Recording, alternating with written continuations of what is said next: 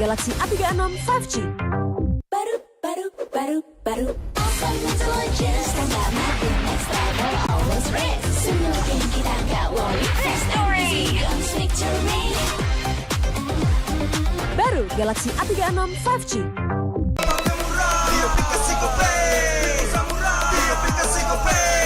Walau yang lain terus berubah, GoPay konsisten, kasih yang pasti murah. Bayar tagihan murah di aplikasi GoPay, gratis transfer 100 kali per bulan. Download aplikasi GoPay baru, nggak pakai lama. Dompet andalan gamers banyak damage-nya.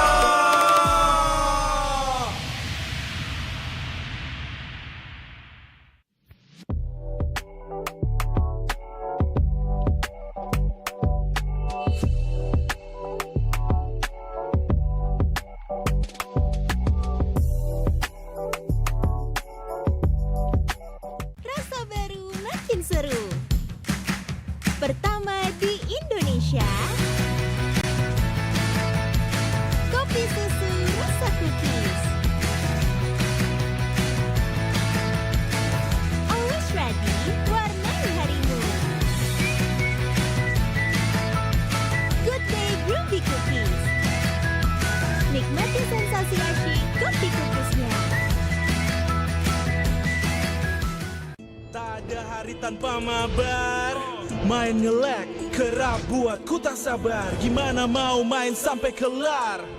Ini waktunya ku bersinar. Okay, let's do it. Game smash andalanku bikin mainku semakin hebat. Pin stabil main makin mulus, rankku fix naik terus. Tukar DG rings, diamond dan voucher game kau dapat. Cuma game smash, makin no debat. Game Max Booster, kini dapat DG Rings. Beli paketnya dan aktifkan boosternya di aplikasi Dunia Games.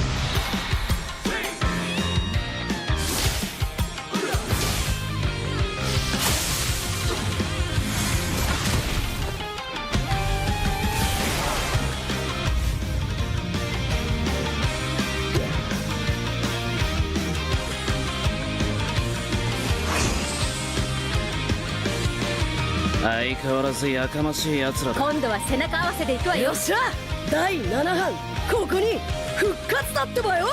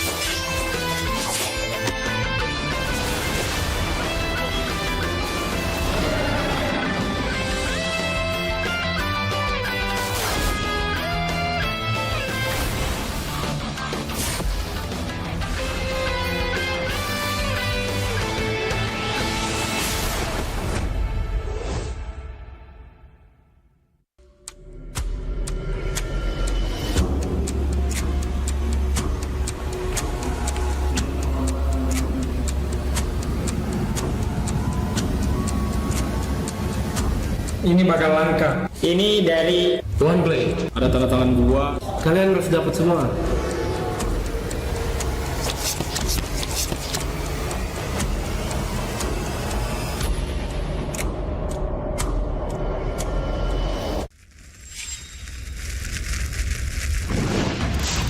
Minna, Utsumaki Naruto ga kaette kita zo.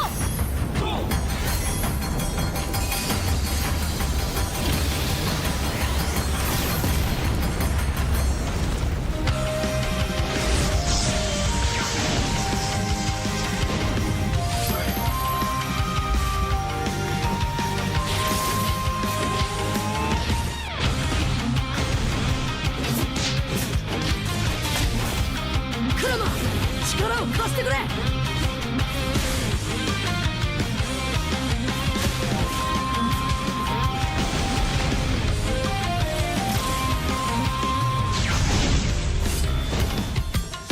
っしゃ、第7班ここに復活だってばよ。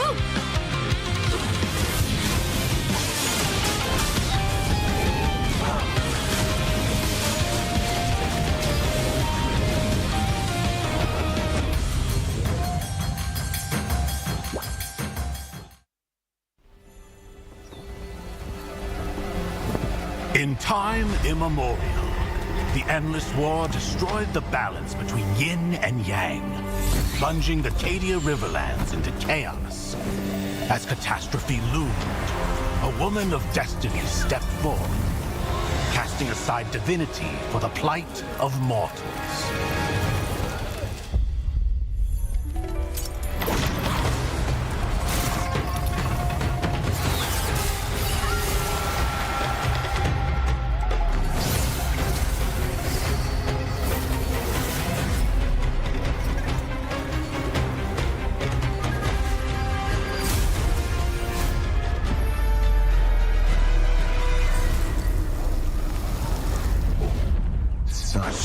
Sacrifice for a fleeting moment of peace in the mortal realm.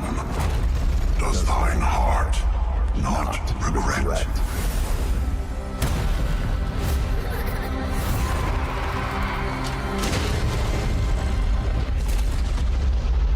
To protect the realm. What is there to regret?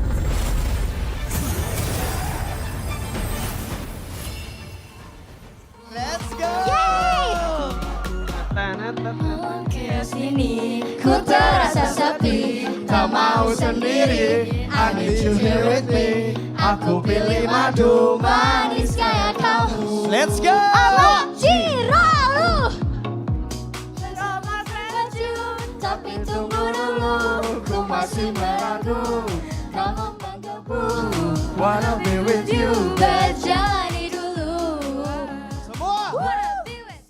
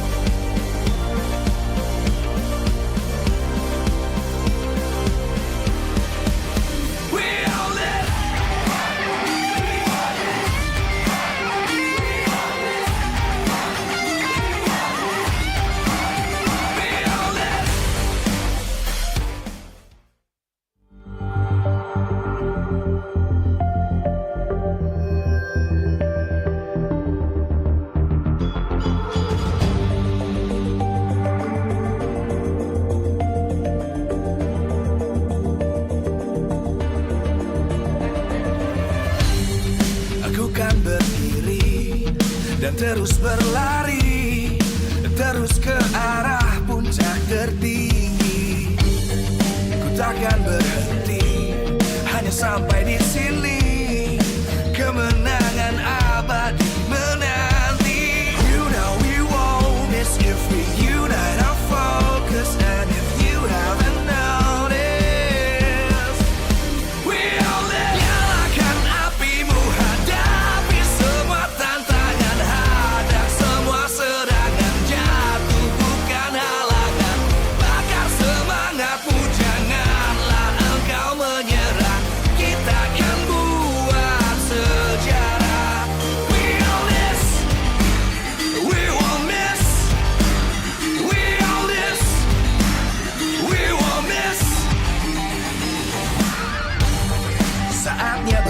beraksi, jalani ambisi, aku kan menyawakan hari ini. You know we won't miss if we unite our focus. And if you haven't noticed, we all live. Nyalakan apimu, hadapi semua tantangan, hadang semua serangan, jatuhkan halangan, bakar semangatmu, janganlah engkau menyerah. Kita akan buat sejarah. We all this, we won't miss. We all this, we won't miss. We all this.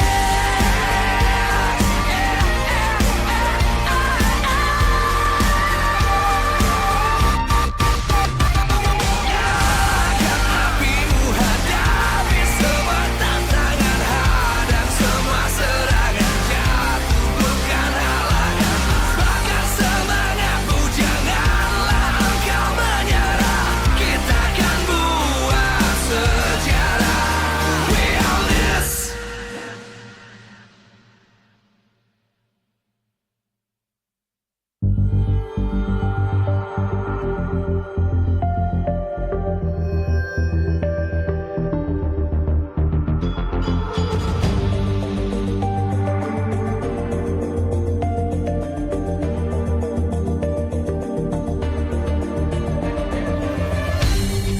Aku kan berdiri dan terus berlari, terus ke arah puncak tertinggi.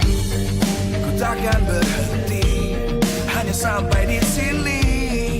Kemenangan abadi menanti. You know we won't miss if we unite our focus. And if you haven't noticed, we all live. Nyalakan apimu, hadapi semua tantangan, hadang semua serangan, jatuhkan halangan, bakar semangatmu, janganlah engkau menyerah.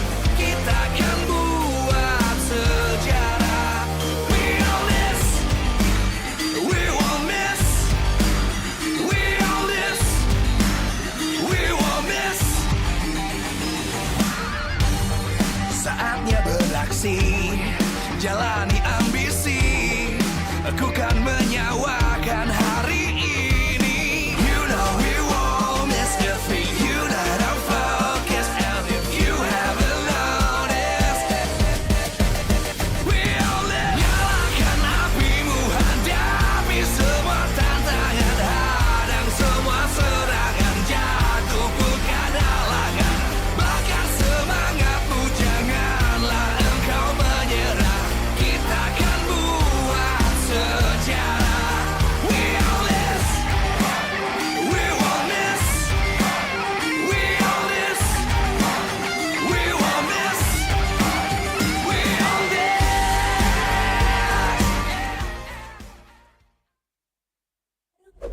Baru awesome intelligence, stand mati next level, always race, wasting time no more, charging obviously faster. Baru Galaxy A36 5G. Baru awesome intelligence, stand mati next level, always race, semua game kita gak worry, fast and easy guns victory.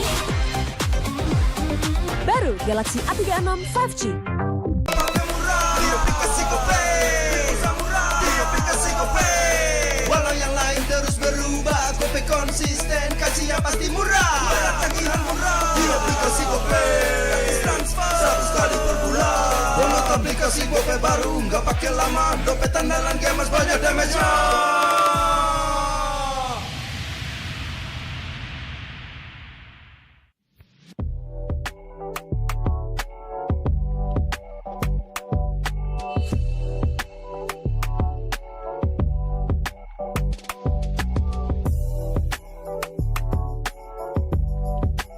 Rasa baru makin seru. Pertama di Indonesia, kopi susu rasa cookies. Always ready, warnai harimu.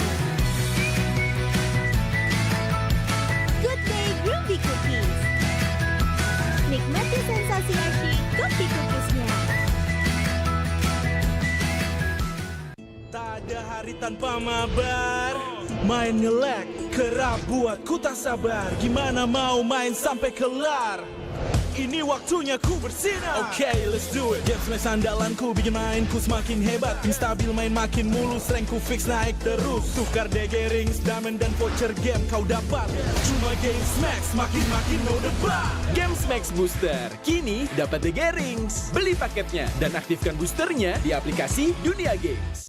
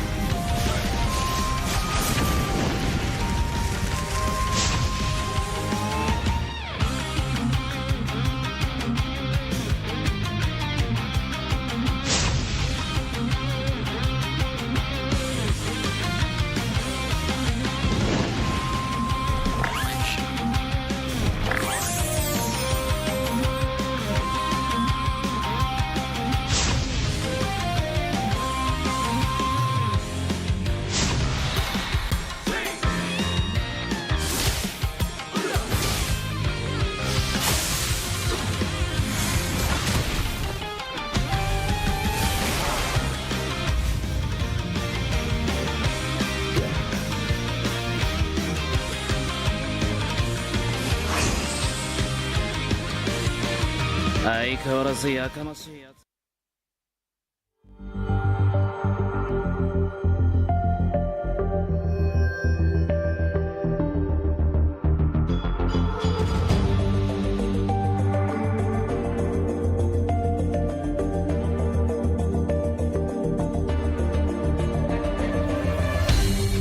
Aku kan berdiri dan terus berlari, terus ke arah puncak tertinggi.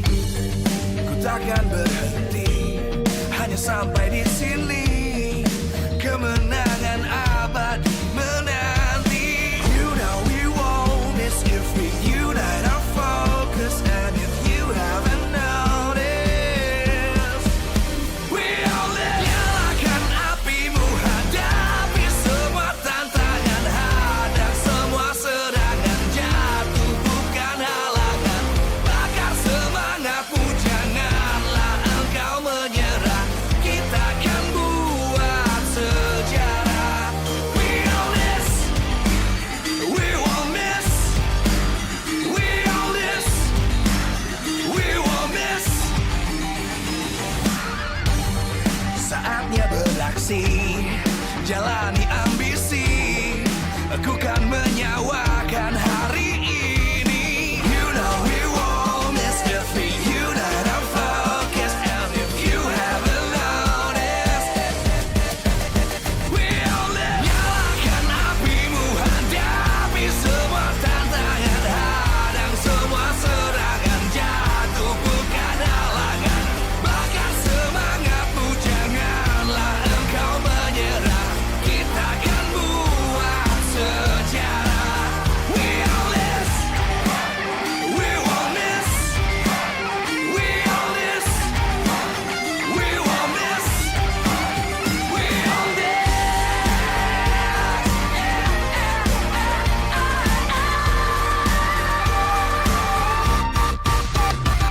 Nyalakan apimu, hadapi semua tantangan, hadang semua serangan, jatuh bukan halangan.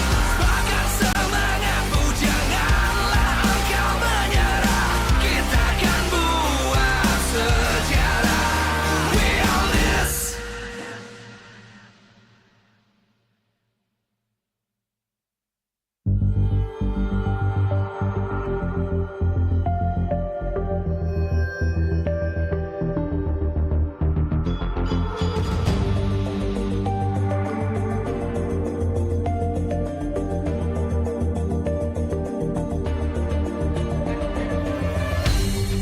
Aku kan berdiri dan terus berlari, terus ke arah puncak tertinggi. Ku takkan berhenti, hanya sampai di sini.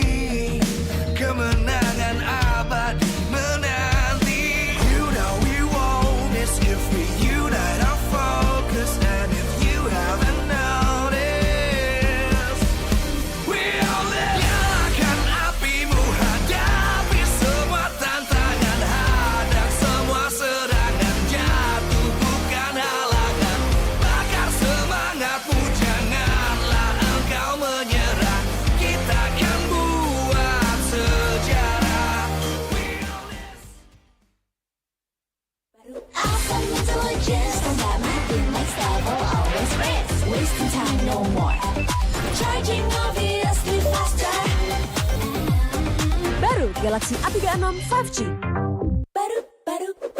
Baru. Awesome intelligence, combat mapping next level, always race. Semua game kita gak worry. Fast and easy, guns victory. Baru Galaxy A36 5G.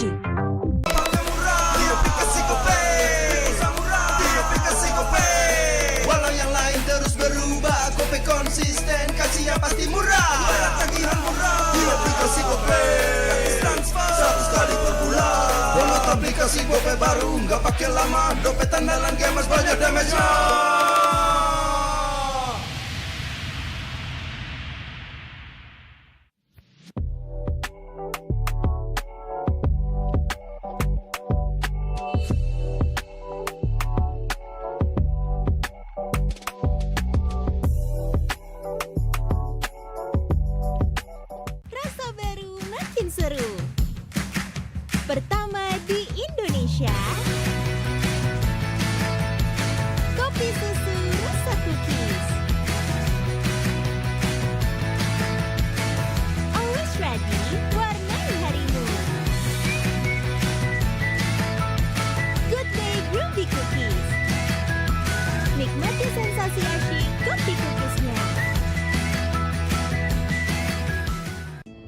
ada hari tanpa mabar, main nge-lag kerap buat ku tak sabar. Gimana mau main sampai kelar?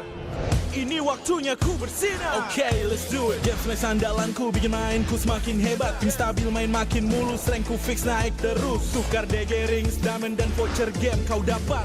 Cuma game smash makin no debat. Game Max Booster kini dapat DG rings. Beli paketnya dan aktifkan boosternya di aplikasi Dunia Games.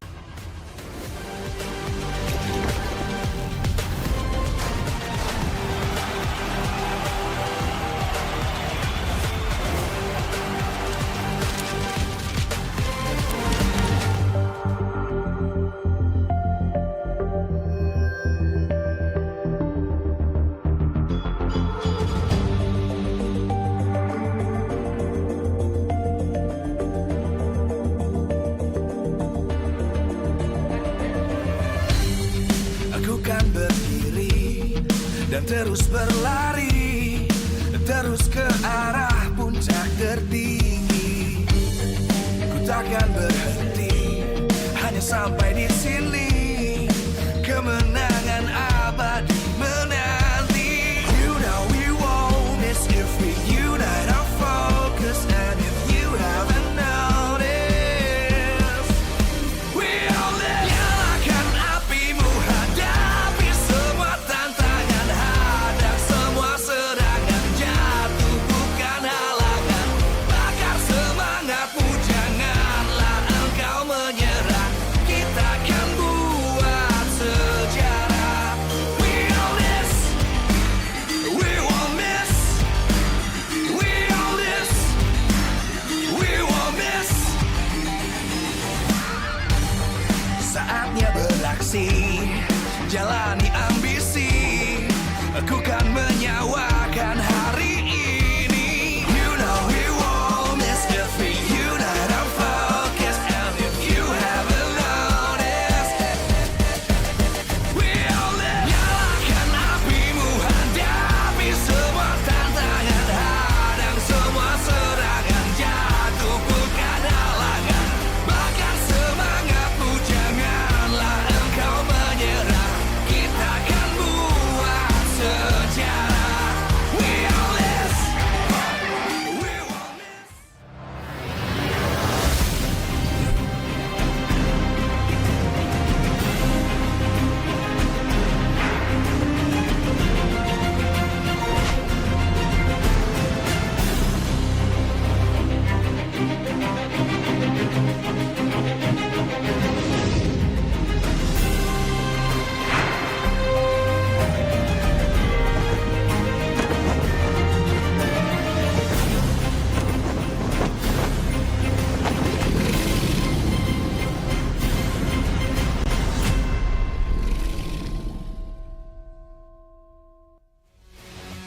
Live from Jakarta International Velodrome, MPL Indonesia Season 15 is powered by Moonton.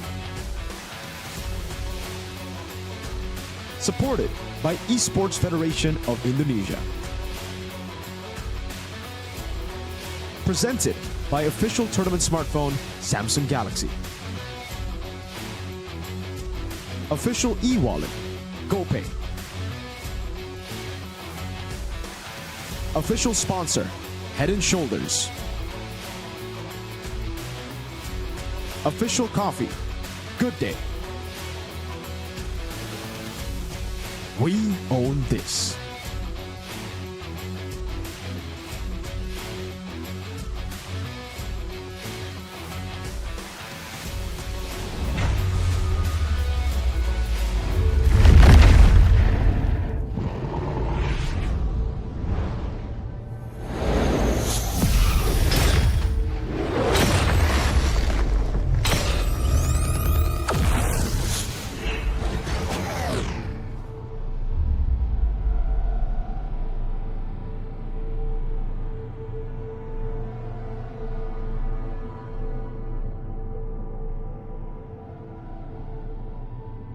Tim lanjut berjuang hingga playoffs di MPL Indonesia Season 15.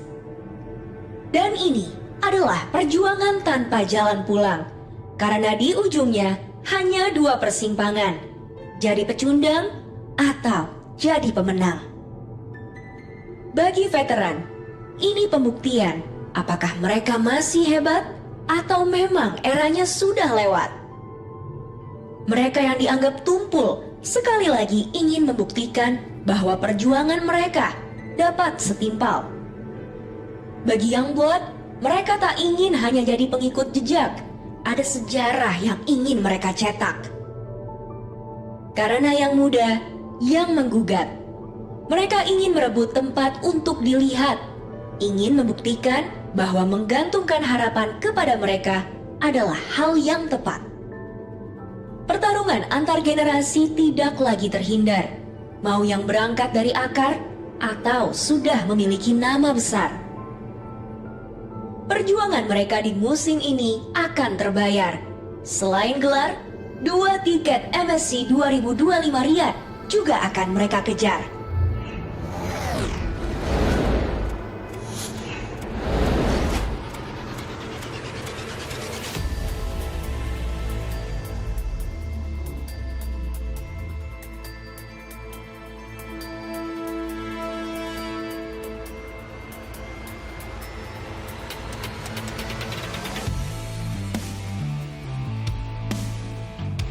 Seperti yang Idet katakan, ini adalah babak baru di mana nama akan dituliskan dan gelar akan dipertaruhkan.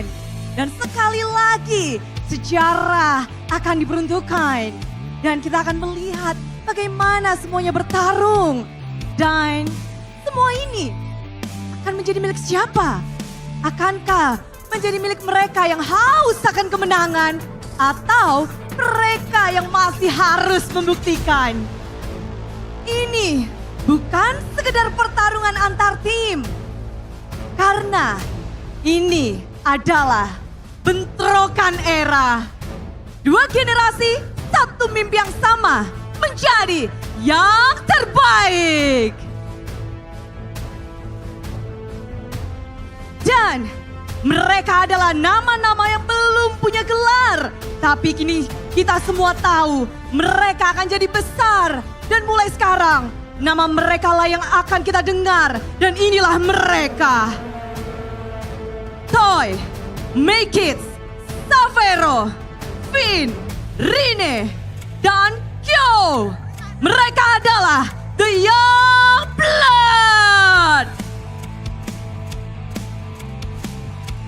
Nama baru di peta kekuatan memang bisa mengguncangkan tatanan. Namun bukan berarti ini sepenuhnya milik yang muda. Karena masih ada kekuatan yang tidak pernah reda.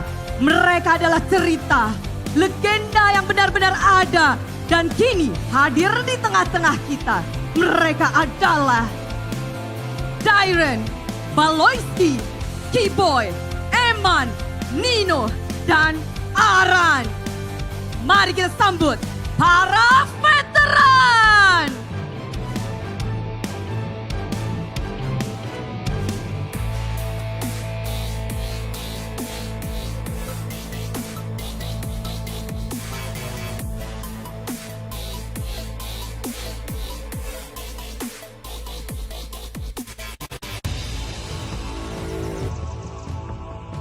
Di lokal kita memang jarang gagal, tapi ayo buktikan playoff ini jadi bekal kuat buat di internasional.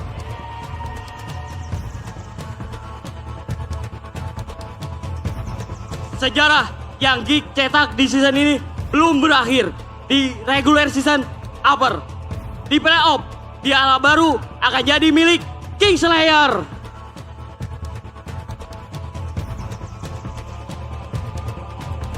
Di atas langit ada Onyx menuju MSC 2025. Siapa lagi yang bisa bawa pulang pialanya ke Indonesia kalau bukan Onyx?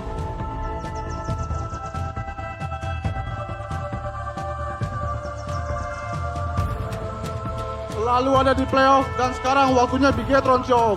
Karena Bigetron juga bisa beraksi taklukan Riyadh.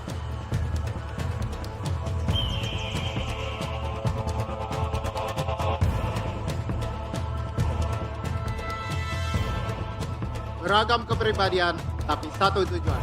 merebut piala MPL pertama sebagai MPL baru. Saatnya alter ego catatkan juara.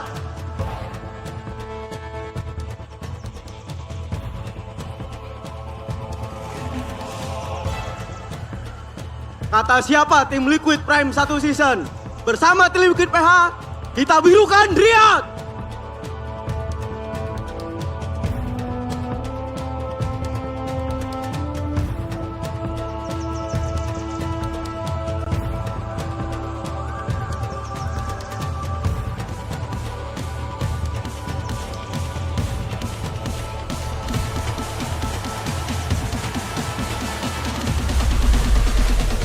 Di babak playoffs ini, baik mereka yang menolak runtuh atau yang bergejolak tumbuh akan bertaruh. Bagi mereka, ini perjalanan satu arah. Menang untuk meraih gelar atau kalah untuk kembali belajar. 6 tim, 2 tiket MSC, 1 juara, dan jutaan saksi mata. Ini adalah ajang di ujung cerita, dan kita terikat untuk ikut serta.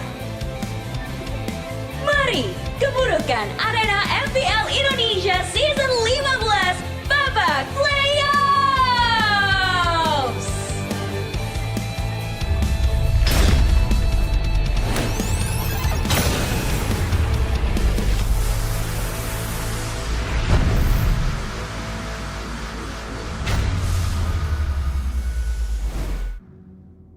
Kegagalan adalah hal yang wajar. Sayonara Geek Fam, langkah mereka harus terhenti.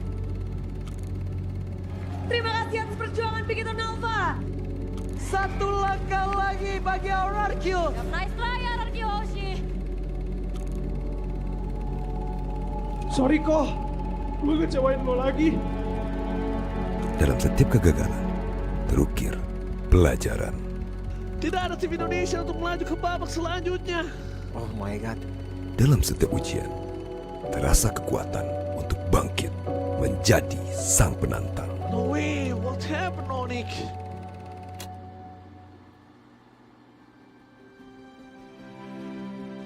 Duka dan penyesalan mungkin pernah singgah. Namun, tak akan mampu memadamkan api yang jiwa pantang menyerah. Panggung dunia kini bergema. Generasi baru telah tiba untuk menghadapi para legenda. Percaya proses, soy. Good luck di MPL Indonesia. Buktiin lah buat diri gue bahwa gue layak.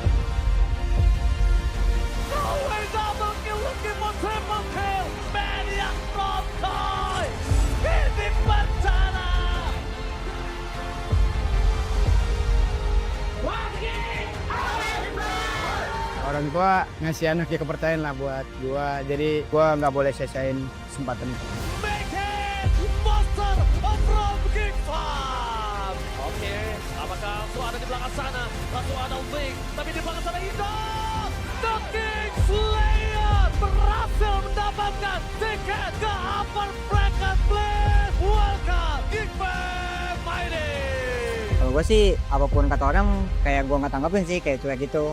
Yang penting mah gue fokus sama diri sendiri sih. Nanti juga hasil bakal ngikutin. Di arah belakang, Rini, retribution from Rini. Langsung menangkan atas Fernand, menang permata begitu saja.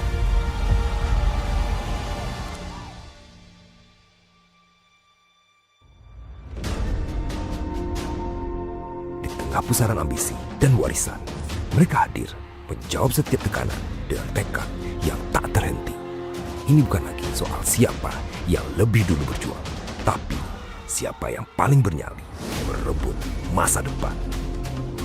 Inilah saatnya pembuktian mereka untuk siapa yang paling layak, paling pantas menjadi wajah MPL Indonesia di MSC 2025. One game, two champions. We own this. We're now live, ladies and gentlemen, boys and girls, in Jakarta International Velodrome to celebrate and witness the journey of the 6 teams that have successfully made it from the regular season up until this point, the playoffs. Welcome to the playoffs of MPL ID Season 15. Back with me, Eterna, alongside with Arashi, as well as Realize, as once again, ladies and gentlemen, the 6 teams that have made it to the playoffs were not only going to be looking for that grand final slot, but also the slot to represent Indonesia at the Esports World Cup next month. Exciting. It's difficult because you want every single team to do well. Yeah. They've been improving so much. They have great storylines going for them. But unfortunately, man, in MPL ID Season 15, they can only be one. Yeah, we have favorites as well. I mean, Geek Fam, out of nowhere, was up there in our predictions and the power rankings that was posted in the social media of MPL ID. And they did pretty well as well in regular season. So that's a new color to bring into the playoffs. But as of now, I think the games today, especially Elimination Day, is going to be a banger. It really will be. It really will be. I'm quite excited, but a little bit of mixed feelings personally, especially in our first match of the day. We have Onyx and TLID. We're going to look at today's schedule later on. Onyx, Team Liquid ID? Exactly. So we're going to jersey. see perhaps maybe me and Realize really just hitting each other. Oh, wait, no. I mean, like not literally, right? Not literally. But anyway, we're going to take a look at today's schedule now. Match number 1 is Onyx and TLID, like we mentioned. And after that, we will have yet another match between BTR and Alter Ego, the Chaos Derby once again. And just to remind you guys back at home that this will all be in a best of 5 up until we get into the lower bracket finals Yes, and, sir. of course, the grand final. That's why it's so interesting right now, man. Even with the lack of information, even with, the 2-week break here, there's just so much time for teams to adjust. So if you're not good at surprises, but you're good at adaptations, now in Season 15, with the best of 5, there's so much potential here for all 4 teams playing today. And dude, the matchups, like you mentioned, Eterna, so it just seems so difficult to really predict that easily. Yeah, I mean, you talked about the 2-week break. I feel like it can be a double-edged sword. We saw that break happen in MPL ID regular season. Evils, for example, was a good example of that. They did very well, but after that was like a 2-week break, yeah, they fell off to a slump, and they did not even make it to playoffs. So yeah, it's very sad for them, but obviously the bracket is out there. Elimination Day is filled with teams that are chaotic as well. I mean, Onyx TLID is up there, Bigatron, Alter Ego as well with the Chaos Derby. I think it's gonna be a very great opening today. Yeah, and meanwhile, you can see RQ and Geek as well, just waiting patiently, at the top in the upper bracket. Super chill because, when we even get to that point, we will be seeing that they do still have that lower brackets to fall on. So it's not just a single elimination bracket that we're looking at. But again, back to today, 4 teams will be going head-to-head, and 2 teams, unfortunately, will have to say goodbye to.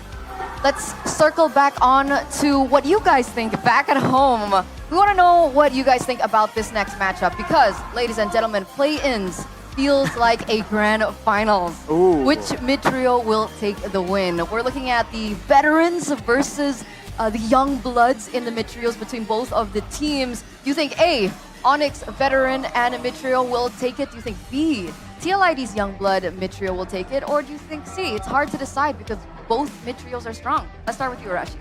I gotta go with C, man. It's hard to decide because both really are strong. I would say the difficult part is that both teams didn't just go and have a standard performance. Both of Team Liquid ID and Onyx had a slump. And then with Coach Yeb coming in, Onyx resurged, right? And we saw the good old trio mid. But for Team Liquid ID, they themselves also had this burst of improvement somehow, which leads me to believe they have something up their sleeves. That's why I gotta go with C, man. Yeah, I think it's an even playing ground. Onyx, obviously seasoned veterans. This trio mid has been together for the longest time ever. Yep. But again, they struggled with consistency. I think after M5, post M5, it was downhill.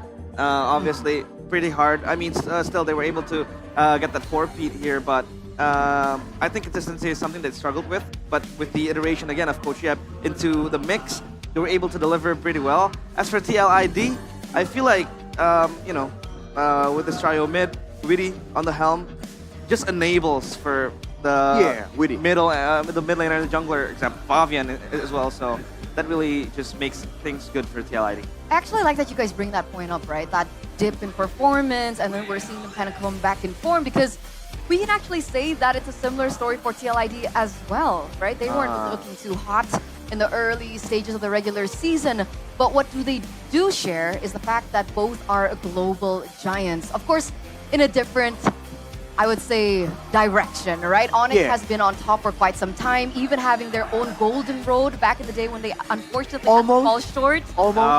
M Series, I think a lot of Indonesians back at home, even in the venue right now, are actually thinking about it. But for TLID, they also had a huge impact on the international landscape as well. Coming in as rookies, suddenly making it all the way to the grand finals, winning it, and then going into the grand finals of the M Series.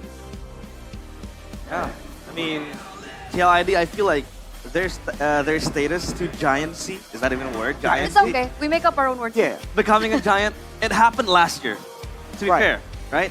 They were not in the best form ever after the rebrand, after becoming TLID.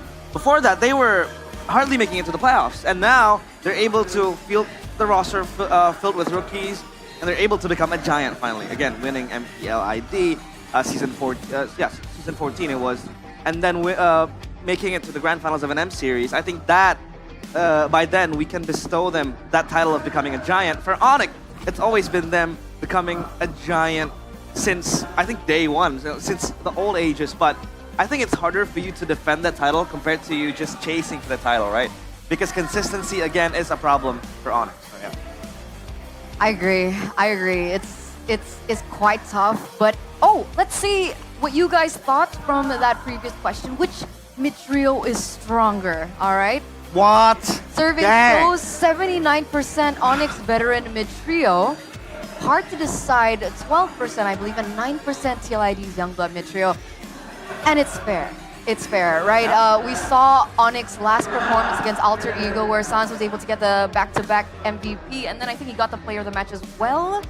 The fact that that synergy between him and Keyboy when he was on the Luoyi and the chip combination together, that's a sight to see, and that's a sight that we haven't seen for so long, but now we know that it's back. And whenever it is back, it's always a big problem, man. We've seen dips in Onyx performance, but overall, we have never really, attacked, quote-unquote, their individual performances. The mechanics, the instincts are all still there, man. It was the game plan that we're talking about, the synergy. So, man, when they're in form right now, I think even if people with ID are at their prime, it's still gonna be a massive question. So this goes back to the topic that Realize was talking about. It's going to be a lot more difficult to stay on top rather than just get to the top. And at this point, we've seen Team Liquid ID get to the top and then start faltering, right? Onyx is the more battle-hardened, battle-worn team. Absolutely. I started to cut you off there, but look at the Sonics in the building. Realize this is your people. They're coming into the arena here together in the Jakarta International Velodrome. So for those of you guys who are still watching back at home, the tickets are still available. Come over, join in on all the exciting things that you can do, because the festival has a lot of activities. There's performances from the BA. Food stalls, merch, booths, and just so many things that you guys can actually engage on. And usually, there's like free stuff that's given away. I love free stuff. Rashi's gonna give out free stuff if you come over. Am I? Yeah, you are. Okay. Well, let's leave it at the maybe for now, because we have to focus on the champion's legacy. We're back on the mid-trio once again, and we're looking at the mid-trio from era to era to era. Back in the day with Rave, G, and LJ. Up until this point right now, the mid-trio has been a really huge highlight over the years because of the complexity in each meta that it is born in. And don't forget, with three members playing together, right, there's just more margin for error. So the synergy and the communication becomes that much more important as well. And man, I mean, which trio do you think kind of stands out for you? Everyone is legendary, but I gotta go for Trio Kage, obviously. Trio Kage. These are the guys that, set the stone and the foundations for Onyx that they are in right now. But, I mean, the M1 trio was also very, very good. But that was, the first ever, M Series, so that was a long time ago, but they are legends of the game. So yeah, I think everyone is or like all the groups are very great trios, but you know, yeah, there. What about you, Arashi? Yeah, Arashi. Which is your favorite? Off the bat, Jago? looking at the screen, I got a. What stands out, of course, is going to be the RRQ trio. Of The Big Man Lemon over there, along with Ian Jago and Liam. I've met Liam as well, so it's kind of a bit more familiar to me. Okay, But even before that, gotta highlight Rave there, being shown the asset. He is now the assistant coach for RRQ, if I'm not mistaken. So, man has been making moves, dude. Making moves. Stefan would be very disappointed in Arashi right now. What? Because he thinks. Oh, right. Anyway. We're at odds, bro, but it is what it is. The highlights of the poster that we saw earlier on, for those of you guys back at home, is the fact that we're, again, seeing a resurgence in young bloods. And finally, after so many seasons, after so many era, we're actually finally getting to the point where, okay, I think these young kids have what it takes to actually compete to the level of the veterans right now. And unfortunately, it looks like the veterans are actually the ones now who are kind of threatened, maybe, by the resurgence of these young kids. Yeah, I mean, it's always them kids, right? It's them kids. These kids, making moves. kids these days. Kids No, back in my day. Back in my days. When was that, Arashi? Like 1800? We're the same age. It's friendly fire, bro. We're in the same team. I will not confirm that.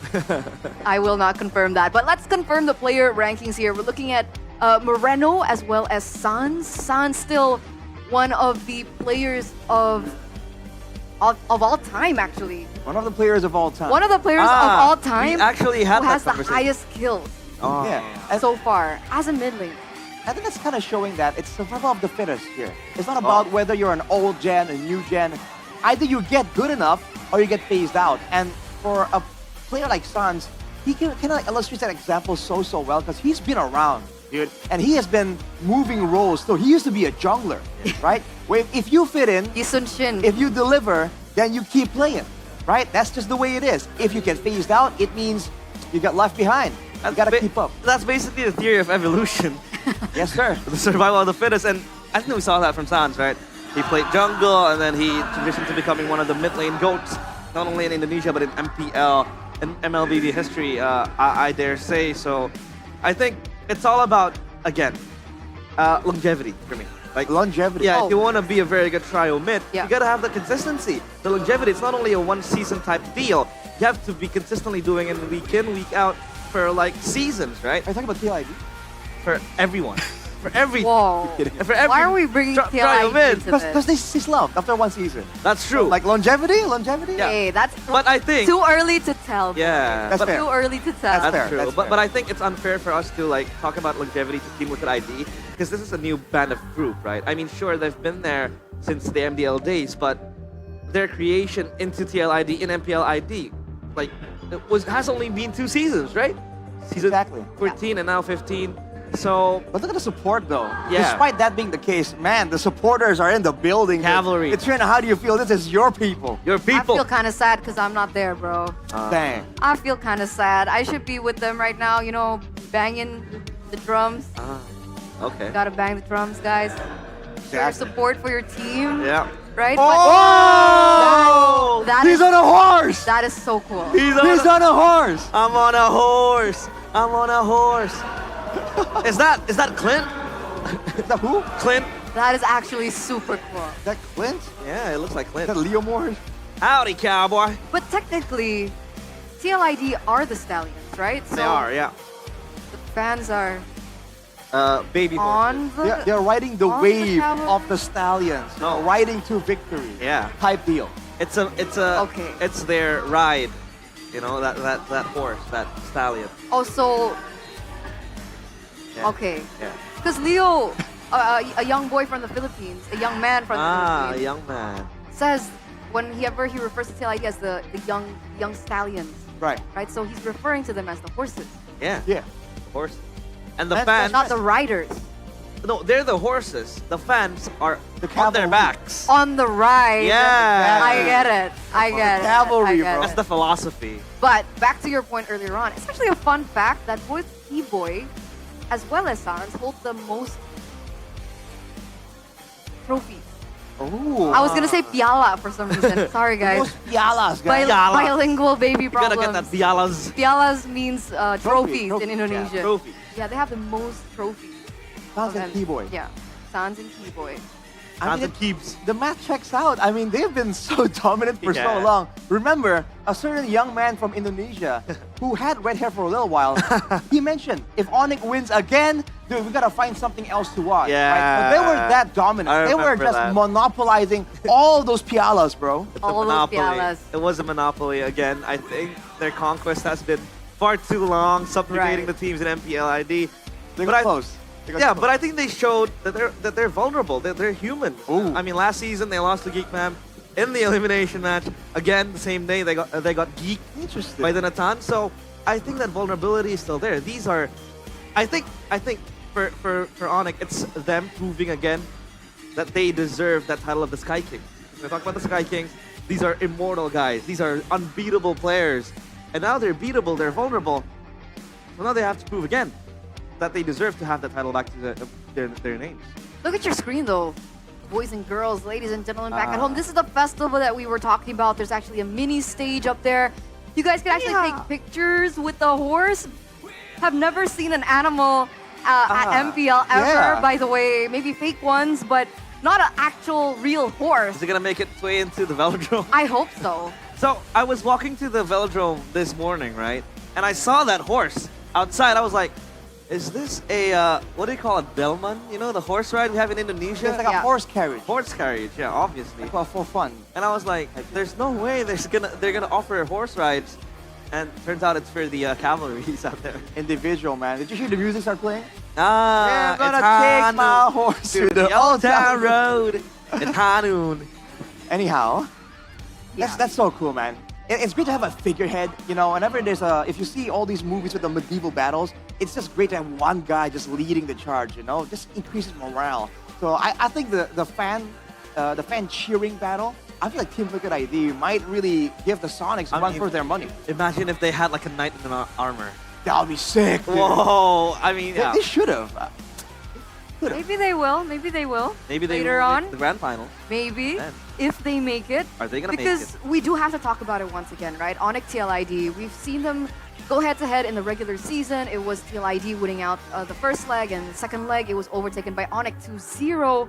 So what will we actually be expecting today, ladies and gentlemen, as both teams are now ready for our opening match of the day? Let's welcome these two teams. It's the young stallions charging into the velodrome, where it saw and bear witness of the Sky Kings ascending once more. Will they be able to again show that the Sky Kings are indeed vulnerable and no longer immortal? Making their way to the stage are two teams battling out for elimination, battling out for making their cut on towards the playoffs. On the left side, it is going to be the Sky Kings, Onyx. And up against them, charging, riding into the dying night, it is the Young Stallions, Team Liquid ID. Man, this is going to be an intense matchup, man. And it all starts right here, right now. The mind games have begun, ladies and gentlemen. Coach Yap with Ari walking out with St. DeLucas and Facehugger with our Marshal Gary, man. You can see the intense faces. They're usually very chill, but in this scenario, they have to let go all the stops and go all out. This is the battle for survival. Absolutely. They know exactly what is at stake here. And after what both teams have actually gone through, more so for Onyx, they do want to have that final chance, right? Make their way to the grand finals, make their way to the Esports World Cup next month, and perhaps put their name and etch it in history. But this is the official team lineup for both of these teams, and it looks like, boys and girls, Aaron Shiki is not going to be in the lineup for TLID. It's actually Kyo as their starter. So this is a funny account that we've heard from some of the analysts, the Indonesian broadcasters, well, even us here in English. It feels like Witty initiates better when he's playing with Kyo. And there isn't really an explanation as to why. But Kyo, I think, just enables for the team as well. He's able to play dynamically, passively, or aggressively. Whereas Iron Shiki is the guy who takes risks, right? And I think that sets some sort of insurance for TLID to then progress into the later stage of the game. And yeah, for Kyo, I think it helps them as well. It might just be because Kyo is a bit more calculated, right? Yeah. With that aggressive style, if you're a roamer, now you have to think, am I gonna try and go fully focus on the engage, or do I wanna just, just in case, help my gold in or out when he goes in and makes a big play? So if they're trying to play textbook, that could be the answer here, going with Kyo. And if you look at their unique heroes here, 41 heroes. Pocket picks show an Akai as well. Dude, this is a team that has so much diversity when it comes to their strategy. They have been in a slump, but when it comes down to the options they have, I don't think it has dwindled all that far. Especially if you're looking at the gold lane situation. They can go with the Heron, they can go with the Granger, and depending on the situation, depending on what kind of strategy they want to go for, what they pick in the EXP lane, if it's gonna be that Phoveus, if it's gonna be that Hilda, it can change the pace of the game immediately. Yeah. Looking at the keys to victory here by the Samsung Galaxy A36 5G though, Onyx, contest macro heroes, Chip and Lo Yi will be highly valued. They can deal with the macro threats, but in theory, against a team like Team Liquid ID, why take that risk, right? Might as well remove that from the equation and get an EXP carry that could be a cheese pick option.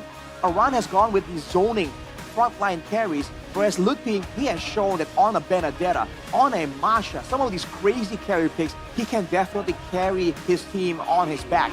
And for Team Liquid ID, here on the other side of the equation, Aran getting his screening heroes, like we mentioned. If he's able to stop the aggression coming in from Keyboy, coming in from Kyrie potentially as well, they can stop Onyx options when it comes to those flanks. But that's how they play. Sans himself would also flank around with the Assassins and the Roamer.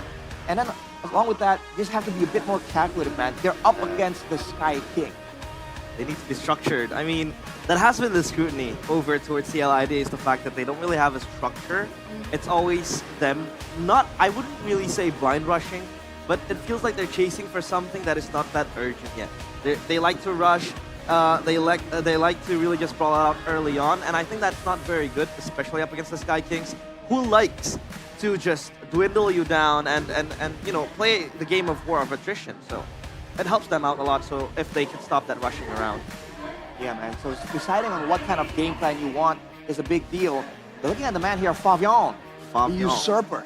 Absolutely. We're looking at him back then and now. He's one of the highlighted players up until this point. One of the reasons being is back in MDL, he didn't make it to playoffs 3 times. Yeah. And this is MDL level. He debuted in MPL and was instantly named the champion. So very interesting journey that we're seeing from Favian in particular, as we're looking at other accolades that he's been able to kind of get for himself. The question is, how will he be faring now, today, with such instant changes into the meta? He's so used to the Assassins, but now we're seeing a lot of fighters and tanks in the jungle. You don't see much of the Fredrins being picked up by him, right? Even the box, yeah, he still sticks. I think the bare minimum is the Suyo. Like, the Suyo somehow can also function as a fighter, but it's more of an assassin/fighter, I'd say. For Kyrie, it's that position as well. So Favian really needs to, adjust to that fighter style. And I think with that 2-week break, that might help as well. We'll see. Because from the other side, we saw Favian. Now we're looking at Sans, who has a completely different story. From MDL, he was able to insta-get the championship title. And as he moved up into MPL, that's when the accolades started really piling up for him, right? That's way too many. I remember the YSS days when he was in the jungle as well. 4-peat champion with Onyx, with the change in roster, even him switching it out. We've actually talked a little bit about Sans, but this is one of the reasons why both of these 2 players are the ones that are highlighted today. You gotta talk about the versatility, man. Again, I remember Sans with that nasty Pakiro in the jungle, dude. Like, he knows how to play around burst damage. That's why he's so lethal on that far side. He understands when and where that burst of damage can swing the balance for his team. On the other side, though, on the topic of Favian earlier, I do think that his selection of heroes kind of reveal a bit more about his style. Because even on those aggressive fighters, he likes playing the Alpha, right, back then with the Assassins. it seems like he does really well whenever he is allowed heroes that can farm well. And the Suyo, the Alpha, and then you mentioned the Baksha as well. Yeah. Farming quick is something that Fabian has always been able to do. And remember, I think he broke the record for the fastest to get to level 15 last season. So farming is definitely in the game plans for Team Liquid ID. But on the other hand, for Onyx, they are a team that has shut down junglers so badly, putting their opponents' junglers at like a 4 or 5 level deficit. So they know how to shut down a critical jungler. I think the reason why Fabian survives that type of shutdown is the fact that he sometimes he plays for himself sometimes. That's not in a bad way. For example, when your opponent jungler goes for the turtle, all Fabian does is just focus on the kills, getting more of the gold to himself, and then he can transition late game to becoming a menace and just help out his team in terms of damage. So I think the reason why he's able to survive most, target jungle assassinations that is directed towards him is because of the fact that he's able to rack up those skills that helps him transition to the late game. And I wouldn't say that he doesn't focus on the objectives, because he does, but at a certain point you gotta go fight or flight mode, and he goes for the kills and the assassination. So yeah, I agree. And to top that, I would also say it really depends on the drafts. Yeah, because if TLID can look for a draft where one, they're comfortable on, like the Hilda, the usual heroes as well for Yehezkiel, the Jushins, and then being able to win mid-prio, that really does help Fabian get to that point where you guys mentioned, that jungling point. I think it goes back to their game plan and their win conditions. And speaking of their win conditions, it's going to come from the drafting phase. We're ready, ladies and gentlemen. We've been waiting for 2 weeks to get to this point. We've been seeing some strategies from different regions, and we're finally going to get a taste of our own. It's been a while. Game number 1 in this best-of-5 series. Elimination match between the Sky Kings and the Young Stallions. Who will be able to get the upper hand? TLID on blue side, Onyx on red. We're seeing the bans come through. TLID with straight jungle bans. The same thing has actually been done by Onyx. Hayabusa, Baxia, Fredrin, gone. Joy, Fanny, gone. We're putting, honestly, Fabian up to the test. Yeah, I mean, the Hayabusa is out as well. I think it's a fair ball game because, again, they want to target ban Kyrie, but to a certain extent that also shuts down the choices that Fabian has. So I think they're going to have to play a trump card if push comes to shove. But obviously with the Baxia ban, it makes sense. I think it's more of a roam ban compared to a jungle ban, because Keyboy kind of excels with the Spic as well. He introduced it back in the regular season against Spigatron, but they lost. And it enables you to just roam around the map, and you have that extra anti-regen good up against Kimmy, up against Harith, and it's a very good pick as well. But for now, the Ling gets taken out as well, so yeah, that's like 5 assassin bans, now 4 assassin bans. And the big factor right here is that the macro threats are open, but no Kalia gets picked up. So the Luoyi and Chip can both be secured. Yeah. Either team. We've seen teams go for both even. The Luoyi immediately gets picked up by Onyx. We've seen Sans perform insanely on this hero, elevating that early game level 2 pressure into that dominant, creative late game with the diversions as well. I think this is scary, guys, because the last time we saw Onyx pick up the Luoyi was a 12-minute, 11-minute game against Alter Ego. So like you mentioned, the chip is still up and available, and it's a strategy that we've seen Onyx utilize before, and it's also a really good takeaway considering that the Kalea can still be flexed in the EXP lane. And there it is. Oh no. The infamous chip Luoyi duo from the Sky Kings. This is the winning condition and the draft that TLID really likes. It's snatched away from their clutches by Onyx, and now TLID, they go for the Harith and the Suyo. Obviously a very strong pair of heroes. Harith in the lane just bullies out other gold laners with Suyo. I think it's much more of a comfort compared to just being, a strong pick. I think it's still a strong pick. It's strong in the hands of Fabian as well. And this is the combo we've seen before, Suyo, Kalea, right? But here comes a Masha. Masha and Luoyi. This was a menace a couple of seasons back, man. The Masha shows up behind you, and before you know it, your backline is non-existent.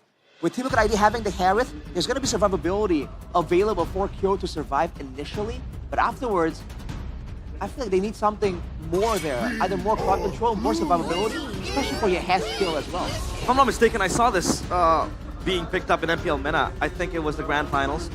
So the Luoyi Masha, the way it functions is that, like Arashi mentioned, you know, the teleportation, just sending the Masha into number one, a split push up top, down bottom. You can create that segue play. But number two is to burst down a particular target. For example, let's say TL ID has a Farsa. And I think, like, on paper, the Masha just gets bursted down by the Farsa. But if you have a Luoyi, you can just teleport the Masha to the backline, look for the Farsa, and that's it. You win a fight, right, basically. But I think it sounds easier said than done, but I think there's an idea behind that. And you know for sure that this Masha is going to deal damage, right?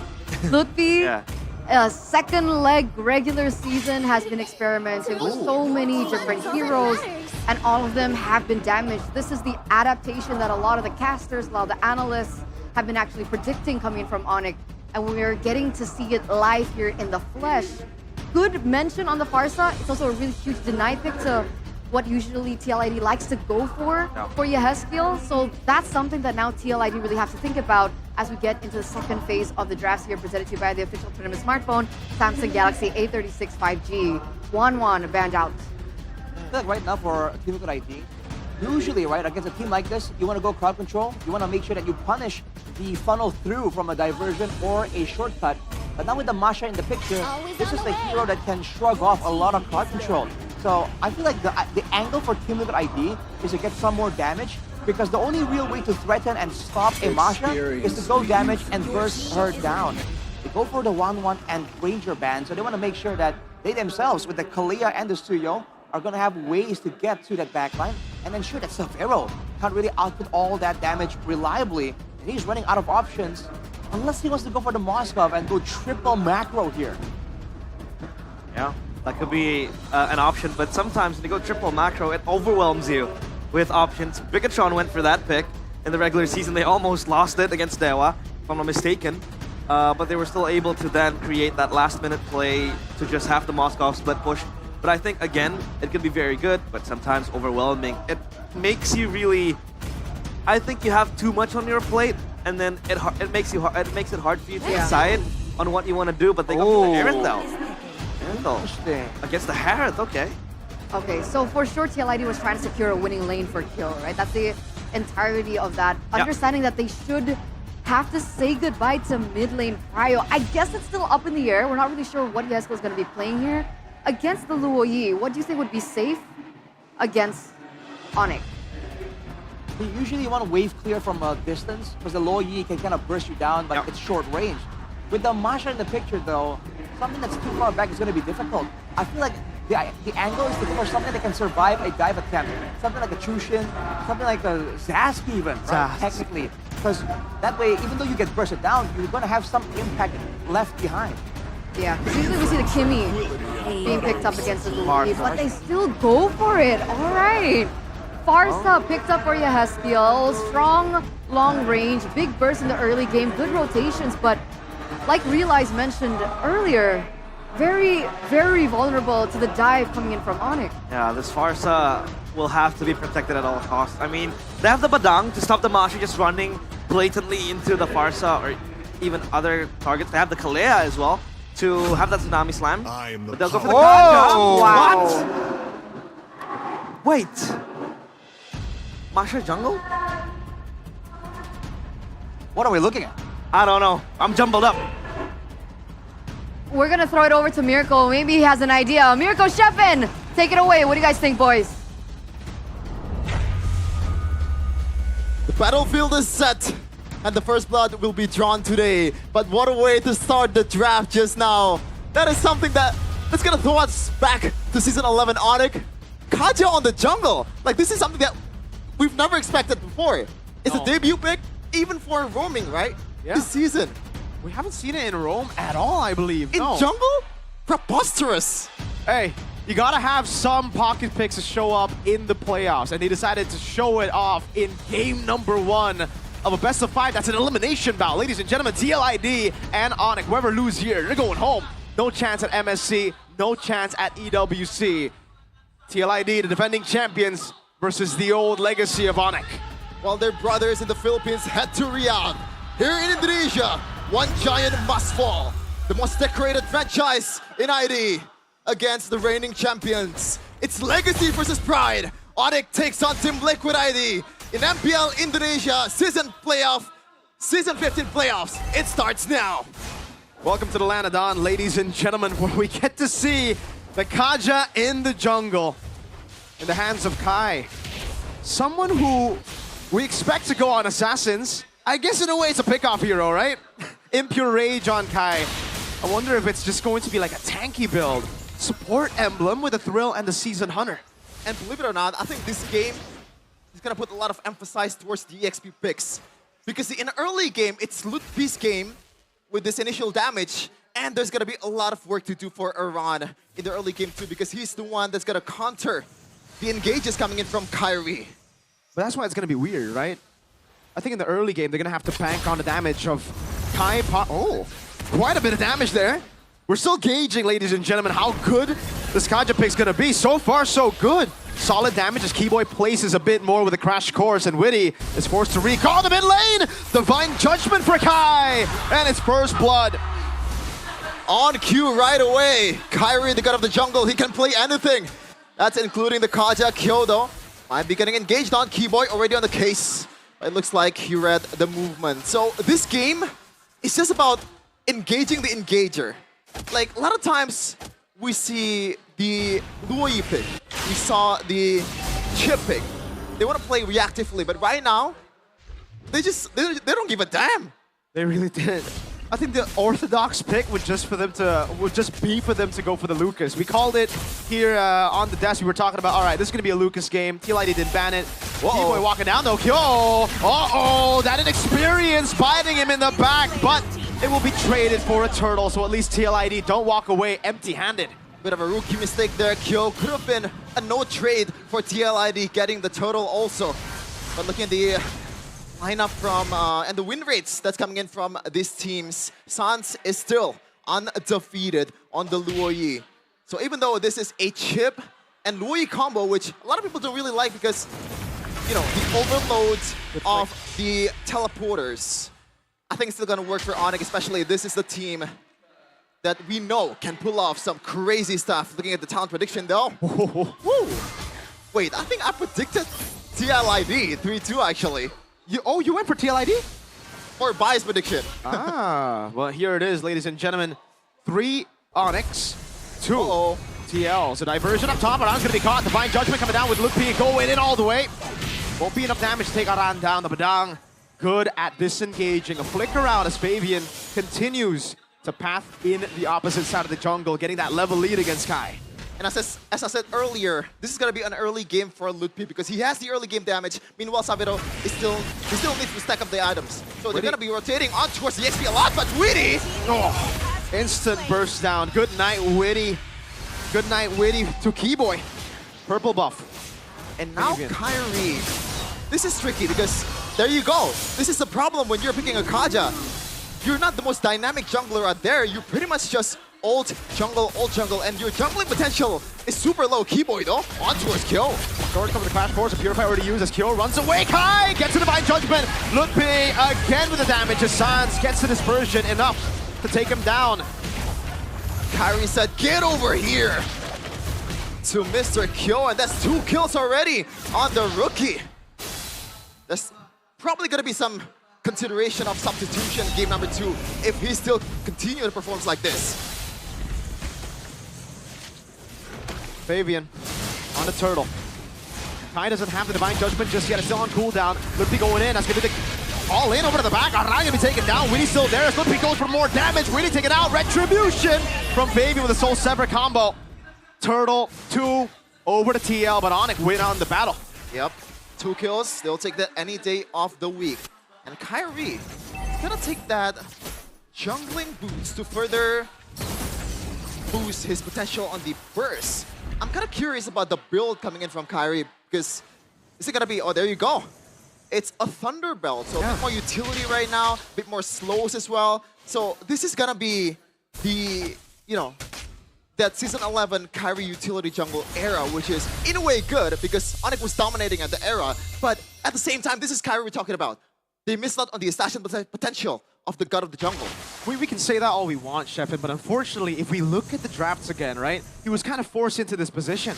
And Onyx were prepared for it. That's Witty. Tsunami Slam already bringing out T-Boy. Oh, before he can do anything. Guy walking up. Aran going for the disengage already. Oh, Lupe! Thunderclap in the midst of it. All kill. Going to be taken down to Witty. Falls as well to Lutpi. But Keyboy though, that's a really fast reaction on the teleporter there, knowing that he's gonna be engaged on and he needs his teammates' help to retaliate. And he's already healthy right now on the bottom lane, screening for Savero. Now I understand, you know, why a lot of people that I've spoken to, analysts, a lot of pundits, a lot of just fans of TL, have been saying that Aaron might be the better choice in playoffs. Playing in this grand stage is quite intimidating, and we gotta say, Kyo definitely is feeling it. Yep, there's a reason why Aaron Shiki is named the untouchable one. He performed at the most grandiose stage in M6. Kind of fell short though, but he's gonna be here to support the rookie and maybe give his inputs as well in the break that's gonna come after game number 1. Onyx though right now still 1.7k gold lead. They're in a pretty good position despite them picking this Kaja, and now second objective battle. Surely this favors TLID just because of the jungle. Aran on it already with Fabian. T-Boy does have the shortcut. San's not going to look for an angle here. Kai's just going to walk up for the airstrike coming down. Witty able to go for the Tsunami Slam! Oh! 3-win. Zaman Force coming down. Keyboy able to walk away. Witty though caught again. Let's pay! Mega kill. Fabian going to be caught in the Thunderclap again. And Aran falls to Savero. Oh, they're not stopping just yet. Look, he just goes in again. Diversion to the back. Keyboy looking for the crash course. Unable to go for the Sun. Kai with the flank. A killing spree. Hesq whipped down. Lutpe. A shutdown to him. He's unstoppable. A portrait in motion for the Porcupines. Like listening to a beautiful staccato right now. 4.5k gold lead. This is the old Onyx that we're used to seeing. But what a play coming in from the whole team of Onyx. They're not stopping. Even with Kiwi getting bursted down. The early team fight. It's strange, Sheffin. The old Onyx, but the new Liquid that just doesn't feel right.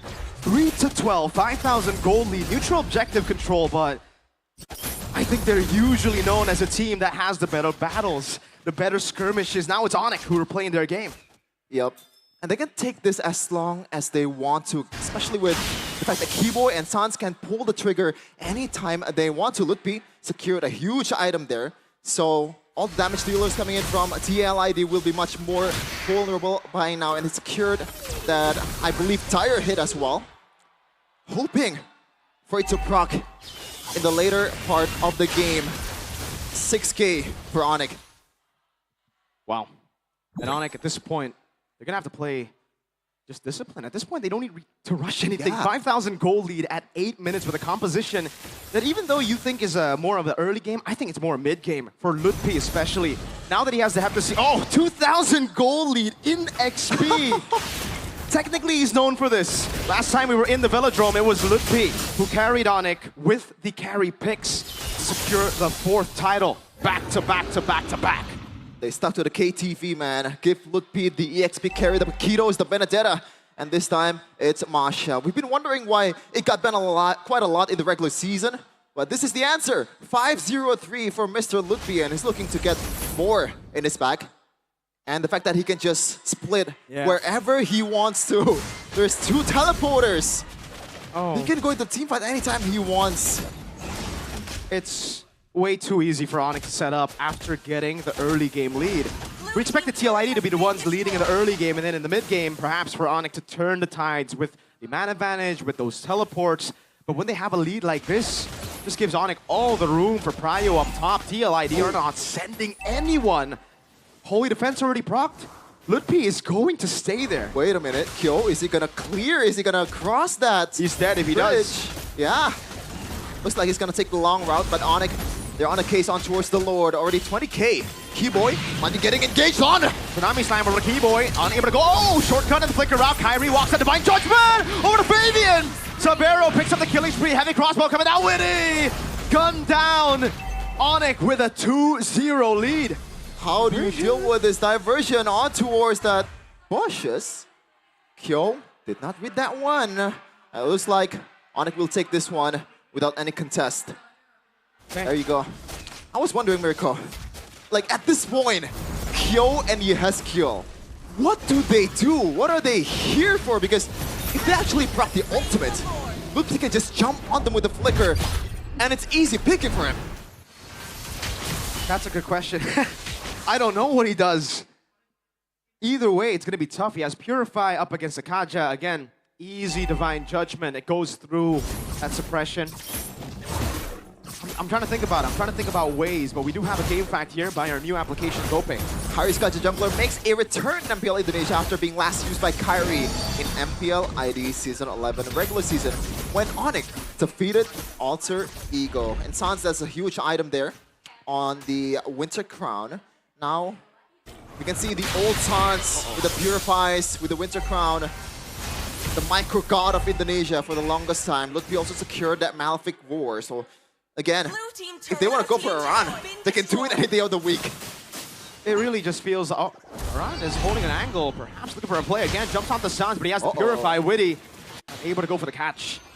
Yep, nice walking up. The Lord as well. Savero, oh, that damage! Yehezkiel and Kyo down very low. Diversion onto the side. They're going to take it.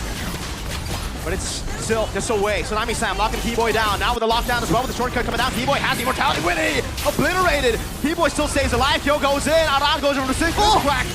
Gets a kill on the Keyboy, but Ludwig and Kai are just dismantling the back. Base wide open. Savero walking him down in the fountain. Another wave spawning in. 16 seconds for Witty. Onyx can take it slow.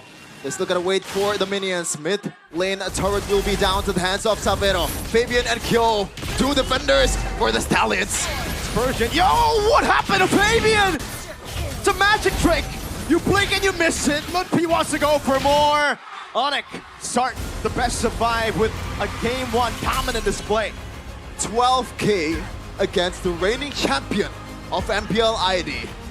We might see a resurgence of Onyx ever since Yep came back. It's just all good for the Porcupines and all the Sonics. They're happy to see this. The old dominant Onyx in game number 1. Way too easy. I don't want to say we expected this, but we kind of did.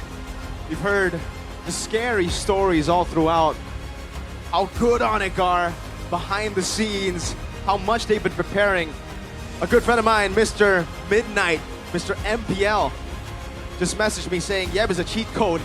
I think he really is, man. This guy, the impact that he's brought to the table right instantly as he rejoins back the team that he left. My deepest apology to Coach Yeb because I doubted you when you first came in. And look at the Tifo, better than Arsenal's somehow. Everyone's Tifo is better than Arsenal. We don't need to talk about, we don't need to mention it. Yep. This is the ending moment there.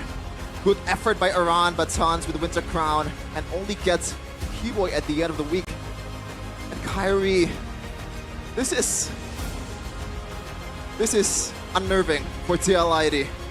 But panelists, you gotta break it down for us. Eterna, got something to say? Thank you, boys. Thank you, Sheffin. Thank you, Mirko. Wow, 12 minutes. And 17 seconds, I believe. That was a very fast first game in this best of 3. The Sky Kings take it 1-0. Oh boy, dude, that was a rough one.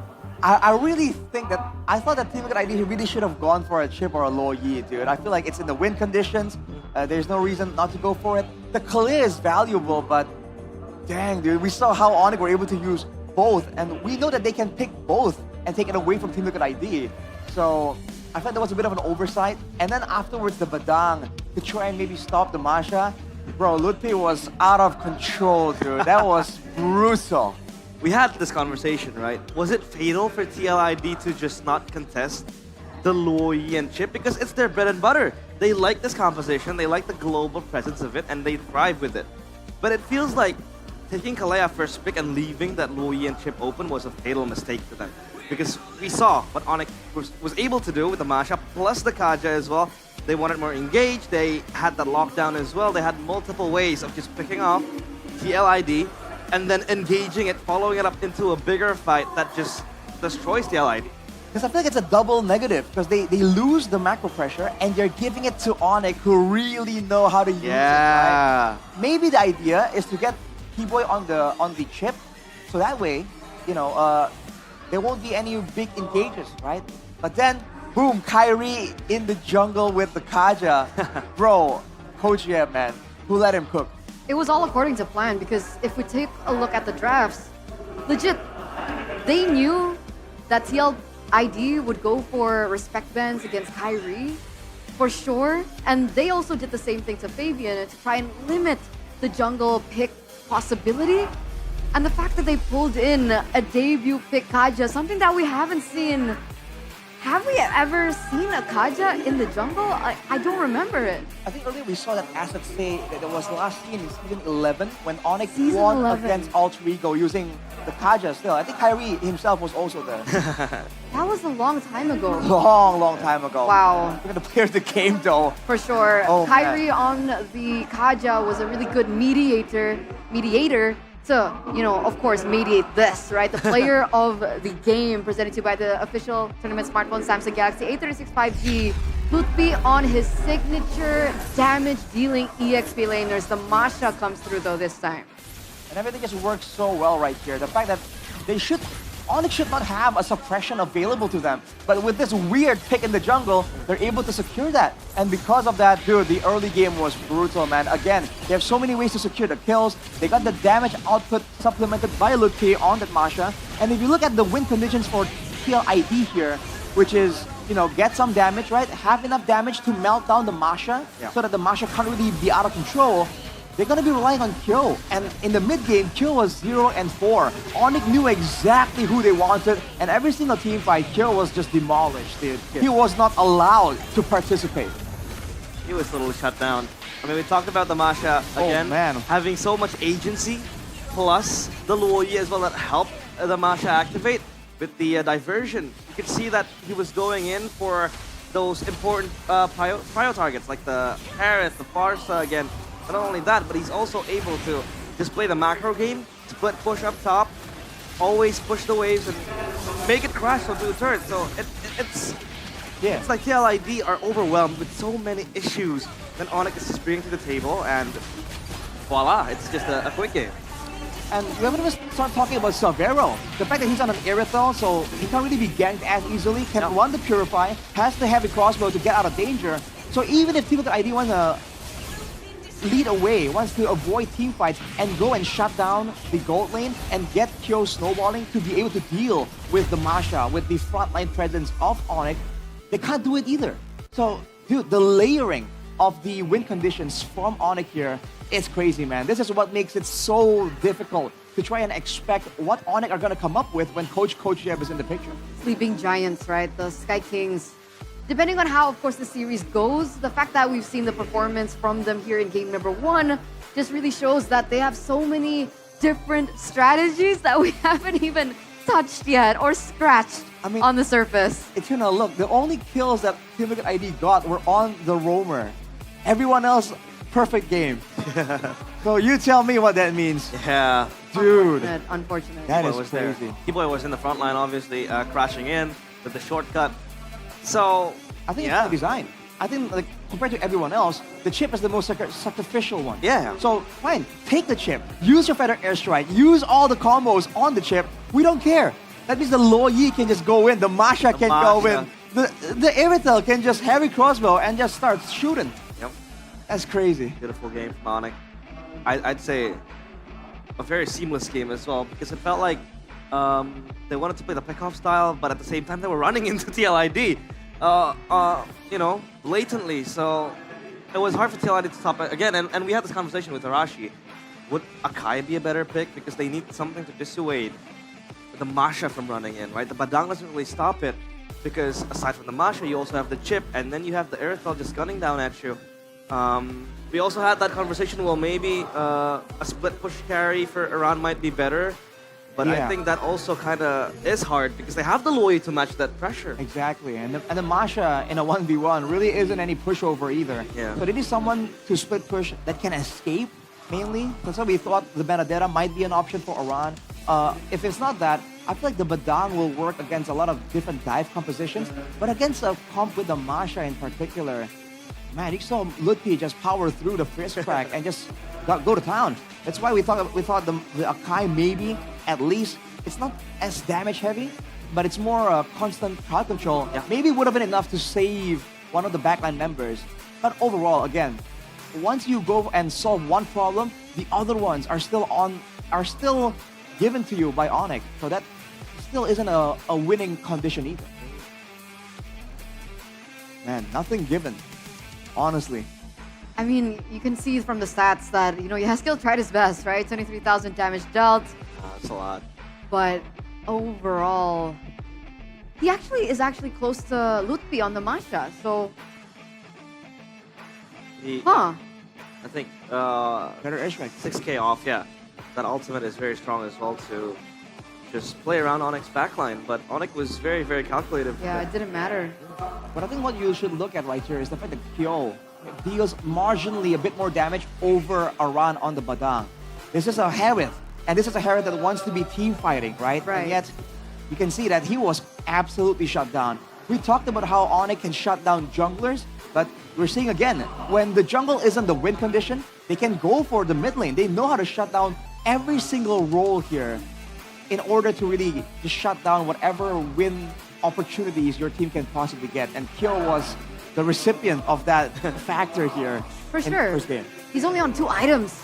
He hasn't even gotten the chance to either go Holy Crystal or even, you know, Blood Wings. Nothing. Just the Starlight Scythe and the Feather of Heaven. And back to the point earlier, despite Yaskill being one of the highest on the damage dealt, it makes sense because the damage dealt is only on Keyboy. Meanwhile, if we're looking at Onyx, you can see that the damage dealt was given over onto the important people, right? Kyo, a lot of times getting taken down. You can see him getting a lot of damage taken. Weedy as well, even Aran. So, like you guys mentioned, the Badang wasn't given any chance or possibility to make a play, considering that every time he did go in, he was always taken out before he was able to make that play. Yeah. And honestly, the Kaja in the jungle, aside from just being a great way to kind of like round out the composition, I feel like it's kind of underrated when it comes to clear speed, right? Because he's clear there against the Suyo. He wasn't really winning it out, but he wasn't really falling too far behind. That could be because of the team helping him out, sort of. But still, dude, that's a respectable amount of speed that he has in the clearing department. And technically with the passive, the empowered basic attack of the Kaja, you actually have a deceptively good time trying to steal away objectives. We've seen it before in past seasons. Roamers on the Kaja will just flicker in and just whip that neutral objective and steal it away.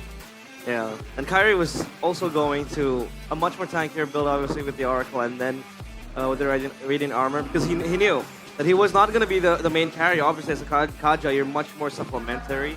And there goes Lutfi, full build, full damage build, excuse me, that had to seize first item, just full on with a mission in his mind that he needs to take down and burst down those targets in TL ID quickly. I mean, look at this timeline, dude. The War Axe for Fabian, the guy we were talking about farming well, was completed at what, like 8 minutes? More, 8 minutes something. That's kind of, oh man. I think there's kind of this gap line where on the early game, it felt like TL ID had control, and he was able to farm up a bunch, get that Hunter Strike. But then, boom, the Onyx Apocalypse happened. He wasn't able to farm. Onyx Apocalypse. Yeah. I like that.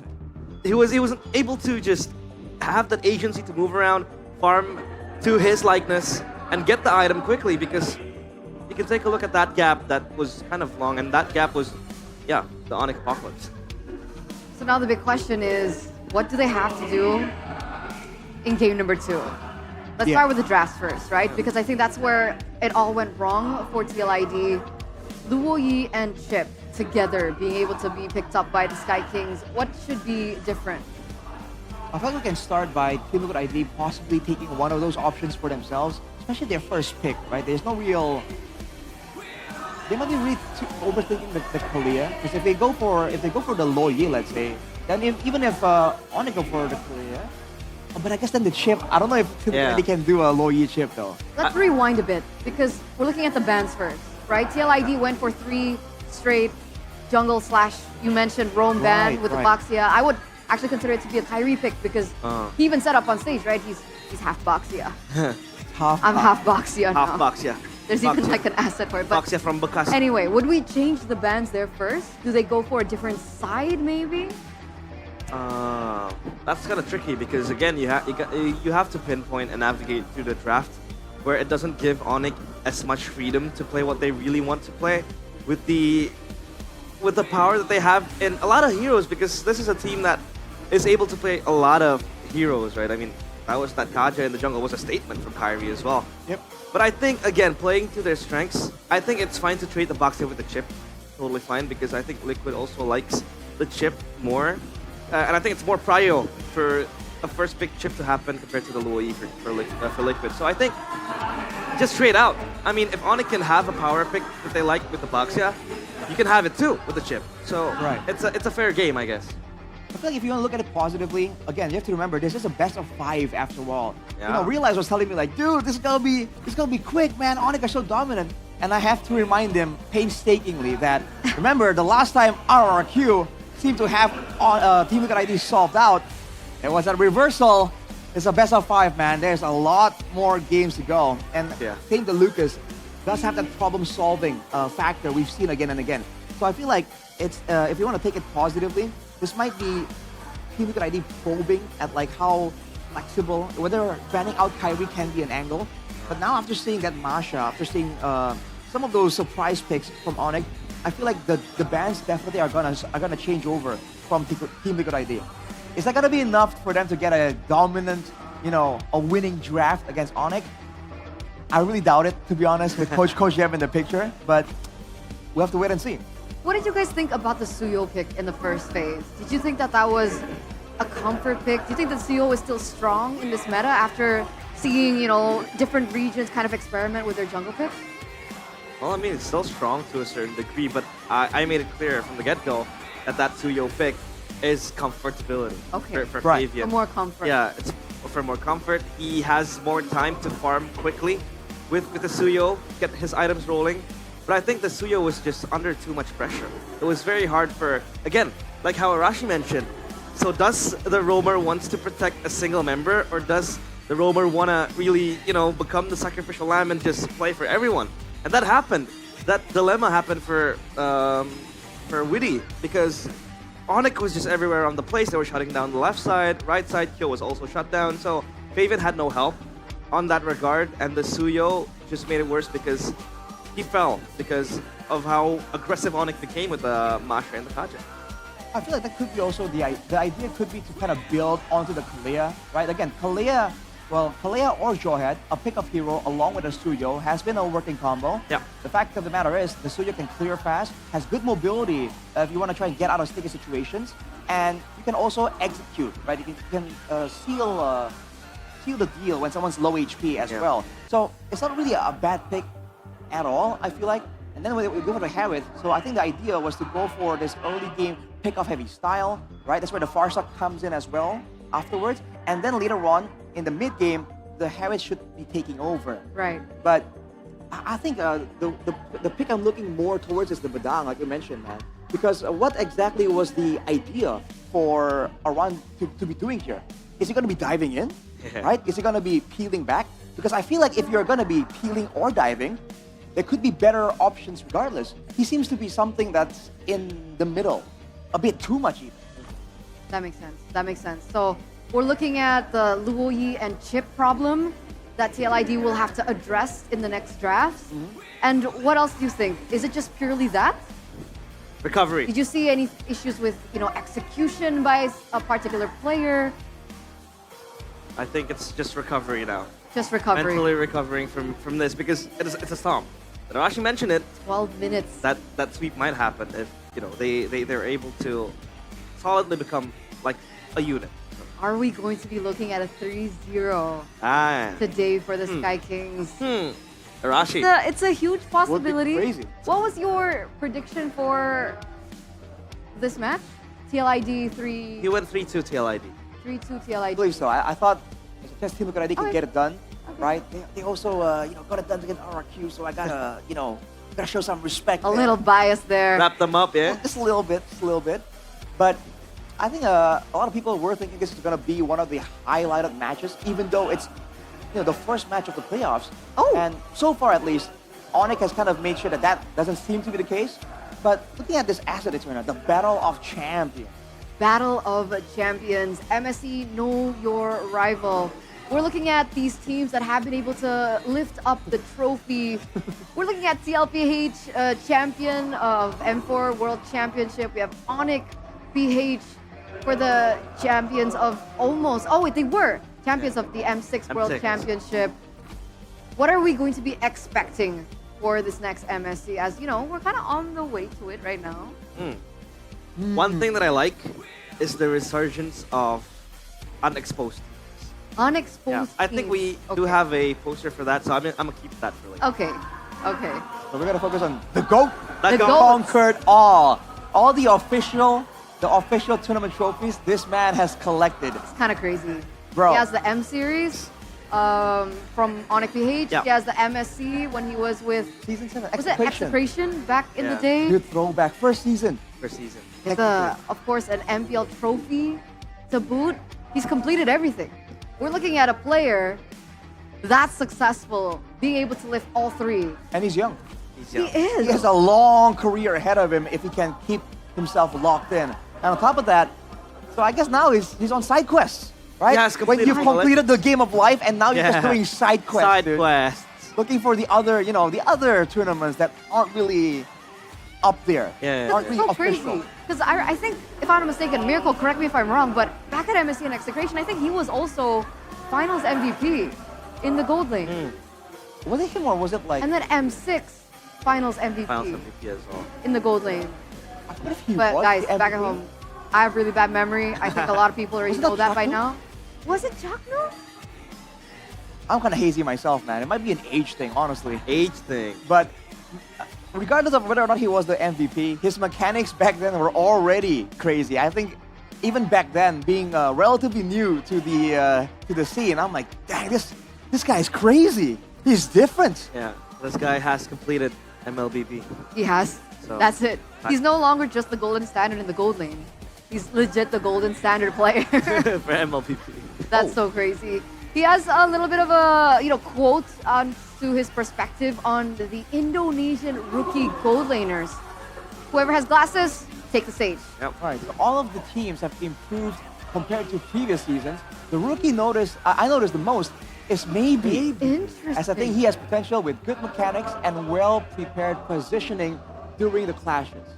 We talked about this. Maybe. I think it was the when we kickstarted MPL ID Season 15, it was week 1, week 2. We saw maybe number 1 have that mechanic. He was so good with the heroes like the Moskov, which I think everyone is good with the Moskov. I think it's a very... Are you good with the Moskov? I am. I'm the gold standard in the Moskov. You gotta ask Mirko for that.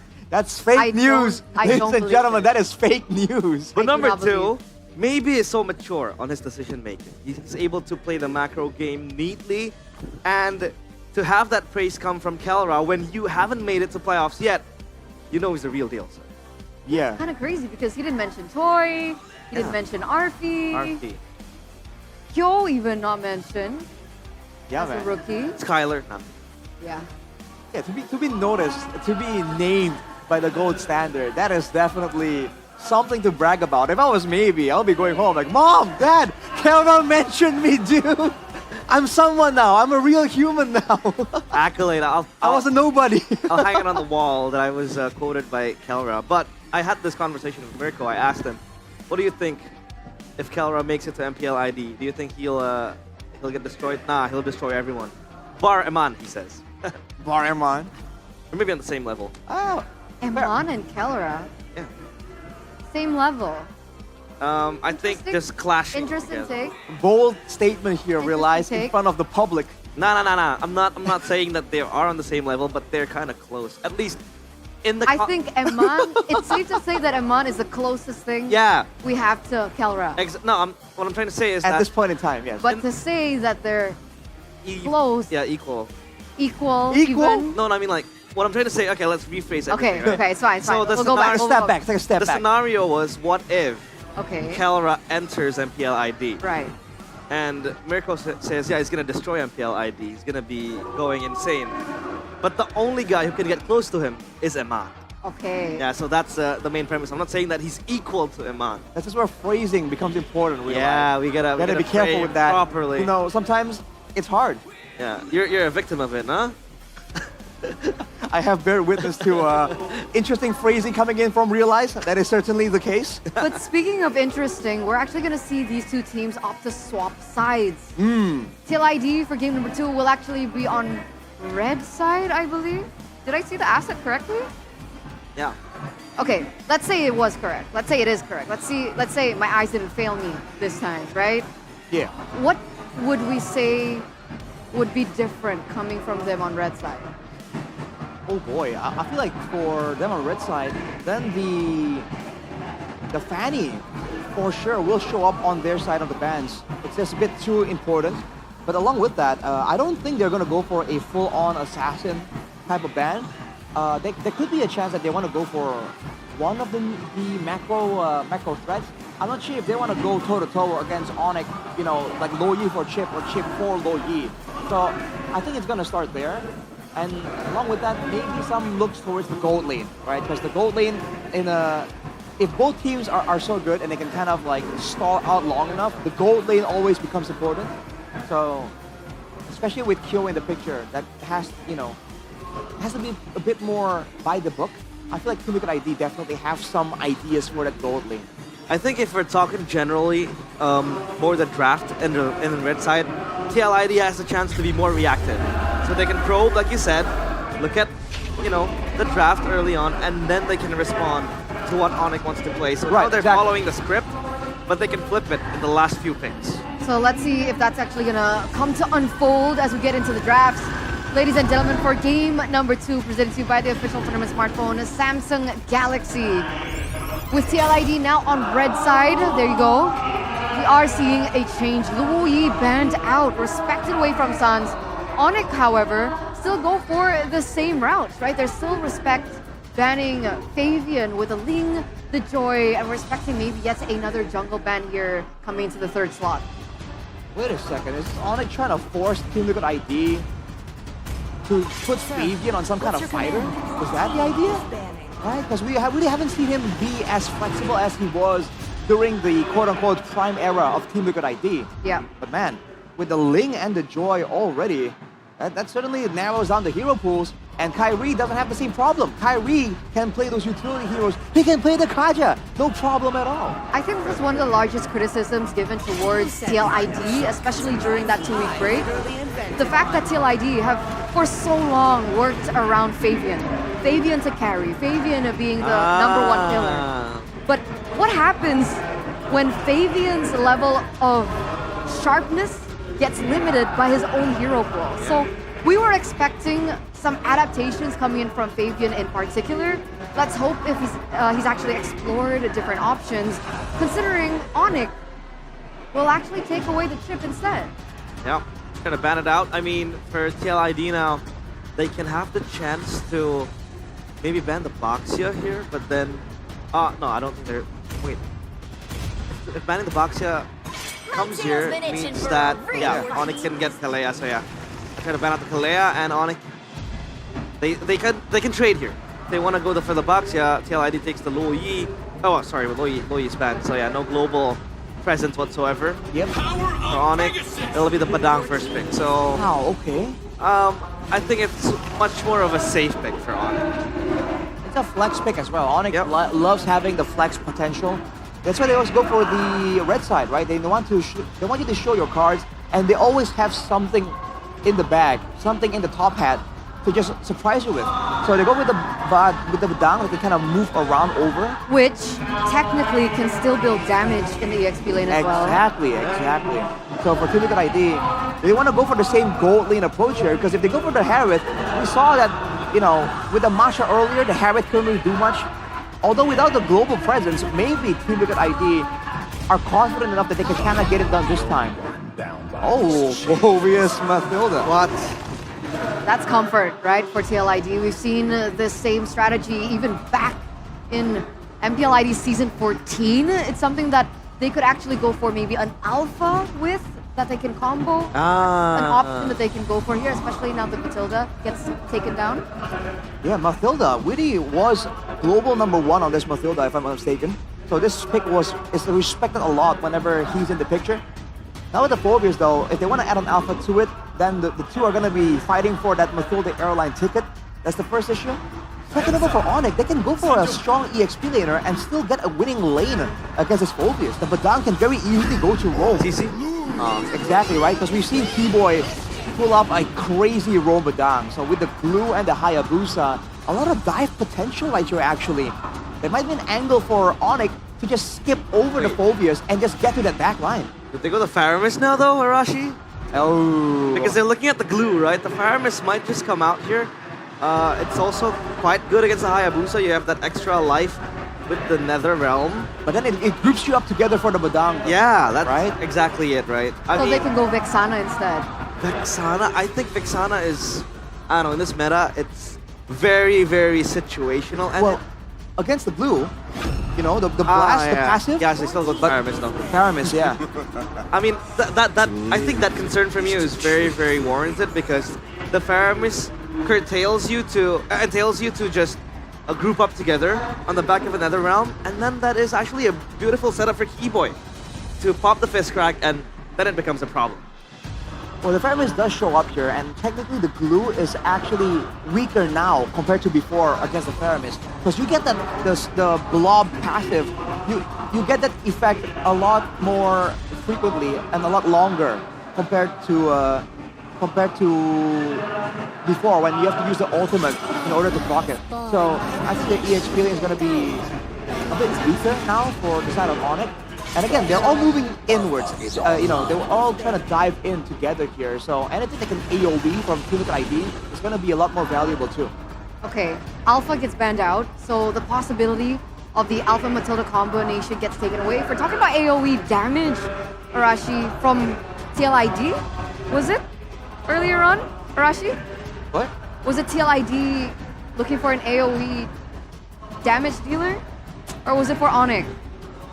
I think it works for both, but I think it works better for Team Liquid ID. Because it can get something to stop the dive. Exactly, so I'm looking at something like Xborg, maybe as a possibility for Fabian, if he's explored it. And I'm wondering whether or not TLID want to go for the ban against Valentina. Because technically, Onyx still have the ability to pick up Valentina, take the Nether Realm for themselves, but instead they go for the Yves ban, taking it away from Sans. They're focusing more on the team fight prowess here. Again, any kind of AoE, any kind of way for Onyx to kind of force Team Liquid ID to stick around in the same area, like the real-world manipulation. Yeah, that could be, you know, a winning factor here. So they go for the Tushin and the Yves first, but again, with the Valentina can be an option, especially if they want to go for... Yeah, the Valentina can be an option, or the Kimi actually. Kimi! Right. Kimi is still available, obviously. Continuous damage output has always been a great solution here. And you can hit everyone at the same time with that Kimi when they are grouping up for the Paramis. They have a good setup as well, right? On the back of a Detraction Pulse. But now it's up to TLID to go for their pick. I mean, they are still without a marksman.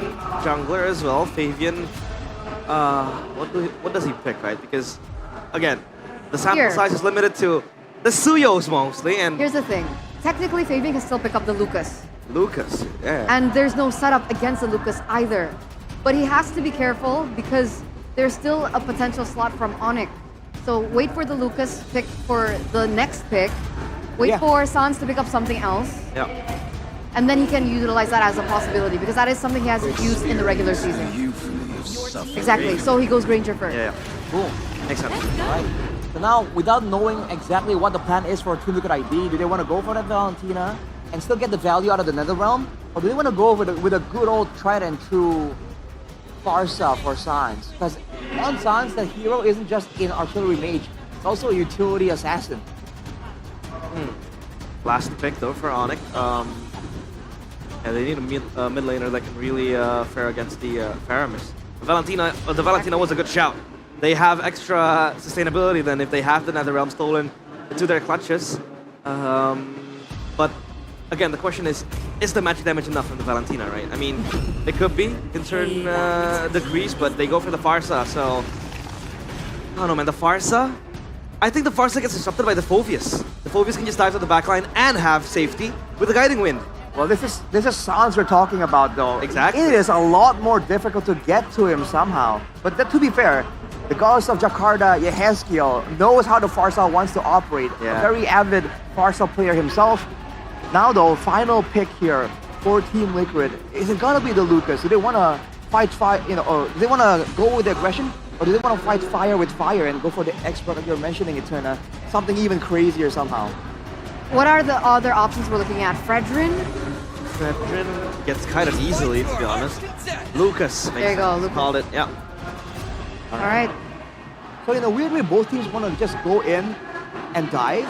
More burst damage available for Team Liquid ID. More AoE available for Onyx. Now the problem is, when Team Liquid ID are grouping up together, that Feather Airstrike has to be dealt with. The Fist Crack as well, and even the Heavy Crossbow. The AoE damage output is just so much higher from Onyx. So Team Liquid ID have to find ways to avoid that, perhaps using the Mathilda's mobility. Exactly. So we're going to see exactly how this all pans out as we head over to our casters. Mirko, Sheffin, take it away for game number 2. As Mirko would say, it was a stompy stomp in the first game. But let's see if TLID can flip the script here. They have the winning lineup in Season 14. They were the runner-up in M6. Can they do it against the mighty Onyx? Here we go, game number 2. We've been seeing a whole lot of the mighty Onyx here so far. Game number 1. Indeed, Sheffin was a stompy stomp. Let's see if game 2 is any better for Liquid. Because the drafts, we went through it. I think we got all of the picks right. And I don't think we're too big of a fan of the TLID drafts, right? This is like very one-dimensional team fight draft from them. Yeah, but you gotta remember, Mirko, these combos in Season 11. You can bring it back to that season. The Faramis Mathilda. The Mathilda Phovius. Mathilda Lucas. This works really well. As Yehezkiel getting burned out of his flicker. Kyrie takes some camps away from Fabian. Some pressure early game right from the get-go from Onyx. Oh, man. The thing about the... Oh, they're gonna go all in on Taran. Maybe forcing a flicker out. Brought back to the team again. Wow, still saving the flicker. First blood. What? This is as worse as it gets, especially for an EXP laner. You need the XPs for you to be able to contest the first neutral objective, and they just shoot themselves in the foot. We got that one. Sheffin, this is a Phobius. You need 4. You need to survive there. I wonder what the decision was. I mean, yes, sometimes you do want to save your flicker. T-Boy walks up, Yehezkiel's gonna KCC, and now good night as well. Fabian goes for the fight, doesn't have ult, has the guiding wind to take it away, but it's a 1,000 gold lead for the mighty Onyx. They said on my bingo card, Kyo is losing the lane too. Top lane, it's nightmare for Iran. Mid lane, Keyboy is doing work, already 2 involvement in the kills. Kyrie looking for a kill here to Kyo, already level 4, and it was it's already 1.4k in a span of 2 minutes. We might be seeing, once again, the resurgence of a Prime Onyx. I feel like TLID are taking it so, like they're taking the front face value of all the picks from Onyx. They're really not thinking about it deep. That's the thing about Yeb's draft. You see a few picks, you can't just go for that pure counter straight up. I wonder why the Jusin was banned. Honestly, Feather Airstrike down below, Kyo, flicker out, free turtle. This is looking to be a stompy stomp. Sounds of the flicker out. Fabian does have the Sacred Beast form. Will be able to dive in. Keyboy for the stun. Keyboy unable to go for the chain. CC. Fabian gets away the guiding win from Witty, but no one follows through. Yep. This is just absolute domination again in the early game. Even more than game number 1. Looking at the win rates though, Fabian. That's a pretty bad win rate on Lucas. 0 out of 3 in regular season. Let's see if they can, once again, flip the script, because it's not looking very good for the Cavalry right now. If this continues on, Eterna said 3-0 might really be possible. After looking at the drafts, I wasn't a believer before, right? You told me it might be a 3-0 there. I'm like, nah. Maybe B-tier Alter Ego, but not Onyx TL. After game 1 and then the draft in game 2, I think you guys have convinced me this could be, yes, a 3-0. And man, what a 3-0 would it be? We expected TLID to pull up a whole lot more fight in their first match. An elimination match as the defending champions. Yep. They got better later part of the season, but when you look at the improvement of Onyx compared to other teams, it's pretty much night and day. Yep, the savior of Onyx and Kyrie already looking for an engage. Kill getting chopped on. Shadow kill as well. Too easy. way too easy. I don't think he needs even the shadow kill at that part. Keyboy still saving up the flicker, still saving up the ult, and Savero is having the time of his life. Keyboy, are you looking for a solo kill, my dude? Yeah, taking a Stampede away already. No engage potential, mid lane's being frozen. This is a complete shutout. Onyx are not letting TLID breathe, not even in their own jungle. Yep. Very early going one there from San, so a lot more work to do for Weedy and crew because they do rely heavily on the extra shields, extra HP that's gonna come. Even the spell farms coming in from Fabian and Aran, but they're still on the case on towards the turtle. They have the advantage. But with the flicker already with the grab as well. Now, able to get onto him. Fabian with the Sacred Beast already used up. That's going to be a big bait onto the resources of TLID. Sacred Beast does nothing. Oh, the tail beast Lord. pop tickled. Look, he regens back up, and the win condition of TL is evaporating.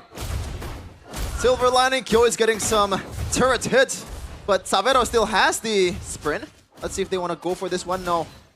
Onyx, man, they're playing it a bit too cleanly, I gotta say. In that fight earlier, they understand, especially Lutpi understands, even though right now he's not on the damage jungler that he really likes, he still somehow controls the objective for Onyx. Looking at the in-game equipment by Dunia Games, already 1.2k on the jungle. This is just absolute nightmare for TL. They're looking to make something happen here, but Keyboy with the stun! Whoa! Keyboy turns it around, Lutpi in the back as well. He's got to be careful about the Ghost Bursters and all in over the back, but no Sacred Beast form, just a turret take, but responded over by Kai up top with another turret. Yep, it's a trade. At this point, they want to take any trade that they can take, even though it's an equal one. It's gonna favor towards the losing team. They still gotta stack up on the stacks coming in from Kyo though, so that might be something they can use or utilize in the late game, but Lutpi can just open the bushes anytime that he wants to. Already some EXP leads on towards around Keyboy again. On the Badang, on the momentum heroes, you always can count on this guy to make the play. Wow. First item secured, finally, by Fabian. I don't know, Sheffin. This arena, this Onyx performance really is giving me those flashbacks of the mighty Onyx of season 13, 12, 11, and 10. A bit too long. A bit too long, their reign, their dynasty. But it could be flashbacks or a rewind of what we saw before. Onyx are really controlling every single point. Oh, Aran's chunked down, Feather Airstrike. Taking the SQ Force and regen slow push up top. This is beautiful from Onyx. Yeah, all the while Onyx, Kyrie's just farming. Yeah. He does not care about the team fights at all. Even right now, he has almost 4-level lead after this turtle against Fabian. But he wants to go for the steal. Did he get it? I think he did. And he gets the turtle. No, Sans gets the turtle. That's the Who key cares? in him. Oh my Who cares God. indeed? The orange buff got taken. Fabian is a 4. He was 4 levels down. Now he's 9. So that makes it only 3. Not much better. What? The thing is, Sheffin, this is what we were already discussing about in the draft itself. I didn't like the Feramis pick because it forced them to just purely play for team fights. They went with the Granger, and then the Lucas was kind of like an obvious pick. They're stuck in this win con. They're stuck in winning a team fight. How do you win a team fight up against a composition that scales better than you, that can deal that much damage? We're still in the early game. I don't even count this as mid-game yet. Yeah, maybe they need to kite, but maybe a bit too late at this point. 5k, they're still chasing for that 1k gold difference per minute Prime Onyx that we used to see. And mind you, this is the stage that Onyx got that 4-beat. Wow. Onyx always remind that to me every time he went to sleep. Now, TLID, what do they do?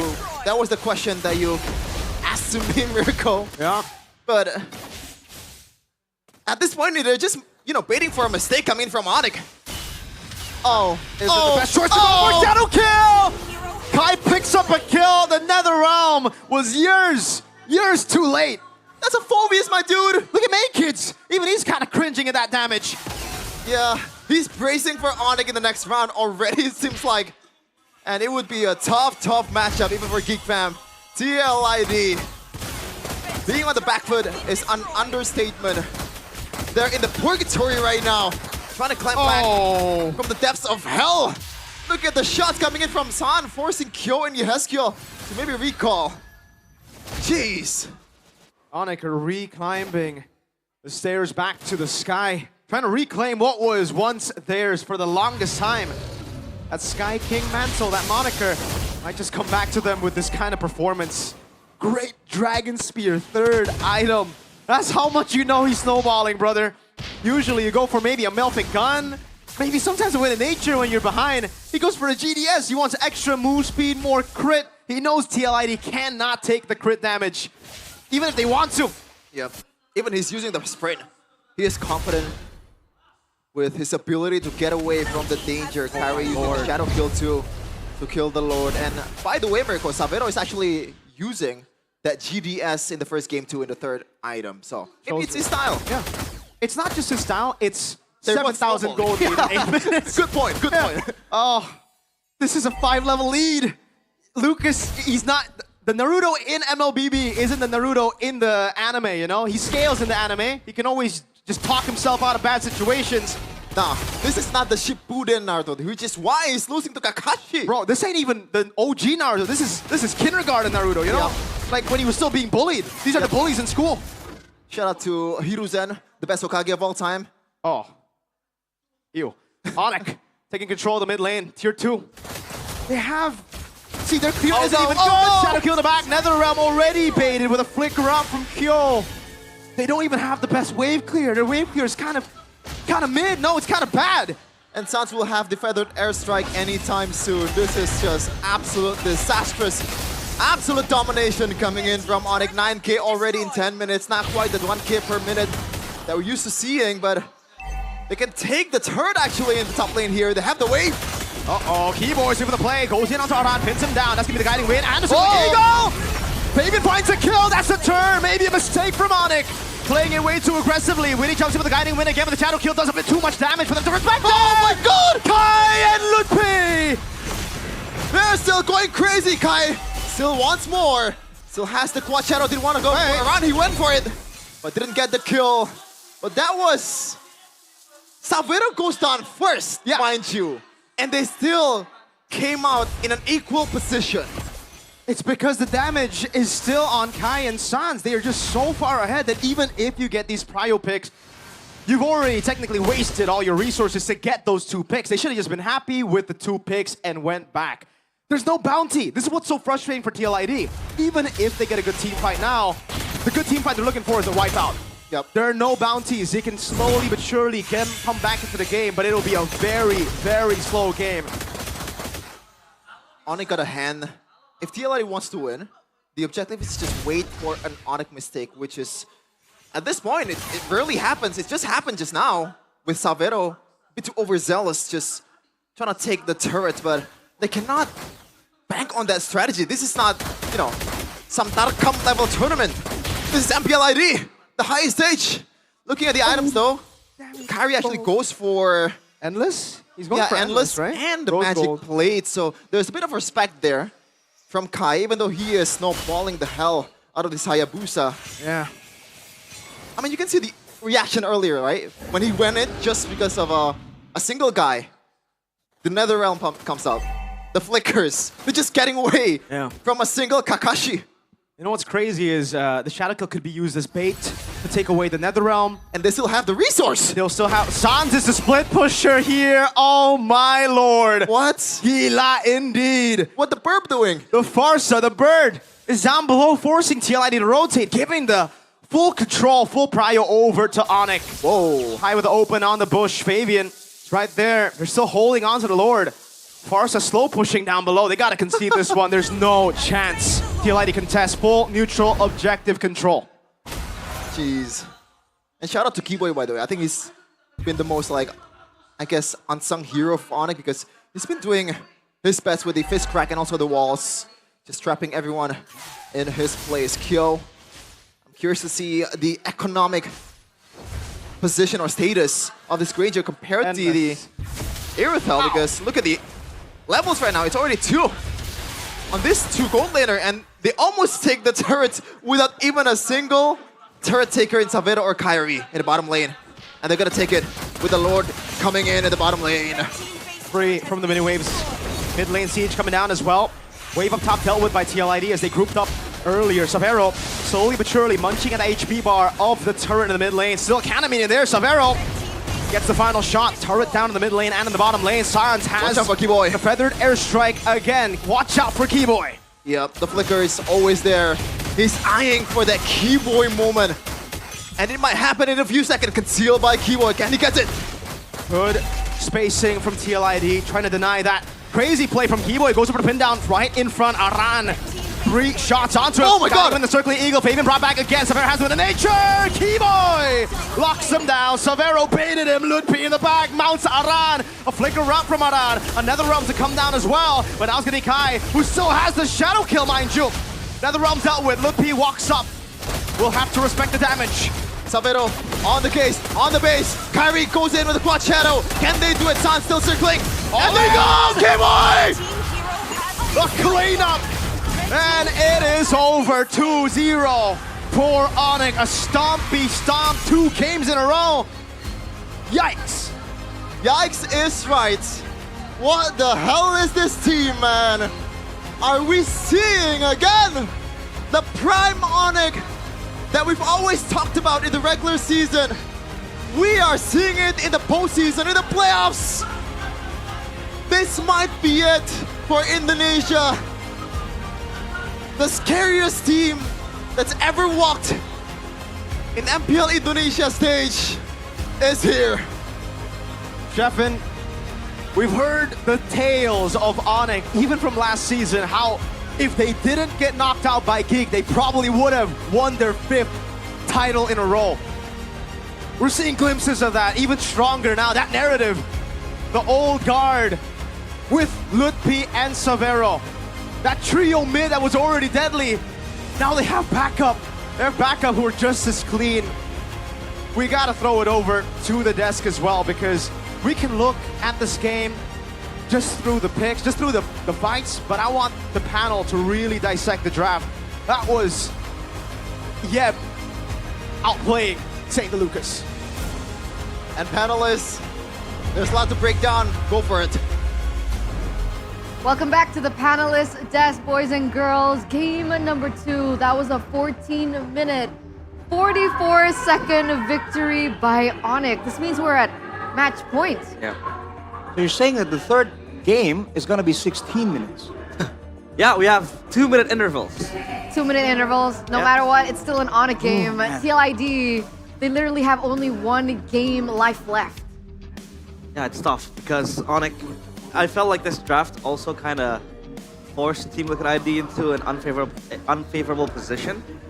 We talked about maybe the Faramis pick against the glue, but it didn't really work out that well. The burst wasn't really there that you look for. Usually when you pick up the Faramis against the glue to just pop the blobs. The Lucas was actually doing great stuff alongside the Matilda, trying to salvage a few plays. Like we saw up top, the damage was there, but I think Onyx was just way too fed, way too ahead to be stopped. So they were firing from all cylinders and it was hard to stop Onyx. It's rough, man, because their composition forces them to go play a front-to-back properly. That's what the NetherRealm is in there. They have the Granger, right? This is a front-to-back composition with 2 really good fighters. The thing is, like, in the end, they were forced to use the Lucas as a bit of an assassin. You saw the Hail Mary play on the top side, man. The circling eagle, guiding wind into the back line to try and get Savero. And again, I think they were able to get Savero once, but you can't expect to get Onyx multiple times in a row, man. It was just too difficult. And the fact that they were forced to go with that Lucas pick, I think was one of the main factors there. With all the assassins banned away and Fabian locked into a very small selection of fighters, I think Onyx just got a read on how Team Liquid ID are going to be forced to play, even with that Faramis against the blue counter. And we haven't even considered the impact that this guy had in the game, right? Oh boy. Player of the game presented to you by the official tournament smartphone, Samsung Galaxy A36 5G on the Badang. So many opportunities opened up, so many opportunities presented itself because of the fact that he was able to find these opportunities in the early game and hence really just caused so much problems and chaos in these team fights that you wouldn't even consider it team fights. They actually forced a lot of skirmishes away from the winning conditions of TLID and their composition. Like we were saying earlier, with the burst damages available to Onyx, these aren't really long team fights. These are multiple skirmishes one after another.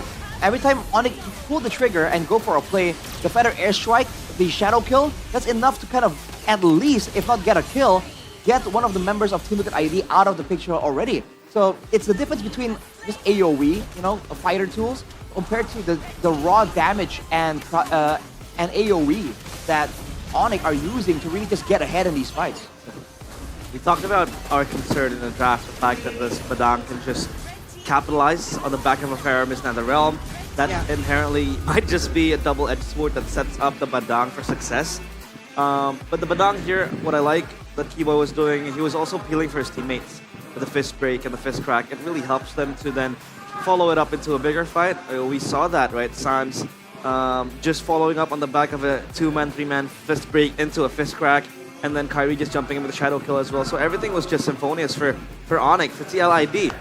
Again, it was them just trying to be far back, waiting for a moment to happen, and then they can just jump and pounce in with the Lucas and the Matilda. But look at the kills that they're able to bring, 2 against an 11 kill team. So yeah, it was hard for them to really win out on the team fights. Here's the thing. The composition that TLID brought had like a really small window of winning conditions. Bringing a Lucas means that you really need to have to be able to dominate the early game. So even if, let's say, we're utilizing that argument that they have to stave off the pressure from Onyx in the early game, that's not really how a Lucas works. Look at the disparity of gold right now between Fabian and Kyrie. That's a 5,000 gold difference, 6,000 rather. 6,000. And that was a 5 XP gap between the jungle. So in what world would TLID be able to come back from this? Considering even in the late game, what do they have to show for, right? That's Ranger that they're utilizing, who has no stacks. And maybe the Faramis with the passive, right? You can kind of come back a bit faster, cycle the death timers in a bit of a cheesy way.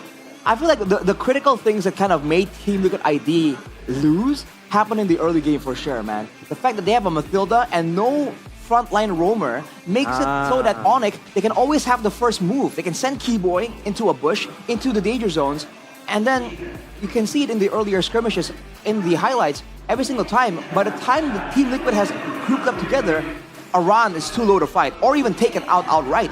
And that's the same thing for him, for the Lucas as well. The fact that Onyx just have the control better well because they're having a Badang against a Matilda in a game where they require that vision and that area control in order to set up for these big plays. Because of that, Team Liquid ID are just going to be forced to kind of spend some resources and time onto the Badang, and that's where, before you know it, the glue shows up, the Feather Airstrike gets popped up, Kyrie dives in, and before you know it, someone's already out of the fight. That's sad. That's totally sad. Look at the item timings. At Fabian, for example, the Hunter Strike was completed when Kyrie is able to reach 2 items. Yeah, it's actually worse.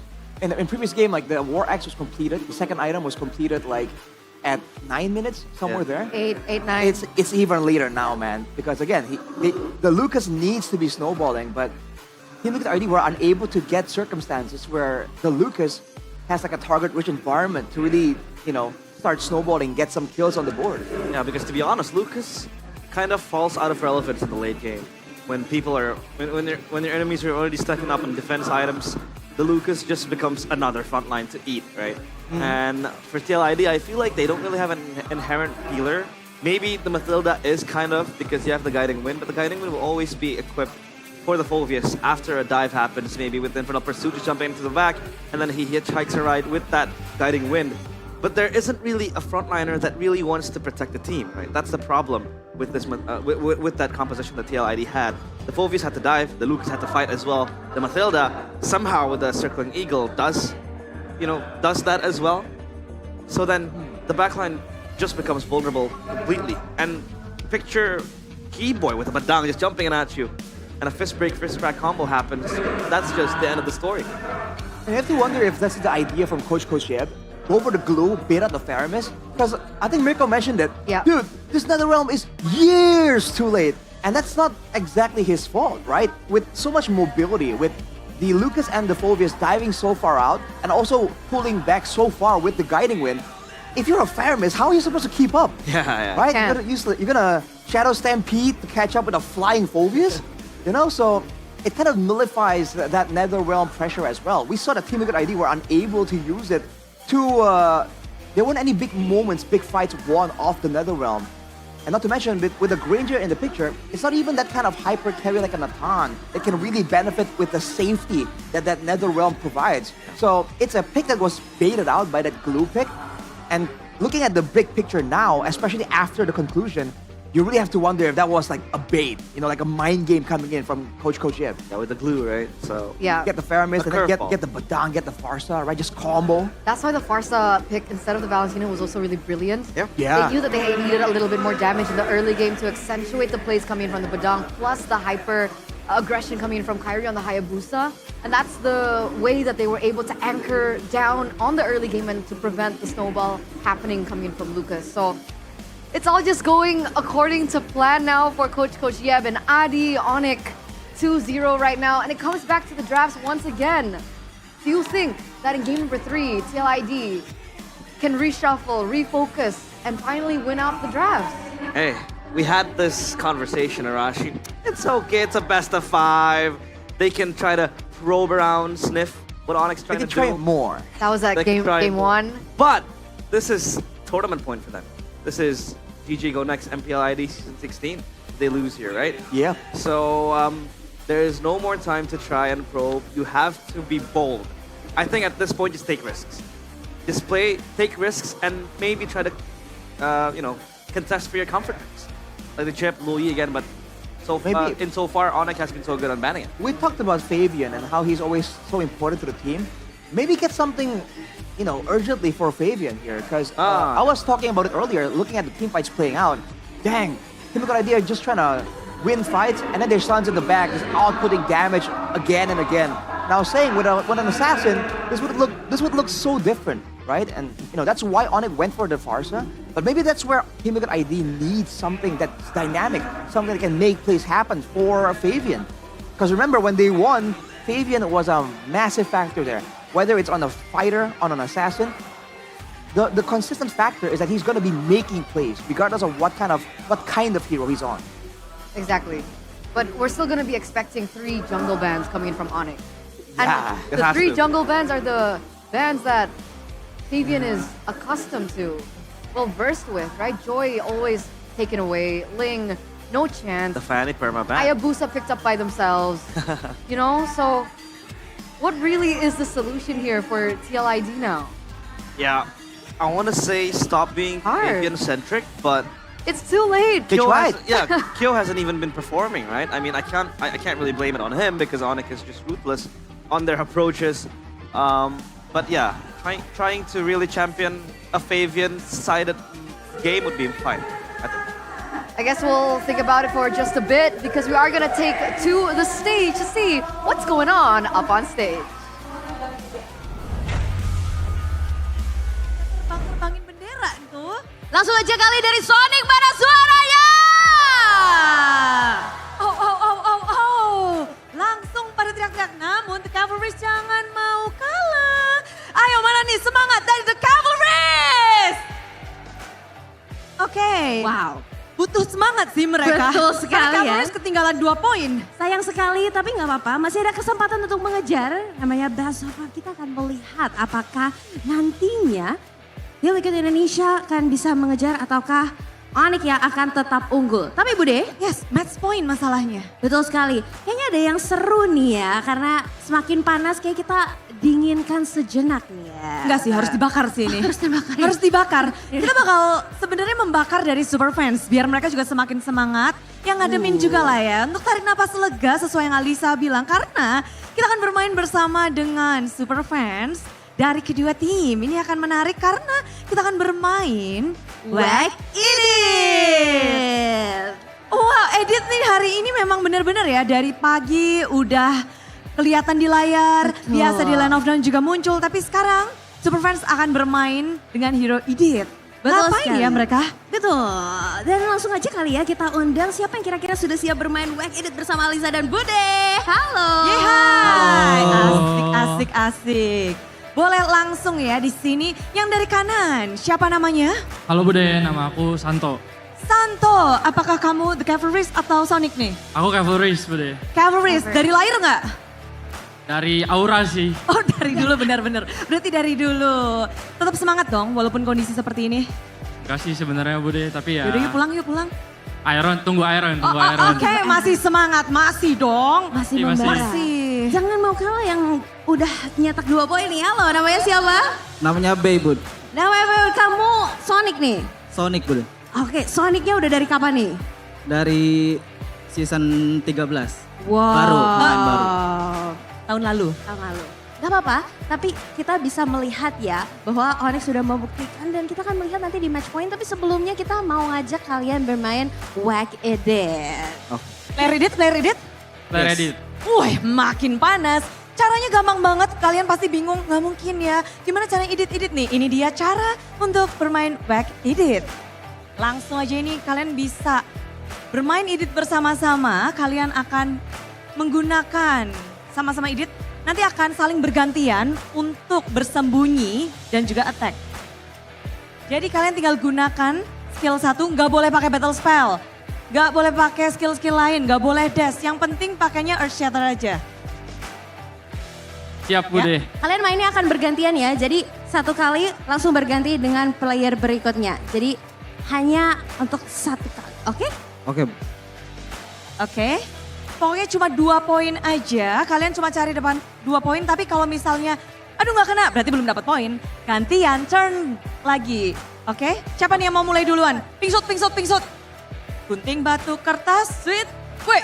Oke, dari Sonic dulu nih ya, kita akan melihat apakah bisa langsung menggunakan editnya dengan tepat nih. Aduh kira-kira siapa nih yang menang? Cavalries? Santos atau dari Bay, Sonic? Kita mulai ya? Kita akan mulai. 3, 2, 1, Whack Edit! Langsung saja kita lihat, apakah ngumpet ya, kamu ngumpet ya. Berarti kamu ngumpet dulu ya dari Santo ya. Silakan ngumpet dulu. Kamu harus bisa berhasil di sekitar sini, bosnya, oke? Udah gagal. Take turn, gantian. Gantian. Recall ya. Bentar, kata-katanya apa tuh? Kenapa tuh tadi gak kena dia? Gak hoki Bude. Gak hoki dia. Kamu bakal hoki gak nih? Hoki Bude. Hoki Bude, oke. Kita coba. Akankah dapet? 1, 2, jangan masuk. Oke, Earth Shatter. Keluar. Oke, berhasil juga ya dari Sonic ya. Langsung gantian, ayo sekarang ngumpet lagi. Ayo guys. Ngumpet lagi. Oke, siap. Ya ampun. Gantian sekali. Tipis banget loh. Tipis banget ya. Ini kita melihat di mana. Aduh. Ayo, bisa. Earth Shatter. Keluar. Gagal lagi, gantian lagi. Gimana ini sesusah apa sih? Easy sih harusnya, cuma kebetulan aja dia menang. Oh, hanya kebetulan ya. Yuk, gas. Oke, kita lihat. Oke. Ya ampun, gagal lagi. Take turn lagi. Belum. Gantian ngumpet.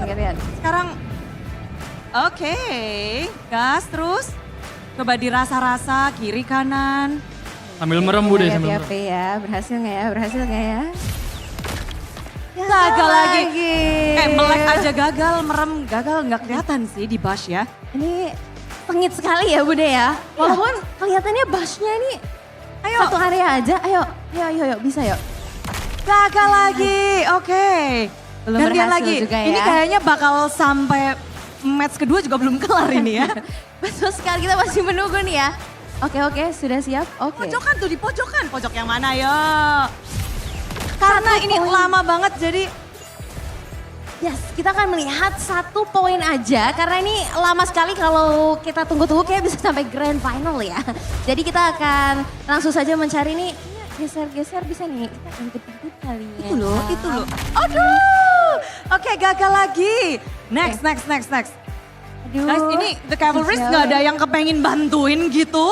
Ya, kan ini Santo lagi berusaha nih loh.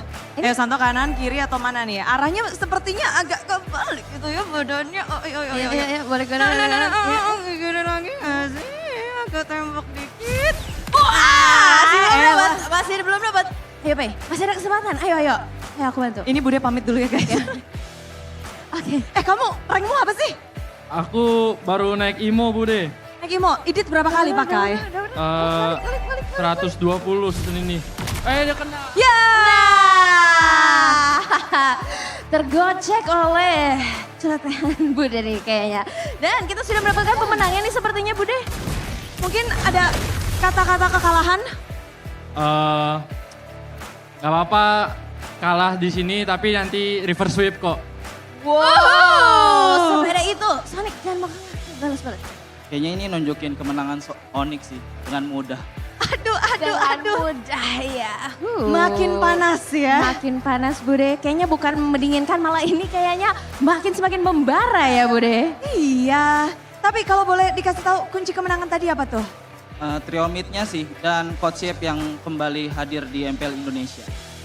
Mantap. Itu kunci kemenangan dia. Ada yang mau disampaikan terakhir untuk tim Liquid ID? Kalau boleh coach Ade aja nanti yang draft ya. Oke, sudah disampaikan. Dari Sonic ada yang mau disampaikan? Kalau TL ID masih kalah di early udah pasti kalah. Mudah kalah sih sama Onyx. Wow. Emang iya?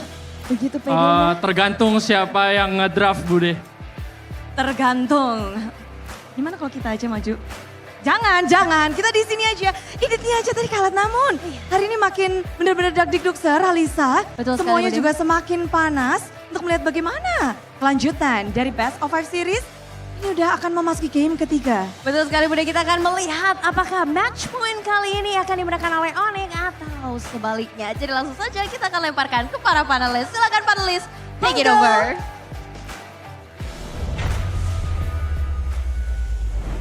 Shots fired up on stage there with the host. And if you guys want to join in on the fun and the action, you guys can head over to the venue right now in Jakarta, Indonesia, here in the Jakarta International Velodrome. And of course, there's so many things you guys can, tune into.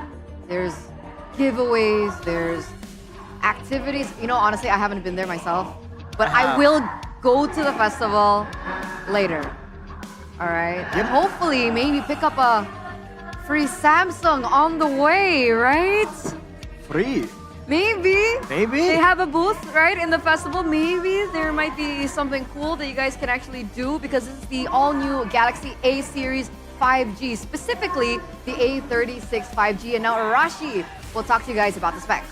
Well, it's packed with a Snapdragon 6 Gen 3 processor, up to 20 gigs of RAM, 256 gigabytes of storage, and you can squat up without lag thanks to the 120 Hz Super AMOLED display. Super AMOLED. Regular AMOLED? Super AMOLED, bro. Super. So it powers up in a flash with a 45-watt fast charging as well. I've tried it myself. Wow. Dude, you have no idea. You don't think you need fast charging, 45-watt fast charging, until you have it. Once you don't have it, you're not a happy camper, dude. You're gonna be like, dude, it's taking so long. I'm trying to play a game. I charged while I went for a shower. I come back. Why isn't it full yet? 45 watts give you that ability, man. Very, very quick. Obviously, for Eterna specifically. She likes to take pictures of herself. That's true. Get selfies out there. Yes. She's a narcissist. I'm not trying to say that, but I am. If you do like taking pictures and you like content creation, you can do that with the Galaxy A36 5G's 50 MP OIS camera. 50 and MP. It also has AI. Whoa. Awesome intelligence filter. What's that? Filter? So that is you given the capabilities of creating custom filters for yourself. Oh, no, I tried that. Yeah. So if I take a selfie here and I have the vibe of the velodrome, right? Yeah. The moment I take a picture at home and I apply that filter, it looks like I'm in the velodrome. I mean, I'm serious. I'm serious. They're in What the are you talking velodrome. about? I'm serious. They're in the velodrome, right? Yes, sir. Over at the Team Galaxy Zone Cam by Samsung Galaxy. If you guys are holding a Samsung device with whatever it may be, you might even bring a TV with you. All right. Oh. For all we know. How about the washing machine? Try it out. The shower head. They have a shower? Try it out. Man, they make everything. That's crazy. They do. They do. Well, head over to Samsung.com/ID or your nearest Samsung store and grab the Galaxy A36 5G, starting at just Rupiah 5 million. 5 million. Wow, man. And with that, you get awesome bonuses worth over 1.5 million. That's cheap Including a free memory upgrade, by the way. Wow. Memory at this point with the content, with the photos, you Yeah. need that memory upgrade, bro. You do. But hurry up because the offer ends on June 15th, Oh. 2025. So don't forget to check it out. Get it, sit over at the Galaxy Zone up front, right in front of the players. You can basically see their pores. I like to say that. Their pores? Every Pores? season. Wow. Or their That's pores. how close you are.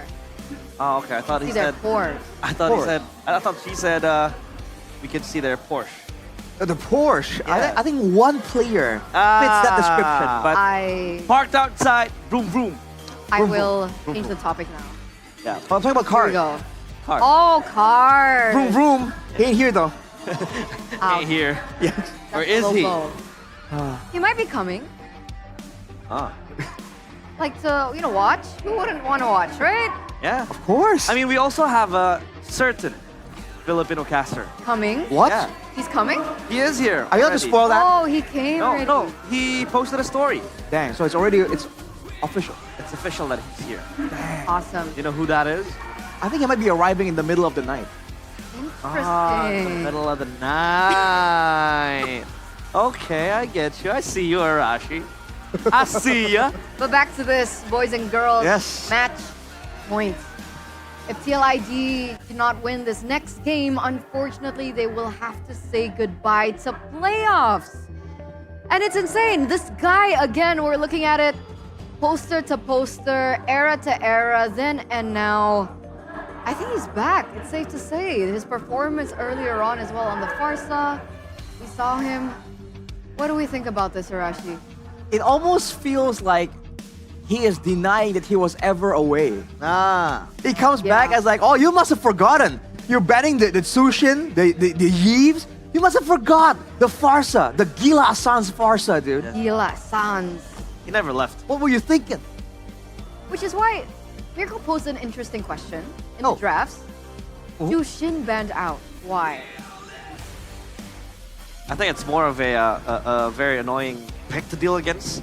But at the same time, it also enables Onyx to really just function with it. So I think TLID also. Was it TLID who banned out the juice? Yes. Yeah. In the second phase, alongside the Yves, where Sans picked up the Farsa. Yeah, so that's why maybe TLID don't really want to deal with that, right? My theory is that they want to put Sans on something that's a bit more vulnerable. Because that's a factor here, right? When they want to go with these burst options, they don't want these heroes that can kind of have an extra shield, like the Eve and the Jushin, with the extra movement speed, the extra survivability, and all that. So they're trying to narrow down those two options, the Sushin and the Eve, that can survive the initial big Lucas burst. And with that factor, they're trying to zone out and limit the strength of Sans. But yeah, unfortunately, towards the end there, because of the setup disadvantage, at that point, Sans was just free to do damage anyways. Arashi, Blue side. not just that, as you were talking, did you see the Onyx players? They were laughing. They were laughing. They were laughing at you, Arashi. They were smiling. And you know what that means, right? A relaxed Onyx is a scary Onyx.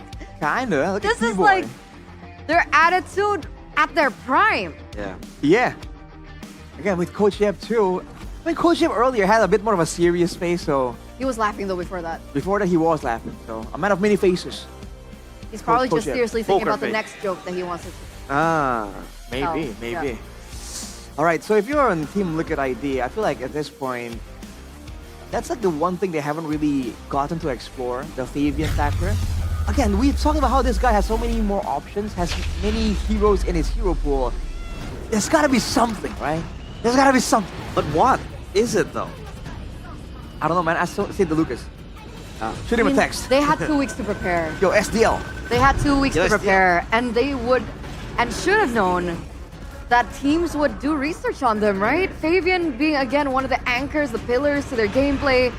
If he wasn't able to explore different avenues and choices in the banning phase and the drafting phase and his hero pool, that's a big question to TLID's prep. We're getting into the drafts now, ladies and gentlemen, for game number 3, match point, presented to you by the official tournament smartphone Samsung Galaxy A36 5G. From the side of Onyx, they have gone the exact same route. Fanny, Joy, Ling banned out, taking it away from Fabian. TLID go for the Hayabusa eliminating that as an option for them to pick up for themselves. Plus, for Kai, the Luoyi and the Chip. So they have learned from game number 1, but their first pick is Jushin. Safety, I'd say. It's a much more safer pick for Yaskiel to play with. It has the escape, it has the shielding as well. The lift off to look for small skirmishes that you can really play with. But yeah, Jushin I think is a very, very good pick. Matilda Alpha, here you go. Alright, Is this the something that is in Fabian's pocket? Because we haven't seen Alpha in such a long time.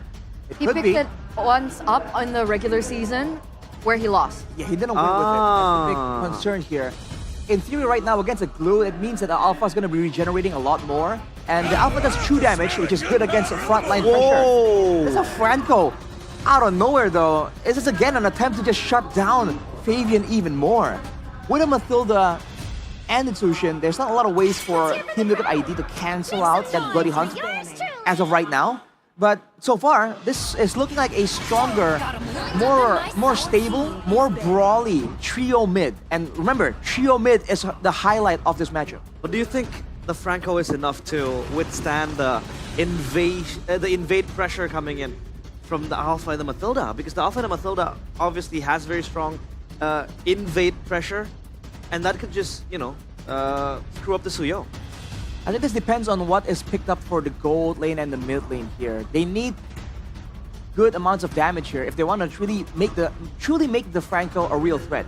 If there's not enough burst damage, then they can just tank through the Bloody Hunt. With a Matilda, especially if they're on curve and not behind, with the plus of the Oasis, they can very easily let a Alpha or maybe someone else in the EXP lane survive from the initial engage. So that's where, for Onyx, they need good amounts of damage, and they need quick damage. If they take too long, then the rest of Team Liquid ID will follow up and even dive through with the Tsushin. And that's why TLID banned out the Farsa. Yep. So they're eliminating that layer that Arasha was mentioning earlier on. Other than the Farsa, what heroes are we looking at here? Just not so burst damage mid lane. An early game base damage that's good. What about a Eve? It's okay, but it's not as bursty by all means, right? It's just a lot more consistent. But it will help with the wave clear though, which is a big deal, considering that the mid lane 1v1 is a big factor in the rotations. But I personally don't like it in combination with the Franco. Agree. Yeah, it hooks you out of the RWM, but I think they need to go for either a mid laner here. You want to go like Vexana? Faramis. Interesting choice. To live is So double pull here. And they're also, well, there's the combo, right? The pull into the Iron Hook, the Shadow Stampede into the Iron Hook. But there's also the fact that now that Coach GF has picked up the Faramis against the glue, it kind of hints at them now understanding that they're going to go for a composition that can actually be countered by that Faramis. So I'm assuming a lot more of an aggressive maneuver, more forward momentum. And technically, if you're thinking about gold laners that can kind of vibe well with the Franco, it's only between the Beatrix and the carry, I believe. Those two has picked it up. Exactly. So I think that's where Team Liquid ID are kind of trying to make a read. Go for the Gatot though, and the Moscow. So good macro pressure. Good frontline as well here, knowing that the Matilda won't be able to serve as the main frontline. So it's a very brawly composition coming in from Team Liquid ID. Not a big fan of the Gatot Pacha as the sole, like, tempo setter. To the jungle. However, oh, they go Granger. Okay. Alright. Interesting. So no carry, no Beatrix. Yeah, I think because the main premise has always been the Franco hook into, you know, a Bennett's Rage or with the carry, constant damage. But I think the Granger does give you safety in terms of range and the poke as well. And if they want to play the front to back for ages, I think it helps as well with the Granger. Match point, ladies and gentlemen. We're going to throw it over to our fellow casters. Mirko, once again, Sheffin for the final time, potentially take it away. This might be the end of the journey for Team Liquid ID. They're in the brink of elimination. Only one game separates them from the gaming house. They were the runner-up of M6, the champion of MPL Indonesia Season 14. And now, look at where they at. This is their last draw. Can they do it and stop the resurgence of Onyx. They gotta fight back somehow up against Onyx. Again, the defending champions, ladies and gentlemen, in their first season. A lot of them, at least Fabian, Witty, and Aaron Shiki, it was the 3 rookies that were promoted into MPL with a lot of doubts surrounding them, instantly erasing those doubts, carving their name into the history books of MPL ID by becoming champions. Onyx, what do you think about the draft here, Sheffin? I gotta say, you are very Onyx Pro draft, or like you were very Onyx Pro when the draft happened, right? Until the Famous Granger. Yeah. I think a Yves and also maybe like a 1-1 or something like a Harith would do well, especially with the amount of damage that Kyrie can deal in the early game. But look at that! That's exactly what. Oh, almost a hook chained together there. Keyboy not gonna find it. But yeah, what were you saying, Shevin? Yeah, I gotta say, TLID, if they want to go back to the Season of 14 form of TLID, they did the right thing. They put Alpha on Fabian. They put the Matilda on Weedy. So the ingredients is there. It's a matter of how they execute. I think it's a much more well-rounded draft and also more competitive drafting phase than first and second game. I agree. This isn't a complete shout-out on the drafts, unlike what we saw in Game 1 and Game 2. Despite the first pick, Juicin, that I was already... I'm a hater. I'm a hater for the Juicin first pick. Not a big fan of that pick anymore, at least not a first pick. Onyx, though, control in the bush, waiting for an ambush to happen. You can see the win rates all throughout. 0 and 1 on the Alpha for Fabian, which is definitely not a stat that we are used to. Last season is Matilda Alpha, the combo of TLID was amazing. Almost an attempt there. Successfully getting the Iron Hook. Now it's going to be hard for Onyx to be able to get close to the turret or the turtle. Keyboy already getting jumped on. Uh-oh, and ollie onto the back. Oh, yes, he'll pull back as well. Keyboy walking in front. Fabian able to pull out the Retribution with the Iron Hook connects. Netherrealm coming down as Kyrie gets caught, but will be able to dish out there. Solo! What? Kill up top kill. Finally kill Sans. Flicker forward, bringing him back into the damage of Onyx. 2-1, but TL got the turtle. Well, it's the same thing that happened in the first game. They got the turtle, but there's some retaliation on the other side of the map. Wow, they gotta stop with the 1v1s, man. They gotta take care of themselves. I think it's fine. I'm curious as to how Kyo won that battle. Yeah. Granger should be the one with an advantage in the lane. I mean, we can see in the items, already Warrior Boots for Kyo. Maybe that plays a part, that 1v1 earlier. But yeah, curious to see what happened in the replay. Looking at the other items though, nothing too crazy just yet. A Rapid Boots for Keyboy. Oh, getting all in by Fabian, but he knows. He's gonna go for a Franco in the middle of a turret. This is looking more like the TLID we have seen in the regular season. You know, not the inconsistent version, but the normal form where they are actually able to fight. They're actually able to finally coordinate together, unlike the last 2 games. But somehow, Onyx find themselves still 1,000 gold ahead with no neutral objective. This is just the pure... What is it the Suyo? No, he's a level down. I've always said this. A sign of an elite team is when you're losing the trade, or at least the trade is even, you see the wave clear. You see the pathing in the jungle. And this is what Onyx did throughout the prime Onyx era. The micros on all the members. It's very sound around, getting jumped on, but still has the AOG.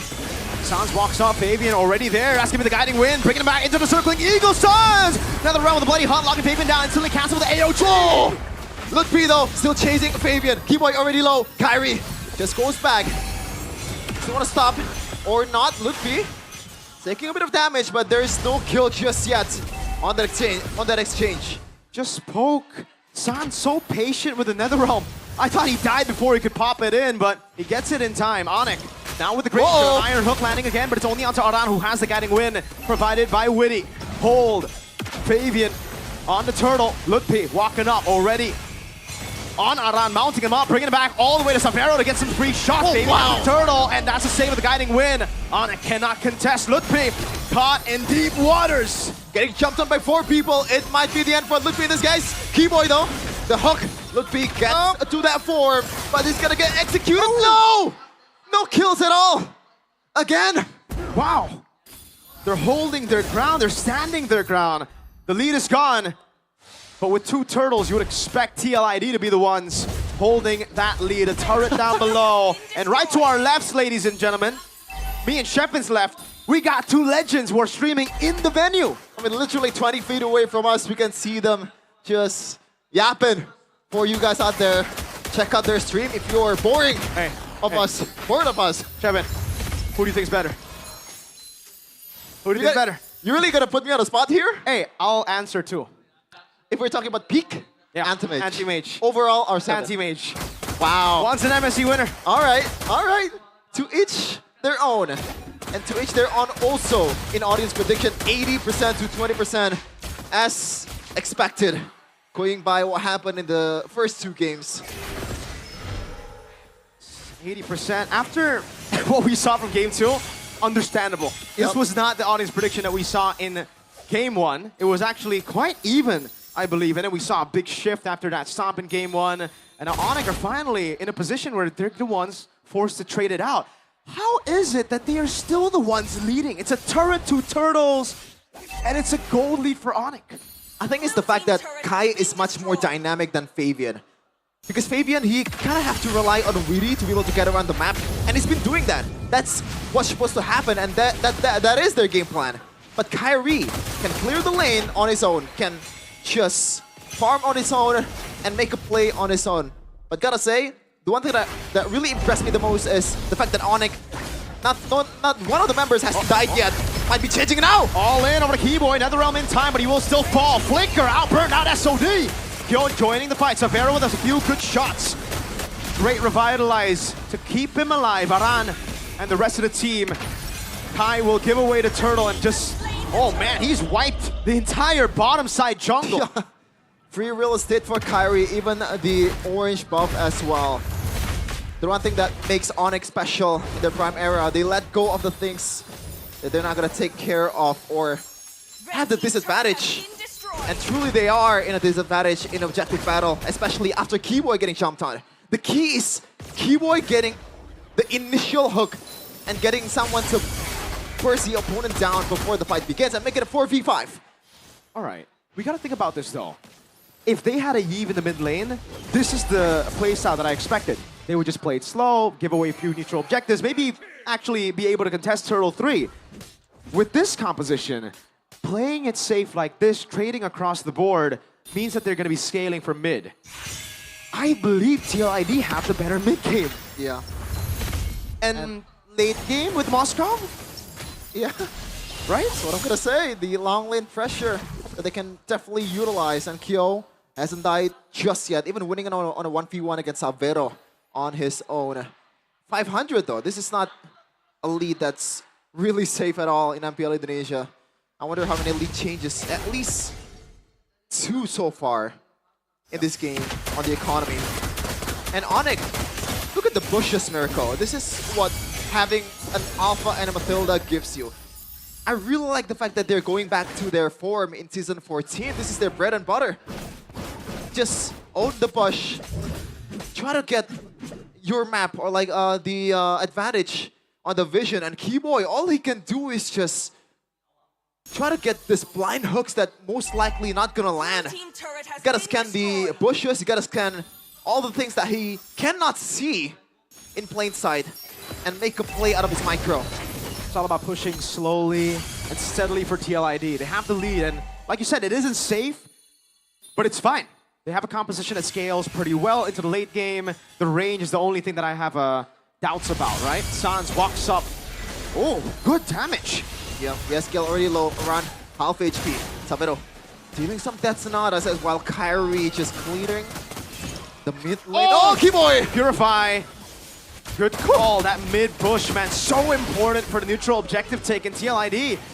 They are struggling to get control of it. Sans, another risky move, walking up front. Orange buff taken. That's a level lead for Kai. Iron hook not landing. Lord very low. 10k on the load. Kyrie goes in. Fabian getting jumped on the all in with the Bloody Heart and the Winter Crown. Lord stolen already. Now the mount down over to Fabian. This should be a trade. Lutpi is dead. Isolated from the team. AOG. The Lord Aran jumping in, but it will be Keyboy still surviving. SOD! Kyo! Jumping on the Kai. Soul Sever coming down. Yes, heal with the flicker forward on the Crimson Peak, and Kai getting away with the Blade Surge. Finally a W for TLID, but no, the Lord is taken out by Kyrie. Overall though in the kill department, it's an equal one. Fabian is trying to sandwich Kyrie and Sans. Whoa. Uh-oh. Crazy poke. Fabian with the flank though, but no one walks his minute. way. Wow, okay. Clean, taking control of the mid lane as Fabian looks for the flank. That will not amount to anything. Fabian sees Kyrie. San sees him too. Death Sonata, Ghost Bursters, and that will be it with the wave in the mid lane. Now a Lord up top. Yep. This is the problem with, yes, you have the Mathilda on the Fabian, but... Oh, come on, Kai. Yeah, just Kyrie thinks, man. The god of the jungle, the red trees are there. But yeah, look, be in trouble. Spear of Misery connected. Half HP, but they still have the Lord and the siege potential. Savero just gunning them down with Death Sonatas. And Rhapsodies are on very low already. Lord marching down. TLID. Fabian walks up. Oh no! Jeez. Another round coming down with the SOD as well. Don't take it, Kyo. Onyx on the brink of eliminating the defending champions. Yup. This is just clinical Mobile Legends coming in from Onyx. It wasn't that clean in the early game, but they know what to do, even in the objective battle that they're not supposed to have an advantage on. Yes, they have the Bloody Hunt on a Keyboy, but this is Alpha against a Suyo and Mathilda we're talking about. Man. The HP bars is leaning towards TLID side. Onyx gotta rely on the micros, Fabian. My guy. Oh, man. Gotta watch out for the hooks, man. He's so far up front alone with no Mathilda. That could have been real bad. Luckily, the timing wasn't, the best. Even if Onyx got that, they would have got more pressure, but there's no neutral objective up. Whew. Now it's time to breathe for both of these teams. Once again, I think the win con, or the plan, Fabian though, Spear of Alpha onto Slippery. Oh, JCC. That's the OG! Keyboard with flicker out. Aran looking for the play. Kyo takes the SOD. Another round for Sans. To escape. 28 seconds for Lord. Lutpi, 20 seconds to respawn. You gotta find a way for Lutpi to be able to check the bushes a bit safely. Maybe just a blind hook from Keyboard just to clear the bushes so that Lutpi did not get engaged on, just like what happened earlier. TLID, they're 5 men strong, but can they make a use of this advantage that they have right now? 4 seconds towards the Lord. Lutpi is already up on a respawn time. Good control. Look at the piercing damage from Kyo 2. Keyboy looking for the hook. TLID on the Lord with a slow push down below. I gotta wait for Ron to back away. Or maybe just heals up with Widdy's photo. That's something they can do, but it's already half HP. So that's something that Savero might be looking forward to burst, especially with the Sky Piercer. The wave is good for Onyx. In the bottom lane, great. Zoom in into the map. You can see again how they're managing the waves. Kyrie notices it is building towards a slow push for them, so that's why he rotates without hitting the wave. Onyx controlling the neutral objective. Moskov seen down below. Onyx, are they gonna make the shot, the call? They're still healthy. This is on the hook is Keyboy. Tier 2 for free. Lord Dance in favor of TL. Moskov still in the bottom lane, farming and clearing it up, shoving the wave in. They're holding on to it. What? They're still going for the Lord. Lutpi getting jumped, knocked up into the air by the Lord. Base turret taken out again. Bloody Hunt. Hakai able to secure it now. In the back, yo. Onyx, what was that? A gamble. That could not have been worse. TLID. Just run it down. They just handed the W on a silver platter to Kyo. I was gonna say this is the prime Onyx that we're talking about before the game starts, but what the hell was that? That is a stinker. Oh, I gotta agree with you, Shep. And I'm not a fan of the Faramis Granger, but it wasn't because of the Faramis Granger that they lost the game. It was they didn't want to let go of anything. They didn't want to let go of the Lord. Some signs of that inconsistent Onyx from the early weeks of the regular season, ladies and gentlemen. All of a sudden, TLID are back in the series. All of a sudden, that 80% to 20% audience prediction might just be shifting back. I don't understand. A team on the level of Onyx, based on what we've seen in Game 1 and 2, this is not a mistake that kind of team could be making. I was gobsmacked. What the hell was that? And shout out to Yeskiel to cancel the recall from Sans. Hey, this is the time for the panelists to break it down because we are speechless. Thanks, boys. We're going to game 4. The dream for TLID is still alive here in MPL ID Season 15 with an amazing play by Kyo, utilizing the team fight and being able to go for a split push in the bottom side to get to the base. Unexpected, but we're here for it. I mean, where do we begin? We said they needed something, right? They need something, whatever. And they brought out the Alpha. The Alpha Mathilda is great. The skirmishes were great. It's a lot more calculated. If you look at the previous games compared to now, game number 3 here, 5 kills for both teams. Yeah. It's a very low action game. It's just threats upon threats, but no one's overcommitting. And I really want to ask, like, I wish we can have a segment where we can ask like the coach immediately. Like, say, DeLucas, is that the idea? You have the Sushin, like you were mentioning that Yeheskiel on the Sushin went in with the Crimson Beacon to try and stop the recalls, and then the Avatar of the Guardian from the Gatar as well. Is that the idea, having all these tools to stop the recalls so that the Moskov can end? I mean, they couldn't have predicted that would happen, right? I don't think so, The opportunity but presented itself and they took it. you never know. I mean, it was the last stretch, right? I think that Crimson Beacon in the last second was so crucial because Sans, I think, was a second away from recalling back to base. And I think for Kyo, it was all about him just focusing on the crystal because he knew that in that fight, Onyx was about to turn it around. But Sans recalled, and that Crimson Beacon even only touched the tip of it. That tip of the Crimson Beacon touched Sans, canceled the recall, and Kyo continued with the split push. And so we're gonna crown our MVP or player of the game here for game numero 3, and it's going to go to Kyo. Presented to you by the official tournament smartphone Samsung Galaxy A36 5G. There's definitely an argument to be made for all the rest of the players, but that last minute play from Kyo really took the cake. I don't think things would have been as easy for TLID if it went otherwise. And I think the one thing that I really wanted to add for this game in particular is the differences of the previous game, which is what? This is a draft that is so TLID, to quote a young man from the Philippines, right? It's so TLID. This is their comfort. This is how they've been able to find success, not just this season, but last season during their championship run here in MPL ID, right? Aran on the Gatot, Fabian on the Alpha, Yeheskiel on his power pick as well, the Jushin, Witty on the Matilda. They know this draft well. They've utilized it numerous times, and you can see them actually executing that game plan to comfort.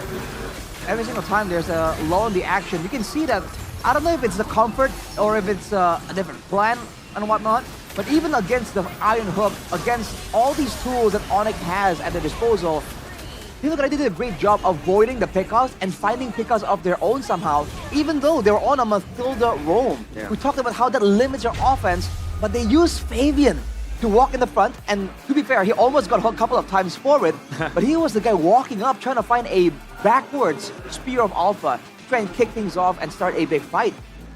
It is just so good, man. You're seeing the dynamic potential, the creativity in the fights as well that we've been wanting to see from Team Liquid ID all the way from game number 1. And to his credit, Kyo on the Moskov, 0 deaths, despite all the dangers available here. He was definitely in the scope for Onyx in this game. And his spear of destructions have been really accurate this game. If you notice, it's always being used to secure kills, or it lands at the back line. So the accuracy of those spears, it doesn't seem like it's just thrown into a high populated area. He is looking, he is waiting and targeting exact moments, man. That SOD really helped them as well to join the fight. Obviously, that's always the premise of a Moskov, is the fact that a 4v5 can turn into a 5v5, and even worse, like a 3v2 can turn into a 4v3 in one spear. And that SOD did land for Kyo, but I think he had one target in his mind, was that split push. That split push was indeed one of TLID's pressure as well, because let's take a look at the draft that Onyx brings, right? The only hero that can really match that is the Suyo. But the Suyo was also, the Suyo was too busy on focusing on the objective and that last stretch as well. So then Kyo took the chance, and it was a final push to end the game, and TLID brought back the momentum that they need. And they're able to stay in the area, in the Lord Pit, in the mid lane. They're able to stand and like dance off against Onyx, despite being up against a Granger, which outputs a lot of damage with low commitment. And despite being up against a Franco, where one single hook can kind of spell doom for the whole team somehow, and yet they were able to do so. You can call it luck if you want, but I'm gonna say that that's a tall order to achieve against Onyx. Not to mention still Kyrie on the Suyo, outputting extra damage with the Queller. Dude, they're able to actually stay there for so long. Even though when the fights do start, you can see that Aran usually is already halfway beat up. And to be honest, TLID draft a very, very safe draft.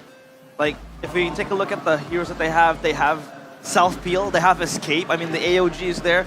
You can use it defensively. The Spear of Alpha backwards, like you said, to save the Alpha. And then a Matilda with a Guiding Wind, plus the Chusin that is super safe. Yep. And the Marksman in the Moskov. Moskov is one of the safest marksmen that you can play with the Abyss Walker. So that really helps TLID to then survive in those long, drawn-out altercations. And in the previous game, off camera, we were talking about how Team Liquid ID might have to kite better. I forgot who mentioned it. Realize or Eterna mentioned like, oh, there's a kite here in this moment. And we were like, oh, they have a Lucas and Phobius. But now, with a composition that actually kites so well, you're seeing them actually do a lot better here. And remember, back when Onyx were still dominating, we said that the big thing that made them so fearsome is the distance management. How they're able to just stay just out of range and still move into range to do damage when they need to. And I guess with mobility, that's how Team Liquid ID were able to match up to that. Exactly, absolutely. We're finally seeing TLID being able to utilize a loophole in what they see maybe the drafts that Onyx brought here in that previous game. When we threw it over to the casters, I overheard them talking about them not usually questioning the drafts from Coach Yeb, but here in particular, it was a big question mark. What do you guys think about the drafts for Onyx? Do you agree with that sentiment? We had this conversation. Again, I've been using this word a lot of the times, but yeah, we had this talk in... well, you talk the talk, now walk the walk. That's true. Say it. Been having a lot of conversations here. Swapping a few of the heroes out, right? Like, for example, interchanging the Granger with the carry, or maybe the Beatrix would have been better, or maybe they would have went into something much more offensive compared to the Faramis. Because sure, they are drafting a defensive draft, but I think when you push them to the edge, TLID just, goes fight or flight mode, and Onyx lacked the offense, I think, in that particular draft. Yeah, because I think Rico was mentioning that he was seeing everything okay, good, and then the Granger showed up, and he's like, right? And I kind of agree with that, because we were theorizing that with a Franco, right, you need something to kind of combo with it. Exactly. The mid lane is a Faramis. We talked about the difference in burst damage and damage output in the previous game. Now in this game, they have a pick-off style composition, sort of, with the Suyo, with the Franco, but then the mid lane isn't really a big burst hero. Yeah. The gold lane also isn't that much of a burst hero. Technically, if you're alone and all the bullets from the Rhapsody hits you from the Granger, then it's kind of bursty. But it's not... Yeah. It's not quick. Straightforward. Exactly. Right. Yeah. So we're seeing a lot of moments there in that game where someone gets hooked and they're able to survive just long enough to at least make it kind of even. So with a different selection there in the gold lane, maybe that could have been avoided. I mean, Granger is a burst gold laner, is a burst marksman, but it's not quick. Like the DPS. Yeah. Usually when you expect a carry to do that, the carry is very quick with the speedy light wheel, or the Nibiru's passion and the Beatrix, but yeah. We'll see the adjustments coming from Onyx. Were they limit testing, or were they just backed into a wall by TLID? Before we get into the next game, we are going to throw it over to Alyssa. Sama Alisa, hari ini Alisa lagi ada di boothnya Sukro di MPL Festival. Dan kira-kira ada keseruan apa di sini ya? Langsung aja kali ya kita invite salah satu teman kita dari Sukro, ada Kak Ocin. Halo. Selamat siang nih Kak. Oke, Kak, ini tuh ada activity apa sih yang menarik di boothnya Sukro? Jadi secara umum kalau di activity di booth Sukro itu kita ada bisa beli produk. Jadi dengan pembelian produk, setiap pembelian paket 20.000 itu bisa main Franco's Iron Hook. gitu. Nah hadiahnya macam-macam. Jadi ada mulai dari jersey RRQ, ada kaos Sukro X RRQ sampai dengan hadiah-hadiah lainnya. Terus juga kita di setiap harinya nih Kak, itu kita akan ada fun match. Kurang lebih di sekitar jam 4 sore, mungkin sampai dengan setengah 6 sebelum parade ya, sebelum parade dari fans, nanti kita akan ada fun match. Jadi 5 lawan 5. Mungkin nanti di sekitaran itu boleh crowd-nya pada kesini supaya main karena kita ada ratusan WDP buat kita bagi-bagiin, kurang lebih gitu. Jadi langsung aja ya main ke boothnya Sukro. Jadi pembelian 20.000 bisa langsung main Frankos Iron Hulk. Kayaknya aku tadi udah beli jadi kita boleh coba kali ya Kak. Oke. Kita akan langsung cobain ya. Guys di sini ada namanya Frankos Iron Hulk. Bisa dapat produk Sukro, jersey Sukro ataupun jersey RRQ. Wow, nah tim kesayangan kalian Kingdom nih khususnya ya main ke sini nih. Oke, kita coba ya. Ya, ini sekali aja Kak cobainnya. Sekali aja teman-teman. Jadi langsung, ini padahal kelihatannya gampang ya. Sekali lagi deh Kak, kita coba kali ya. Oh, itu nggak bisa juga ya. Jadi teman-teman nanti langsung aja cobain di sini kalau mau dapetin kaos RRQ, jersey Sukro dan juga pastinya ada produk dari Sukro. Nah, kalau misalkan di sini berarti jam 4 sampai jam? Kurang lebih jam 4 sampai jam 5 atau setengah 6 tergantung fansnya. Pokoknya kita ambil waktu break moment antara match pertama sama match kedua. Jadi nanti di titik itu mungkin kita adain fun match break. Caranya environment di sini jadi makin ramai sih, mungkin gitu Kak. Oke, nah itu dia banyak banget keseruannya. Jadi jangan lupa mampir ke boothnya Sukro. Dan pastinya ini gratis ya Kak. Karena MPL Festival ini gratis. Jadi siapapun bisa datang, kalian bisa nonton watch party juga. Dan pastinya bisa main bareng dengan teman-teman di boothnya Sukro. Thank you so much Kak Ocin. Iya, boleh silakan. Jadi kalau aku bilang gamers jago, ngemilih Sukro, kita bilang gas lah gitu ya, oke? Oke, aku bilang ya, gamers jago, ngemilih Sukro, gas lah!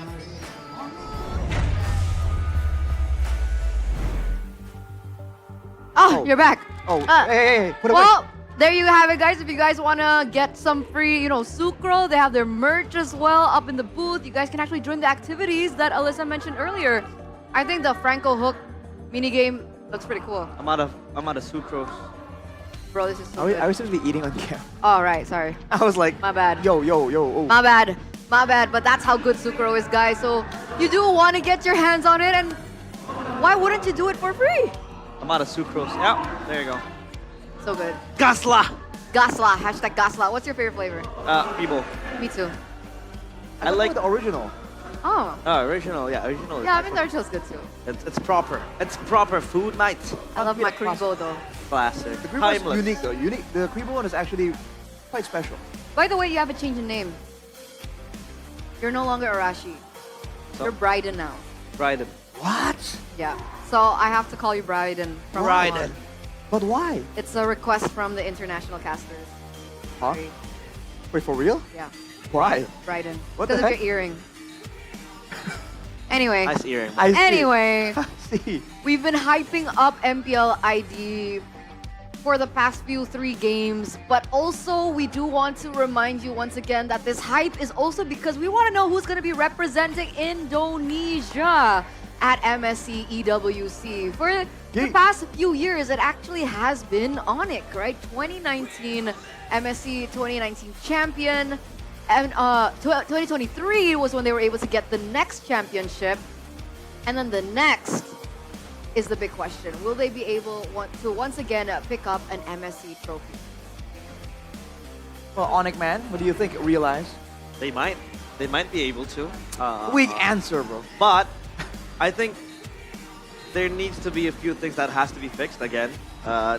Small little details before they can really be back on their perfect form, because I think if we take a look at the previous iterations of the Onyx that was able to win the MSC, these were all teams that were almost without an error.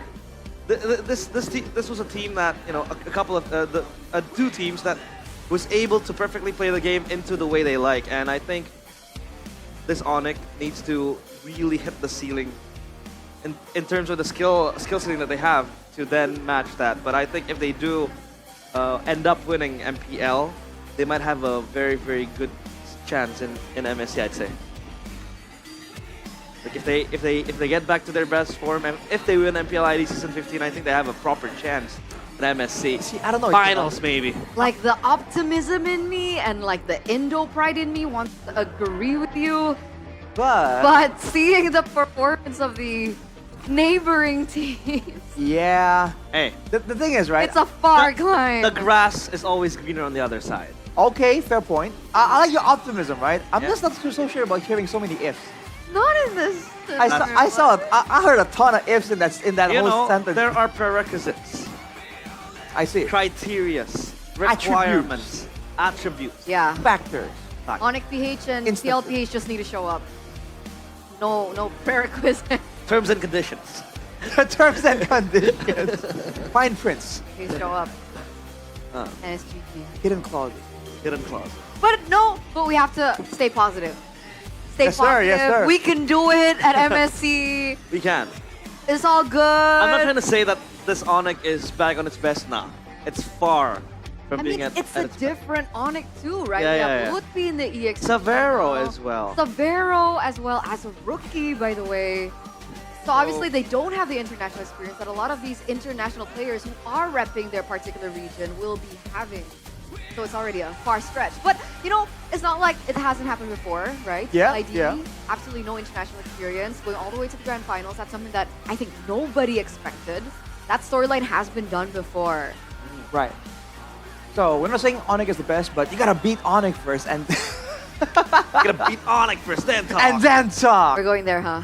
Onyx, I don't know. I try to save you guys. I always find myself ending up somewhere there. Okay, it's fine because we're ending back up on stage right now. Still at match point for the Sky Kings. 2-1. Is this a sweep though? That's the We're big talking about question. this. not Match yet. point First and then seed. at least the beginning of a sweep for Team Liquid ID. I mean, if Onyx draft like that, again, Oh. You said it. If Onyx draft like that, did you know what made TLID, capable? What? Of that reverse sweep against RRQ? What? That Exia pick against the Link. Remember? the grand finals. In the grand finals? So that was actually, I'm not trying to blame it on Kescute back then, but Why is Kescute catching strays? What's going I'm not trying to catch strays onto him, but like, it's a contributing factor. Like Eternal mentioned it, if they draft like that, there could be a possibility where the reverse sweep might happen. Well, when I hear Eternal say that, what came to mind was that fan member in the audience. He was like, what? Yo, can we get Adi to draft? Yo! I was like, yo! If Onyx loses, Adi will draft. That was the Liquid fan, right? Yeah, the Liquid Yeah, fan. he was like, yo, Obviously. guys, get Adi to draft, please. Please. So harsh. By no means is Adi a bad drafter. He's a good coach. Wait, is he a good drafter or a good, like... A good coach. Why did you change the label? A good coach means you're good at drafting and you're good at, maintaining your players. Is that what it means? Yeah, because a coach is an all-in-one type of deal. I thought the statement we've been making this season is that you're not an all-in type of deal, and people who are kind of exceptions. Like Coach Yeb. Coach Yeb. That's why there was a role in a league called the drafter. Remember? Ah. You're saying those coaches are just not competent? Nah, I'm not trying to say that, but I'm trying to put words in your mouth. It's okay. We have our own, subjective definitions of what good and bad is. Subjective. It's a morality. And he makes a valuable argument, a valid argument. Valuable argument. It is a valuable argument because argument real is life valuable. is valuable. Really? All right? You We think I am are. valuable? You are. You think so? I do. Wow, that's the first time I've heard a Alright. compliment in my life. You're a diamond in the rough, bro. Sad. This That is is really sad. Okay. Speaking of rough, TLID now first pick selection, blue side. Back on blue side. All right. I think this works well for them because then it kind of allows them to actually get an extra ban because they don't have they're not forced to ban the Fanny away from Kyrie. We saw how that played out in game number 2. I really feel like first pick is the way to go for Team Liquid ID. I'm surprised at Onyx. I'm surprised, but it's not. I really shouldn't be because Coach Yeb, I would think he wants to put Team Liquid ID in that spot to force the Fanny ban onto them. But reactive Coach Yeb always does well. Okay. I mean, Yeb is always able to read the room and kind of bait out the opposing team to draft into an unfavorable draft that they can play. Like, for example, in game number 1, the Kaja picked curveball as well. So TLID, I think they need to be wary and they need to keep their guard up because there's a possibility that these curveballs are you know, kept thrown at them. So, yeah, they have to be always ready to face all the possibilities of a Yeb masterclass, right? Right. The Yeb mind game, the Yeb puzzle, whatever you want to call it, man. Coach Yeb with the crazy decisions. But look at Onyx now. Sounds at least looks a bit more serious. And Keyboy as well, with the pensive face. Was that a shock, man? Is the mental component here No, gonna give no. Team Liquid ID a bit of an edge? No. They were laughing earlier. They were. Kyrie was laughing. Just chill. We're trying to stir some drama off between. It's okay. But no. It's still Onyx. I'm not having this. Don't curse my team. We're trying to I'm make trying you to more curse. optimistic. Okay. It's just, you know, ever since the regular Oh, season, no. boys and girls, this curse has been a little bit too much. So we're getting to the drafts now for game number 4, presented to you by the official tournament smartphone Samsung Galaxy A36 5G. Yo! It's the exact same drafts. The bands are the same. The Kalea though. But Onyx, yeah. It was Suyo and Glue in the previous game. It is now Farsa and Kalea. All right. So it seems like the big factor in the previous game was the Alpha coming out of nowhere for Fabian.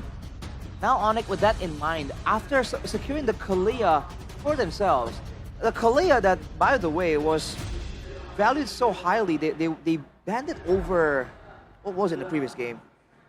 They kind of went for the Kalea ban so much earlier on, thinking that Onyx is gonna be a bit dangerous with the Kalea. Game number 1, they first pick, Team Liquid ID first pick it as well over the Chipo Yi. So now with Onyx having the Kalea potentially flexed over to Lutpi or T-Boy, Team Liquid ID have to read into the intentions. Yeah, no more flex, right? Blue picked up in the first phase. We know exactly where things are going. But the same thing can be said for TLID. Onyx learned from their mistake from that previous game, will not allow another split push possibility from occurring, so they ban out the Moskov here and now. That's a very strong pick as well for Kill. It hasn't been shown in the first 2 games, but game number 3 it was out there and it delivered for Kill. Now I really like TLID going back to basics. This is a bare bones TLID draft, right? We talk about TLID back in season 14. This is a draft that they like to play with. The Alpha Matilda and the Chusen just gives you so much defensive options if things go south for you. And now I think they need to supplement it with something even more damaging compared to the Moskov. I think they need to traverse around other options. But imagine if Aran picks up a Hilda, then it's really, really old school TLID. But I think the Hilda will just get kited by the Farsa again. The burst down is there. The Kalea is also there to stop the Hilda, so that's not really an option. But I wish, you know, Aran might go back to the Hilda. I mean, without a strong gold laner to really threaten, shred down that Hilda, hey, I mean, there's a chance it can work right here, right? Against Onyx, if they're only relying on the Farsa to secure the kill onto the Hilda, we've seen that happen before. The Hilda will be able to actually take a lot of damage and the main engage coming through from the Kalea as well. So there's a lot of things that depends here. For Onyx, I think they might hide their gold lane for a bit later. I honestly think they might hide Kyrie's pick for later. I think that could be the big thing we're looking at for this particular game. X board is still an option for them to take. Even if, let's say, TLID go for something really oppressive in the early game like the Hilda, they do still have that option to fall onto. They might just go Futrix now Suyo gets again. banned by TLID. Yes, Suyo is also an option. Yeah, so... So your Alpha used to be the staple matchup in MPL ID back in season 14, right? So yep, that could be an option again. I don't think the Suyo was a mistake in the previous game because I think it did its job pretty well. It was able to match up the pure speed of the Moskov in the segue as well. So I think if you want to pick up the Suyo, it still makes sense. Maybe just change the gold lane a bit. Go. Maybe a Granger pick now. I am more than a Julian! Hello! Never mind! 0 picks, 0 They were everything, first time. I had a feeling. The surprise would be in the jungle. Yeah. Because if the 3 first picks are readable, it's usually the jungle pick that gets flexed, or an insane pick gets picked up here, and Onyx goes for it once again. Kaja in that first game, and now we're getting the Julian. Have we seen the Julian in this current meta? I don't think we have. We haven't, I think. If you saw the stats earlier, Across it regions? was 0 across the board. MPL For hours. PH, MPL MY, SG. I think across regions. Let's throw that to Mr. International, Mr. Worldwide, Mr. Worldwide. All right, if the casters back at home are watching right now, maybe you guys can give us a heads up whether or not the Julian has been picked up.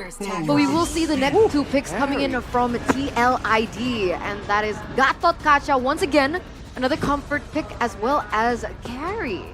I think this is a deny pick, no? Because they don't want Onyx to have the carry as well. The Kalia carry combo is actually very nice when you have the Tsunami Slam going in. Plus, the Beatrix has been banned by TLID. So now Onyx is left with a unfavorable marksman to pick up. They're doubling down on the pick-off style here, but the main concern for Team Liquid ID right now is that the Farsa is going to be relatively safe. It's going to be the main problem. But for Onyx, again, now in the gold lane, what do you want to put there? Because they banned away... 1-1 option, Irital option, Beatrix option. To the jungle. Ranger. Rangers, though. Good old Ranger. Because they banned away the Moskov and Herod, right? That's why I thought that the gold lane is going to be showed first for Onyx. Maybe the Granger again, though. So it's a bit of a similar style. But now with the Julian, I wonder what's the idea here. Is this going to be a utility Julian? Damage Julian? So many options with this hero. I think it's going to be a gross early game here. Match point once again, ladies and gentlemen. Potentially the last game in the series. Can TLID come back? We're going to throw it over to our casters. A sign of life from the Cavalry. They took game number 3, not the cleanest one, but at this point, you take everything that Onyx gives you. TLID, the hopes are not dying just yet. If they can force out a game 5, momentum would be on their side. And they're sticking to the bread and butter with the draft. Game number 4 is underway in Jakarta International Velodrome. Here we go. Welcome to the land of Dawn, ladies and gentlemen. A reverse sweep, is that what you're saying, Shepin? If they win here, we're on track for a reverse sweep. Technically, not unheard of. We did just see in the Philippines, the sister org of TLPH, in their first match, they were able to reverse sweep Falcons. Yep. And not only that, throughout the first 2 days of MPLPH, it was a 20-match affair, or 20-game affair. Yeah, let's see if we can replicate it here in ID. Would be pretty fun playoffs if we do so. But this is the Kyrie Julian that we're used to seeing, even in season... when he joined, season 10? Yeah, season 11, when the playoffs was in International Velodrome, or 13? 13. He debuted it. Look at that, the enhanced side that we were talking about in the draft. Sheffin, that's what the Julian is meant for. Insta-kill button when you have a Kalea with you. Now goes back in again. Purify already out. Enhanced chain with a knock-up. Just a bit of poke over to Kai. And by the way, those are almost two kills without assistance from Kyrie. That's pretty much solo kills all over the place. Even Keyboy didn't have to get involved in this assassination. This is the god of the jungle in his pride form. You give him the Julian, you're gonna pay. Tough, very tough. Especially when they get engaged on. That's what you can see. A lot of emphasis on Purifies. Fabian walking up into the mid lane, trying to get some prio. No Purify though. Keyboy. It's Purif Alpha. Also, defensively. I mean, to be fair, he would have... Yo! Might be another solo kill here for Safero. No Death Sonata just yet. Harry on the case, trying to chase kill. Can he do it? Looks like the answer is no. Okay. Rotation in the mid lane. Aran taking very low, has a guiding win. Already a hold on the turtle from Fabian. Luppi walking up. San's not level 4 just yet. Aran gonna be changed CC now as Luppi walks up as well. Spirit of Alpha and Retribution on point. Keyway with the flicker out. AOG coming down. No, cancelled out by Aran. And a guiding win, but he's brought back so far away. Yep, Lutpi still alive, but TLID was able to utilize the fact that Kyrie was nowhere to be found on the turtle pit. And Fabian on the Alpha with the Mathilda as well, with the screening from Gatot Kacha Varan. Surely will take down the turtle. 300 gold lead-ish from Onyx. Pretty much the same thing that we've seen in game number 3. But here it's okay, right? Compared to the previous game, scaling was pretty good for TLID. Uh-oh, P-Boy. Asking for Tsunami Slam into the combo. Oh my lord, deadly combo. Tsunami Slam into an enhanced Side Feather, Airstrike, and Death Sonatas. The reason why they pick Alpha, at least one of them, is the fact that Alpha is very sustainable. But when you have 4 guys ganging up on you, what can you do? Especially with the early game Julian that Carry brought out around. Uh-oh. As the AOG, they're gonna try their best to chain CC it. Again, chain already used. He's gonna try to get the enhanced sword. Kai backs away. Discipline coming in from Onyx. They could have actually committed on towards it, but surely they're gonna pick kill though. Dodges away from Keyboy CC. Haskill taking a lot of beatings. Uh-oh. Might be in trouble. Flickers out to safety. TLID are the ones looking for scraps on the map here. Keyboy has the Tsunami Slam, is trying to get close. Walks up, Tsunami Slam. Kyrie right there to follow it up already. Guiding win. No full burst. Unfortunate. He was trying to bring back Fabian over the wall, but didn't get the CC that they need to be able to kill down this Alpha. Meanwhile, though, in the top lane, this is kind of as expected. A Granger and the carry. The range advantage is huge, and Savero making full use of it despite Kyo hasn't died just yet. Second objective coming in. Onyx already has the advantage. Poke from Keyboy, taunt already, locking him down. Still Lantern placed on top of him, sustained from Keyboy. Aran taken low. Ludwig, spread. This is the TLID we're used to seeing. The Mathildas, the Guiding Ways is getting full use. Oh, from Witty, 2-man knocked out. Or 2-man immobilization on the back. AOG with a combo of Witty getting the Circling Eagle and all of the Fear of Alpha. Ludwig caught has the mount. Keyboy flickers out. Kyrie in the midst of it all. It has sword picked up. Kyrie is low, as so Fabian is gonna get taken down, isolated. 2 junglers taken away from the fight. Woo! We got a battle in game 4. No longer the stomps of game 1 and 2.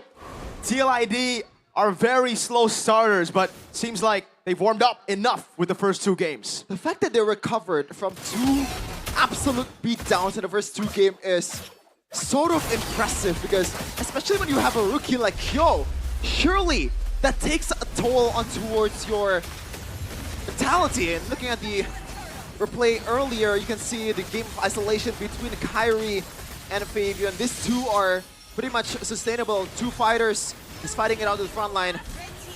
And it was a pretty beautiful trade from both. It's just so tough now for Onyx because, well, now they have a siege going on up top. Good poke from Severo. Kyo's gotta be careful. Guiding win for sustain. Sans, no for the airstrike. Really want to take this turret. Severo, 1, 2. Oh, he goes for the Rhapsody. Risky play, 1v1. Kai versus Fabian, and has sword Fabian. Spear of Alpha, solo kill for the Usurper. Oh, it's the god of the jungle in front of Fabian. The MVP of season 14 is showing his class to the legend in Kyrie. And right now, that's the boost that TLID needed. The mentality boost, Savero. AOG misses, AOG again! 2-time for the 2-time. Circling Eagle! Catches them all in the back. Tsunami Slam. Savero able to cut away. Fabian gonna be taken down. Sky Piercer already. Immobilization. Onto 3 earlier. Lupi mounting Aran. Good guiding win to cancel it out. Keyboy's there. Yes, kill! The re-engage continues. Savero reloads. Yes, kill! Taking a lot of beating. So is Savero. Kyrie comes. Can he knock them up?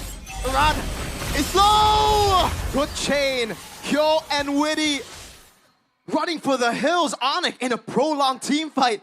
Out-sustained. A team with a Mathilda and a Revitalize on Gatot-Kacha. Now they got... Never mind. I thought they got a free turtle, but Kai is taking it slow. Yeah. Game back by new application GoPay. This marks Julian's debut in Season 15 after last being used by Sujin when RQ lose against TLID. Season 14 Grand Finals. And you can say the first one that brought Julian back to the playoffs in Season 13 was Kyrie. Turtle though. Oh, Lutfi! Lutfi! Allahu Akbar, Lutfi! Astaghfirullah! What? Onyx? What's going on? TLID were full of jitters, full of nerves in the first 2 games. Onyx have caught up in the jitters. Lutfi with a flicker. To the wall, did he flicker back? is the fadeaway flicker by Lutpi. Ladies and gentlemen, that was a perfect turtle, but the highlight was on Lutpi. Could say that was a low light coming in from Lutpi, but that was no light. That's like, that was just dark. Like a Hellcat ult shot at Beloyski. Looking at the items right now though, I'm curious to see what Kyrie has secured. It's a Feather of Heaven right away. And towards, I believe, Holy Crystal. This is the bread and butter build. Meanwhile, Cuba getting jumped on. Tsunami Slam. Oh my lord. Good guy. Airstrike already. Flickering out. Sans getting the spacing as Kyrie pushes up top. Tier 2 should fall. And it's still Onyx despite the little mistakes, despite the little blunders, who are in the lead.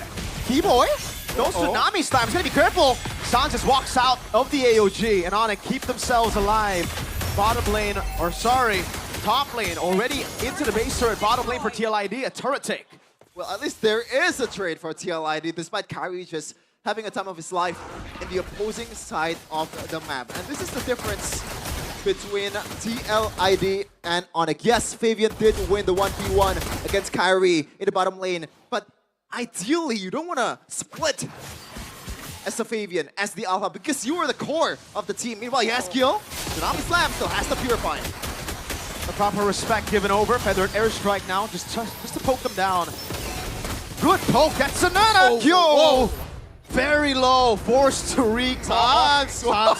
You see a little bit of Gila in his eyes.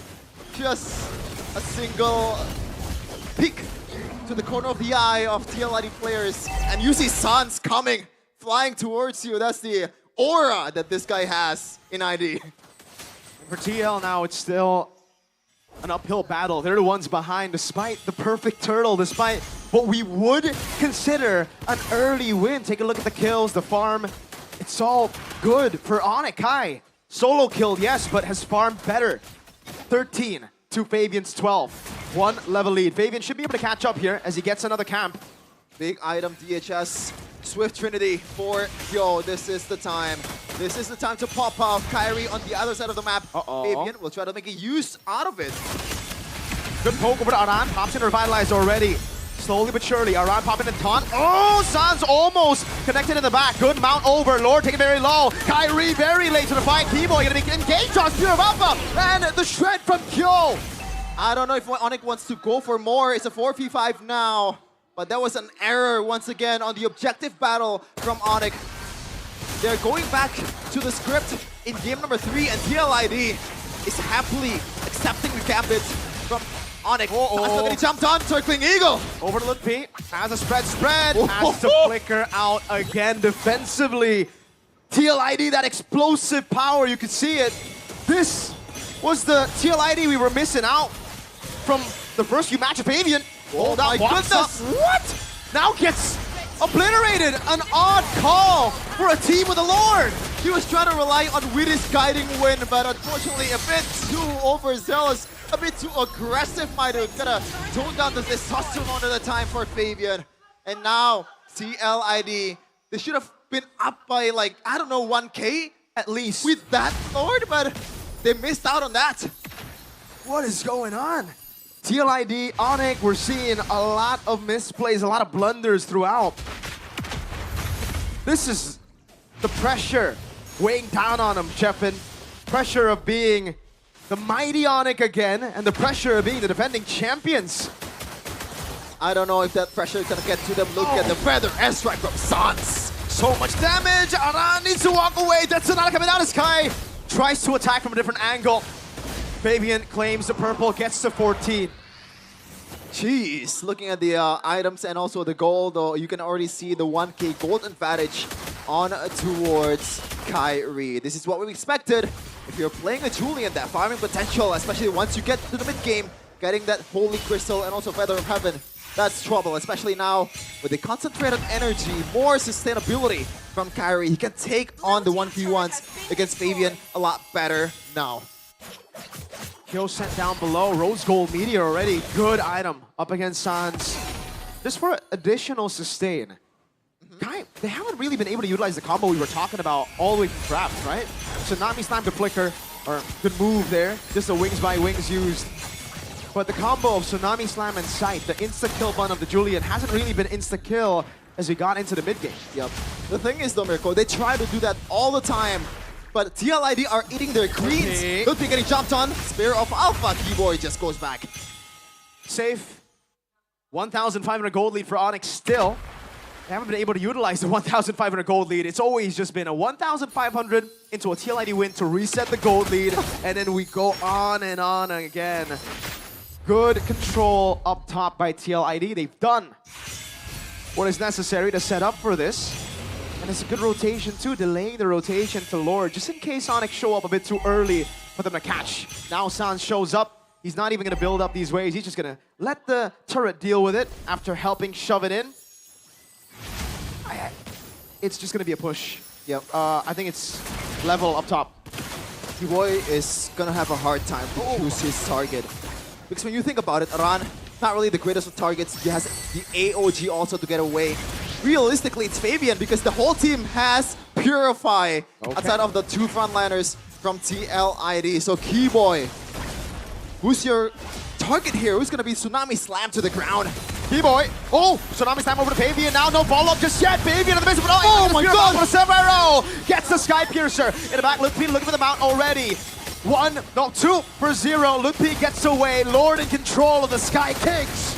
I told you, man, Fabian is the realistic target, but I was gonna say the guiding wind is always there to bail him out, but not quick enough when you have South Fatal, you have Kyrie, you have Sans gunning you down from every moment. Your Haskill is low. Purify out. TLID. The cavalry unable to charge. The artillery of Onyx outpowering TL even without the Lord. Mid lane base turret cracked open. That's a huge one. That's a huge one. Lord is coming in the top lane. Can they do it? The one season wonder allegations from TLID might be coming through. Lord is about to crash in. They have all the siege potential in the world. Keyboy has his Tsunami Slam ready. Oh, Feathered Airstrike too. They don't even need the Tsunami Slam. They can play with the range. Sans with the wings by wings already after zoning them away. Tsunami Slam! Over to Fabian, deleted again!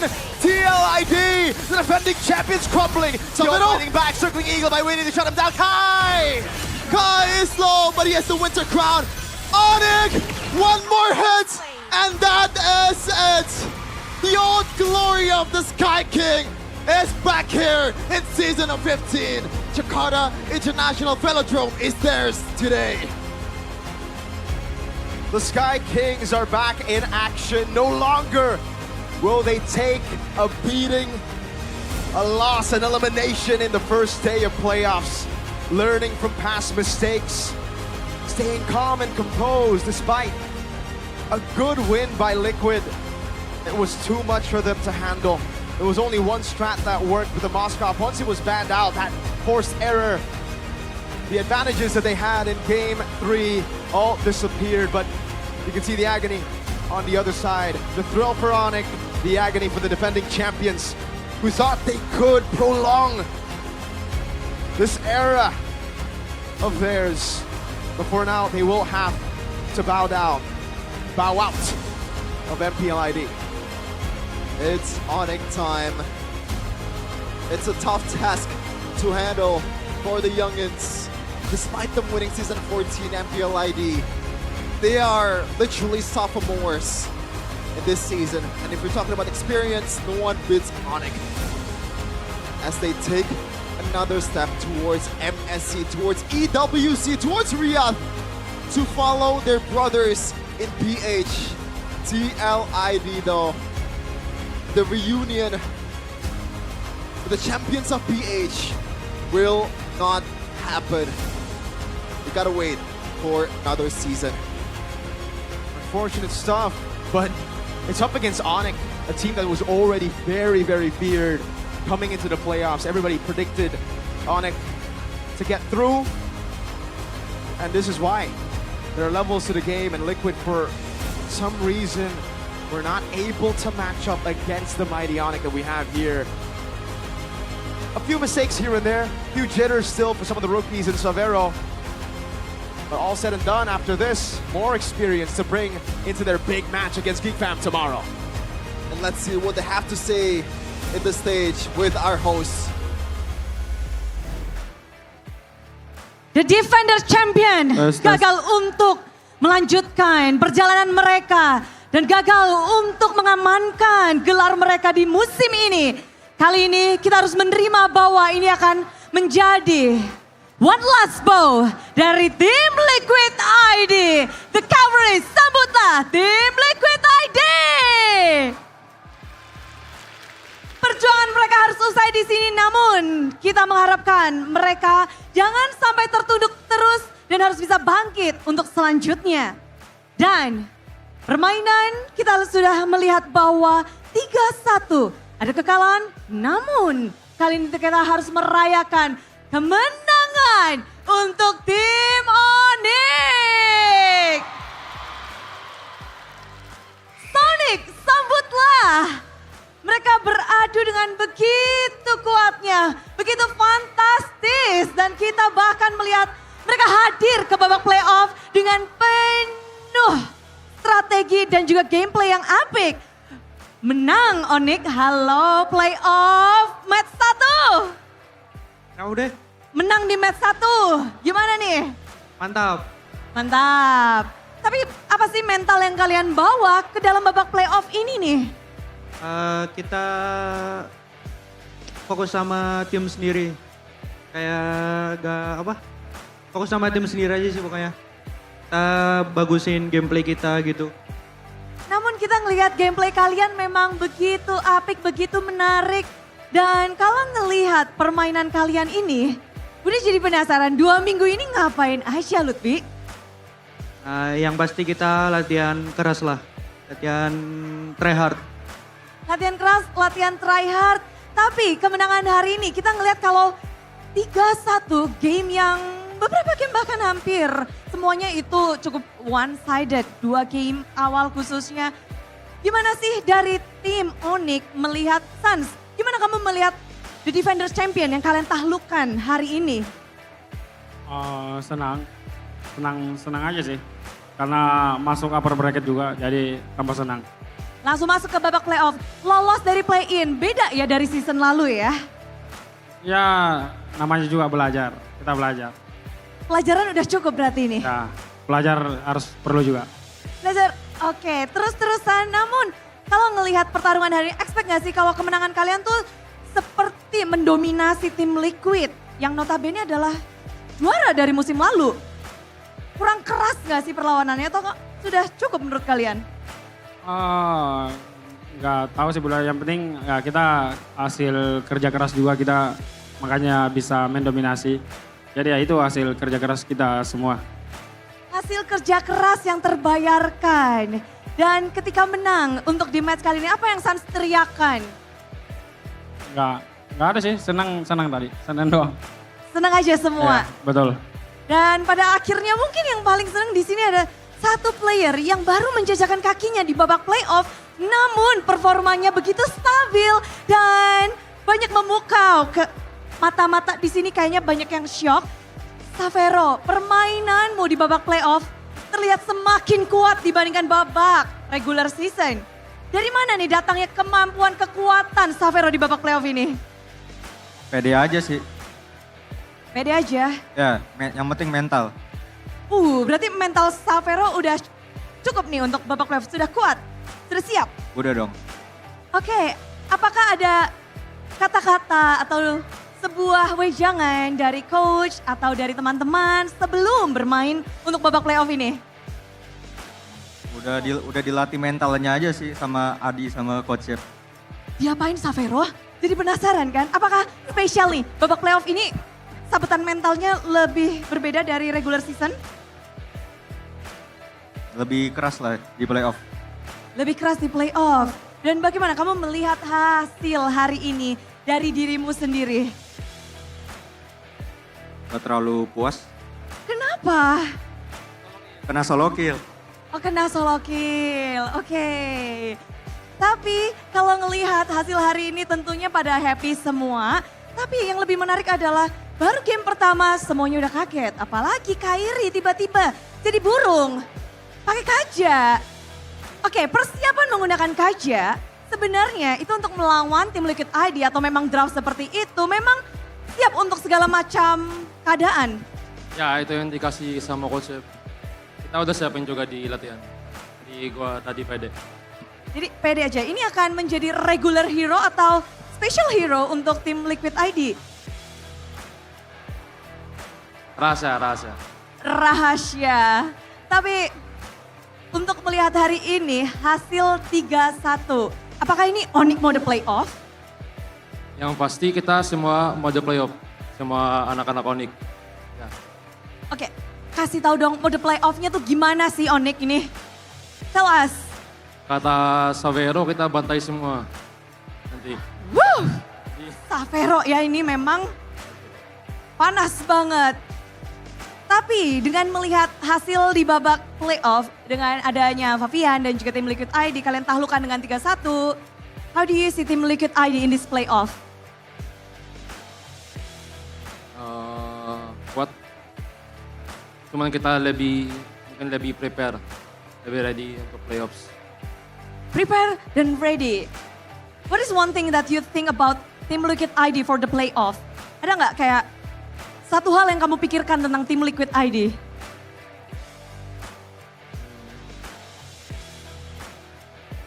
Gameplay mereka, hero mereka, atau mungkin Favian ya?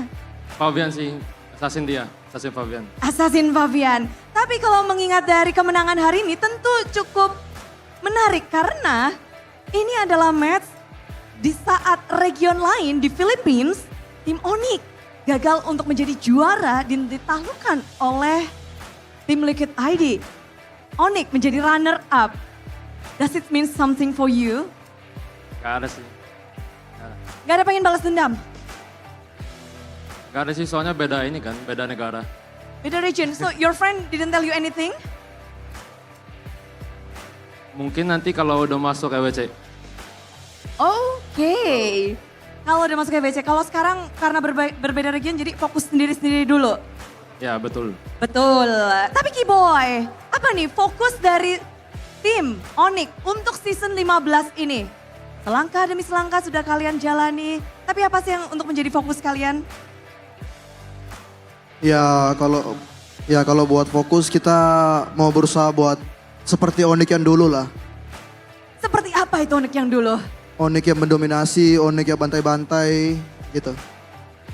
Dan kita juga mengingat bahwa tim Onyx di tahun lalu menjadi juara di Velodrome juga, menjadi perwakilan Indonesia di MSC. Apakah itu menjadi salah satu hal yang ingin kalian capai lagi, redemption di MSC?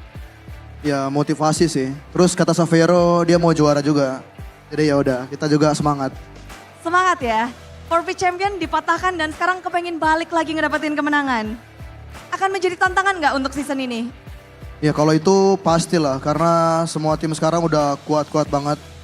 Cuma kita bakalan berusaha juga lebih kuat lagi. Lebih kuat lagi. Namun yang menjadi lawan kalian adalah tim yang memulangkan kalian di musim lalu. Esok hari kalian harus bertemu dengan Geek Fam. Memandang Geek Fam di season ini, yang notabene semua talent juga setuju bahwa Geek Fam di season ini kuat banget. Gimana nih untuk esok hari dari tim Onyx? Ya kalau itu paling Geek Fam memang kuat. Cuma kita bakal berusaha lebih kuat lagi dari Geek Fam. Selalu ingin menjadi lebih kuat dan inilah dia Onyx. Namun banyak sekali support system yang sudah hadir. Play-in setelah usai. Dari keluarga juga banyak yang datang. Savero juga yang mungkin ingin mengatakan sesuatu dan juga Kiboy. Savero bener Savero. Ini adalah panggung playoff pertamamu. Say something. Kemenangan kalian. Yoho.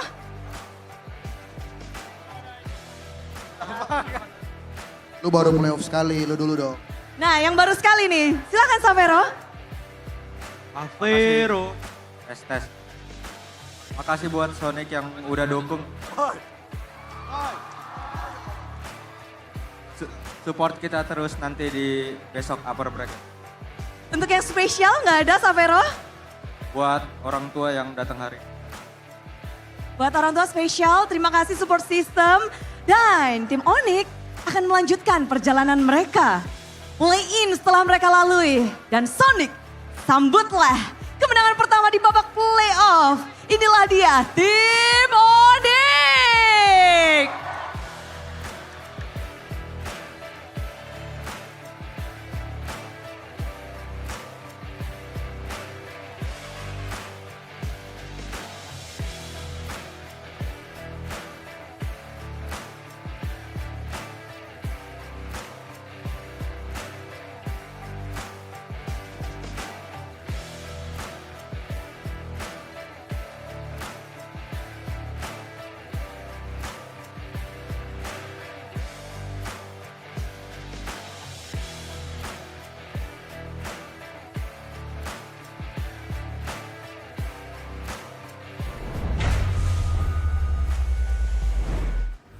Our opening match of the day here at MPL ID Season 15 once again reflects that sometimes veterancy reigns supreme over the young bloods, and Onyx winning it out 3-1 against Teal ID is a testament of that. Why are you waving at me? I know. Goodbye, Eterna. I know the young stallion It's so dream sad. is dead this season.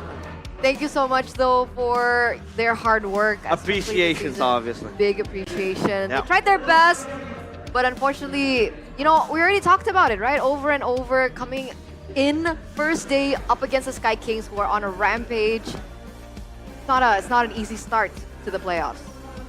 And to be fair, they did kind of turn up towards the end there. Yeah. I really thought they were gonna be able to get it done in that final game, dude. But it only takes one moment, and one moment snowballed out of control, just like that. Team Liquid ID, better luck next time. They showed the courage, the spirit, the fighting alpha. spirit, the alpha as well. In the hands of Fabian, it shows that comfort is there with this draft. But again, the choosing first pick, even Mirko was talking about it, it wasn't really optimal for TLID in a lot of ways. Number one, you don't really have burst damage and consistent damage aside from maybe the alpha, and you have to wait for the carry to go online, right? The Tilda is not going to deal the damage. Obviously, to a certain degree, it does, but it doesn't really go into a threatening level. And the Chusen is more of a control mage compared to what you would want as a damage dealer. So the Chusen first pick, I think it was 50-50, to be honest. I feel like there was a chance, because I feel like in the end there, even though they were doing so well, it seems like the final factor was the fact that Onyx found ways to get onto Fabian, right? In the Lord Pit. Honestly, and then after, Fabian was just taking the heat, and he couldn't take it. I want to beg a different angle. What? I think Fabian was playing really weird. Really? I think there were a lot of moments where he overstepped. He got caught out in that moment where they wanted to go for the push in the bottom side of the map. But before we get into that, let's highlight our player of the match. It's Key Boy. Game number 1 on the chip. Game number 2 on the Badang. And then in the final game here on the Kalea, once again proving that he still has it. After so many seasons, people have been doubting his potential. He's here performing out of his mind, and we're going to take a look exactly why, a little bit in more detail with the MVP heat map. This is where Keyboy was at in the first 5 minutes of the game. And you can see the side lanes for the most part aren't really that big of a priority for this guy. Leaves the side lanes to their own devices and make sure that the mid trio has that pressure, they at least can control and match the rotations of Team Liquid ID. As long as they do that, you know, we've seen them find great moments themselves. This moment in the early game, though, that was crazy. 100-0 level 3, an alpha. Dude, Julian, man, out of nowhere. It looked kind of wonky, but in the end there, it really did pay off. It's a pick that gives you a lot of sustainability on top of damage, and you're so flexible. And you have that power spike level 3 to work with. But unfortunately for them, in the early game, the alpha and the aggressive style of Team Liquid ID allows them to actually get a bit of the advantage. This was at the 1v1. Fabian showing again that alpha is, you know, the real deal. It's the alpha. Afterwards, you can see there were some moments like this where it's just so aggressive. Look at the Haskill right here. Nope, not going. Tries to get Sabero in the back on the Tsushin. Which is why when Eterna mentioned the Tsushin factor here, like, yeah, there are some moments where it just seemed so over the top coming in from Team Liquid ID. It's like they were pressured to do something that's just too crazy, but when they go and fall back on what works, the neutral objective take, they're able to get a bit of an advantage. Like here too. This was the moment that I was talking about. Yeah. The Lord, by the way, is right behind them. Exactly. What is he doing? I second that. I do concur that there are overextensions and there were weird plays, but I think it's not only Fabian, it's a collective issue. I don't know why. Maybe they were on the verge of trying to force a game 5, and they went for the go big or go home plays, the high risk, high rewards plays, but it just didn't show up, right? I mean, because Onyx had so many layers to deny a possible dive happening. Like Jusin wants to do that with the Crimson Beacon. The Alpha does want to do that as well with the Spear of Alpha, and maybe TLID might have underestimated their damage, or rather overestimated their damage. So Onyx look at the layers. I mean, you have a Kalea that can just hold you in place. The glue has been very, very sticky for the most part. Literally. And yeah, literally sticky. And the Julian just bursted you down, even if that wasn't really a clean game from Kyrie. And by the way, going off track, there was an interesting interaction that I just knew. That when the glue sticks to the Gatot Kacha, and the Gatot Kacha flies with the AOG, the glue follows it. Comes with him. Yeah, It's a a passenger, free ride. basically. A hitchhike. Which was really, really funny. But again, Onyx, yeah, despite all the win cons that Team Liquid ID have for themselves, just found a way. It seemed like it was lost until they, I don't know, something clicked for them, and they were able to find Fabian again and again. After that, in the last Lord fight, where they're able to find Fabian with the Tsunami Slam, every single fight afterwards, I really feel like everyone was just focusing on Fabian, trying to make sure that they go on the guy with no Purify, and they know that at that point in time, it's still mid-game, by the way. We aren't even like late game, by all means. But at that point in time, Onyx recognized that they have enough damage to burst down even the fighter in the jungle, the Alpha. And despite the best efforts of Witty and the Mathilda to try and keep him alive, to try and keep the fight going just a bit longer, it just wasn't enough. And because the fights are kind of settled so early on, that means that Kyo on the carry, that was kind of relevant, kind of doing a lot more damage in the early game actually, was actually doing a very little damage in the later stages, the later team fights close to the end of the game. Going back to your point earlier, that's what I wanted to highlight, right? Timing. In the early stage of the game, the way that Fabian played was forgivable. But as we got into the 15th minute, we see a lot of Divine Glaives being built up. We see a lot of, just heroes that can, items that can really melt through that initial defense of both magic and physical from Fabian. And yet he still made those plays. I'm not really sure whether he was a little bit too focused on making a big play happen, therefore forgetting the targeting or not. But we're looking at the items and the timings coming through. Does anything stand out for you boys? That's kind of brutal. Fabian only has 2 items. The War Axe and the Brute Force. Compared to Kyrie with a Sky Piercer pushes, by the way, at the end. Because he knows he gotta burst the players of TL ID down. Because they are relatively tanky. I mean, the Alpha is their chosen. I would consider him to be a tanky mage as well, right? But yeah, how does Fabian only has 2 items? Well, there was a lot of like fights, brawls, back and forth happening, right? So he wasn't really power farming as hard as he would probably have liked on this Alpha. Not to mention that he's up against a Julian.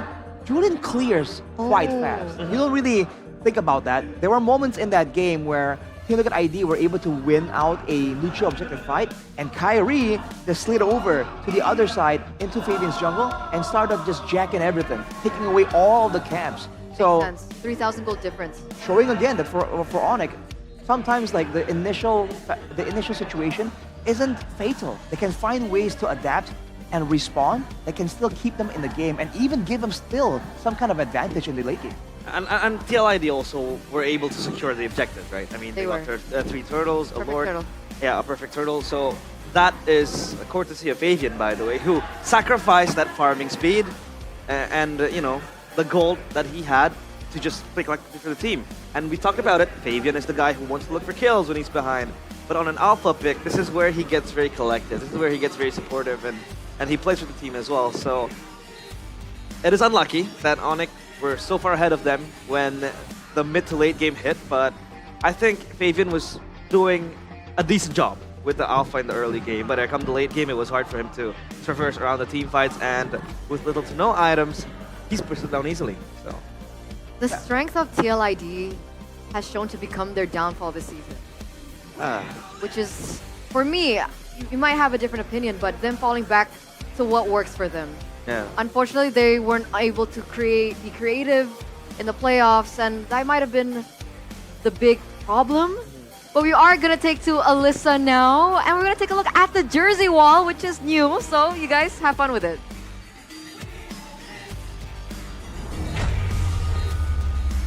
Oh lala, di sini ada yang spesial pastinya karena kita melihat kemenangan dari tim Onyx Velodrome. Spesial untuk kalian gak sih? Alhamdulillah. Tapi spesial nggak? Kalian kan pernah juara di sini. Dan sekarang dapetin kemenangan pertama di play-ins juga. Berat nggak untuk mengalahkan the defender champion? Alhamdulillah nggak terlalu berat sih. Alhamdulillah sesuai rencana. Sesuai rencana. Jadi memang di sini Coach Adi sendiri melihat bahwa ini memang Onyx mode playoff. Iya, mode playoff. Mode serem banget atau gimana sih? Marah besar. Marah besar. Oke, yang lebih menarik adalah katanya udah siap untuk playoff. Mode playoff juga. Apakah persiapan kalian lebih ke arah dari segi draftnya? Overall sih semuanya draft, out game, in game, K-game, Paman W. Banyak? Banyak. Pokoknya semuanya udah siap. Tapi kalau ngomong-ngomong dari draft pasti banyak yang penasaran. Kan dari game 1, game keempat, game banyak sekali ini bener-bener kayak sulit untuk dibaca dan banyak yang mengejutkan. Ini yang ngedraft siapa? Kebetulan untuk sekarang Gilang. Gilang? Sans. Sans. Lalu Adi ngapain ini di sini? Aku sama Coach Cep ngeliatin aja Gilang ngedraft. Gak mungkin ya guys ya, pasti ini Coach Cep dan juga Adi berdua ya berarti ini ya. Rame-rame. Rame-rame enggak, berdua. Berdua, oke. Tapi dengan melihat adanya 3 band Assassin terhadap Favian, apakah memang itu yang menjadi strategi kalian? Kunci kemenangan kalian memang harus nge-shutdown Faviannya? Enggak sih, itu adalah hasil dari apa yang kita lihat dia ngeband apa ya. Kita menyesuaikan aja gitu. Kalau dia nggak mau tukar assassin ya udah ayo gitu. Kita mau kasih tahu aja kalau hero Kairi itu banyak banget. Dan banyak banget, ini memang spesial untuk Kairi, bukan untuk khusus ngelawan tim Liquid ID dengan hero-hero ini gitu? Enggak. Semuanya bisa? Iya. Tapi kalau ngelihat hari ini 3-1 kemenangan yang beberapa tim bahkan benar-benar one sided. Kalian cuma ngasih poin kill 4 dan segala macam. Dari segi coaching staff, kalian ngerasa nggak ini belum maksimalnya tim Liquid ID atau memang ini Onyx yang overpower? Kita nggak tahu sih Liquid kenapa, tapi yang pasti mereka harusnya jauh lebih jago sih karena kan mereka juga perwakilan Indonesia di SEA Games dan di SF nanti kan. Ya mungkin mereka lagi menyimpan strategi atau apa, kita nggak tahu sih. Jadi kayak kita fokus sama tim kita sendiri aja. Fokus dan sesuai dengan semua hal yang kalian persiapkan ya. Betul. Jadi cukup puas 3-1? Alhamdulillah. Kalian menutup berarti kesempatan untuk tim Liquid ID untuk kembali ngedapetin kemenangan dan ada yang spesial di season ini. Tim pemenang dari coaching staff bisa mematikan lampu dari tim yang mereka kalahkan. Official menutup perjalanan mereka dan ini adalah simbol bahwa kalian mengalahkan, menutup dan menundukkan tim lawan kalian. Yuk kita langsung aja ke sisi tim Liquid ID. Salah. Besok. Tolong dengan sepatah 2 patah kata terakhir untuk tim Liquid ID. Untuk Liquid ID jangan lupa fokus ISF dan SEA Games, oke? Dan berakhirlah perjalanan tim Liquid ID di MPL Indonesia Season 15 dan juga khususnya untuk MSC berarti tidak akan bisa mengikuti dan kita juga melihat nextnya ada di sebelah. Yakin gak nih untuk besok? Tapi belum kan ada lower bracket ya. Satu kata untuk match hari ini. Good game well played, good game Liquid. Good game well played dan thank you banget Coach Adi udah bersama Bude di sini dan kita bakal langsung balikin aja. Satu lampu telah mati. Namun selanjutnya di match kedua akan ada satu tim lagi yang harus tertutup perjalanannya. Siapakah ya? Jadi kita bakal langsung tanya-tanya dulu nih tentang match tadi bersama para panelis. So monggo panelis. Udah.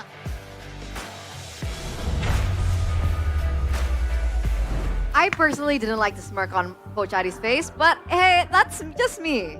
Did you see that smile?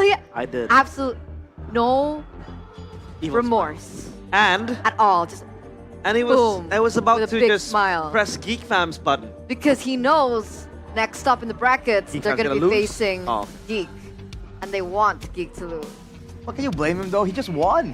You know, he's like, well, well played, Liquid. No remorse. Well played. And I think he is relieved because according to the TLID fan, if Onyx loses, Adi has to draft now. He doesn't have to. So yeah, it's all happy days. All G. It's all Yev now, still working 24/7. With Adi as well. But by the way, that new jersey thing is pretty cool. You Yeah. know, so for every time a team gets eliminated, you guys will be seeing the winner coach press the button into red, which is pretty cool. I hope red. there's actually buttons in the, GoPay I have buttons. booth. What?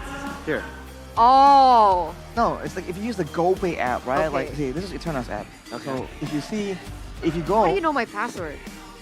I just. you have to unlock. I know your Oh. credit card number, so. What? Whoa, that's extra. Joke's on you, I don't have one. Oh, Ah. okay. She follows the teachings.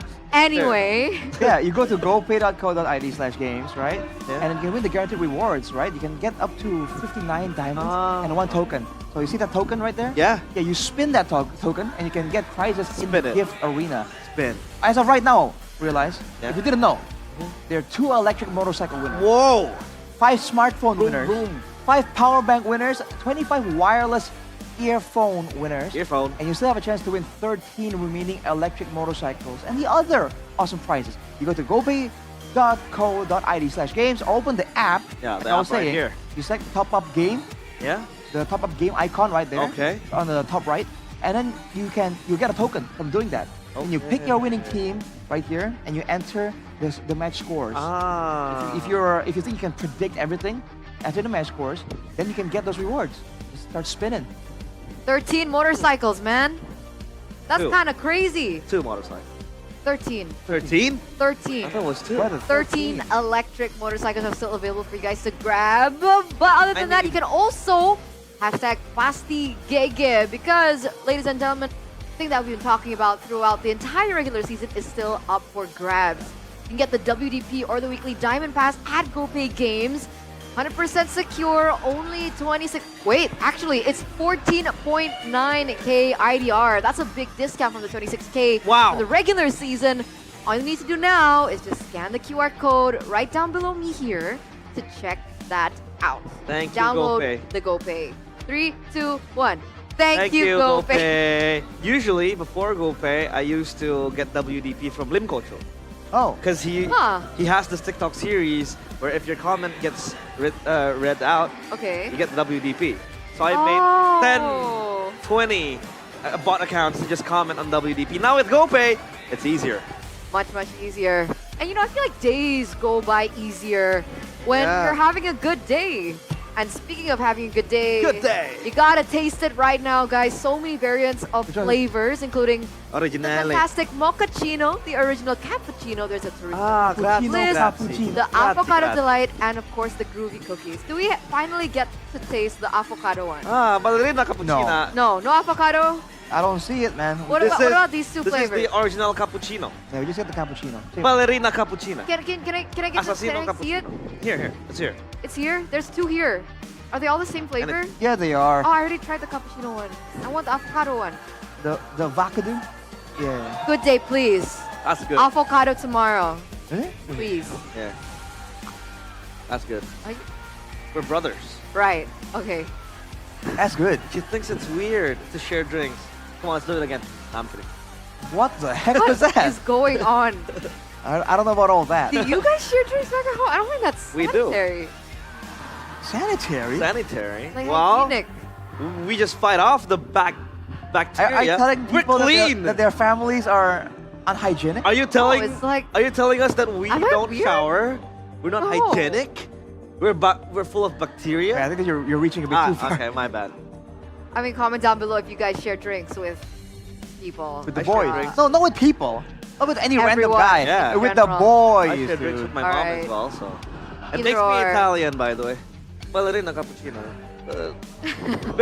Para You sound like you're having a good time. Feels Numero good, yeah? uno. numero uno, para scusi. Grazie. Salami. Salami. Good having Salami, you move pastrami, forward in the margherita. playoffs, guys. Look at this. Look at this burst of energy. Woo! He's feeling it. I'm back, baby. Thanks to good day. Feels so bad for TLID, man. Yeah. Woo! Can't Feels help good it. for Onyx though. Forgot my jersey. I was supposed to bring it here and This shove is it on her actually face. a pretty big moment because SPS, Onyx was taken down by TLID. Their yeah. tournament run was stopped by TLID. Mm-hmm. Their MDL team was stopped by TL Really? Academy. Yeah. Yikes. So it's a bit of a revenge play here for Onyx. I am vengeance. I'm vengeance. I'm Batman. Amazing, amazing. But before we get into our next elimination match Yes, sir. between Bigatron and Alter Ego, we are going to go to a short break. Ladies and gentlemen, so we'll be right back. Stay tuned. Don't go anywhere for more MPL ID Season 15 Playoffs action.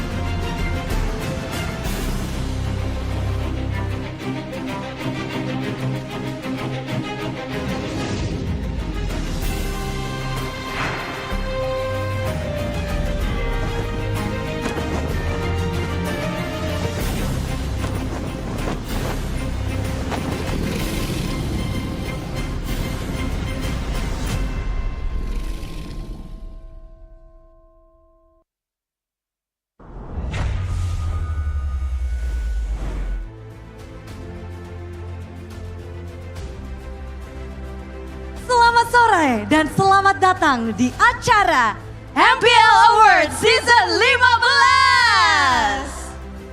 15. Tentunya bahagia banget kita di sini Bude Clara dan juga Alisa karena kita melihat banyak sekali kejadian. Bukan hanya hari ini namun dari babak regular season. Banyak pertarungan sengit antar tim. Dan sebentar lagi kita akan menyaksikan secara langsung momen yang tentunya menorehkan sejarah baru bagi dunia e-sports. Yaitu momen penganugerahan, penghargaan, dan apresiasi kepada semua individu yang terlibat di MPL Indonesia Season 15. Dan terkhusus untuk para player, coach, komunitas, dan semua yang terlibat karena telah memberikan usaha terbaik mereka selama musim ini. Dan sebentar lagi kami akan mengumumkan siapa saja yang akan menjadi pemenang dalam 5 kategori dalam MPL Awards Season 15 ini. Dan 5 kategori tersebut adalah kategori Most Improved Player, kategori Dream Team, kategori Coaching Team of the Season, kategori Rookie of the Season, dan pastinya kategori Regular Season MVP. Dan sepertinya semuanya udah gak sabar dan penasaran. Jadi langsung saja kami akan bacakan dari nominasi Most Improved Player by Head and Shoulder. Semua player telah menunjukkan kemauan keras dan tidak hanya itu. Mereka juga didukung oleh para teammates, coaching staff, dan juga super fans. Mereka mampu menjadikan setiap player berkembang menjadi player yang lebih kuat lagi dan membawa mereka sampai di titik ini. Dari seluruh player di season ini yang sudah menunjukkan kemampuan terbaiknya, siapakah player yang mampu membuktikan bahwa dirinya lah player yang terus berkembang dan layak menjadi Most Improved Player by Head and Shoulders, dan nominasinya adalah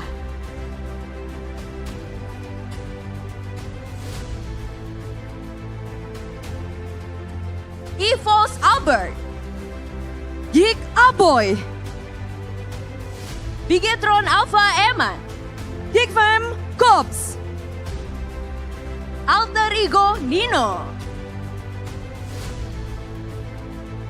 Dan kami akan mengundang kepada Bapak Martinus Manurung selaku Head of Esport Business Development Munton Indonesia yang mewakili dari Head and Shoulders untuk naik ke atas panggung dan memberikan sambutan serta mengumumkan pemenang dari kategori Most Improved Player by Head and Shoulders.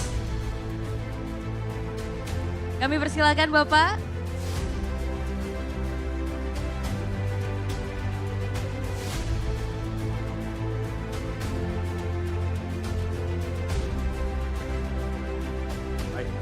Terima kasih. Dan pemenang untuk kategori Most Improved Player by Head and Shoulders adalah Nino dari Alter Ego. Selamat. Congratulations Nino. Season demi season dia lalui dan kali ini di season 15 dia menorehkan hal yang begitu baik. Terlihat dari pergantian role-nya tidak membuat ia jadi jatuh, namun malah dia menjadi semakin tinggi dan semakin membaik. Dan selamat untuk Nino dari tim Alter Ego, Most Improved Player by Head and Shoulder. Kenang-kenangan sudah didapatkan, mendapatkan penghargaan langsung dari MPL Indonesia. Congratulations dan terima kasih kepada Bapak Martinus Manurung selaku Head of Esport Business Development Munton Indonesia yang mewakili dari Head and Shoulders. Kami persilakan untuk bisa turun dan duduk kembali. Dan kepada Nino dari Alter Ego kami persilakan untuk memberikan speech. Tes. Assalamualaikum warahmatullahi wabarakatuh. Selamat sore semuanya. Pertama cuman mau ngucapin makasih sih sama coaching staff Alter Ego, teman-teman semuanya, keluarga yang udah dukung. Tanpa kalian mungkin Nino bukan siapa-siapa ya. Cuman itu aja sih guys, makasih ya guys. Selamat sekali lagi untuk Nino. Dan sebagai Most Improved Player tentu tidak mudah. Dia membuktikan dirinya di season ini. Dan tentu saja Most Improved Player sudah kita dapatkan. Selanjutnya kita akan melihat siapa yang akan menjadi pemenang di kategori Coaching Team of the Season by Telkomsel. Pastinya perjuangan setiap tim tidak hanya lahir dari mereka yang bertarung di medan laga. Di balik setiap kemenangan, ada strategi yang diracik dengan cermat dan dorongan motivasi dari para coaching staff baik in-game maupun out-game. Di MPL Indonesia Season 15, banyak coach yang mampu mengeluarkan potensi terbaik dari setiap playernya. Dan siapakah coaching team yang berhasil menunjukkan strategi dan tentu saja memberikan yang terbaik pula. Dan nominasi Coaching Team of the Season by Telkomsel adalah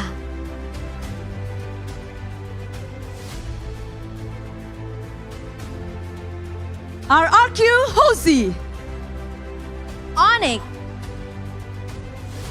Geek Fam, Bigetron Esport.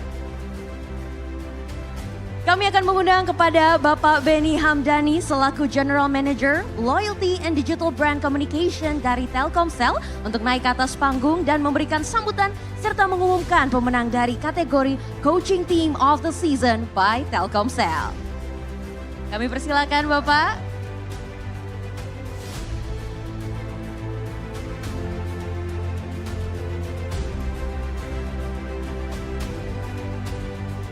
Assalamualaikum warahmatullahi wabarakatuh. Pertama saya ucapkan selamat kepada para tim pemenang yang telah berjuang dari awal sampai saat ini. Telkomsel melalui dunia game sebagai one-stop gaming solution, kemudian simpati terbaik untukmu, mendukung penuh industri dan ekosistem e-sport Indonesia. Saat ini Telkomsel setelah 5 musim berturut-turut bergabung dengan teman-teman dari MPL untuk mendukung ini. Kemudian kita juga mengharapkan agar pro player dapat lebih berprestasi lagi baik dalam skala nasional maupun internasional. Sebagai bagian dari mendukung ekosistem di grassroots, e-sport Telkomsel juga menghadirkan dunia games waktunya Indonesia bermain. Semoga juga ini bisa jadi cikal bakal teman-teman player untuk bisa lebih profesional seperti teman-teman yang hadir di sini. Dan kemudian kami coba sampaikan pemenang Coaching Team of the Season by Telkomsel adalah RRQ Hoshi. Congratulations! Selamat untuk RRQ Hoshi yang sudah berhasil memenangkan Coaching Team of the Season by Telkomsel. Untuk coaching staff langsung saja. Tentu saja sudah tidak asing dengan panggung ini, coaching staff. Beramai-ramai bertiga, kita tahu sih bagaimana NMM, Cascute, dan juga Rave bisa mengembangkan RRQ hingga titik ini menjadi juara regular season dan bahkan membawa mereka ke upper bracket di season 15.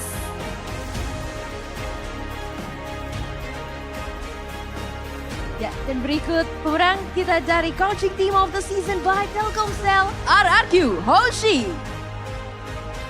Kita abadikan momen ini dengan piagam, penghargaan, dan semua yang telah mereka dapatkan dengan kerja keras dedikasi untuk timnya. Inilah dia, coaching staff dari tim RRQ Hoshi. Congratulations sekali lagi dan terima kasih kepada Bapak Benny Hamdani selaku General Manager Loyalty and Digital Brand Communications dari Telkomsel. Kami persilakan untuk kembali dan kepada coaching staff RRQ Hoshi kami persilakan untuk memberikan speech. Tes. Selamat sore semuanya. Nggak banyak-banyak sih, paling ya say thank you lah buat RRQ Hoshi, tim semuanya dari manajemen, player yang tetap percaya sama kita. Ditambah kita sekarang nambah personil lagi, ada Rev. Terus kita masih mendapatkan award ini, ya bersyukur. Dan untuk para penonton setia, tetap enjoy minggu ini untuk nonton MPL. Thank you. Sekali lagi congratulations. Dan memang kita melihat dedikasi yang luar biasa dari gameplay, strategi segala macam telah mereka eksekusi dengan baik. RRQ telah mendapatkan awardingnya, namun selanjutnya kita akan memasuki kategori Dream Team of the Season by Good Day. Dan untuk menjadi tim yang hebat tidak hanya coaching staff yang mampu meracik strategi yang apik, tapi juga memerlukan player yang bisa mengeksekusi plan dengan baik. Dan pastinya para player dari 9 tim sudah menunjukkan kualitasnya di season ini. Walaupun tidak ada tim yang sempurna, namun setiap orang pasti memiliki player impian untuk masuk ke dalam timnya. Dan pastinya MPL Indonesia ingin mewujudkan seluruh keinginan para superfans. Dan kita akan melihat Bude seperti apa sebenarnya line up Dream Team dari komunitas MPL Indonesia yang dirasa akan menjadi tim sempurna di MPL Indonesia. Ya pastinya menarik karena untuk Dream Team of the Season akan terbagi menjadi 5 kategori. Yaitu Gold Lane, Jungler, EXP Lane, Mid Lane, dan Roamer. Pemenang Dream Team of the Season ini telah melalui tahap voting dalam proses seleksinya. Dan sebelum kita melihat siapa yang akan memenangkan Dream Team of the Season by Good Day, kita akan memanggilkan terlebih dahulu Bapak Dedi Napitupulu selaku Brand Manager dari Good Day. Kami persilakan.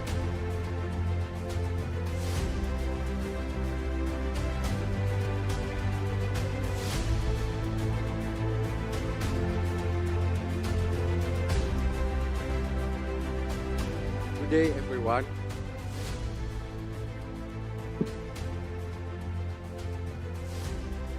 Good day everyone, dengan bangga Kopi Good Day menjadi official sponsor MPL Season 15. Karena kami percaya in the power of positive energy and the spirit of never giving up.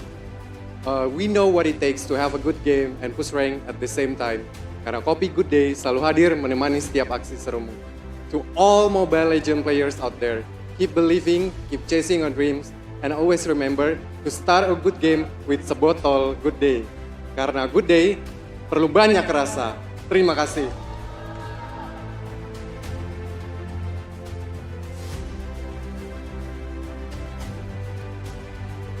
Dan pemenang Dream Team of the Season by Good Day adalah God Laner RRQ Toy.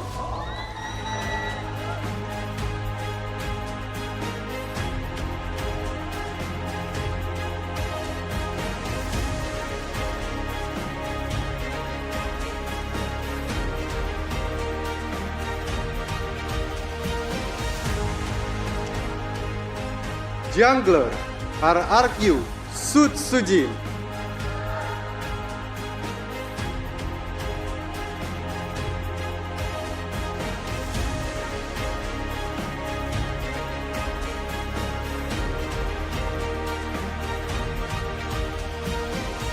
XP Laner RRQ Diren.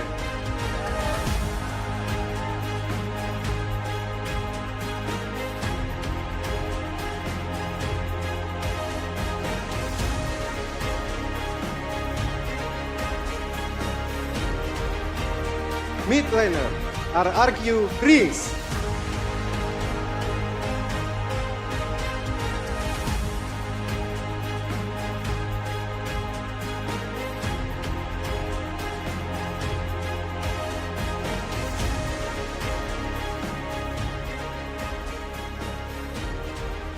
Dan yang terakhir, Roamer RRQ Idol.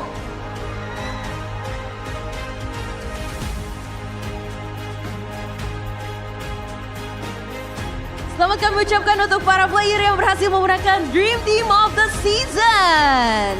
Kami persilakan Bapak Dedi Napitupulu selaku Brand Manager dari Good Day untuk memberikan penghargaan dan piagam dari MPL Indonesia.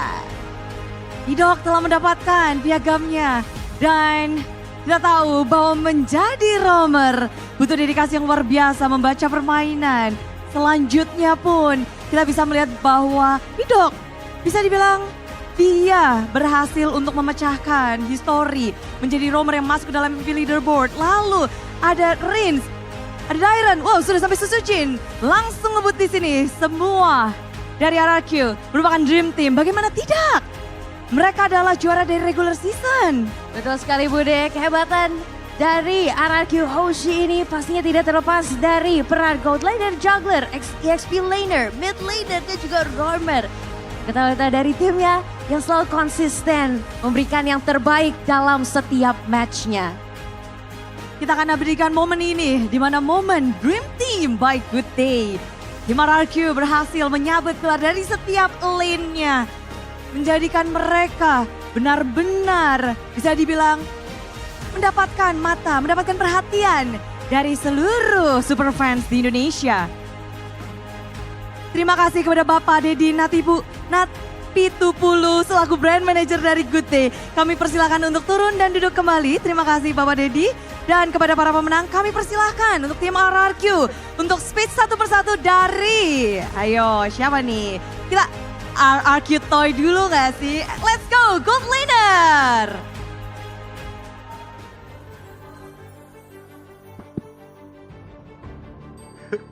Pertama gue mau ngucapin alhamdulillah dan juga mau ngucapin makasih ke orang tua gue, coaching staff, manajemen, ke Kingdom semua. Jadi makasih aja. Yeay, itu dia dari RRQ Toy. Dan selanjutnya our juggler ada RRQ Sutsujin.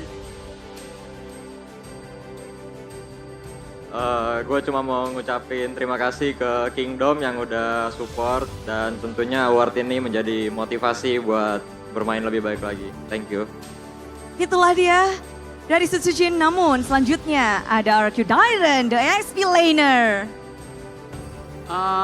Sebelumnya terima kasih semuanya yang udah support gua dan teammate sampai di titik ini ya. Terima kasih juga yang udah voting kita mendapatkan Dream Team of the season ini. Yeay, congratulations RRQ Dyron. Dan selanjutnya mid laner RRQ Ritz. Pertama-tama mau mengucapkan alhamdulillah bisa dapat lagi.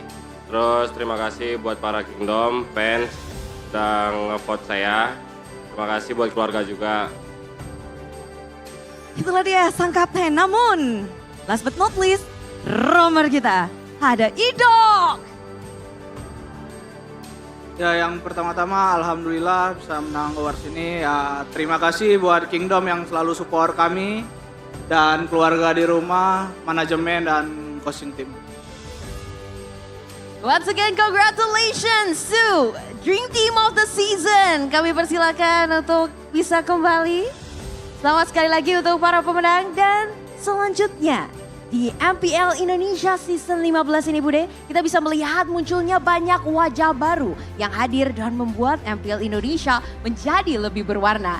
Terdapat 19 rookie yang telah hadir dan membuat MPL Indonesia Season 15 menjadi season dengan rookie terbanyak. Kita bisa merasakan bahwa regenerasi terus berlanjut. Bahkan hadir lebih masif dibandingkan season-season yang lalu. Wajah baru membawa warna baru untuk MPL Indonesia. Di mana kehadiran para rookie membuat MPL Indonesia lebih kompetitif dan lebih panas. Dan pastinya potensi para rookie terbilang tidak kalah dari para seniornya. Namun ada banyak rookie yang di season ini tampil dengan sangat gemilang dan bahkan performanya tidak terlihat seperti rookie. Betul, dan kira-kira dari banyaknya potensi yang lahir di MPL Indonesia Season 15, jadi makin penasaran gak sih? Siapakah yang layak menjadi Rookie of the Season by GoPay? Nominasinya adalah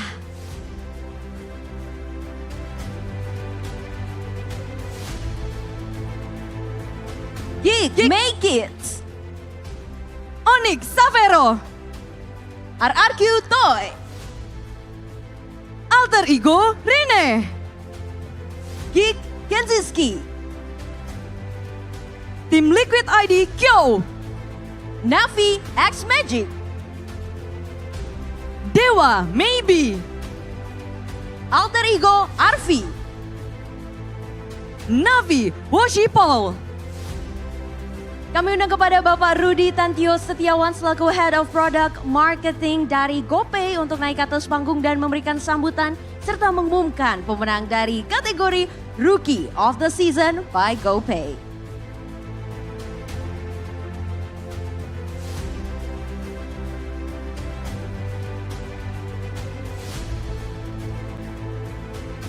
Ya, selamat sore semuanya. Terima kasih Budi dan Alicia. Terima kasih juga buat Muntun. Tidak terasa sudah 3 season, 3 musim GoPay menemani teman-teman di sini semua dan mempersembahkan penghargaan bagi talenta muda Indonesia yang berbakat, yang berhasil membuktikan diri mereka di panggung e-sport Indonesia. Ya, saya rasa kita semua setuju, season 15 ini masih mengusung tema yang sama seperti musim lalu. Ya, temanya tentang regenerasi, tentang para rookie yang muda dan berani. Tanpa mengurangi rasa hormat saya kepada para pemain yang senior, tapi kita melihat bahwa musim ini benar-benar para rookie menjadi andalan di tim mereka masing-masing. Ya, GoPay sebagai salah satu official e-wallet yang mensponsori MDL, MPL, dan M-Series selama 2 tahun berturut-turut, saya khususnya mendapat privilege bahwa saya bisa melihat perkembangan dari pemain masing-masing. Ya, yang membuat saya sangat bangga. Rookie of the Season MDL Season 9 dan Rookie of the Season MDL Season 10 berada di dalam nominasi Rookie of the Season MPL Season 15 ini. Jadi 2 dari antara mereka itu berhasil naik level dan main di MPL Season 15 kali ini. Dan gak cuma mereka naik level, tapi mereka membuktikan diri mereka benar-benar bisa diandalkan dan tidak tergantikan, bahkan membawa tim mereka berlaga di upper bracket playoff kali ini. Naik level, bisa diandalkan dan tidak tergantikan. Sama seperti GoPay yang terus hadir menemani para player MLBB untuk terus boleh naik level dengan GoPay Games, gopay.co.id/games, tempat web top up di mana teman-teman bisa menjadi wadah untuk terus berkembang dan naik level dengan top up yang konsisten dengan harga murah. Kami ingin pengalaman bermain menjadi hashtag pasti GG. Kemudian GoPay juga hadir dengan aplikasi baru untuk terus bisa diandalkan dan tidak tergantikan sebagai kegiatan sehari-hari untuk mengisi pulsa, membeli paket data, membayar tagihan listrik, membayar tagihan internet. Juga kami hadir dengan fitur-fitur finansial, tabungan, transfer, dan kami terus berkomitmen untuk menginovasi sehingga GoPay terus menjadi andalan bagi teman-teman gamers. Akhir kata, untuk semua pemain Mobile Legends, dimanapun semua berada, juga untuk para nominasi Rookie of the Season MPL ID Season 15, terus berprestasi, terus semangat, berikan yang terbaik, dan bisa mengharumkan nama Indonesia. Maju terus e-sport Indonesia. Dan saya akan membacakan yang menjadi Rookie of the Season MPL ID Season 15 by GoPay adalah Make-It dari Geek Fam. Congratulations Make-It! The Smiling Jungler telah berhasil mendapatkan Rookie of the Season by GoPay. Sejak debutnya hingga regular season berakhir, namanya tak pernah hilang dari perbincangan super fans, dari perbincangan para talent. Dan tentu saja dia akan langsung mendapatkan penghargaan dari Bapak Rudy. Dan ini adalah tentunya yang diharapkan dari Make-It. Sebagai rookie mendapat apresiasi dan dari GoPay. Congratulations dan terima kasih kepada Bapak Rudy Tantio Setiawan selaku Head of Product Marketing GoPay. Kami persilakan untuk Make-It dari GFM untuk memberikan speech. Ya, pertama-tama alhamdulillah aja. Nggak expect sih bisa dapat rookie. Ya makasih buat coaching staff, orang tua sama tim gua nge-support gua terus. Makasih. Terima kasih The Smiling Jungler. The Jungler gemoy, banyak sekali nama yang dia dapatkan. Namun sang Rookie of the Season dari tim Geek Fam memang masuknya tuh membawa sejarah baru. Geek Fam masuk upper bracket juga bisa dibilang berkat dirinya. Dan banyak sekali tentunya kita melihat performa Make-It yang membuat kita wow. Betul sekali, membuat kita terkejut dan layak sekali pastinya untuk memenangkan Rookie of the Season by GoPay. Dan yang tidak kalah luar biasa pastinya adalah player yang bisa terus-menerus memberikan penampilan yang maksimal di setiap matchnya. Dan membawa timnya menjadi lebih baik di setiap pertandingannya. Dan kali ini kita akan memasuki dan membacakan nominasi untuk MVP Regular Season by Samsung. Dan nominasinya adalah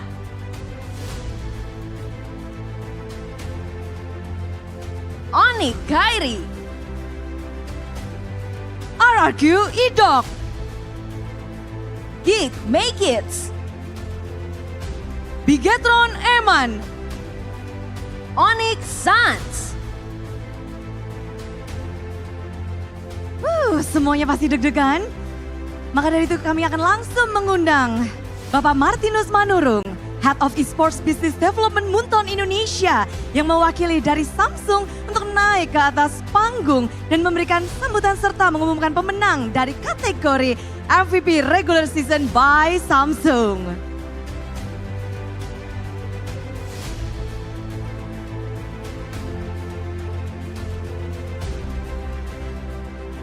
Baik, dan pemenang kategori Regular Season MVP by Samsung Galaxy adalah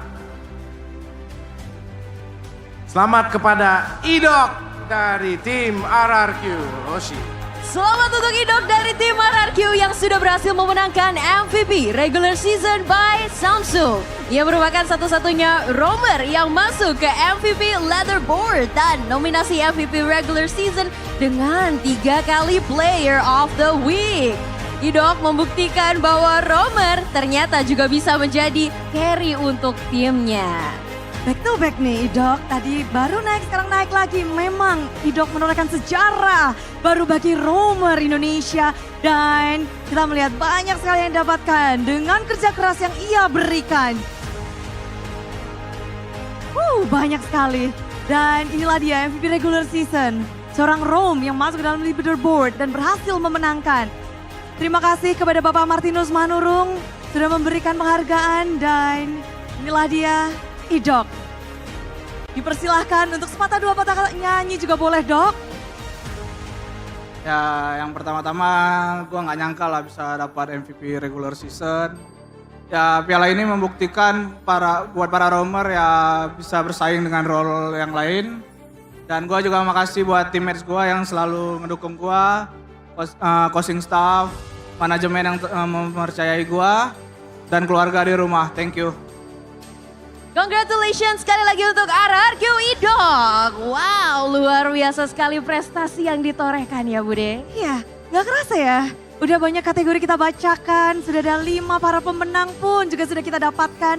Banyak sekali mungkin yang benar-benar menikmati bahwa apresiasi diberikan. Dan kita langsung aja mengucapkan terima kasih sebesar-besarnya kepada semua yang telah bergabung bersama kami di sini dari awal hingga akhir, baik yang ada di Jakarta International Velodrome maupun yang ada di rumah menonton secara online. Dan tidak lupa juga pastinya kami ingin mengucapkan terima kasih kepada seluruh player, pelatih, manajer tim, content creator, komunitas, sponsor, dan pastinya penggemar dan para super fans yang telah membuat MPL Indonesia Season 15 menjadi yang terbaik hingga saat ini. Kalian adalah tulang punggung komunitas MPL Indonesia. Benar sekali. Dan memang kita melihat semuanya bersatu untuk hari ini. Tak lupa kita ingin mengucapkan congratulations. Selamat untuk para pemenang. Semoga penghargaan ini memacu semangat kalian untuk terus berjuang, berkembang, dan menjadikan dunia esports Indonesia semakin besar dan kuat. Dan tidak terasa selesai sudah dibacakannya 5 nominasi MPL Awards Season 15. Dan sekarang waktunya untuk Aliza bersama Bude pamit undur diri. Namun jangan kemana-mana karena sesaat lagi kita akan menyaksikan match yang seru antara Bigetron yang akan berhadapan dengan Alter Ego. Tentu saja ini yang dinantikan pula bagaimana kelanjutan dari hari yang pertama babak playoff. Jadi sampai jumpa dan selamat menyaksikan MPL Indonesia Season 15 Playoff. We are this!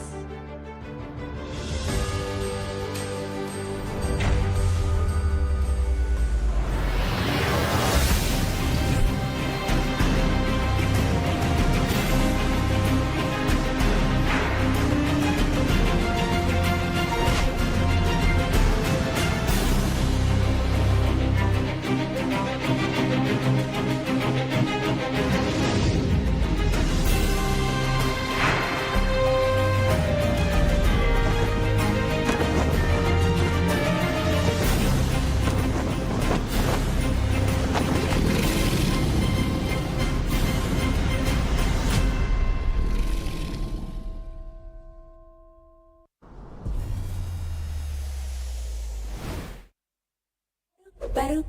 Awesome intelligence, combat my next level, always race. Wasting time, no more. Charging obviously faster. Baru Galaxy A36 5G. Baru. Awesome intelligence, combat my next level, always race. Semua game kita gak worry. Victory comes victory. Baru Galaxy A36 5G.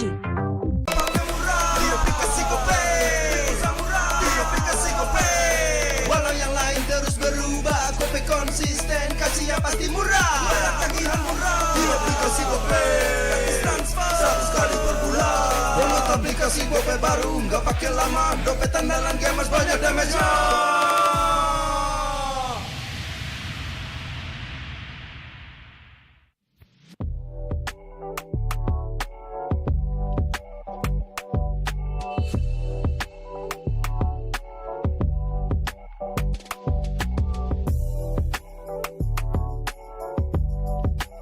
Rasa baru makin seru. Pertama di Indonesia. Kopi susu rasa cookies. Always ready, warnai harimu. Good day groovy cookies. Nikmati sensasi asyik kopi cookiesnya. Tak ada hari tanpa mabar. Main ngelek, kerap buatku tak sabar. Gimana mau main sampai kelar? Ini waktunya ku bersinar. Okay, let's do it. Games main sandalanku bikin mainku semakin hebat. Tim stabil main makin mulus, rankku fix naik terus. Tukar DG rings, diamond dan voucher game kau dapat. Cuma Games Max, makin no debat. Games Max Booster, kini dapat DG Rings. Beli paketnya dan aktifkan boosternya di aplikasi Dunia Games.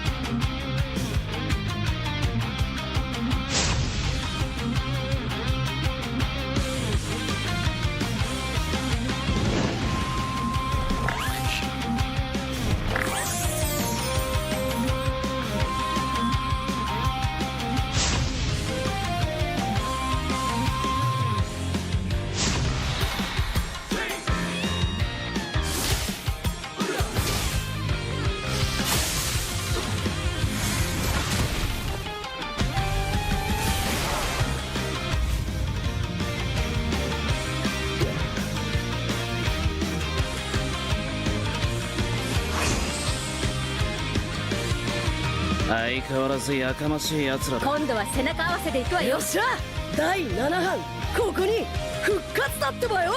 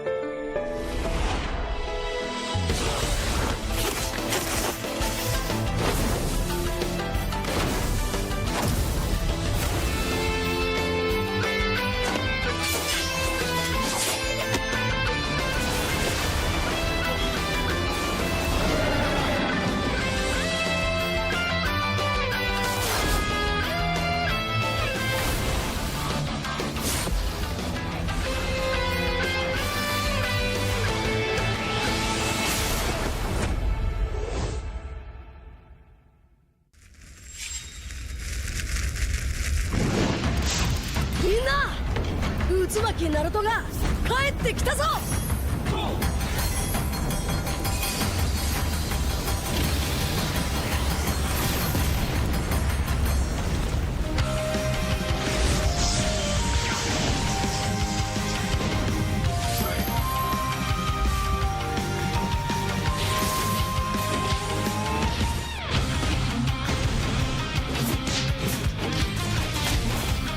クラマ力を貸してくれ。よ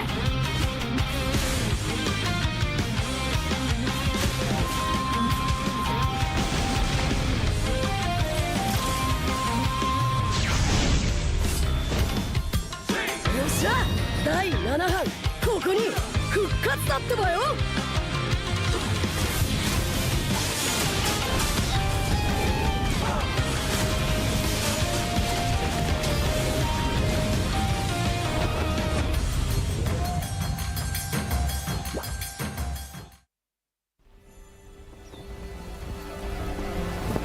In time immemorial, the endless war destroyed the balance between yin and yang, plunging the Cadia Riverlands into chaos.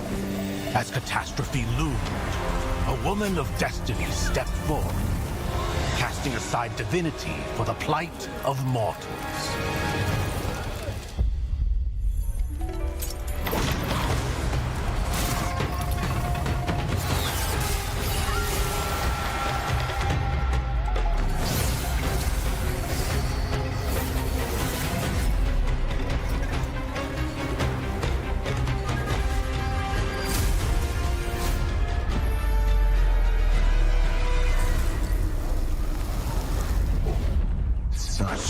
Sacrifice for a fleeting moment of peace in the mortal realm. Does thine heart not regret?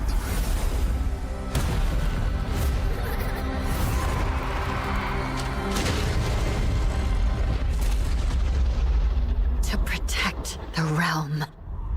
What is there to regret?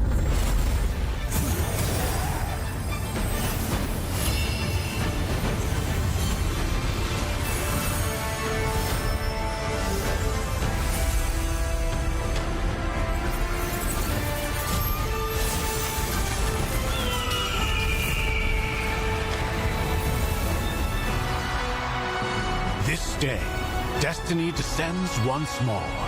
Zutian the Ordained, of untold merit and unbound benevolence, preserver of peace and prosperity, unfaded by time. This day, let heaven and earth bear witness as the Phoenix ascends the throne. A realm united toward a new golden age. From time forgotten to the new dawn. As long as I breathe, Shandu shall never fade.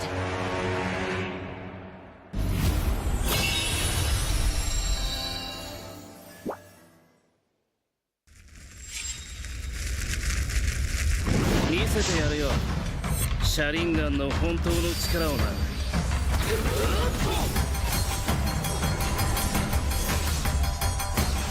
力が湧いてくる。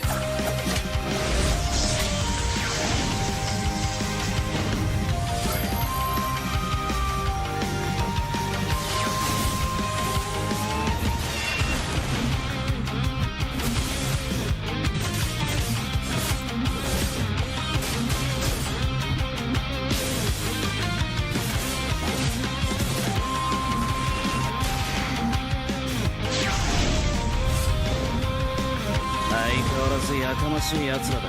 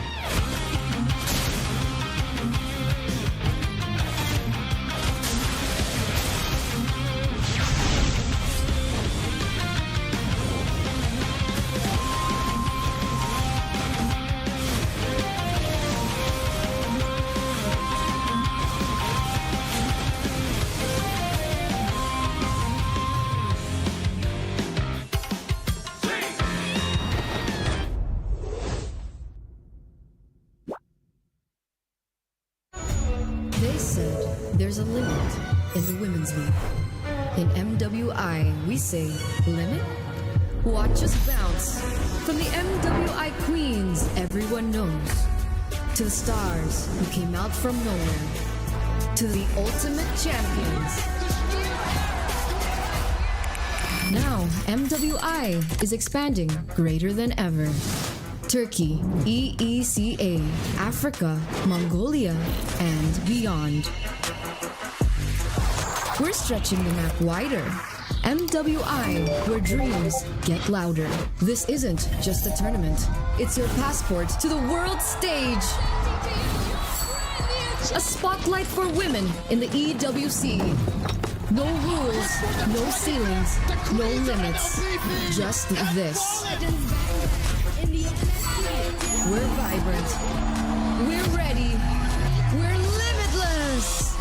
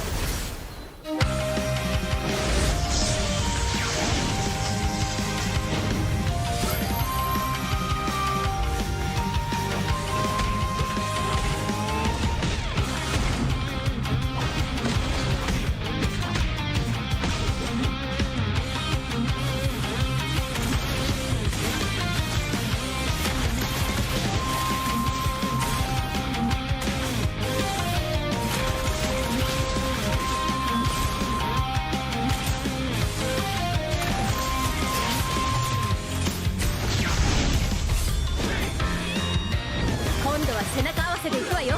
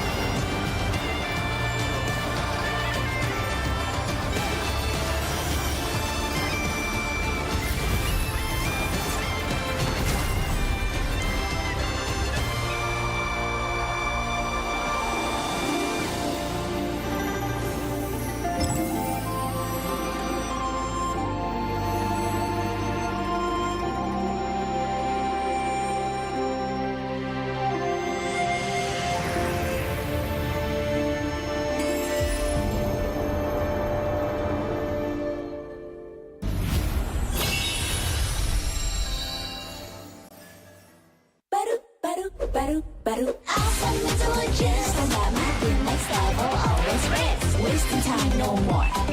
Charging obviously faster.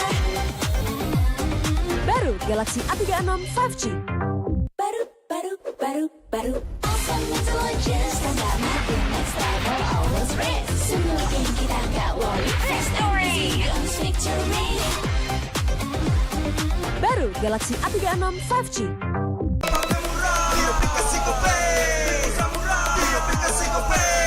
Walau yang lain terus berubah, Gope konsisten, kasihnya pasti murah. Bayar tagihan murah di aplikasi Gope, gratis transfer 100 kali per bulan. Download aplikasi Gope baru, nggak pakai lama. Dompet andalan gamers banyak damage-nya.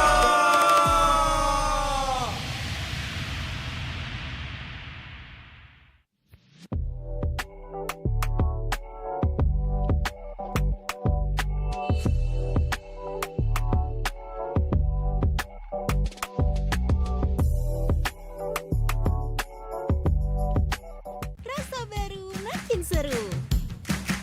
Pertama di Indonesia, kopi susu rasa cookies. Always ready, warnai harimu. Good day groovy cookies. Nikmati sensasi asyik kopi cookiesnya. Tak ada hari tanpa mabar. Main ngelek, kerap buat ku tak sabar. Gimana mau main sampai kelar?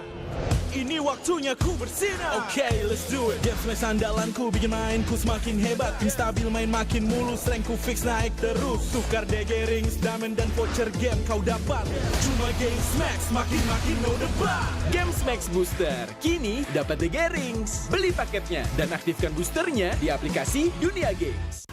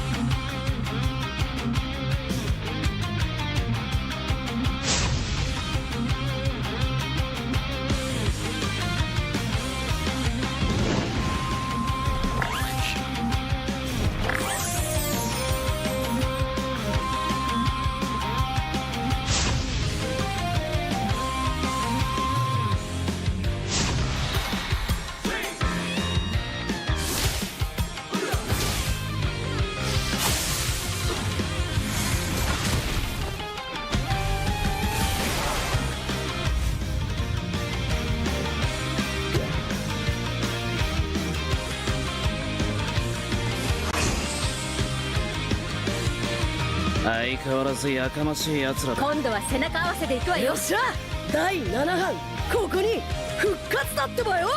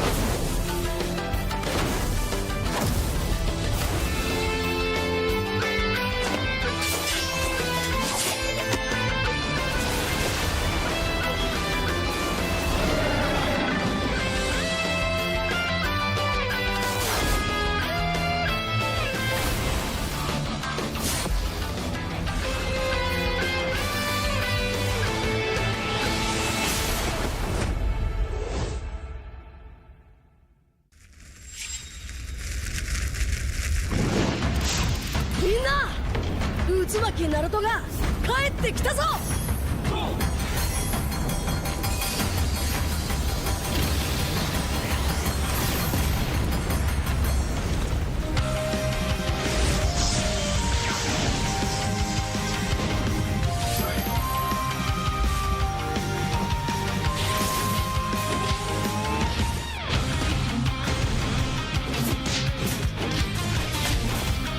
クラマ力を貸してくれ。よ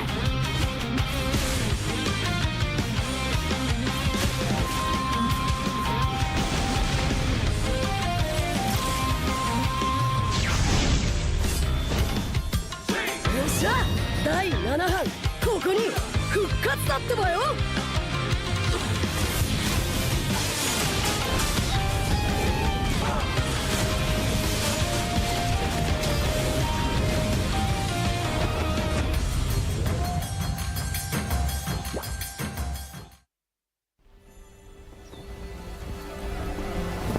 In time immemorial, the endless war destroyed the balance between yin and yang, plunging the Cadia Riverlands into chaos.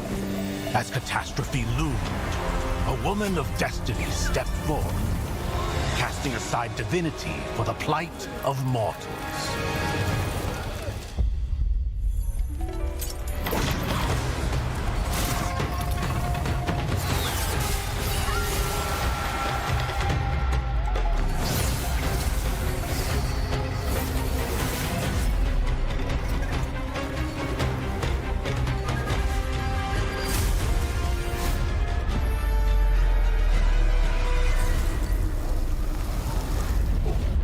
Such sacrifice for a fleeting moment of peace in the mortal realm. Does thine heart not regret?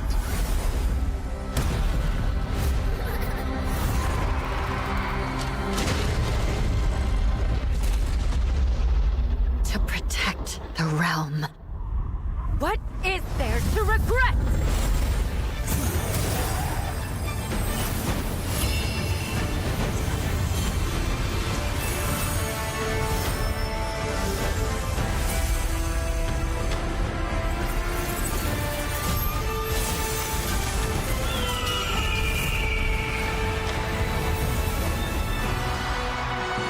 This day, destiny descends once more.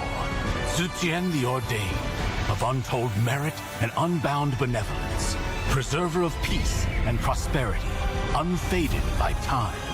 This day, let heaven and earth bear witness as the phoenix ascends the throne. A realm united toward a new golden age.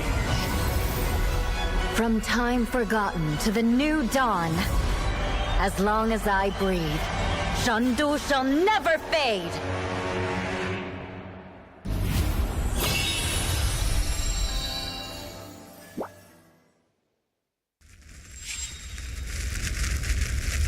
見せてやるよ。シャリンガンの本当の力をな。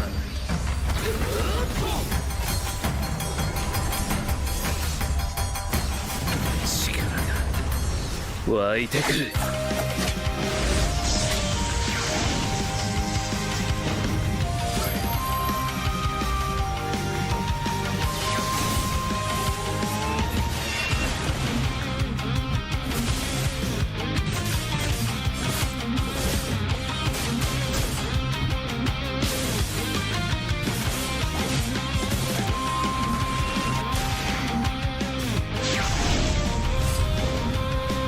相変わらずやかましい奴らだ。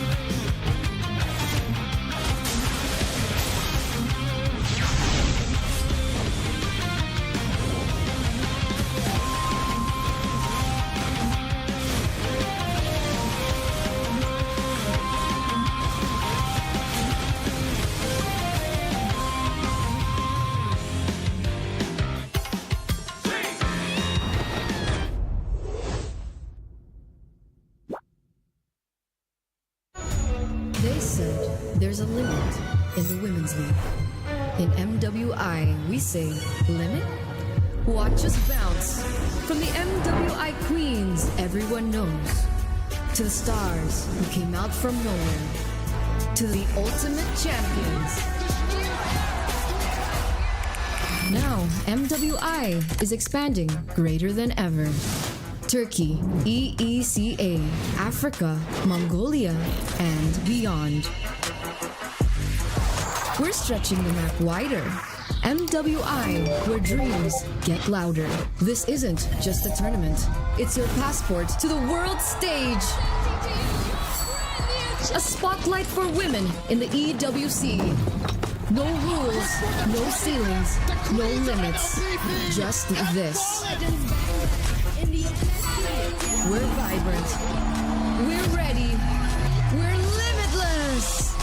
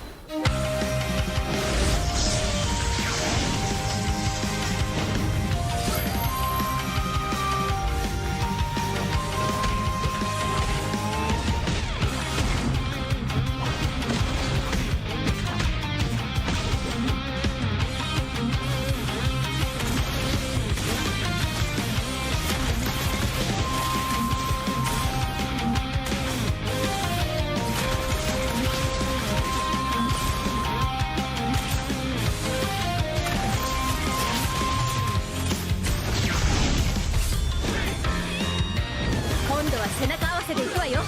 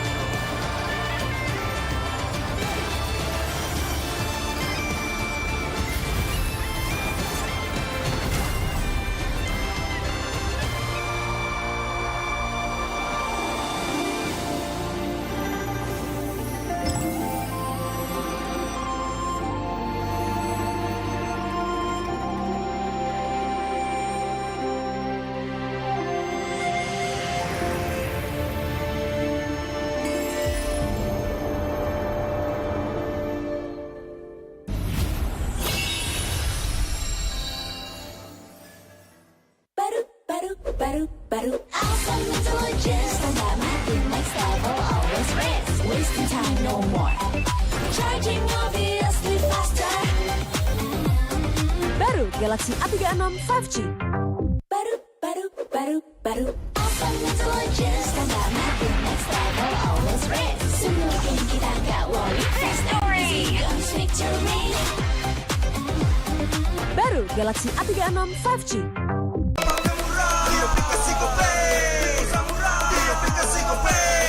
Walau yang lain terus berubah, GoPay konsisten, kasih yang pasti murah. Bayar tagihan murah di aplikasi GoPay, gratis transfer 100 kali per bulan. Download aplikasi GoPay baru, nggak pakai lama. Dompet andalan gamers banyak damage-nya.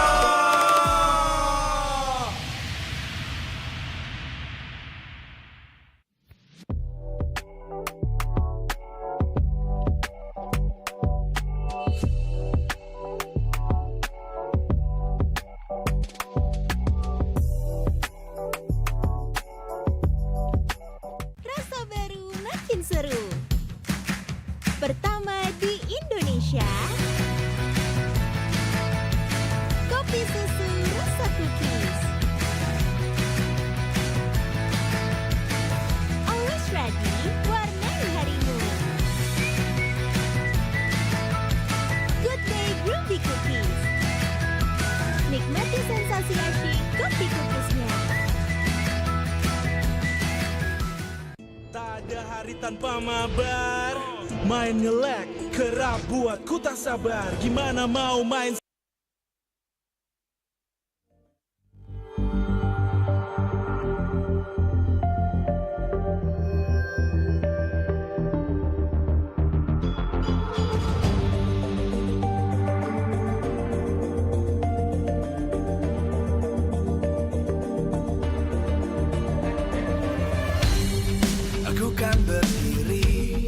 dan terus berlari, terus ke arah puncak tertinggi.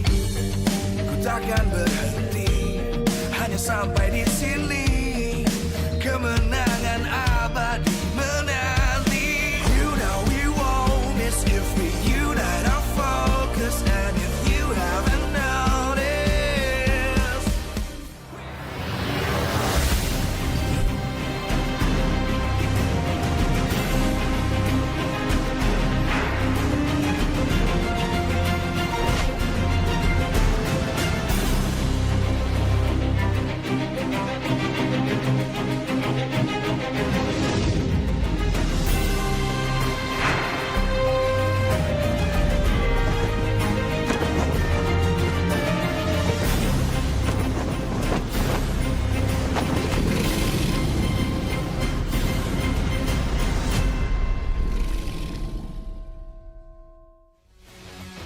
Live from Jakarta International Velodrome, MPL Indonesia Season 15 is powered by Moonton. Supported by Esports Federation of Indonesia. Presented by official tournament smartphone Samsung Galaxy. Official e-wallet GoPay. Official sponsor Head and Shoulders. Official coffee Good Day. We own this.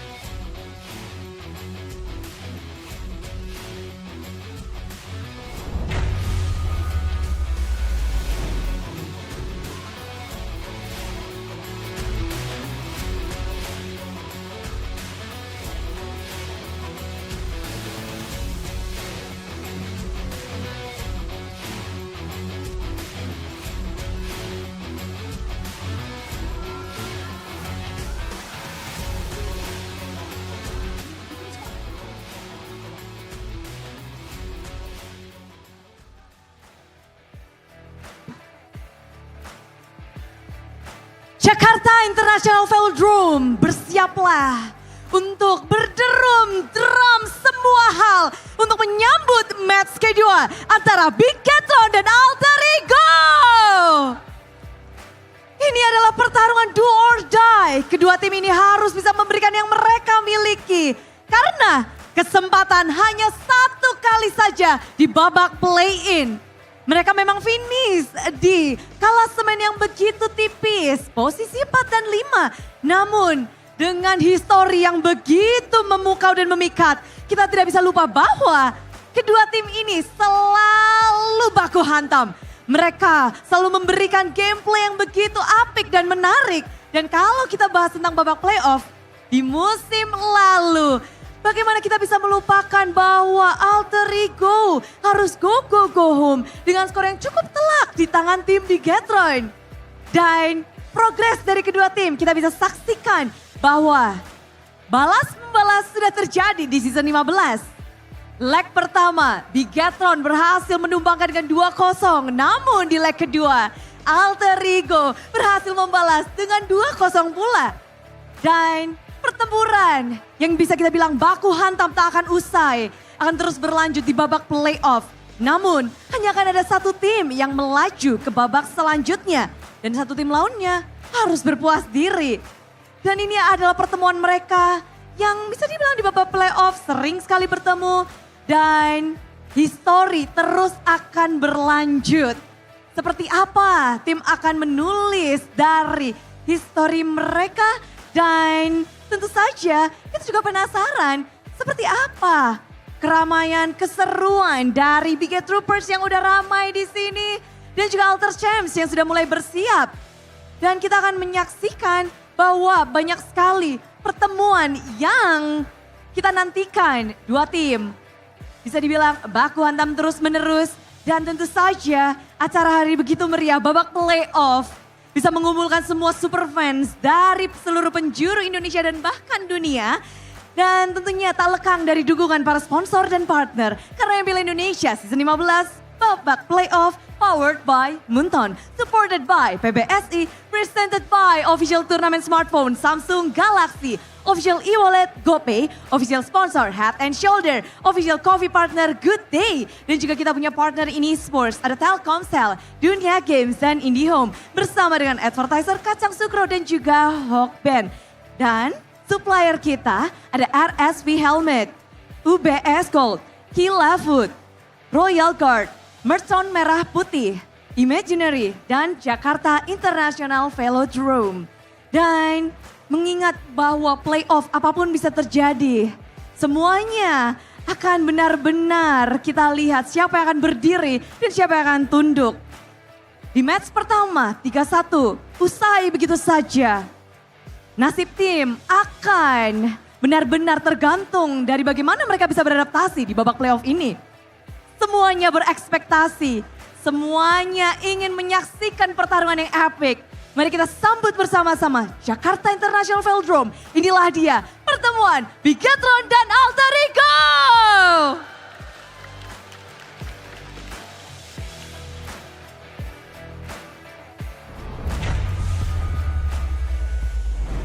Another elimination match ahead of us, ladies and gentlemen, as we're back for MPL ID Season 15 Playoffs here live in Jakarta International Velodrome. Back with me, Eterna, alongside with Arashi, as well as Realize.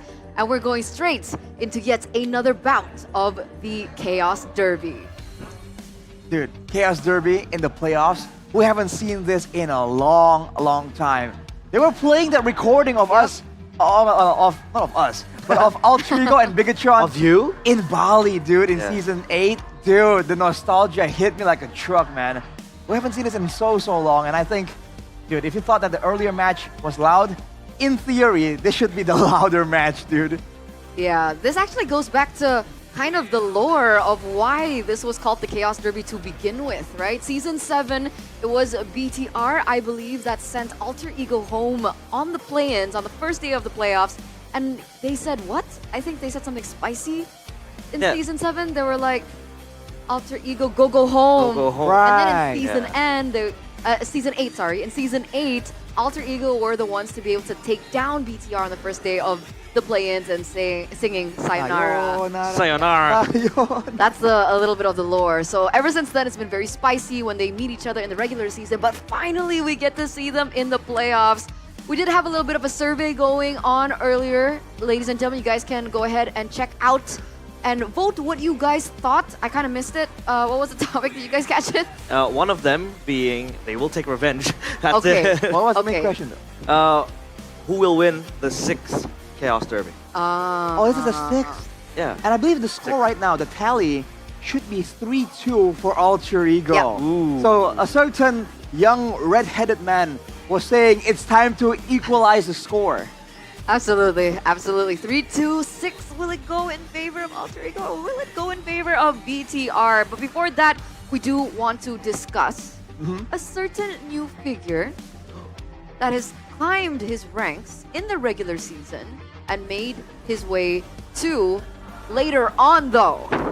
We'll be talking about that. We're talking about this first. Again, it's a little bit of a nostalgia, a breakthrough that we're looking at, the Sayonara versus the go home thing. This is something that we did explain earlier on. We're looking at the past matches and their results. But honestly, 2-0 Alter Ego in the final week of the regular season. What are your guys' thoughts on today?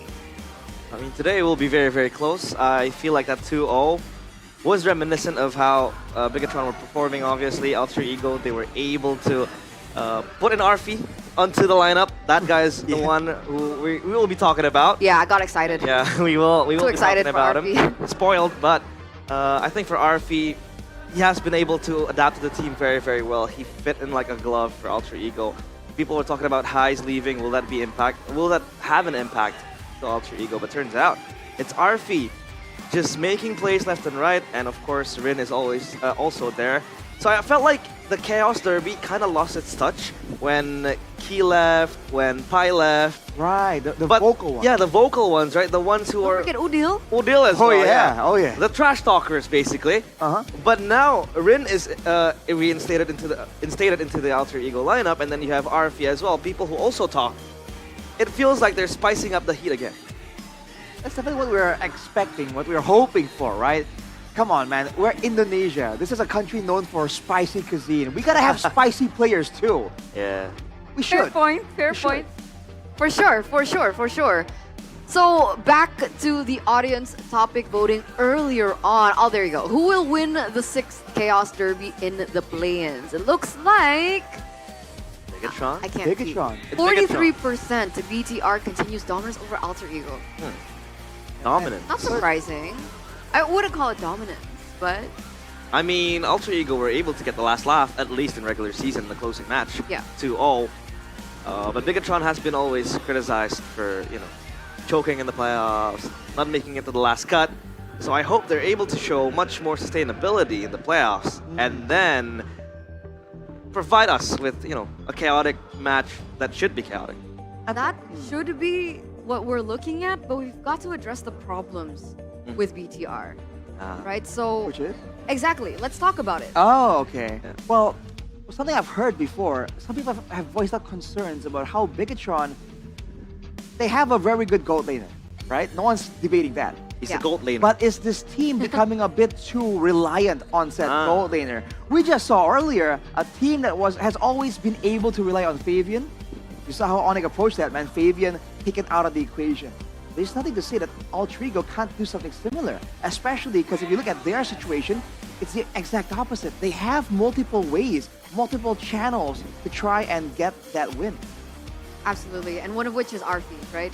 Yes, sir. Arfi, we have Rin, we have these really new young blood players coming through from the side of Alter Ego that have really shaped and held on to how they've been able to perform this season. But finally we get to, the topic that I've been waiting for. Chasing the gold standard. You're seeing Arfi and Kelra up on your screen right now, and the big question is whether or not Arfi can actually follow in the footsteps of the golden standard in the gold lane, which is Kelra. Yeah, back rooms, we're talking about this being a far-fetched statement, but I guess it's all about the process. It's all about making it up there, right? Kelra, I was about to say Kelra at first was having his own process, but he turned out to win MSC right away, so I can't really say much. Yeah, he kind of exploded onto the scene, so it's unfair. I think people are drawing comparisons with how explosive the debut was. Arfi, dude, within the first few games, savage, if I'm not mistaken. Against RRQ. Shut up, bro.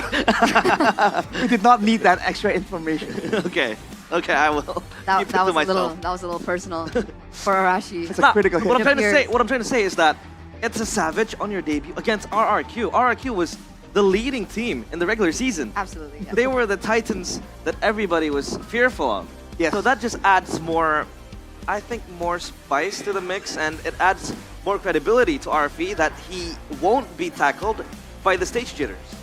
For sure. And whether or not BTR as well can actually get through that kind of hindrance, because you mentioned earlier on, right? BTR, when it comes down to playoffs, it feels like there's kind of something going on with them, and they kind of fail to get all the way into the grand finals. So it's a little bit of a flashback to Season 7? Was that? Yeah, Season 7 BTR alongside with EVOS. It's BTR's mission now to come back to MSC to represent Indonesia once again here in 2025 from their last time, which was 2021. Dude, I mean, it's such a different time. Look at the familiar face that we saw there. Mr. Age, the mad scientist. We saw Key still in Bigatron. No, who was it? The twins. I keep forgetting which twin. Max. Madam Max. Were they both there in Season 7? No, the one. Season 7 it was Max. I think it's Max, right? So I mean, dude, what a trip, man. But Season 7, Brand was still there. Yeah. I mean, I bet Mirko was having a nostalgia trip immediately. He has all those rosters locked in. And that's why it's funny, because back in the day, Season 7, when Brands was in the roster, well, of course, he kind of wasn't available for the MSC run, but it was all around the gold lane. Paspam Brands. That's where it came from. It wasn't when he was in EVOS. It was when he was with BTR. And now, one of the biggest questions is, BTR have kind of fallen back to that Season 7 strategy, that one-dimensional BTR. That poses the big question. If they're so one-dimensional, will they be able to go all the way into the grand finals here? And that's the thing. Because for Bigatron, this is a team with flexibility. We know that Luke can go and have that carry style. He also has that Masha in his arsenal. On top of that, the Moreno can carry as well. But it really seems like when they do carry, it's out of necessity. It's out of circumstance. Bigatron doesn't seem to have, I don't know, like a game plan where they are going to rely on Luke to hard carry, where they're going to rely on Moreno to just snowball out of control. It seems like, okay, it's always Iman. Technically, it's always Iman and Moreno, reflecting back to the regular season. Yeah, but it seems like it's mainly Iman, and then, you know, Moreno is just there. And if Iman falls short, then Moreno is always around, right? But we haven't, I don't think we've seen a very, like, Moreno-centric... Moreno-Selena matches? I'd say he'd be hard carrying as well. Instead, I'd say he'd be the spear, facilitating Iman in that regard. So it really depends on the drafts. But he's facilitating Iman. For later on. I think it's fair because Eman is just world class. This guy is way too good to ignore. Why would you choose a winning condition that isn't the best winning condition? You could choose Eman because he's the best goal laner there is in MPL ID. Let's be fair. I agree. This guy is so good to just ignore. But that's in the regular season when you're trying to get points and you're trying to get something. But now in the playoffs, it's a whole different ball game. It's a best of 5. If you are too used to just Eman, there are 3 games technically or more for your opponents to kind of solve it out. And when that happens, I really hope that Bigatron has alternatives. We have a lot of questions, ladies and gentlemen, but of course only the players will be able to answer it because it looks like they are ready. We haven't seen the Chaos Derby in quite some time, but here they are walking up on stage. The Jakarta International Velodrome will bear witness of yet another Chaos Derby. Not just another Chaos Derby, it's an elimination match with both teams possibly duking it out with every inch of their power. Mechanical titans without a crown. They have time and time again fell short. In front of them are the 3 masked men standing strong. Forged in crimson steel, it is Bigatron. And the 3 masked men behind it with the thirst for chaos. It is Alter Ego. That is the Chaos Derby, ladies and gentlemen. Walking down right now, here are the coaches. And NFR, along with Theonile.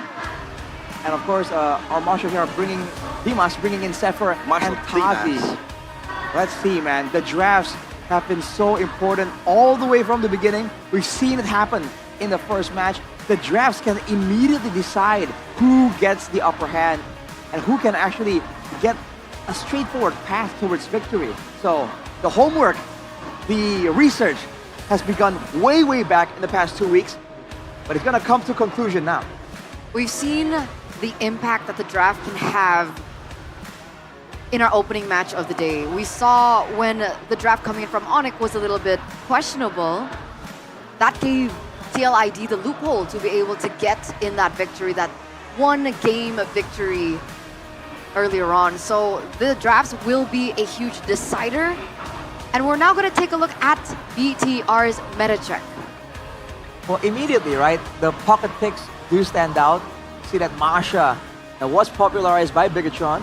Along with that, the most banned, the Fanny as well. So this is a different situation here because before Bigatron Esports, one of their main solid carries is their jungler. But we're in a different time.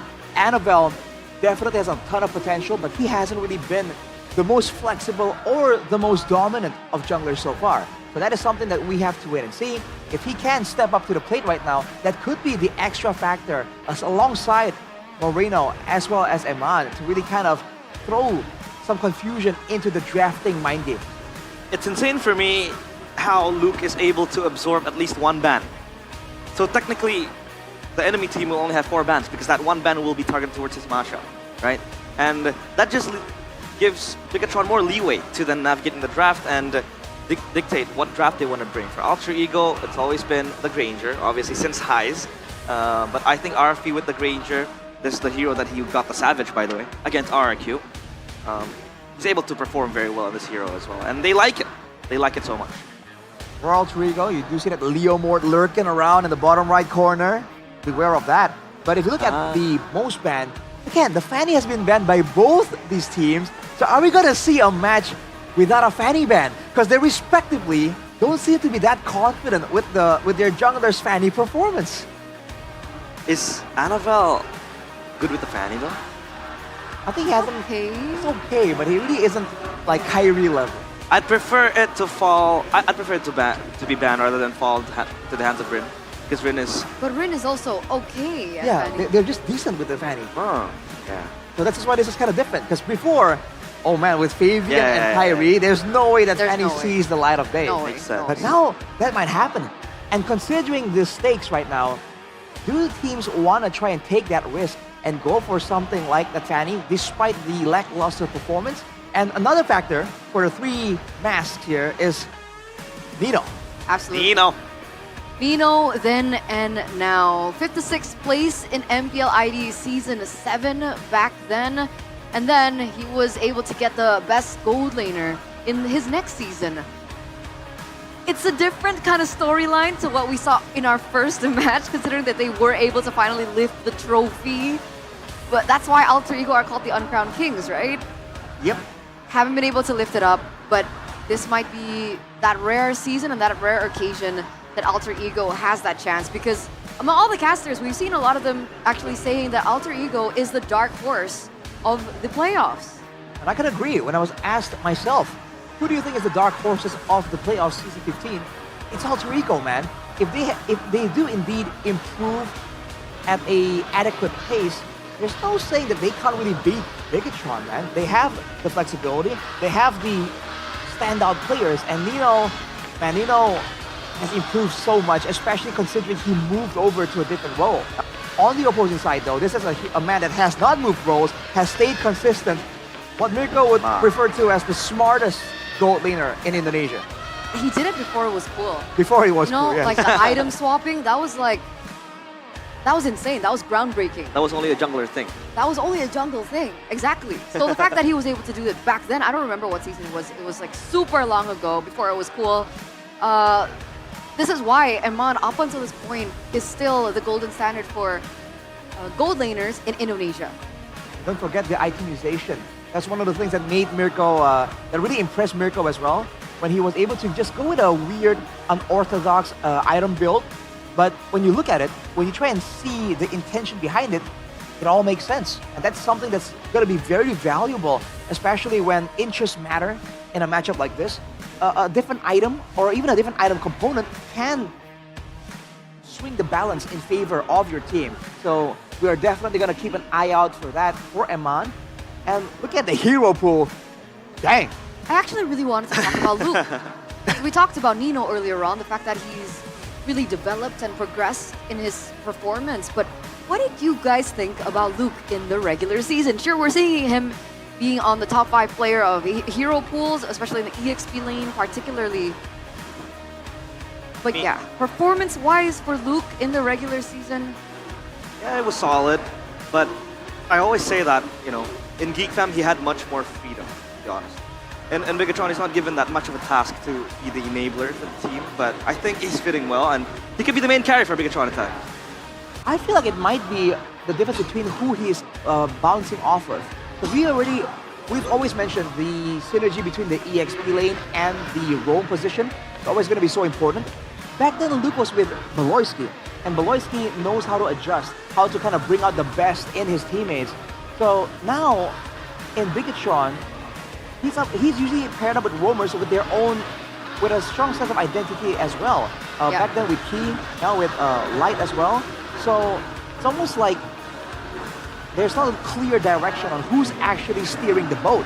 And in the highest level of Mobile Legends, that has to be cleared out in order for the EXP lane and the roam both to be able to make those plays more confidently. Exactly. So Light or Finn? See, Okay. that's another thing that we're not really sure what to expect. Because up until the very end of the regular season, they still have been swapping out these roamers. Yeah, we cut Light some slack. Whoa. Wait, what up? Whoa! Is that Optimum Pride? That's pretty cool too. Optimum Pride, though. Sorry to cut you off, realize I just got caught off guard. What We had the a heck was horse that? earlier. Me too. Now it's Optimum. Optimum Pride. Optimum Pride. It's not apparently. We can't say the whole thing. We can't say the whole thing. Yeah, we can't say the whole. It's Optimus Prime. You gotta ask Midnight later. Oh, I think I know. Yeah. So, Nice. Optimum Lord. Pride, Optimum yes. Pride, babe. Say Optimum Pride, though. Yeah, exactly. So going back, Finn or Light? I started my point by saying that we cut Light some slack early on because maybe he's still trying to adapt to the language, and communication issues and all that. But I think coming into the regular season and towards the end, I think Finn was much more dynamic because, Light wasn't really able to go online when he wasn't able to get his power picks like the Cho, the chip. And even with the chip, sometimes his engages were questionable. Like he was following up and crashing into the second tier turret while it's still standing and everyone just follows suit, ending up with them all dying. But for Finn, it's always him able to play different types of heroes, different approaches in the team fight. So, personally speaking, I would prefer to have Finn because they look more solid, but I'm not trying to discredit Light. He's good in his own regard. But as of now, Finn, I think, is much more dynamic. Well, especially with the drafting phase being so important right now, I do feel like Finn brings a lot more questions towards the opponents because he's been a bit more flexible, and we've seen him with being decent with a lot more heroes compared to Yeah, he Light. picked up the I Angela would say. even. Yeah. Exactly. With Light, when he gets his signature heroes, he pops off. That's great. But when he doesn't, it's not really as consistent. So it's kind of the highs and lows versus the consistency. And if you want Luke also to gain a bit more consistency, I feel like Finn would be the right answer. But who knows? Who knows? I guess we'll see as we get into the drafting phase. We kind of missed the earlier lineup because it was shown to us who was playing. It's Light though that's playing. Right? Oh, it's Light. Yeah, he was in the frame, right? It was. Oh, you're right. It is Light. Playing Okay, with, there you He was go. playing with his phone. So here are the drafts, ladies and gentlemen, in this best of 5 elimination match between Alter Ego as well as BTR. That's not Onyx. I think a little bit Hey! they can't move on. We won our match. They can't move on, man. We won our match. Even the asset can't move on. Change your Blue plan. side Alter Ego, presented to you by the official tournament smartphone Samsung Galaxy A36 5G. These are fast picks coming through. Fredrin, Masha, Chip Banda by Alter Ego. BTR go for the Hayabusa, Jory, and the Phobius band. They pick up the Baxia for Alter Ego, and the Luo Yi and the Kalia gets picked up. The Baktia is very good, especially against a Hereth. We talked about this. The Kimi, some sort. It's some sort of a denied pick to the Kimi as well. But with the Baktia, you can skip the Dominance Ice, the Genius Wand early on with Glowing Wand as well. You can skip anti-regen items so that you can exhilarate core items that helps you with the skirmish because he has his own built-in anti-regen with Tortoise Passance in the ultimate, so that really helps. So for for Bigatron, excuse me, I got off guard as well right there. For Bigatron, Kalea Luo Yi, the Kalea has been their bread and butter. They're gonna probably pair this up with a Beatrix later on if they want to open it right now. Oh. Selena though, for Hijume, that's a pick stolen then from Moreno. Kind of, but with the lawyer already in the picture, I think Moreno wouldn't be too concerned about that. That's true. But, oh boy, we've seen this before, by the way. Shield Unity into a skill shot. Oh, yeah. We saw it before with a Franco, I believe. Now with the Selena, there's a chance they can elevate this combo even more. So far, we've seen what could be the trio mid already from Alter Ego, but we'll have to wait and see. They definitely have the rotational advantage, especially in the early game. Yeah. But remember, with the diversion, things aren't always what they see. But I'd say that combo is kind of telegraphed because the Abyssal Arrow is kind of slow, right? Even if it received a few buffs, moving faster. Compared it to the Iron Hook just goes fast. It's instant. But the Abyssal Arrow is kind of telegraphed, so, you know, the execution needs to go down to the minute details. All right. We're coming to the second phase now of the ban and picks. Looks like Valentina is the choice of a ban coming through from BTR, I believe. Valentina, yeah. Valentina ban. Why And do you blue. think the Valentina ban here? Do you think it's a potential deny Lucas, Edith? Or maybe the Selena might go roam, but if they picked up the box, nah, there's no way. Wait, well, wait till the end of Valentina then. Yeah, kind of makes sense. Because There you go, because Lucas picked. But boom. Because Valentina can be picked up by Nino in the EXP lane. That's true. And he has done it before. Yeah. Amazingly, by the way. Yeah. He wrecked that match. It was insane. It's kind of carrying, so hey. Now for Alter Ego, they bend the glue as well. Trying to make sure that that Nino can't get on anything that's a bit too they're gonna be facing anything that's a bit too annoying in the lane. Any kind of those really strong all-in laners. Because Alter Ego, they really like having Nino in a more dominant position. Bigatron though, Angela, what? Technically, Dreams can pick it up. Ijume too. Angela Baksha combo? Exactly, they're denying that for sure. Okay, well, that's an interesting decision there. I mean, if Alter Ego went for it, that would be... I think that would be severely limited when it comes to the front lines, right? But I guess with the Baksha, they're confident that's going to work. So 1-1, the final ban here for Alter Ego. They want to make sure that when they do roll and crush into someone, especially the gold lane, they want to make sure they can get Eman without any weird outplay potential. Alright then, pick for Bigatron. The Beatrix is still available if they want to pick it up now. Could be a possibility. Or the carry even. I mean, two technically strong picks. Moskov is still Yeah, up Moskov for grabs, as well. right? If you want to play the global route, you can. But they go with Granger. What is up with Kalea and Granger today? I'm not quite sure, man, because again, in theory, that shouldn't have that big of like a synergy bonus, by all means. But I guess again, if the Granger is snowballing, then, you know, the Kalea does a great job enabling pickoffs, which means stacks in the Sky Piercer. Yeah. So that could be it. Makes sense. Can By all means. Granger go Purify? Ooh. I think so, Wade. I can. I think you can. But again, Granger, as much as he has a mobile skill, he still needs that flicker, especially when you have a Selena and a Badang Exactly. and a Maxia as well. So it's an interesting pick that they Yeah. still go for the Granger. Perhaps they want to try and win the lane, but the trade-off is he's going to be very vulnerable to these picks, especially Link. now that we do see this. Link Harris and plus the Harris. Especially it, and with that same logic as well applies to the Beatrix pick. If he goes for the Beatrix, he can't run the Purify as well. So now Eman is stuck in a losing matchup somehow. It's up to Light, or rather the last pick for Bigatron now. Right, so... XP, right? For Bigatron now, I mean, the front line already looks kind of shaky. No one's a real big tank in the front, by the way. So, they have the diversions, but do they want to play this almost similarly to Team Liquid, right? Just go in, go for the burst on the first target you find, and then when you need to flank them, you flank them using the diversion. Now they go for the Cho as well. Cho Kalea! Yo! Comfort pick for... Oh, it's Luke Cho. Okay. It's not a light pick then.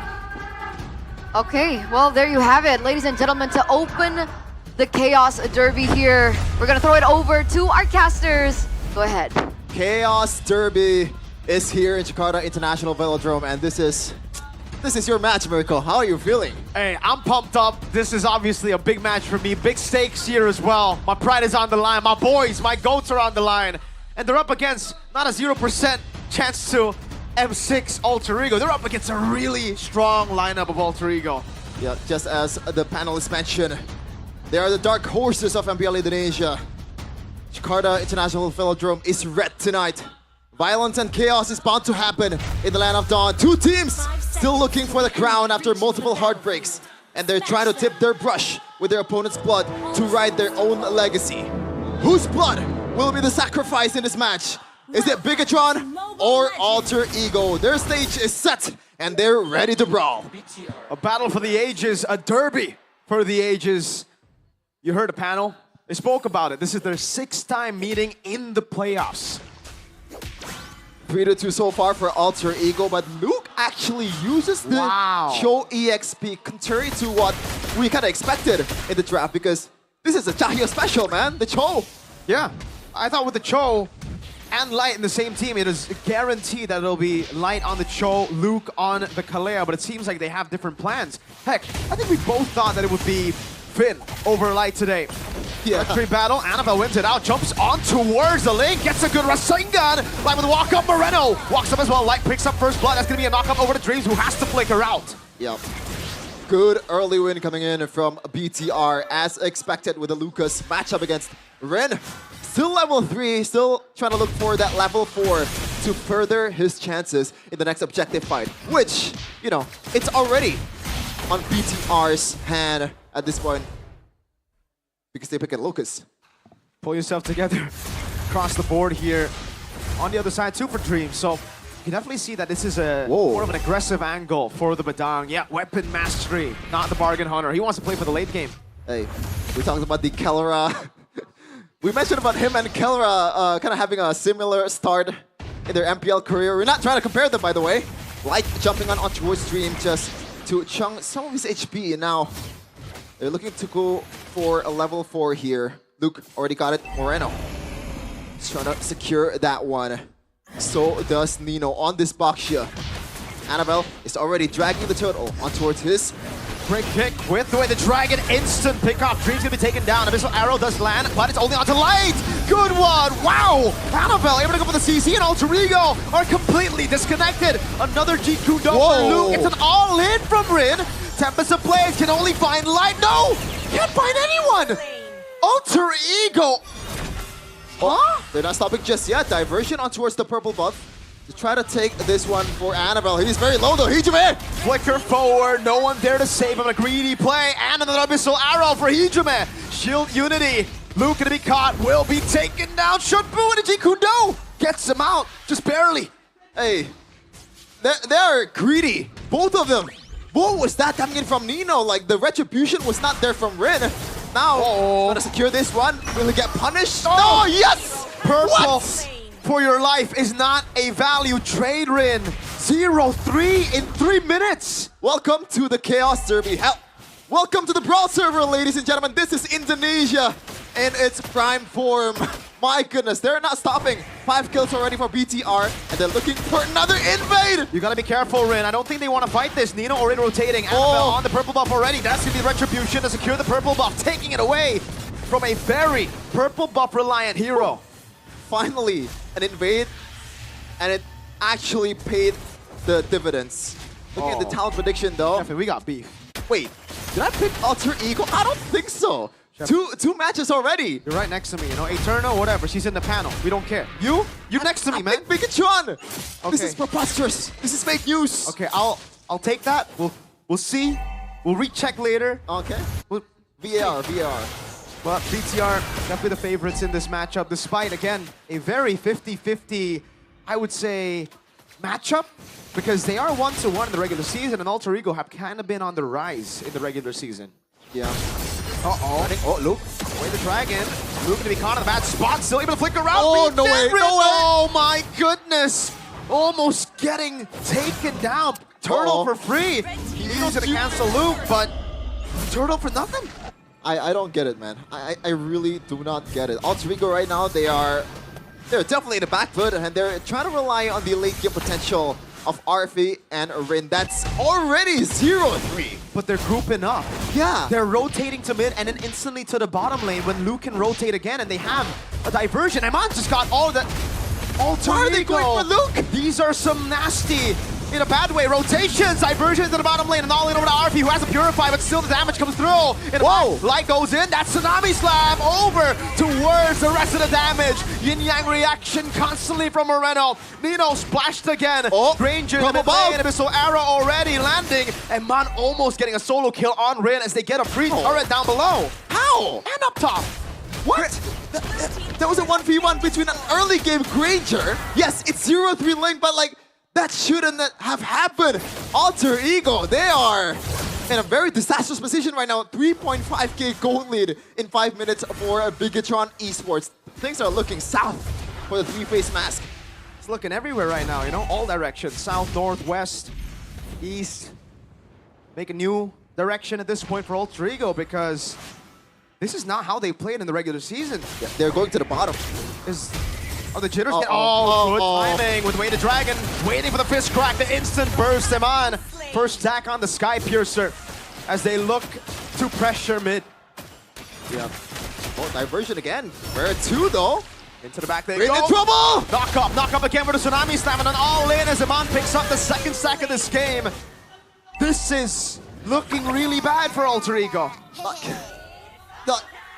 You give them their comfort picks, you know. You see the Moreno, Maestro Moreno, Luo Yi. You see Eman on the Granger. That's pretty much the recipe towards disaster for Alter Ego. Yes, they banned the Masha for Luke, but there's a lot of bigger fishes on the sea. Again, knock up onto Nino. Look at the damage already coming down. Good Abyssal Arrow to the back, but it only finds Light as Luke will save the Way the Dragon and the Flicker. Not worth it to go on Nino. Moreno hovering on the diversion already. Yeah, they gotta bank on the fact that Rin is trying to split push. Because if you're looking at the... I mean, that works. You know, Eman probably hits the most out of all the heroes that BTR has. He is pretty much the carry. Oh, Brotayo! Hey, he missed it, but he found it. Tsunami Slam. Nino this time, no Revitalize. Annabelle picks up the kill. They won't funnel it over to Iman. Opinion still in the mid lane to go. Now, diversion up top.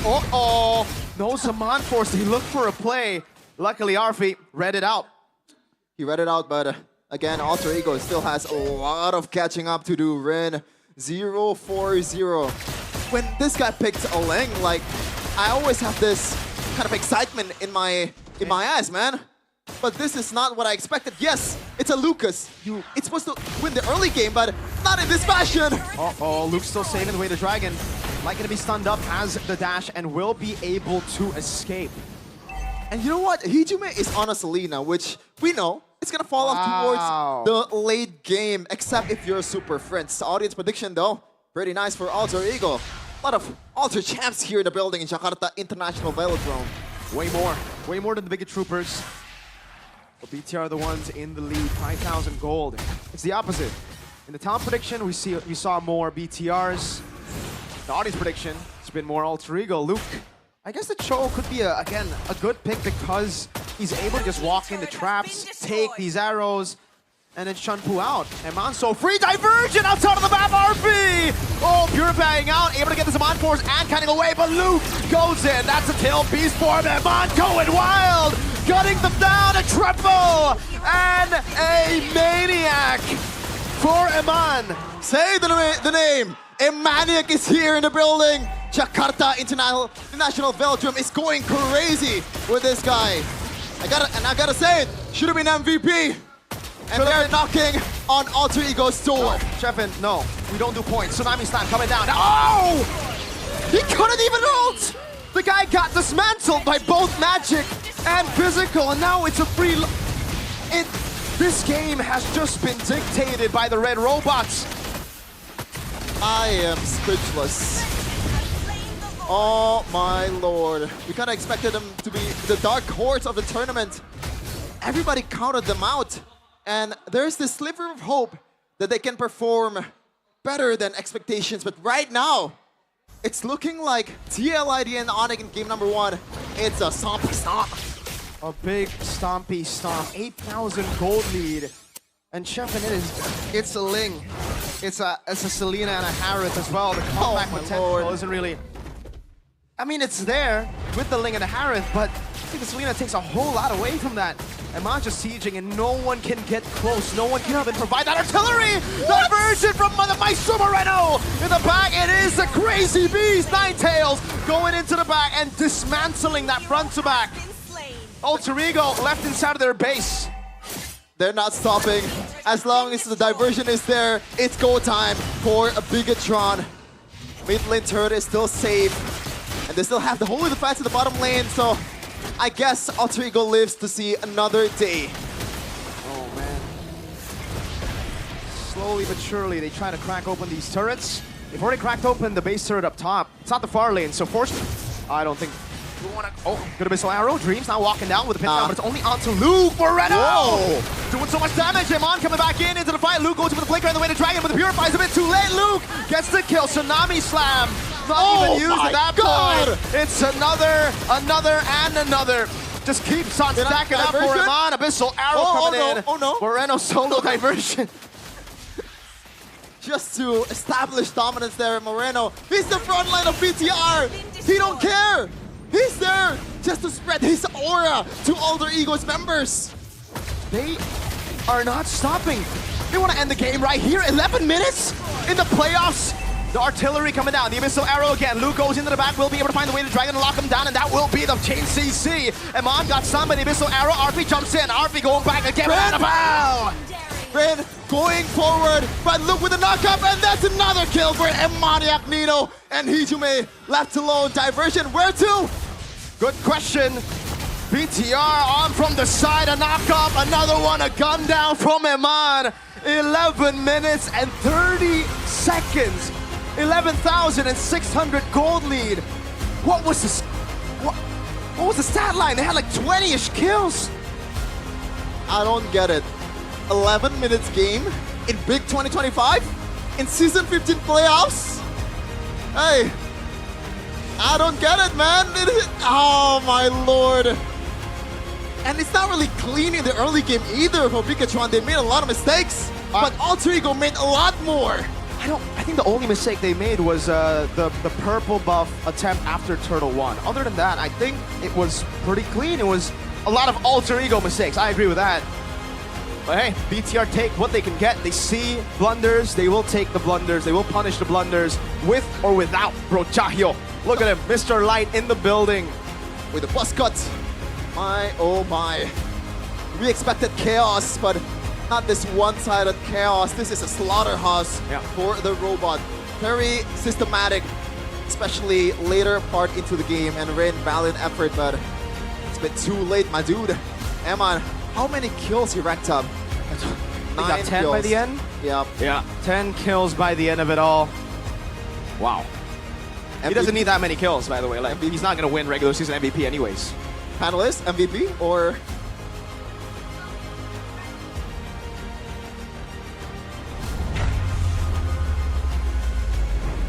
Thanks, boys, and I share the sentiment. I share Shefin's sentiment.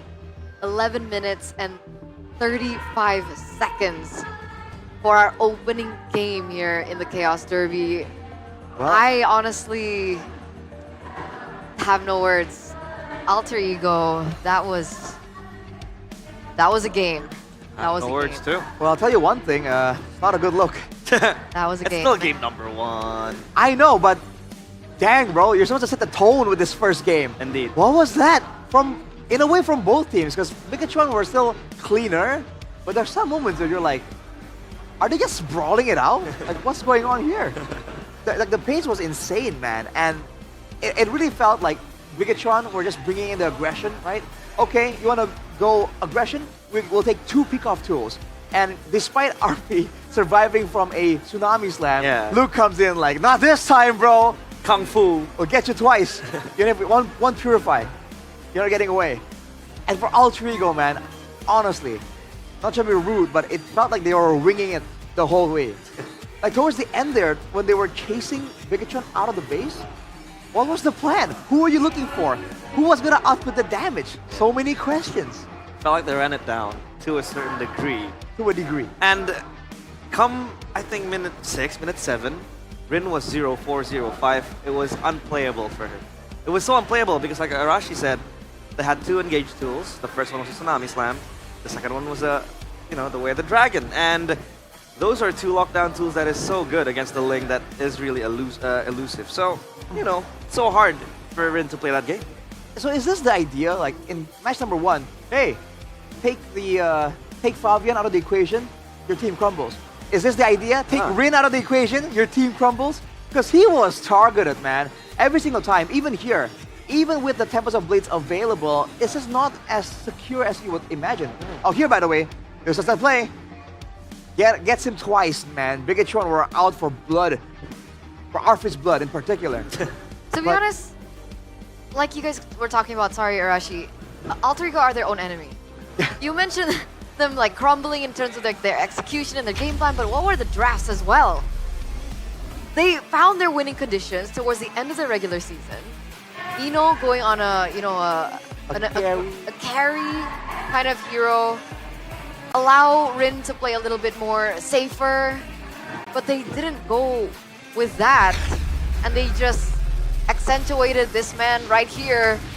Player of the game presented to you by the official tournament smartphone Samsung Galaxy A36 5G M-Maniac in minute number 8, I believe. Already opening his first performance here in the playoffs with a Maniac on the Granger. I mean, that's how you set a tone on a signature hero. The Granger, man, was just so elusive for Bigatron, and Alter Ego, again, look at how these fights are playing out. Who is supposed to scout for information? Who is supposed to go and engage? And when do you do it? A lot of times you're seeing one person here get jumped on by the whole team of Bigatron, and Alter Ego are like, oh no! And then they let it happen again. Where is the coverage? Where is the unity that we are expecting out of Alter Ego, the Familia? Danger. I mean, he's able to get the Maniac going because the setup was there for him. The whole team was, again, funneling it to him. Look at the initiations, the number of controls, the CZ that Bigatron has in their pockets. It's just insane how many tools are able to lock them down. And that's why I think it's brilliant. Sorry, continue. Yeah, Alter Ego just doesn't have a fair chance against it because, number 1, it's a Boxia, number 2, they have Selena, and the Harith is also very, very vulnerable to that. Yeah. this is how a Lucas is supposed to be played. This is them giving a tutorial like, hey, with a Lucas for TLID, right? This is the Lucas that requires proper setup in the early game, and he gets it. They need to find the snowball in the early game. They get that. I think it's just really brilliant drafting as well. They have the Luo Yi, who definitely will have mid-prio, being able to roam around the map as well to get the picks onto the side lanes. You have the Cho, fast clear in the EXP lane. Was he on damage or was he on tank? Oh, he went tank. Yeah. So full facilitating, good clear, good movement, objective setup was there. And the big question for me was, Alter Ego understanding that, why did they contest for Turtle 1? I have and no they idea. kept going after that. My big question immediately also was that the Baxia, again, so why was the Baxia picked up? It was first pick, my guy.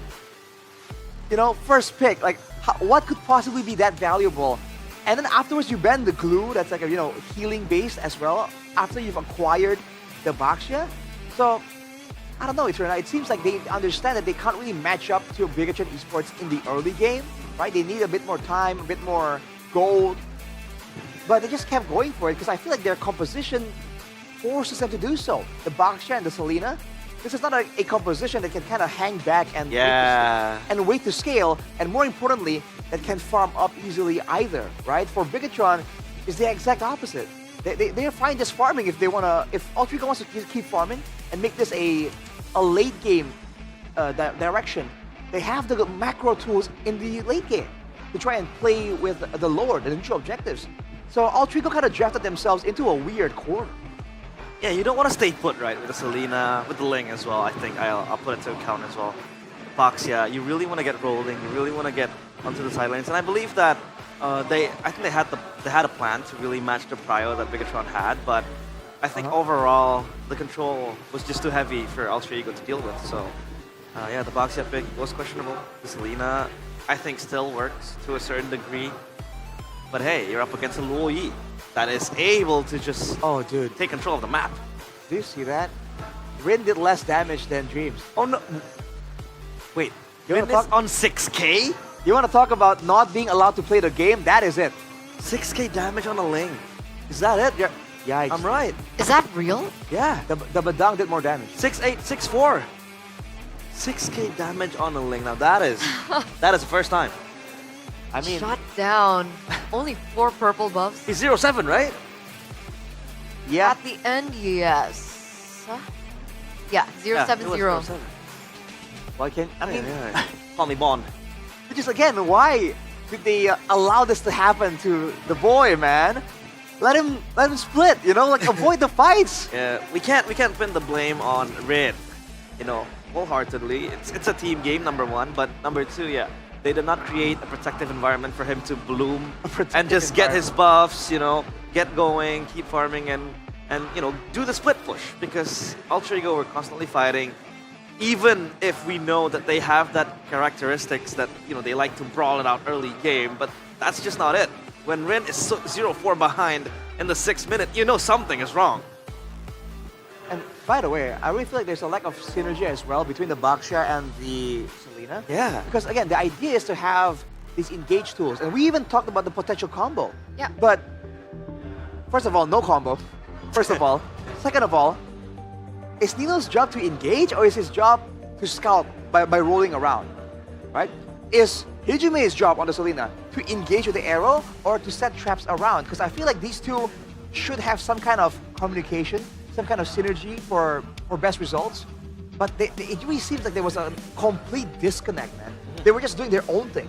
Like sometimes Nino will engage, and then Hijume also kind of like doubles down, and you just have no idea, like, you know, what is the job description here?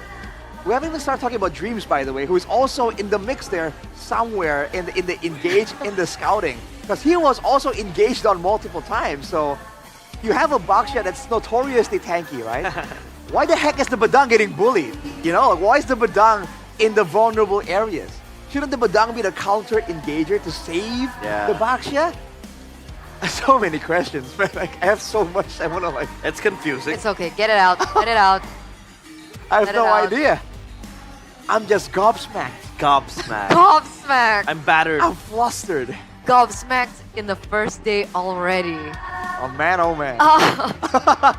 So what do you think could have been done differently for Alter Ego? Do you think it started with the drafts, maybe? Do you think it started with just execution? Was it weird? The Badang and the... What's his name? Baxia? Baxia. Did you think that maybe if they were swapped, it would have had a different result? Maybe, but regardless, they should be looking further ahead. Okay. But on a quick segue, before we revisit this topic, Eterna, looking further, this is the new gen of MSC 2025. Yo, some familiar teams right there, Realize. I know you know some of them. Yeah, obviously Zeta Division. I'm very happy. I've been following this organization since 2022. They weren't even in the MLBB scene, but, you know, now they're there. And by the way, I want to highlight Ultra Legends. So this team is from MPL MENA, and they are just a group of friends. Oh. Who played in MPL MENA, and they created this narrative that is called the Power Shift. You know MPL MENA, they have titles like Falcons, Twisted Minds. They're all gone. They're battered by Ultra Legends. Just a group of friends. A group of friends making it to MSC. They don't even have a proper organization. That's kind of cool, actually. And now they're in MSC. The wildcards, though. So it's literally just like, you know, what, like that legendary squad. Yeah, like a that's group so of friends. good that, and it turns out they can actually match up to the pros. Yeah, Ultra Legends, that's why. That's kind of crazy. It is crazy. Good fun fact there. So who knows? You guys keep playing, you know, in the back room. Hey, I don't want to make Iman retire. My Moskov might just... I think we need some medical assistance here. Someone clearly has like heat stroke or something. Medic over there, please. What was that? Your Moskov. You gotta take a look at my Moskov. Mirko is amazed by it. Arashi. Is it as good as Arashi's Jawhead? It is. Arashi's Jawhead is. Jawhead. I don't know about that. I remember the Jawhead from back in the day. I regret it. I believe that was a coup for another. I don't know. I swear it was a Jawhead. We're too old. But I swear. I swear. The Arfi's leading. Top 5 player Maniac. He is still leading. Even when Iman got one earlier. Yeah. But I think Iman has more savages. Yeah, I think so. So, oh, okay. I thought they were gonna show it. Oh wait, no, Arfi also has a savage. Yeah. Does Iman have 2? No, I think he only has 1. So you know there were the rumors, right, when Highs left, and the fans went, "Why did you bench the marksman that is able to get us a savage?" And then First savage of the season as well. And then Arfi came in, savage, right on the dinner plate, straight away. I feel like that's exactly why he got accepted by the community, like almost instantly. Yeah. like savage. Wait, yes. He got a Okay, all right. Alter Ego. My bad, Arfi. I wasn't familiar with your game. Up and down performance, it's fine. Savage. Yes. Goni approves. I think that's what was happening with Alter Ego in that game, honestly. They're like, Are they just waiting? fight. Are you trying We're to say- behind, fight. Are you trying to say that they're waiting for an Arfi savage to happen? Yeah, fight. Keep fighting. We're behind, fight. Losing neutral objectives, fight. Losing priority in the lanes, fight. Let's kind of shift this angle right here and try and talk about what Alter Ego can do like a little bit better, you know, some adaptations. Because I feel like go back to your win con. Yeah. But I also feel like they have a limited amount of crowd control. I really feel like they should save it, you know? We save it for the moments that matter. Because if you, again, I'm trying to put myself in the shoes of Rin and Arfi. Dude, Arfi outplayed the heck out of Bigatron, escaped the engage, only to get engaged again. Yeah, with the kick, Feels right? bad. You know, I feel like if I was in his shoes, I'd be like, guys, no stun? You know, nothing? This guy just went at me, bro. No feel? Like, no front help line? me, bro. Help me. I saw that, right? He popped the Zaman for us, right? Yeah. Yeah, so I was feel like, done. I feel like maybe they can be a bit more deliberate with the amount of crowd control they have and then ration it, right? Okay, Fist Crack is for defense, Shield Unity to attack. Abyssal Arrow is to attack, and then, you know, whatever, something like Something that. of the sorts. Because especially, again, shifting over to Rin a little bit, especially against a Kalia, dude, it's not just the Tsunami Slam. I forgot the name of the second skill, but that second skill is basically like an Edith onward. Yeah. So the moment you're down from a Tempest of Blades, dude, I feel like in that game, Light was on point with the toss over. Well, there it is, boys and girls. We're looking at the previous game recap now, and we gotta address the main concern for Alter Ego coming into the playoffs, right? People have been talking about Rin. Will he be able to evolve from just playing assassins? Will he be able to finally pick up the utility jungle properly? Because of course, flashbacks to regular season when he picked up the Fredrin disaster. We thought the Baxia might be flexed for him. Now the big question is, was it flexed because he's not comfortable on it, or was it a coach call? Because if it's because of Rin, that's not good. Because Annabelle technically is a lot more flexible, right? We haven't even seen Prime Annabelle Alpha gameplay yet. That's still something that he has in his pocket too, that he can utilize in this matchup. Yeah. Again, there's just no reason to be backed up into a corner that fast in the drafting phase. Exactly. For Alter Ego. And this is a team that we have just highlighted. The reason why they're the dark horses is because they're no longer as one-dimensional. Before, it's shut Rin down, win. But now they have all these other tools, but it seems like they just weren't working well together, at least in game number 1. On top of that, I do wonder, right? If we do want to play, I was going to say devil's advocate, but not quite. If we're going to say that Rin can't play anything but assassins, were there any other options available right there? Leo Mord. He's played the Leo Mord. Yeah, Leo Mord. Or to a certain extent, the Lucas is also available. If they want to pick it up for themselves. That's true. Picked up the X-Borg in the regular season. Yeah, X-Borg as well. I was about to say that. Hanzo. Hanzo! What do you think about the Hanzo now, though? I feel like it takes a little too long to get rolling. I feel like it's in a weird spot, I'll be honest with you. Like, I don't exactly know where to place it almost. Because, you know, with the right team, with the right player, it's still a great asset to be able to just yoink away a buff, you know? But easier said than done. Anyhow, the point we're trying to make is that Alter Ego have options. They should probably start exploring some of that. And as we've highlighted, just to recap a bit from that long rant, they should probably get something aggressive for Nino, right? Agree. As identity. We've highlighted him being like the strong laner. Get something for Nino there. And then be a bit more deliberate with the plan there. Is it going to be more for Rin, more for Arfi? And if it is, you know, draft accordingly. Let's hope. Amen. Let's hope things change. Ladies and gentlemen, boys and girls, I don't know if you guys share the same sentiment with us on the panel or not, but something's got to be different here for Alter Ego. 11 minutes. That was a very short game for BTR to really dominate over. We're looking at a 3-0 if we continue to see the same pattern from three-phase mass. So now Bigatron are going to be on blue side here in the drafting phase for game number 2, presented to you by the official tournament smartphone Samsung Galaxy A36 5G. And straight off the bat, right? Hayabusa taken away, power pick for Rin. Joy taken away, power pick for Rin. The Luo Yi gets taken off the map. Alter Ego go for the Chip Masha ban and the Fredrin. Wow, man, this Masha is really living rent-free in the heads of Alter Ego, man.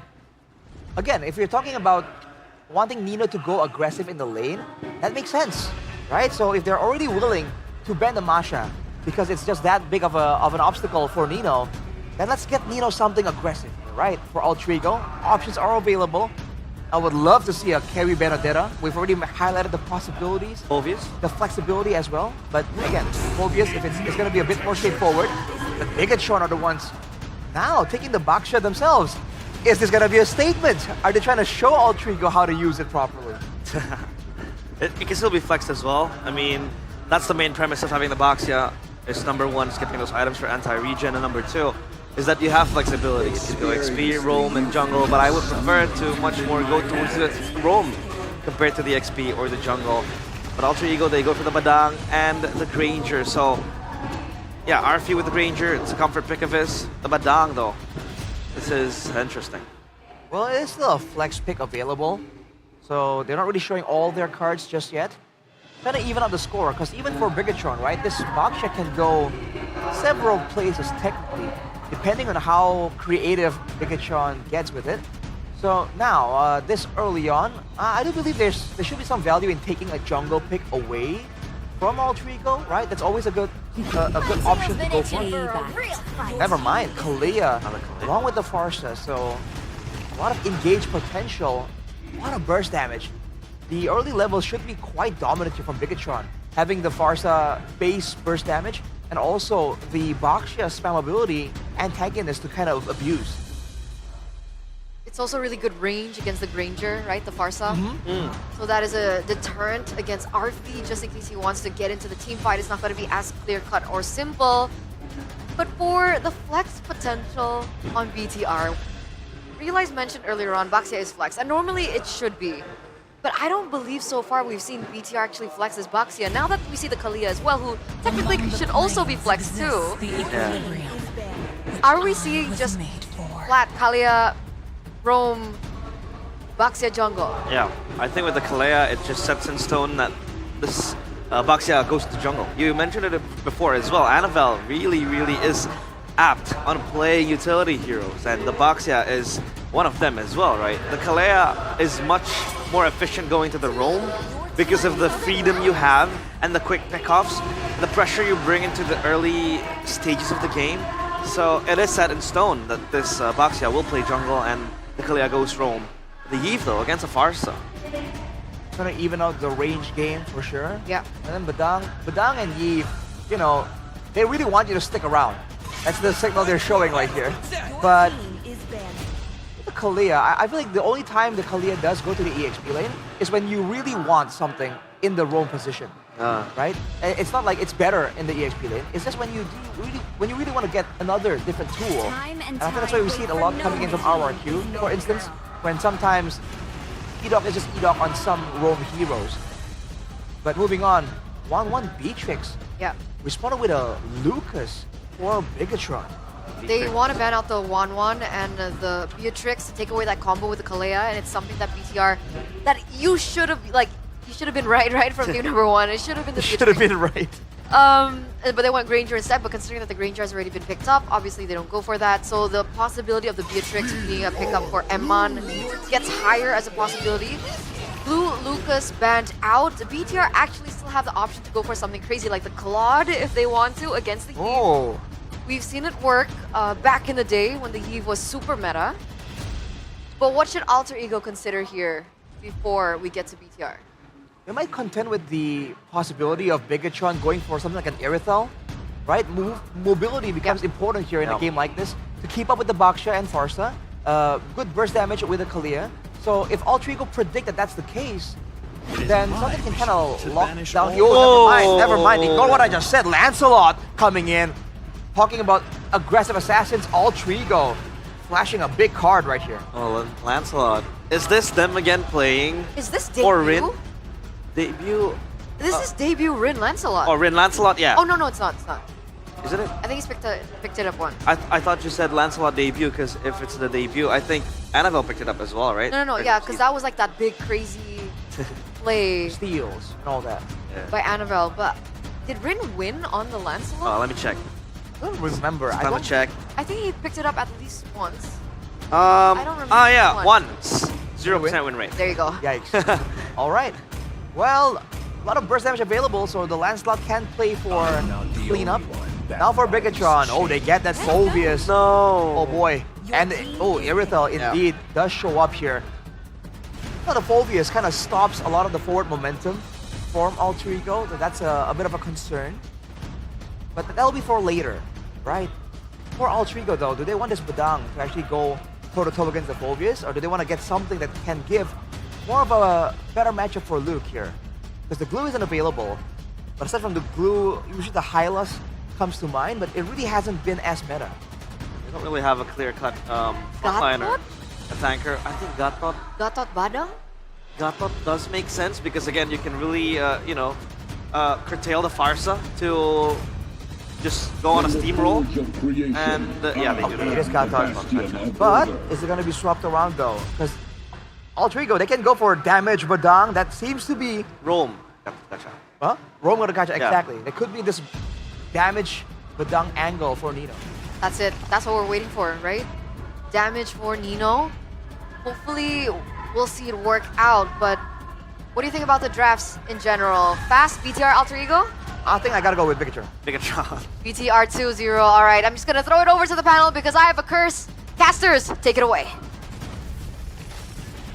Questionable draft coming in from Alter Ego. They are definitely the one that has a disadvantage after that bout.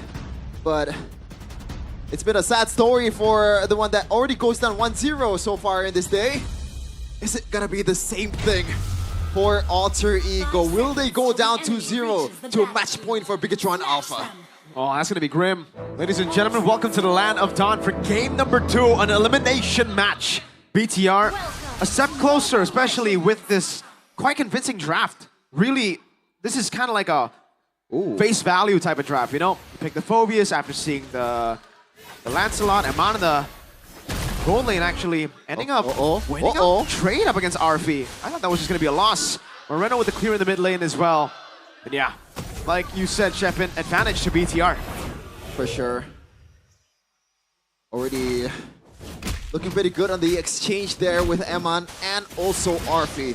A lot of experience coming from Eman, MSC winner, but Arfi is a rookie. Yes, he's stacking up the Maniacs, the Savages, but he's up against M-Maniac himself.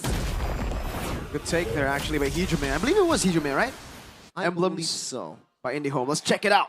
Yep. Master Assassin from Eman, so he needs that 1v1 potential coming in to go up against Arfi to make life a bit easier. A lot of concussive blasts too from Bigatron Alpha, so a lot of emphasis towards the clear for them to be able to rotate a lot faster. But speaking of rotating, Rin already on the case, just erasing some of the camps from Annabelle. Oh, good cancel by Nino. A retry used by Annabelle. Luke with a bit of poke. But that is all she wrote. Just, Annabelle actually is just gonna stay in the lane, shove it in. Yep. I mean, if you're a Baksha, then there's, like, you can only just farm in the early game or just help out. Again, with the concussive blast that you have, Dreams is not spotted out. Just a bit of HP chunk towards the guy. Good poke. Annabelle now stopping the rotation. Luke able to get level 4 just in time. Nino forced to flicker out.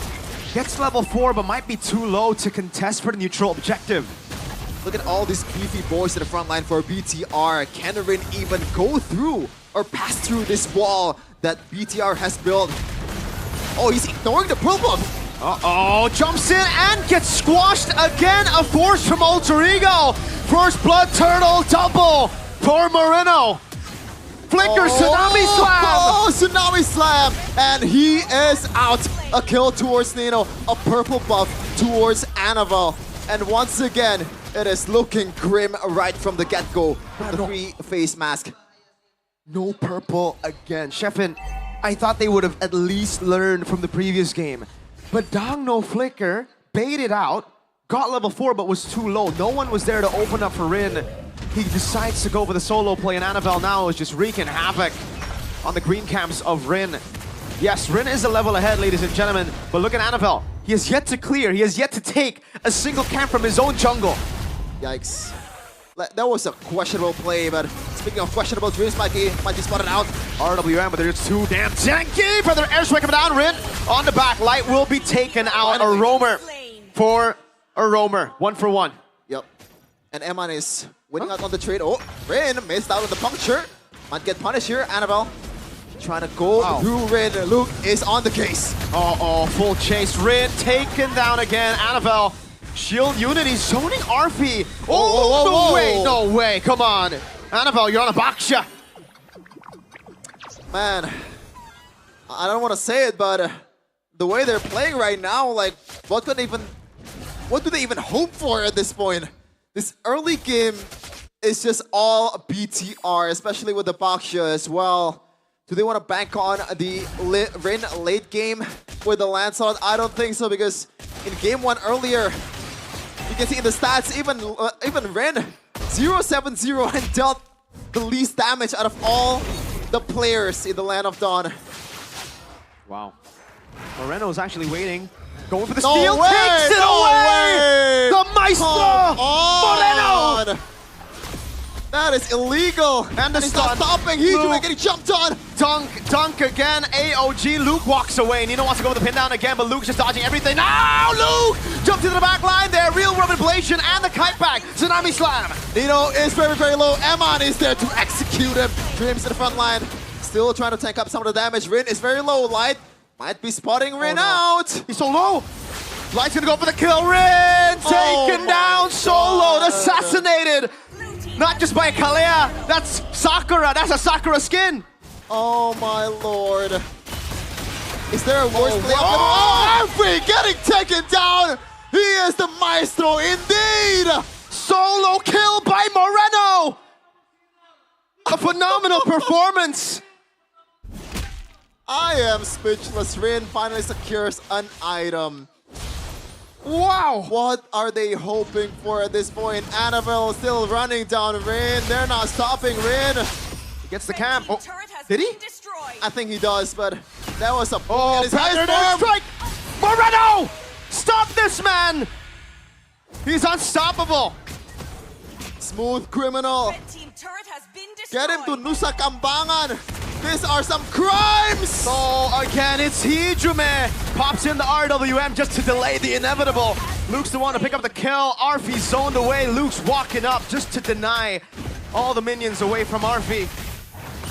Like, we always talk about like a certain roles gap in a game where it's a stomp. This is the whole 5-main gap, especially in the synergy part. BTR is just much more connected than Alter Ego by 10-fold. How? I don't know. Like, how do you come back from this point? I honestly don't know. Like, yes, obviously, Lancelot scales, but it's a 5,000 gold lead in 6 minutes. And you're up against a Phoveus, and mind you, this exactly, is yeah, stoppers. You know, yeah, I asked some of the pro players, and Phoveus is meant to deny assassin picks, and they're picking it. Oh, that's a stun move if I've ever seen one. And now the all-in onto Rin. Phantom execution now gonna be soloed perhaps by Annabelle. Rin's gotta run towards his Poison, slowly but surely whipping away the HP bar even with the Revitalize. It's Annabelle who picks up the kill. That anti-regen's down. Moreno still waiting for the feathered airstrike. It's not there yet. But Rin, oh my lord. Has there ever been a worse debut in the playoffs than this? That's harsh, man, but unfortunately it is the reality we are seeing. 0-7 in game 1, 1-4. 1-11 currently. Just in the 2 games that we've seen. Light jumps in, Tsunami Slam, able to lock Hijume down again, goes down as Light takes the kill. And the Lord still has his spot in the game, ladies and gentlemen. BTR don't care about the Lord. Or the turtle, rather. They want to wait for the Lord. Yeah, and I don't think they care about who to go for. Light can go for Dreams, can go for Nino, can go for everyone on the Alter Ego team, and it still does not matter. The gap is way too big at this point. Moreno already secured the Wishing Lantern too, and that's gonna help them to burst down these frontliners. Moreno should be slain here. Finally. Nino gets a shutdown though. Not really the best when it comes to the bounty. You would definitely want to have that on Rin. Still, finally, Alter Ego showing signs of life. Yep, they need it. Maybe a confidence boost. They're scaling. Yep, they're scaling all right, but like, how much do they scale with that kill, Nino? So trying to get away from the shield duty of Annabelle. Oh my goodness, oh AOG, where you go for? Oh, Luke might just be too ahead. That's gonna be the pin down coming down. Luke able to flicker out now. Light in the midst of it all. Still no Moreno to be seen. Tsunami Slam locking him down, and that will be the kill over to Iman. But their airstrike doing a whole lot of damage. No flicker to follow it through. 1-0 Dreams for nothing. Here's the thing. That was actually a pretty decent engage, especially Hijume on the real world manipulation. That was perfectly placed. But again, if you see the gap, then you realize that maybe Dreams shouldn't have gone for that one. This should be a free Lord. Let's see, Lancelot is up top. Once he shows, BTR are just gonna commit. And there you go. Uh-oh. Lancelot showing up top. Oh, wait, right? This should be free unless there's a big red tree steal from the Badang. I've seen that before. I mean, you see everything in Mobile Legends, man. I've seen a Franco steal the Lord with a hook. I saw that in MPL. MPL PH. Ogwin. Fistcrack stealing the Lord. Yep. Against Carl TZ. And Eman secured the Great Dragon Spear. That's trouble, especially for Hijume. that relies on slows. Annabelle getting stunned up by Dreams, but what for? Jumping into the front, the AOG. Oh no! Tsunami Slam to the best possible member. Rin able to escape. Nino all alone, isolated. The heavy crossbow dealing so much damage. RP kiting away. Light goes for the flicker in. Annabelle. Very, very low. Nino getting taken down by the crossbows of Eman. Another kill for Emaniac. Up to 3 right now. 5-1 and 7. Moreno doing so much damage. It's not a feathered airstrike, that's a nuke.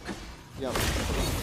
It's an airstrike, all right. And that's a huge item coming from Luke because he's going to overextend. And for a good reason, too. And he's going to get punished quite a lot with the slows. Oh my lord, Eman! Thank goodness for the holy defense. RP. Holy damage. Would have just gotten one-shotted there. Was it? That was just Eman? Yep, that's a single combo, I think. Skill 1, skill 2, basic attack with heavy crossbow, that's it? The shred. Yikes. And also the burst from the crossbows. A bit too much at this point. I mean, there is some silver lining from Alter Ego. They managed to get, they managed to get some members when they overextend, and this is a good composition to punish overextension. So they gotta bank on the fact, like it or not, bank on the fact that BTR will do that and punish to the highest of levels. By the way, Moreno secured a Divine Glaive. So again, they don't care about who to go for. If you guys are down. We were talking about the scaling, we were talking about possibly Alter Ego getting to their item power spikes, but they are a far shot away from even getting close. That is even an average. That's an average of 1,500, I think, gold lead. Maybe even more, 1,700 average. There you go, 8K divided by 5, it's 1.6. There you go, 1.6. Quick maths. But yeah, 1.3K gold lead under Roamer. Under Roamer. 1.6 average is ridiculous, this is something that you don't really see every day. Oh, man. And you're seeing it quite a lot in this first day of MPL Indonesia. TL ID against Onyx. The first 2 games, it was a stop. And this one, the first 2 games is building towards 1-2. And yeah, Eman, Wind of Nature, America. So, I didn't see that many magic defense items from Alter Ego. This Divine Glaive will, in a way, technically just make it as if Moreno's dealing true damage, right? Oh, man. Yeah, maybe could have gone for Holy Crystal, actually. He has the penetration, but maybe he lacks the girth. Oh, maybe he does. Who knows? The Maestro thinks in different ways compared to the normal human. Luke with the control. BTR still. This is, I think, the discipline that was completely lacking from BTR in the regular season. After getting a lead, they would just go and throw and fight. Here, they're playing it so slow, waiting for those mistakes. Conceal from Light just to get him out, but the heavy crossbow also just used up by Emma. No conceal, no AOG, that means, yeah. They're just trying to find a needle in a stack of hay, man. That was a weird interaction or engage by Dream. Walking up to the bush. Jumps into the back, gets the Dark Wave, Tsunami Slam! Our freeze Purify was baited earlier. Dreams is running away. Eman right there to capitalize. The XPTR Roamer gets taken down and win a crown to survive from Luke. Do they even want to go for the Lord at this point? It's only 2, Nino and Rin. The wave clear is there with Rin, but can they do it? Annabelle walks up, shield unity used up. Good clear from Rin and Nino. Back to the Lord they go. They can't end here. Oh my god. A lot of oh my gods and oh my lords in this game because we are speechless. There's only been 1 Lord this game. Yeah, domination for Bigatron. Hey, I'm just as surprised as you. I know it sounds weird coming in from me, but I didn't expect BTR to play like this. And Moreno, finally a utility item. Something I should have built in the first item usually if it's an actual pro scene. But this is a gap in all places. And look, my god! This is what... Ex-Geek-Fam, by the way. Oh, hey, I gotta give you props there. He is Ex-Geek-Fam. Veloisky created this monster, but now it is being... This monster, it is being utilized by BTR. Annabelle up top in a 2v1. We saw this before. Badang and Nino on Badang, Rin on Baksha up against Annabelle. Not the same story though. And this is why I say Luke is kind of a playoff player when I had a talk and a podcast. The guy plays good when there are big stakes in the mid lane. Almost a catch from Light. Didn't have the flicker.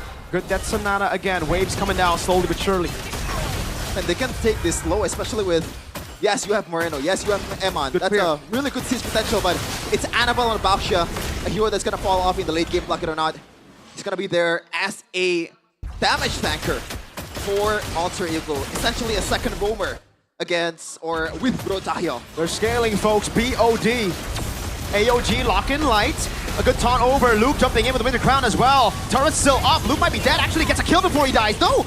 He's still alive. Somehow not taken down. Our feeling for the kill. Annabelle body blocking Winter Crown. Oh! With a stun baiting out the Purify. RP finally gets a Sky Piercer stack. Oh, cancelled. Tsunami slam over. Annabelle dead, but Nino falls as well. There was a good effort coming in from Nino, but unfortunately the follow-up was not fast enough. And Light has the... Oh, he's going in again! No Tsunami slam, don't on! In the back, diving in on the Crystal Rin! Obliterated by Moreno. It's only the base. It's only the base where Alter Ego Dreams comes out. But what can he do? Wow. Nothing at that point. Bigatron with a stomp. Ladies and gentlemen, I think out of the two matches today, we expected match 1 to be 3-2. Became 3-1. We expected this one to be much closer, and so far, it's the same story as match 1. It's a 2-0 lead to PTR. Hey, if you follow the script though, if you follow the script, game 3 will be for Alter Ego. In a stupid way too. If, you know, that's a big if, but it could happen for Alter Ego, especially they're known to be a team that's really leaning on towards the familial value. No wonder Iman's playing like a beast. That's the girlfriend buff. I believe that's Light, Luke as well. Bringing out all the girlfriends over to MPL ID. Hey, might as well play with them in the stage. In a Mobile Legends game, obviously. That's true, absolutely. That's what I was thinking too, Shepin. The confidence. We were already concerned about Alter Ego and how they would perform on stage with Rin and Arfi. Remembering these two guys are rookies. Now, what do you do when you're 2-0 down? You have to deal with the playoffs pressure, but now you have to deal with the playoff pressure being 2-0 down in an elimination match. Miracle is something that maybe they're hoping for. Hey, maybe Miracle Boy wants to step up for Alter Ego. At this point, we gotta ask the crowd. I mean, we gotta ask the panel and the crowd, and then more analysts. Yeah. What do we have to say, guys?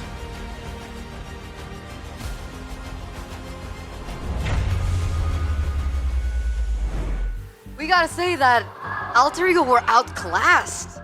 That's the only term that we can use here. Outclassed from the early game up until the final point. Moreno, the maestro, showing off his skills on the Farsa as well, stealing here and there. The solo kill happening onto RP in the bottom lane. Actually, there were so many solo kills that I couldn't even count. Yeah, Alter Ego go gone. They were gone that game. Fully gone. Because like in game number 1, it seems like it's a whole team thing, right? Oh, this was not the right game plan. It's like they lose team fights, you know? Game number 2, dude, Bigatron were just taking all of the highlight moments. 1v1, you want a 1v1? And they just delivered. Dude, every single one of them were just making crazy plays and again and again. And Alter Ego just could not stop it, man. They did try to make some maneuvers, but overall, I would say like 80% of the moments, if you're gonna watch a highlight reel, it's gonna be Bigatron, man. They were able to exert pressure since minute 1, I guess. With the Farsa, you have so much, I'd say, control as well, reaching out to the backline and having that burst damage. But in the hands of a Moreno, that Farsa was more like a heat-seeking missile. Like, it was missile. It was able to just burst down like the members of Alter Ego. And how do you even win a 1v1 against the Granger as a Farsa? You're not supposed to. You're not supposed to, and Moreno was able to show that. And he also, incredible. Remember the flicker? Exactly. Yeah, that flicker, and he recalled in front of Alter Ego. So his anticipation moments with that flicker was insane. The fact that he was able to anticipate Arfi as well in the bottom side with a Feather Airstrike opened up was also incredible, which is why he deserves the player of the game here for game number 2, presented to you by the official tournament smartphone Samsung Galaxy A36 5G. As we take a little sneak peek into the highlights, those were one of the moments where Annabelle was actually able to get a lot of solo kills happening on the board as well against Arfi against Rin. And you're seeing the terror of that Baksha, dude. In the right hands with the right game plan. You saw that Rin was trying his best to get out of the way, dude. Get away from the wheel. But Annabelle cannot let it slide. Brother, this guy was burned down slowly but surely by the tire.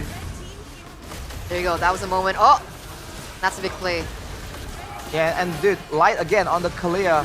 Once again, just enabling the team so well. Because Ultrigo are forced to respect a lot more of the other heroes coming in from Bigatron, this means that Light, he's just doing what he needs to be doing. And he just looks so much better here because of all the opportunities. I don't know, I'm out of words to say what I can say because Alter Ego, it felt like they were outclassed on a micro scale, on a macro scale. Even Rin was able to show some fight in this game. At least he wasn't really playing an unplayable game as a Lancelot. I had high hopes for the Lancelot to go online. We're waiting for the power spikes to happen because if they were able to reach that, I mean, Alter Ego had a solid chance, especially with the Gatot Kacha and the Badang and the Fray, but how do you even survive that first layer of the fight if the front line just evaporates in an instance? And it seems like Alter Ego are also clueless at the same time. It's like a back-to-back stomp losing type of deal, you know? And the question becomes, when they enter game number 3 later on, how can they mentally recover from this? That's a big question because Arfi is new to the MPL scene. Rin is also new to the MPL scene. Maybe playoffs also, the pressure is bigger, a lot more people are watching you, the stage is also a lot larger.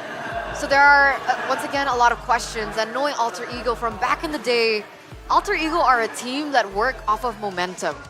And this is a situation where it's the exact opposite. They have to try and figure out how to go back, reset, refresh from a 2-0 loss and a very stompy 2-0 loss.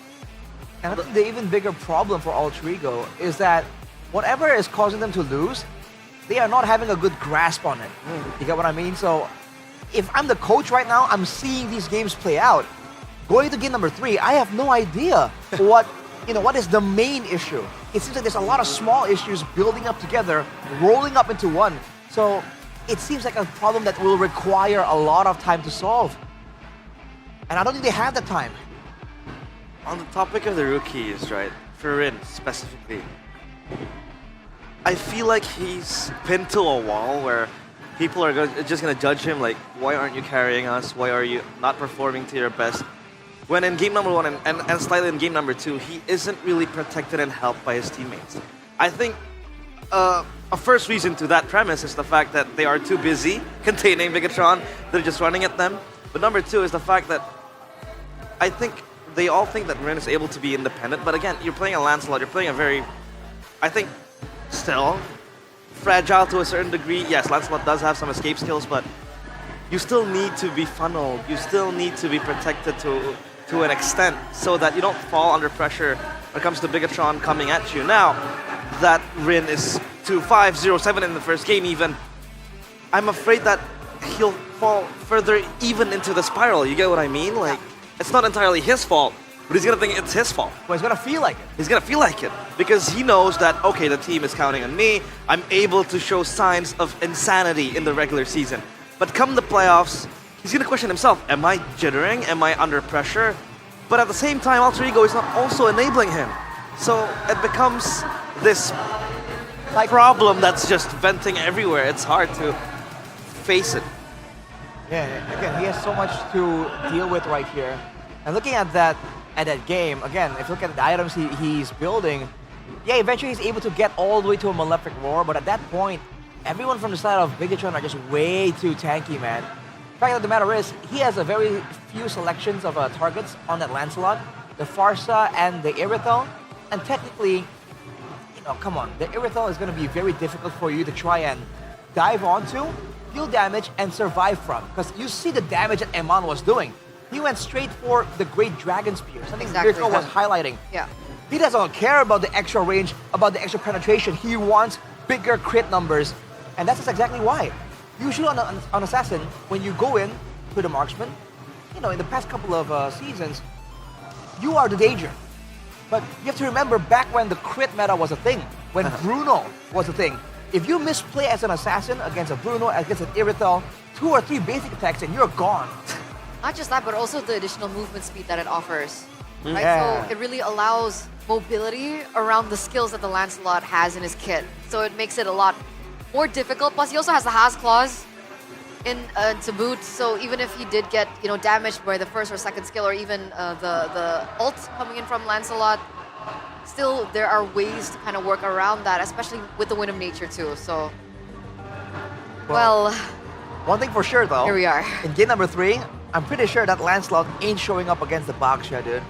If they see the Baksha, I think the big takeaway for Alter Ego is that you need some solution for that Baksha before you can pick something like a Lancelot. Because otherwise, dude, Annabelle, again, with a vengeance, was just running straight at Rin, and there was nothing that anyone can do about it. So, that's an issue. Is this the end though? Is this the possible end? it could be. It looks really bad on Alter Ego right now. Like, there's no way to sugarcoat it. There's no way to address it in a lighter fashion. It's not looking good for Alter Ego. Rin, again, succumbing to his power picks. The fact that his heroes have been taken away from him, he's not been able to perform on the other heroes. It looks like the rest of the team is also very uncomfortable. We've been very enthusiastic about the idea of Nino on a damage dealer, but the fact of the matter is, it's not going to happen if Rin is still on an assassin in the jungle. Wait, you're right. Yeah. If they do so, there'll be an overload of damage. There'll be a lack of frontline. Exactly. And resources also. What? Resources as well, right? Yeah, exactly. You kind of have to funnel the gold and all that. And that's why Nino here is going for the regular tankier kind of build. Yeah. And again, maybe... Man. Again, we're talking about the Benedetta, like, is something split pushing the option? Because in the team fights so far, it really feels like Bigatron has Alter Ego's number. Because technically, against the Baxia, what do you guys think about this, right? Alpha export. Do you think these two junglers could be an answer to the Baxia in the jungle? Back when that was the meta, when the Baksha Angela was constantly showing up in the league, that was the answer. Something like an alpha, the true damage being the main thing. If you don't want to deal with the alpha, then I guess you can go... Back then, the carry also shows up. And again, it's a whole order to fit those tools into a proper rounded out composition. So it's easy for us to speak from the comfort of the sofa on the panel segment here. Clearly. But we really do Couch. sympathize, man. Alter Ego, they're in a tough situation. And I really do feel for them, because if I was in their shoes, I don't know if I have what it takes to just, to perform. Let's thread back the storyline, right? Last season, Alter Ego are on the same fate. And impending doom today might happen like last season, and Nino is also kind of down, mentally broken.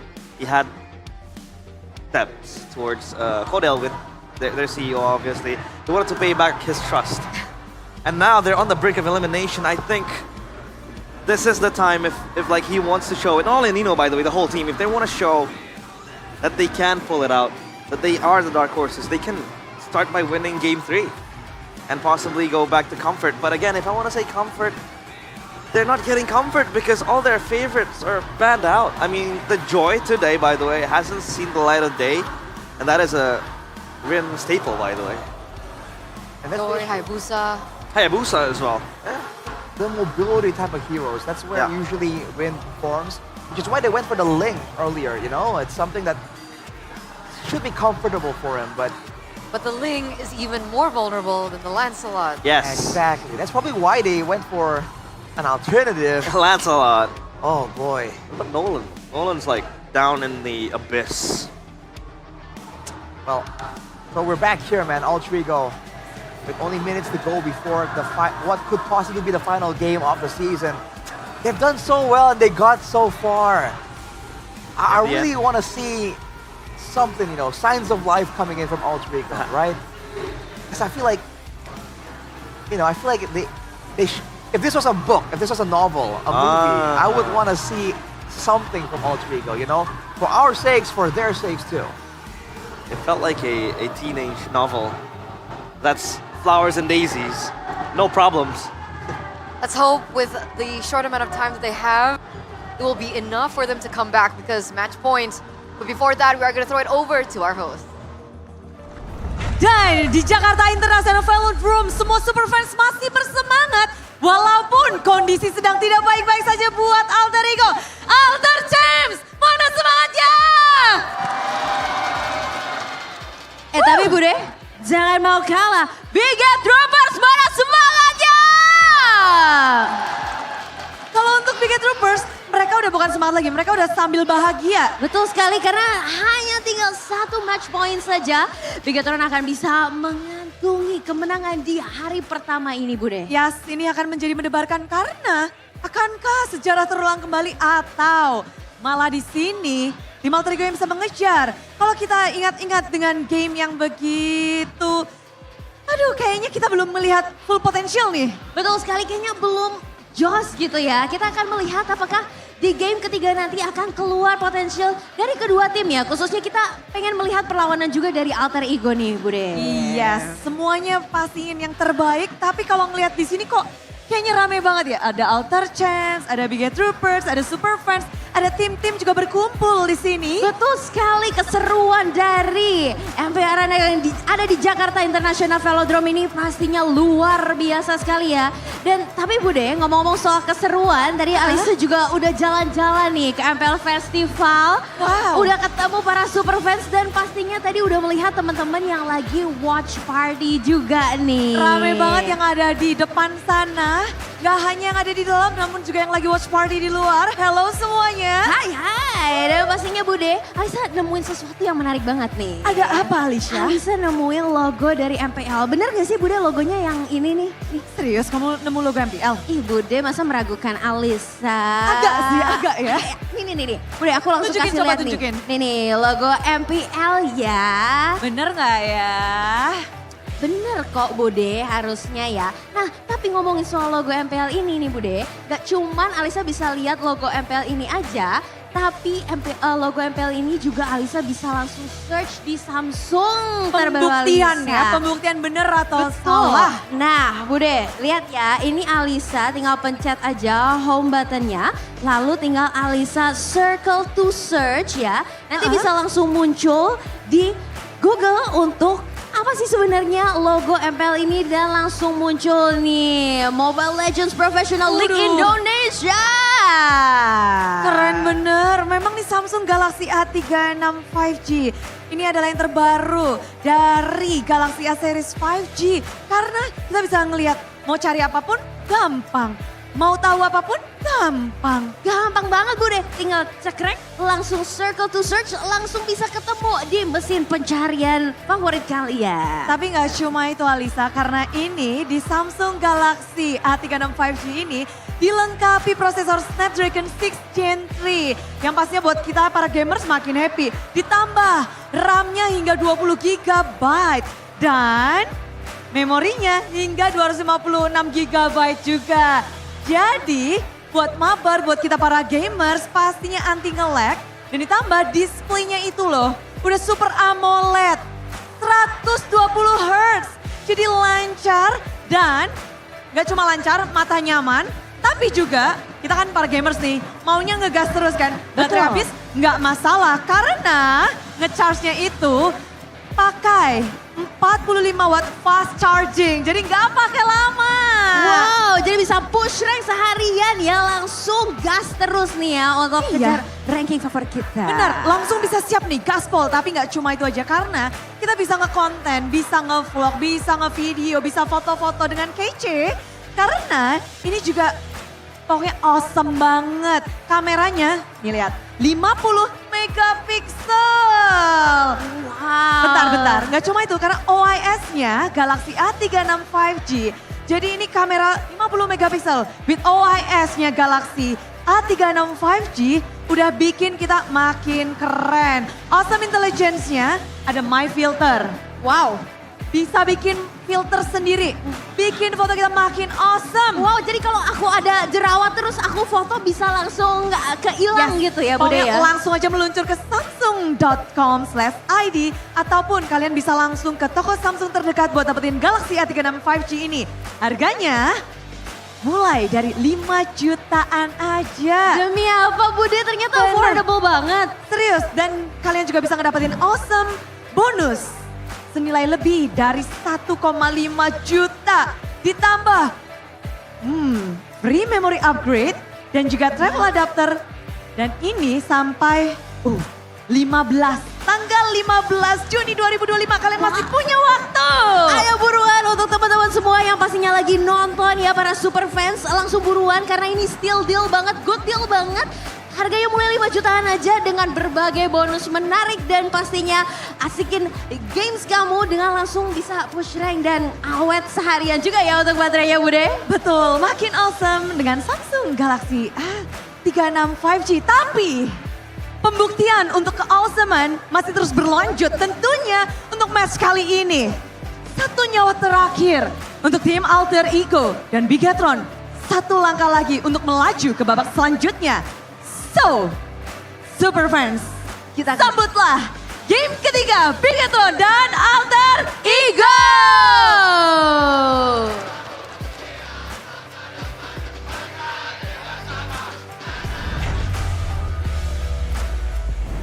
The fans in the building are unrelentless there. You can see all the Alter champs and the Bigot troopers showing their support for their team, but more so for the Alter champs because it's match point.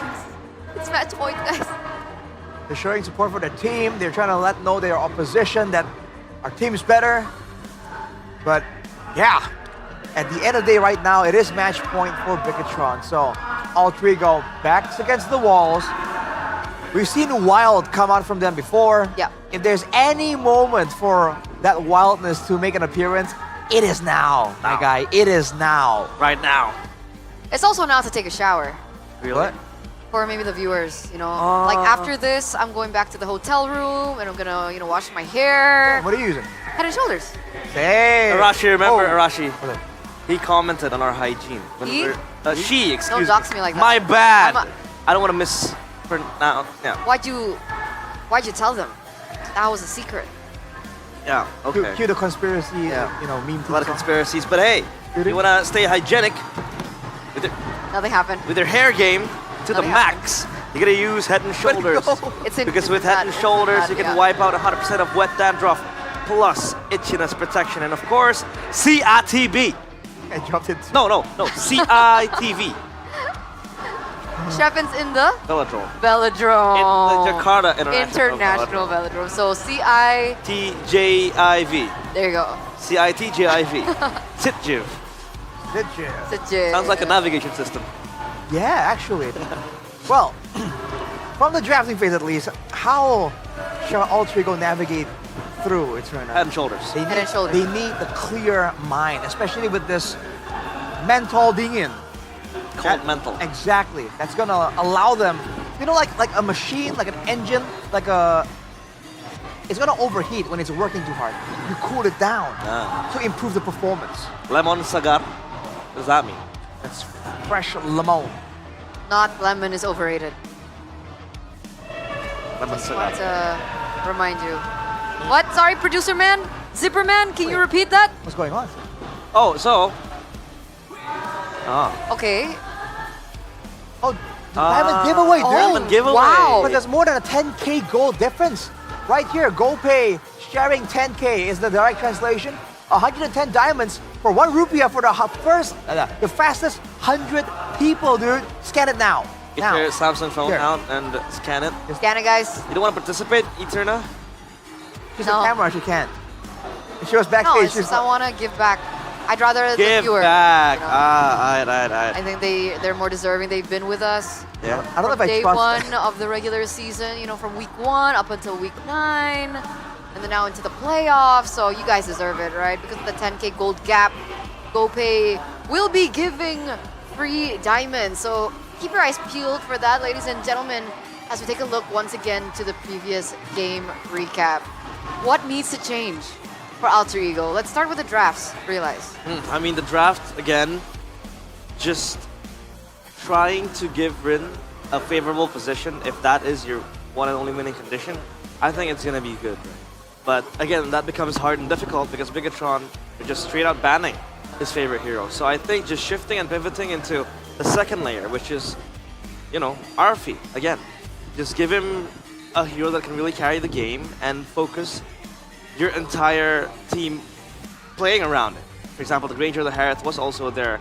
And I think number 3 as well is just trying to ban out possible curveballs that Bigatron are throwing at you. For example, that game number 1, the Badang and the Cho. It was some sort of a curveball, I'd say, because then you have to engage, like just lock down the Harith. The Harith wasn't able to function properly, and that defeats the winning condition of having Arfi carry the team. So I think playing around that and knowing your win cons should be like the basis before you enter the draft. Well, right now Alter Ego is going for a first pick selection, trying something new. It's like game 1. Yeah, so we've seen, sorry Arash to cut you, Fredrin always banned out by Alter Ego. Do you think that needs to be done? I don't know. I mean, I think the idea is that when you're on a mobile hero, you like those mobility options. Fredrin kind of catches you, right? But at the same time, Eternal, I get your point, man. Rin has been caught either way, even without the Fredrin. Yeah. They caught with the Baxia. In fact, in a Lancelot against against the Lancelot, I feel like the Baxia is a worse matchup compared to the Fredrin. So maybe, right? Maybe the Fredrin removed from the ban angle could be an option Alter Ego can explore. Not to mention, not to mention, if the Fredrin gets picked up, there's a possibility for Alter Ego to go with that cheese Valier counter. Can work. Yeah, the Valier, obviously.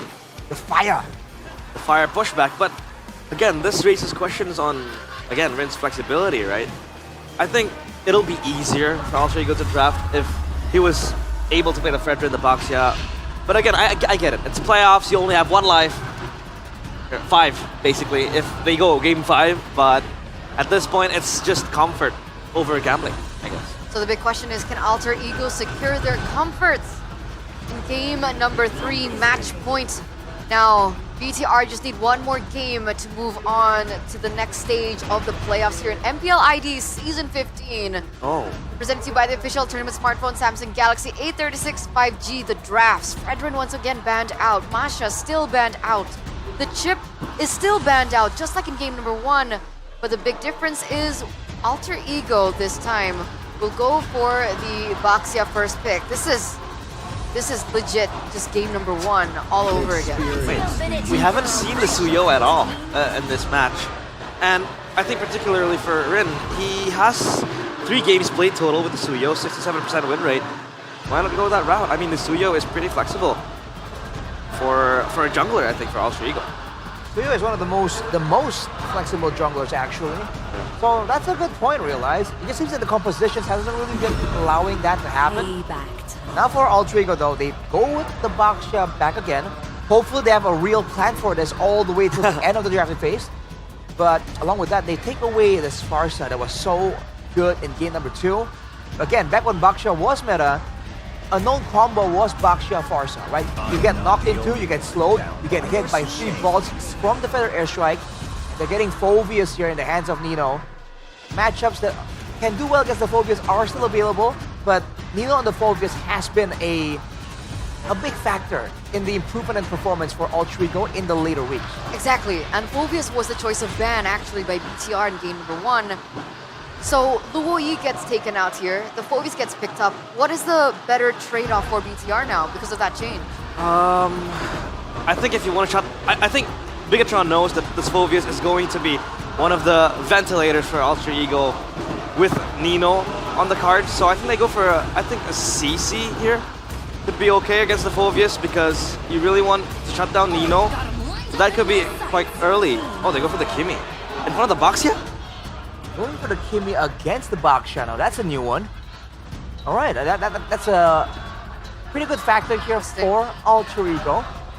But if Bigatron shift over this... Oh, never mind. I was thinking you can maybe move to the gold lane. Yeah. But no, they have a Granger already. What is this? At least Bigatron, they have a proper poke composition. Right? They have so much poke from the Grangers, from the Kimi. From afar as well, that range is perfect. But at least for Alter Ego, they have established something. That this Baxia won't go XP, like how it was in game number 1, because the Phoveus has been picked up. So at least this time, if they want to play the Baxia, they'll play it properly. They play it efficiently. Or even better, we might just see Rin use the Baxia. But again, we had that doubts of him using utility junglers. But we'll have to see. If push comes to shove, I think he has no choice but to just take it. Why do you think the Hanzo ban now? Wait, Hanzo ban? Hanzo ban from Alter Ego onto BTR. Are they afraid that BTR are just gonna play fully with range, or? Backline access maybe, because going they on know. here? Kimmy Granger, you have two, I'd say, vulnerable heroes that is your main damage dealer. So obviously shutting down a possible backline access with the Hanzo is a good Exactly, but choice. Alter Ego is the one that bans it out.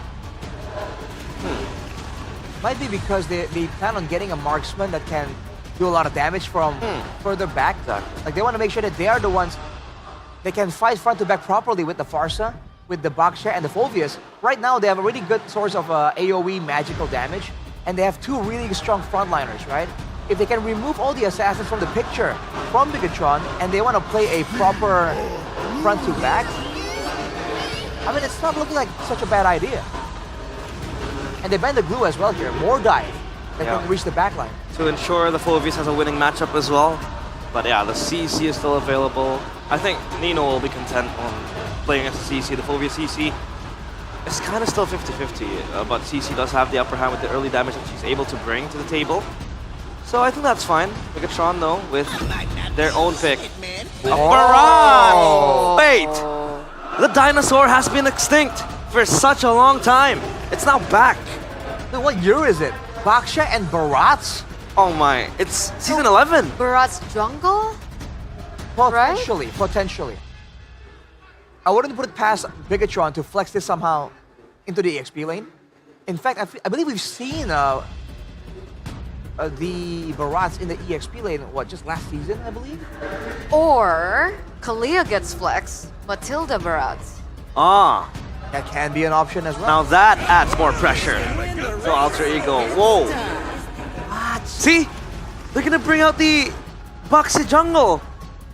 About time. They're on a knife's edge.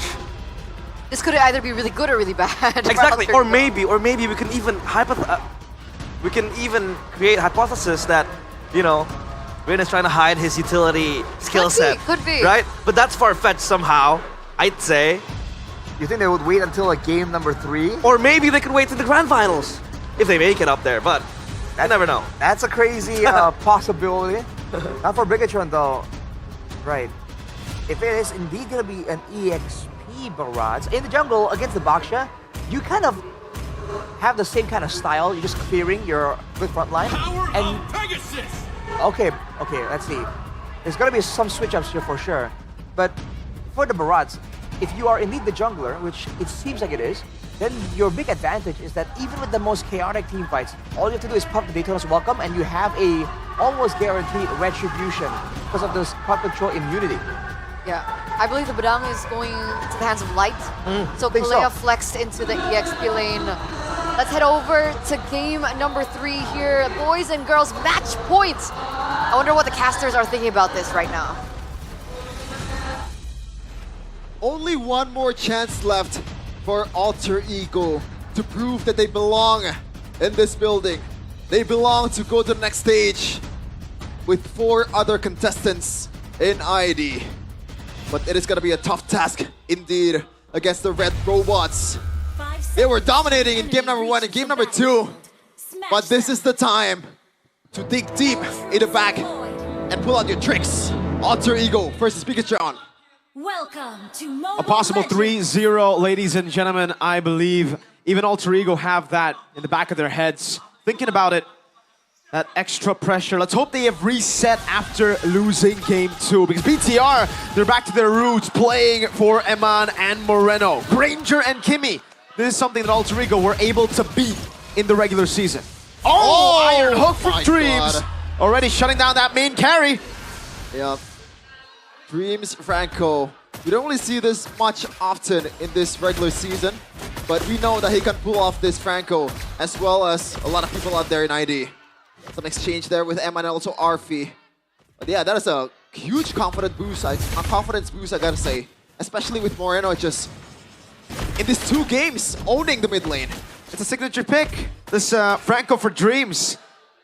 I think even in season 13, when they made it to the grand finals, we saw a whole lot of that Franco from Dreams here in this very arena. He's looking to make the dreams come true, man. But Annabelle, this is a peculiar pick, I gotta say. The Barats, we kind of expected it to go to the jungle. Can be flexed towards EXP too, but it looks like Luke will play that Kalea. So a lot of tankiness there, and also Dreams. It's not really the greatest of target when you're up against a Barats. It's a big target, but do you want to go for that? It's a good question. There's also a Detonus Welcome, right? So if you do get the Bloody Hunt down, it's gonna be great. It's just, how do you deal with the Detonus Welcome if Annabelle is the one to go in first, or let's say Light or Luke? Because Light is on a Badang, signature pick as well, something that we have seen a whole lot. RP! Solo kill against Eman down below. I'm sorry, RP, I was not familiar with your game. That's Emaniac we're talking about. But Nino goes in, Rin running down Annabelle. Good cancel, Annabelle falling. Both the carries of BTR shut down quite early. Mid lane Dreams almost finding the Iron Hook. Light gonna be caught as well. Moreno trying to deal enough damage to stop Alter Ego from taking orange, but Rin finally will be able to win the early game. Yep, a whole 180 switch here in this early of a game. Alter Ego is already up 3-0 now. The brawly type of playstyle by Alter Ego is finally paying dividends. Oh, Tsunami Slam! Pin down, Nino able to flicker out. No kill, good deny by Nino. And there's a green light towards the tunnel. Oh, Dreams! Bloody Hunt and the flicker and the Iron Hook. Oh, what? Feather airstrike. Oh, that could have been bad. Kijume got it in the end. Good recovery, traction pulse, and the immobilization forcing to purify out as Moreno soaks in the gold cannon minion. Annabelle invaded, has the red tree, got the purple. Hijume almost turned into Hijumeng there, missing out on the feathered airstrike. But this is a very interesting matchup when you see it. Barats and also Baxia. We're back to season 11 once again. Light though, starts out toward Dreams. This crack too, no Tsunami Slam. Luke has it on cooldown. Back to my point earlier, Baxia and Barats kind of the same like jungler in a way, the way they're farming, but the rotating speed is gonna be the one that makes a difference for Rin, and it's already showing in this early of a game. 2.7k gold lead for the 3-face mask, something that they want to build for in this mid game, especially when they have a Farsa here. Looking at the items right now, that gold lead 999 for RP, something that we don't expect him dominating Eman in the gold lane. Good shield unity. Iron Hook into the Detonus Welcome, cancelled out. But that's the risk of now not having the Detonus Welcome. Now Rin is all free to engage in. Tortoise and Puissance, no. Re-engage Animal, brought back by the Dark Wave. Tsunami Slam knocking him down under the turret. Moreno will be able to get this kill. Well done, team. 1 for 1. Annabelle for Nino. Plus the orange buff, so Alter Ego once again. They're happy with the trade right now, and they're happy with the way they're handling the invades here. Much better than the first two games when it was like too chaotic, even for Alter Ego. Some kind of oxymoron there. Way too chaotic for Alter Ego in the early game, which is, again, it sounds weird, ladies and gentlemen. Alter Ego are usually the ones to utilize that chaos. But BTR, with the Kimmy, it'll take some time for them to actually be able to fight. Rin knows that, and that's why he's pushing on the pace. Shield unity forward, you know. Not able to find a Dark Wave with the shield unity. Let's connect. Detonus welcome to cancel. Light in the back line, able to find the fist strike, but Annabelle gets melted down. Light in the front now, caught by Nino. And there you go, Emma getting jumped on by Nino. Tsunami Slam on towards the turret. That's a retaliation. They're not stopping just yet. RP. One more Inferno Pursuit, but Luke gets out just in time. Alter Ego, yet another turtle for them for free. Now this is a Chaos Derby. Now it's a match. Finally. That we have in our hand some kind of signs of life here for Alter Ego, despite them getting destroyed in the first two games. Sim script in the first match with DLID and Onyx. Slow. Alter Ego now, they're the ones with the 3,600 gold lead. They are the ones that just need to take it slow. Their composition does really well as we get into the later stage as well. Well, maybe not the super late game because that's where the Kimmy does super well, but Game Fact here by our new application, GoPay. It's Barats' debut in Season 15 after it was used last by Dairen in Season 14 Grand Finals. And we know that Cascute loves to pick the Barats over Fabian Sling.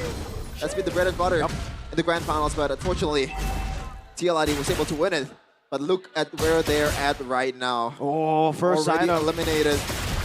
And that's the usual first item for the Franco here. Tsunami slap right away. Uh-oh, full lockdown, and it will be a kill. Ren gonna be taken down, but now attention as well. No, wait. Traction pulse knocking him down as well. He's gonna be out of the lockdown. Dark wave already from Nino. Getting so many in front of pursuit stacks, but Nino will fall. Sky Piercer strike. It's another hook to get the kill. And Mon gunning them down, and somehow it ends up being 2 for 2.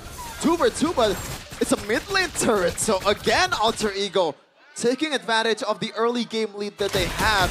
It looked pretty good from Bigatron, but the HP bars of Rin is way too tanky and they need a lot of time, even with the help of the aggro of the turret, to get him down. Luke though, gonna be engaged on Bloody Hunt. Luke gonna be caught? No, he gets out. Traction pulse, Dreams gets pulled back, immobilization as well. Knows there's no Bloody Hunt, they're gonna go for the chase light. Oh, the flicker forward too. And it will be flicker for flicker, roam for roam. Yeah. But despite Alter Ego is up by quite a lot here in the early game or the mid game, I think they're not out just yet. It's a bit of a different story than the first 2 games where it looks like it's a bit more hopeless for Alter Ego. BTR, they're still holding out just fine. And there's still a lot of counterplay they can think of, but Annabelle taking a lot of heat. Sentinel's welcome, used up with the airstrike as well. Defensively, Annabelle to the back already. Red Tree on point by Rin. Tsunami Slam trying to survive. Annabelle will be able to escape. Flicker out to Hijume. Doesn't have the feather airstrike. Traction pulse over to RP and Nino. Rin tagging up the turret. Annabelle in the push. Shield Unity. And that's a kill. Bloody Hunt towards Amon. And Hijume executed him. 305 for Hijume. That's a stompy stomp. And we were expecting with a 3,000 gold lead. Now, full control to Alter Ego. Orange buff denied. Turret taken up top. 4.5k capitalization for Alter Ego. Iron Hook for Dreams. No Bloody Hunt. Wow, Luke wants to go in again. Tsunami Slam over the light. Traction pulse. Dreams gets pulled back, but there's no follow-up. Not enough damage. Yeah, once RP is in the field, they're just backing away like a Prime Messi, just destroying the opponents. Well, in this case, it's Neymar with the dribbles. 5k right now for Alter Ego and counting. They're owning the bushes, they're owning the jungles. Ooh. And looking at the items right now, 1k gold lead for the gold laner. Dreams though. Another one. Count it. Bye-bye. Mr. Dreams. Call him DJ Dreams. Iron Hook again from... Oh, late death to the welcome in the back for the airstrike. Locking him down. Moreno getting caught by that airstrike. Annabelle somehow surviving. RP with a lot of shots. Luke Tsunami Slam. Oh, Iron Hook from Dreams. And he is out. Annabelle and Light is taken out. Rain will be the retaliation, but Alter Ego will be happy with the trade. Aman, so try to cap close with Hijume. RP. Pops the Purify. Oh, half HP. Gee, that's a crit right there. Yeah, a lot of damage. Balls to the face of Moreno. Looking at the KDAs though, they're putting the deaths. Alter Ego, their damage dealers hasn't died just yet. So, yes, there is some bounty there, but overall, it's looking pretty damn good. Until played out by Light. Nino might be getting caught on here. Who are they going to go on? RP has Purify. I think it's the right target. BTR just want to control over Orange. And they're shifting their focus on towards the Lord. This should be an easy Lord if Alter Ego knows what they're doing. A bit too much lead for this to get stolen. And mind you, this is only the first Lord. But Arfi is snowballing with the Bruno. So it's gonna be a different story. Maybe a lot more value than you think on the first Lord. Holy defense already procced, I believe, in the mid lane and the bottom lane as well. So BTR, they're gonna have to be very clinical with this defense. Blade armor built to Moreno.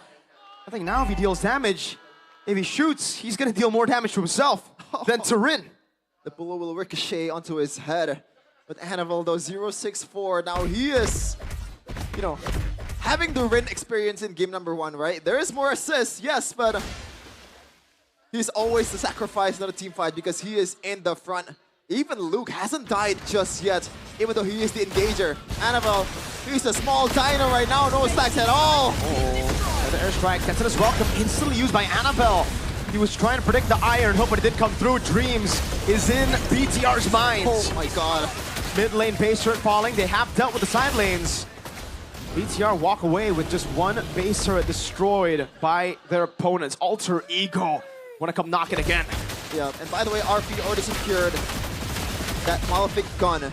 So he's gonna be shooting it outside of the box for the penalty area. Oh, like KDB Emma! Oh my god! What was that? Way too aggressive!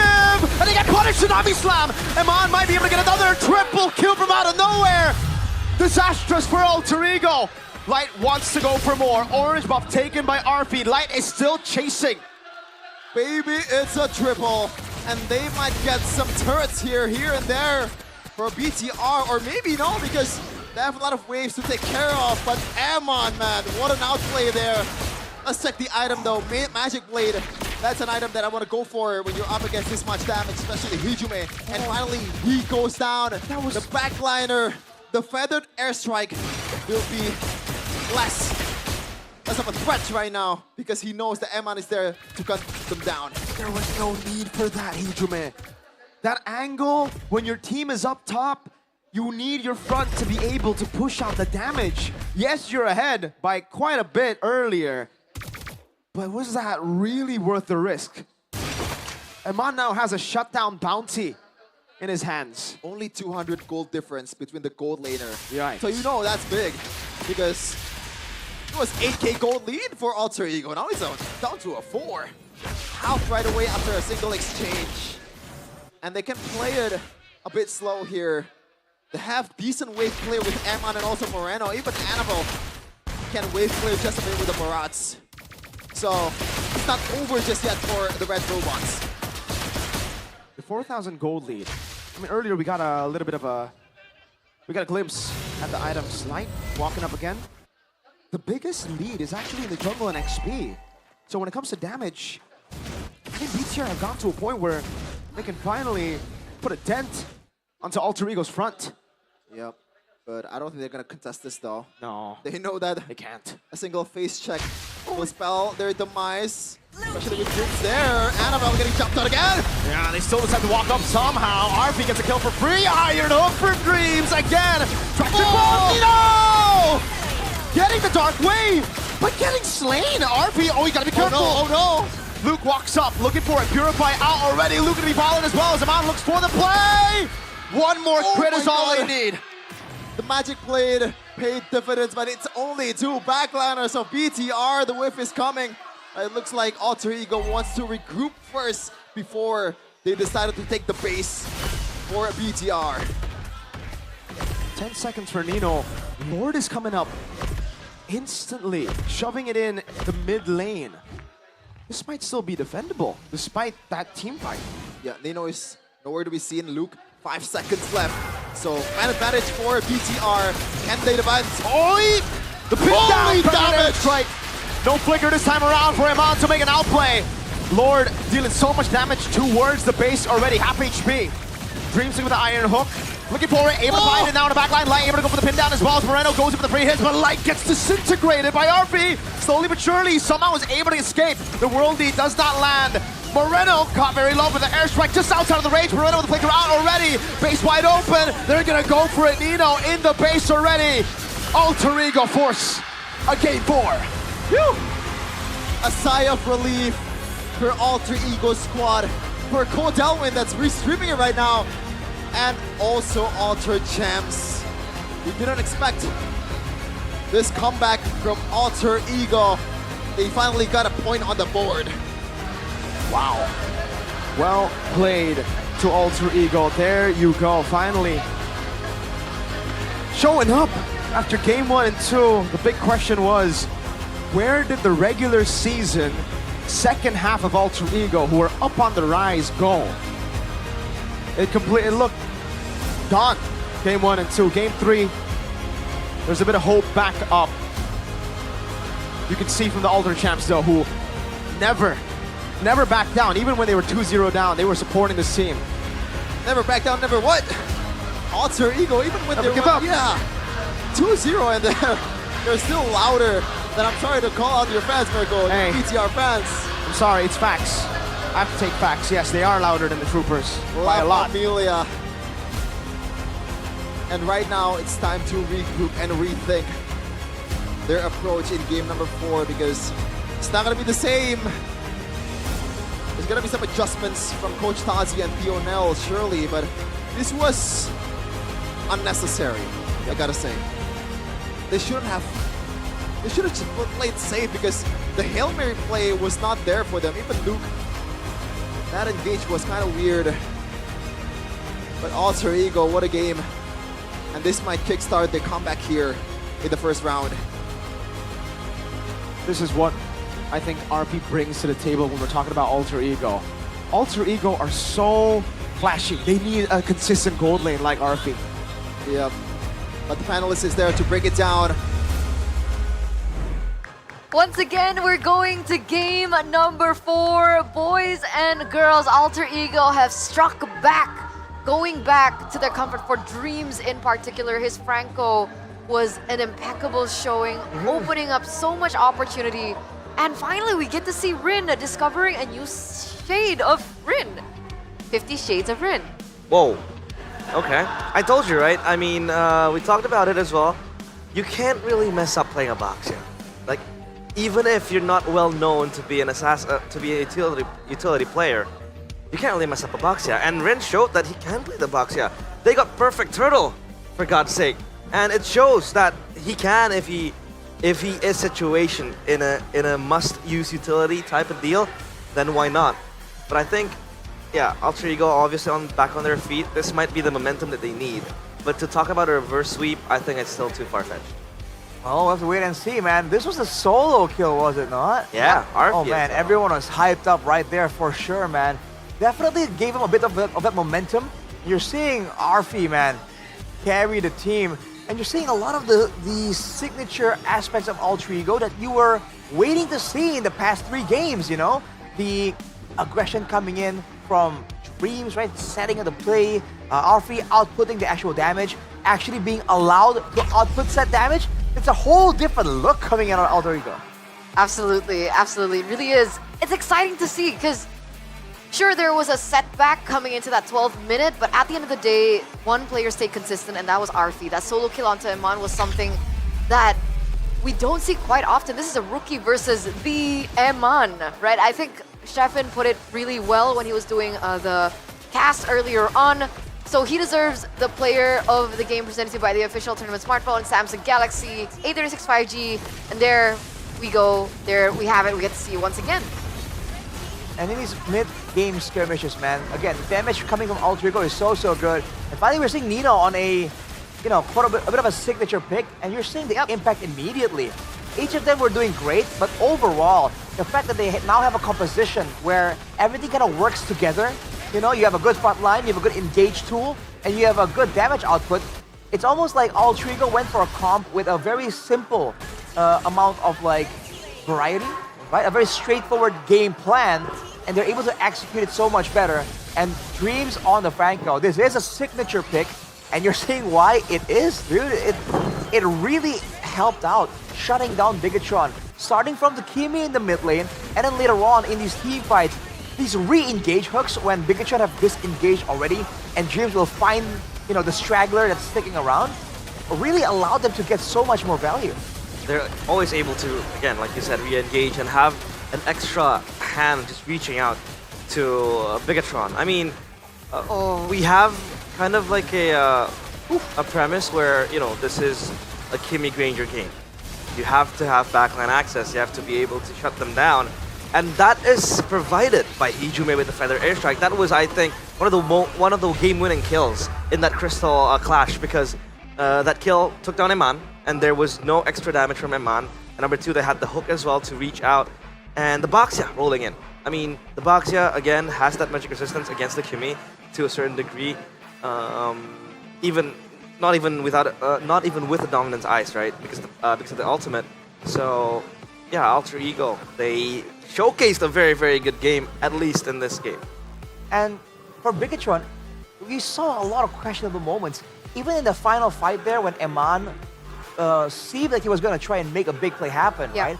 We saw Luke go really deep. And hey, if I was Miracle, right, I'll be a bit concerned because Bigatron, we know that once they get too hyped, once they get too confident perhaps, we've seen those moments build up. So, if there's a time to be a bit more patient and kind of, step back and reassess, Bigatron, this is it, you have to show that you have that discipline, you have that presence of mind to still maintain and remove all the win conditions from Alter Ego, even though it seems like it's a done deal from the first 2 games. That was the big moment, right? 12 minutes in, Eman gets that triple kill because he was able to sidestep out of the skills coming through from Alter Ego. So that initial 8k gold lead coming from Alter Ego actually slivered to 4k. But then what you mentioned happened, the Luke tragedy. Because initially it looked really good, right? He was able to... It looked really good? It looked really good. I'm sorry, go on. He was able to deny that pick from Alter Ego, but then he flickered back in to perhaps look for a pick onto Arfi. But unfortunately, he got taken down, and then Eman was in a really tough position. I think it's fair because he knows that Eman is strong. Sure, you can't really go on the offense that eagerly, but Technically, he had like 4 stacks by then. yeah, but I think he knows that the Granger is getting hotter by the minute. It's getting more dangerous. But you have to note that Arfi is a Bruno, and this Bruno late game is a problem. And that Bruno was scaling already with a few items. The crit is just so spicy. So I think underestimating the damage Alter Ego can also bring. Yeah. That was also done by Bigatron, and overestimating their own damage. Not to mention, if you look at the item timeline right here, a lot of budget components for Luke. He went for the fleeting time. So, I don't know, man. If you're the EXP laner, I feel like the fleeting time can be a valid item later on. I think your main job is still to be a bit of a frontline instead of focusing too much on utility. So, there's things like that kind of gets you thinking. Is Bigatron kind of being too over-ambitious here? Do they feel like they can get away with it? Because especially in a high-stakes situation like the playoffs, those are the thoughts that can get you if you don't, maintain the proper mindset. Was the Barat's pick existent? I was about to ask. Yeah. I mean, I wanted to talk about it. We talked with Professor KB from the Indonesian panelist desk. We talked about the Barats becoming, a counter towards the Baxia. But hey, I think we'll talk more about it later. Because right now we're going to throw it over to Alyssa and Bude before we get into game numero 4? 4.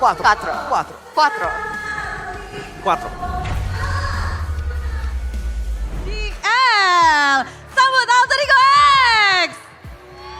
Woohoo! Mau nggak dibawa pialanya ke sini? Berat Bude. Oh berat. Hais muncul di sini. Ada Devkosh, ada Styx, ada Cyrus, dan juga ada Founder. Bukan Kodelwin, Founder. Bukan ya. Tapi di sini menarik banget kalian sebagai juara. Baru banget juara. Perjuangan kalian juara. Pada akhirnya kalian dapatkan. Bagaimana? Datang ke sini sebagai juara tuh beda nggak sih? Beda sih.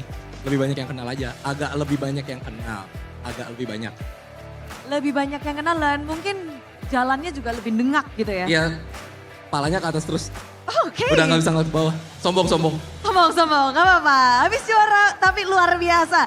Dan kita ngelihat kalian kesini untuk tentunya mendukung Alter Ego nih yang lagi memang berjuang. Bagaimana kalian melihat performa perdana mereka di babak playoff? Aku lihatnya dia Alter Ego di game 3 udah balik sih. Ini jati diri Alter Ego? Ya, semoga di game terusnya kayak gitu terus. Tapi Hais, kamu kan pernah bermain dengan mereka juga. Kayaknya berpisahnya juga baru-baru banget. Gimana sih kamu melihat dari mungkin ada 2 player yang baru menjajaki panggung playoff, Rine dan juga Arfi? Aku lihatnya mereka di game 1-2 mungkin agak kurang perform lah. Tapi tadi di game 3 udah balik sih mereka. Udah jago lagi. Udah jago lagi? Iya. Jadi memang game 1-2 mungkin agak sedikit penyesuaian gitu kah? Iya agak shaky dikit lah. Shaky dikit. Atau memang sebenarnya kalian gimana sih ngelihat dari alter ego terlihat benar-benar di pressure. Rine yang biasanya kita lihat dengan linknya Successor, Assassin Link, segala macam dia bisa. Tapi kayak jadi feeder tadi ya game 1-2. Apa respon kalian? Feeder, kayak udah ngeblank sih tadi. Ya. Oke, udah ngeblank. Respon kalian gimana tuh? Santai aja atau bagaimana? Agak kaget. Masih percaya comeback sih. Masih percaya comeback? Kayaknya emang sengaja sih ini. Skenarionya emang begini. Wah, memang alter ego ada-ada aja. Game 1-2 sengaja. Biar bikin musuh kaget. Gak kaget sih, emang biar gamenya lama aja. Kita juga ngepredik bakal gamenya 5 game kepake semua nih. 5 game. Berarti game ketiga ini jadi titik comeback ya. Tapi bisa dibilang yang bermain bersama Rine dan juga Arfi mungkin ya. Arfi kan bisa dibilang musim ini masih bermain di MDL tiba-tiba dinaikin. Dan gimana sih ini dari kawan-kawan Arfi tiba-tiba muncul? Ya Arfi di MDL emang gendong-gendong. Terus di MPL dia baru dicoba season ini jadi bagus-bagus aja sih. Terus tadi game 1 sama 2 mungkin emang masih penyesuaian panggung aja. Terus game ketiga tadi bisa dilihat dia solo kill Eman ya. Serem sih. Serem ya. Ini dari Cyrus, MVP dari MDL musim ini. Dan kamu melihat banyaknya perubahan terjadi di tempat kalian dan di alter ego. Gimana sih kondisi alter ego sekarang? Ini memang alter ego, saatnya alter ego prime mengukir sejarah nggak sih menurutmu? Gak tahu ya, saya nggak pernah lihat MPL latihan lagi. Cuma semoga aja lah sejarah AE sekarang. Semoga mengukir sejarah. Founder kepengen nyemangatin gak sih temenmu yang lagi berjuang nih posisinya memang match point untuk tim Bigetron? Ya semangat buat anak-anak MPL ya. Selagi Dreams masih spam Franco kita masih bisa menang sih harusnya. Kuncinya Dreams spam Franco. Kalau di pen gimana nih ya? Hais, gimana kamu melihat sekarang? Match point. Memang udah ngedapetin 1 poin kemenangan tapi kan Bigetron 1 langkah lagi bisa memulangkan alter ego lagi. Apa yang kamu ingin sampaikan mungkin? Tetap main kayak tadi sih, soalnya mereka jago banget tadi, parah. Parah. Kamu yakin alter ego bisa comeback dan memenangkan match ini? Yakin 100%. Yakin 100%. Dan kita udah melihat bahwa dari alter ego X sudah datang ke sini, mereka menyemangati untuk tim alter ego comeback. Mereka percaya ini bisa terjadi 100% bahkan. Dan mari kita beri tepuk tangan sekali lagi untuk tim Alter Ego X. Dan semuanya pasti penasaran ingin mengetahui bagaimana kelanjutan dari game yang keempat. Langsung saja panelis, monggo.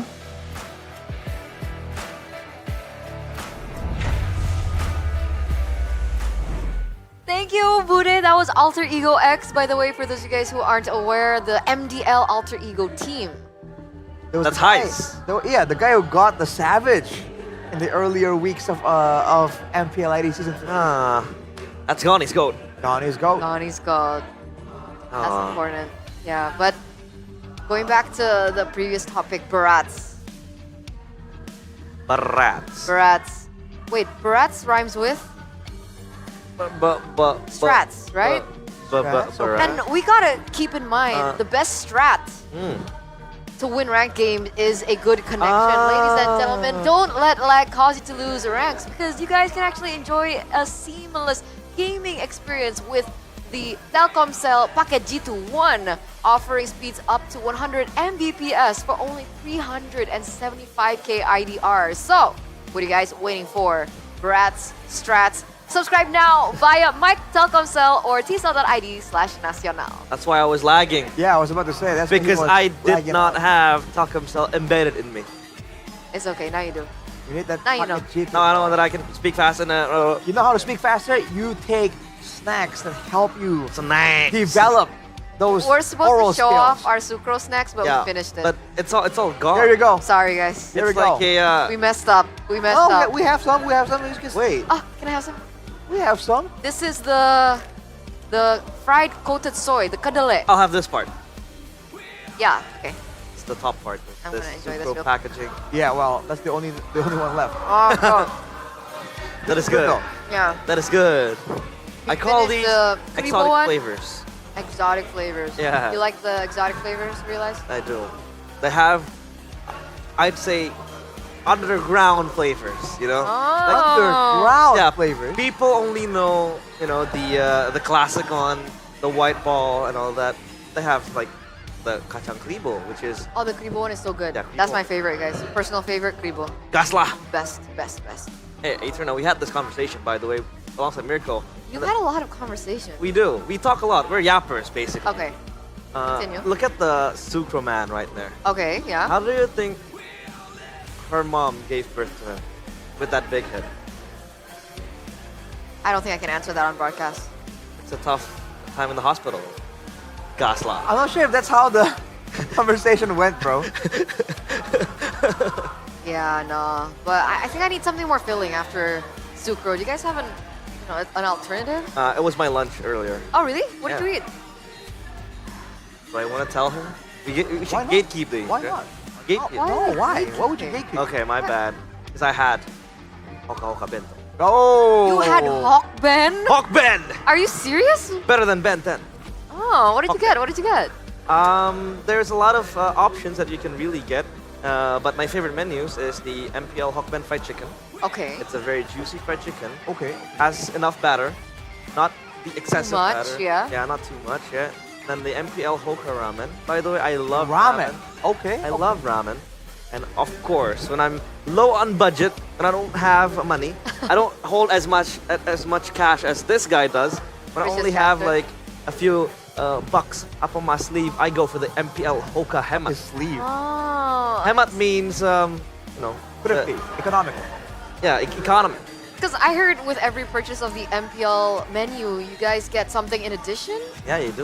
You get like free diamonds or something like that? Oh. But you get fun Like bonuses. items, like bonuses? A lot of bonuses. I guess we'll figure it out later on because safety Vroom. can be fun, boys and girls, Wow. right? When strategy and speed are the key, focus and protection are everything. So both in-game, on the road, everywhere else.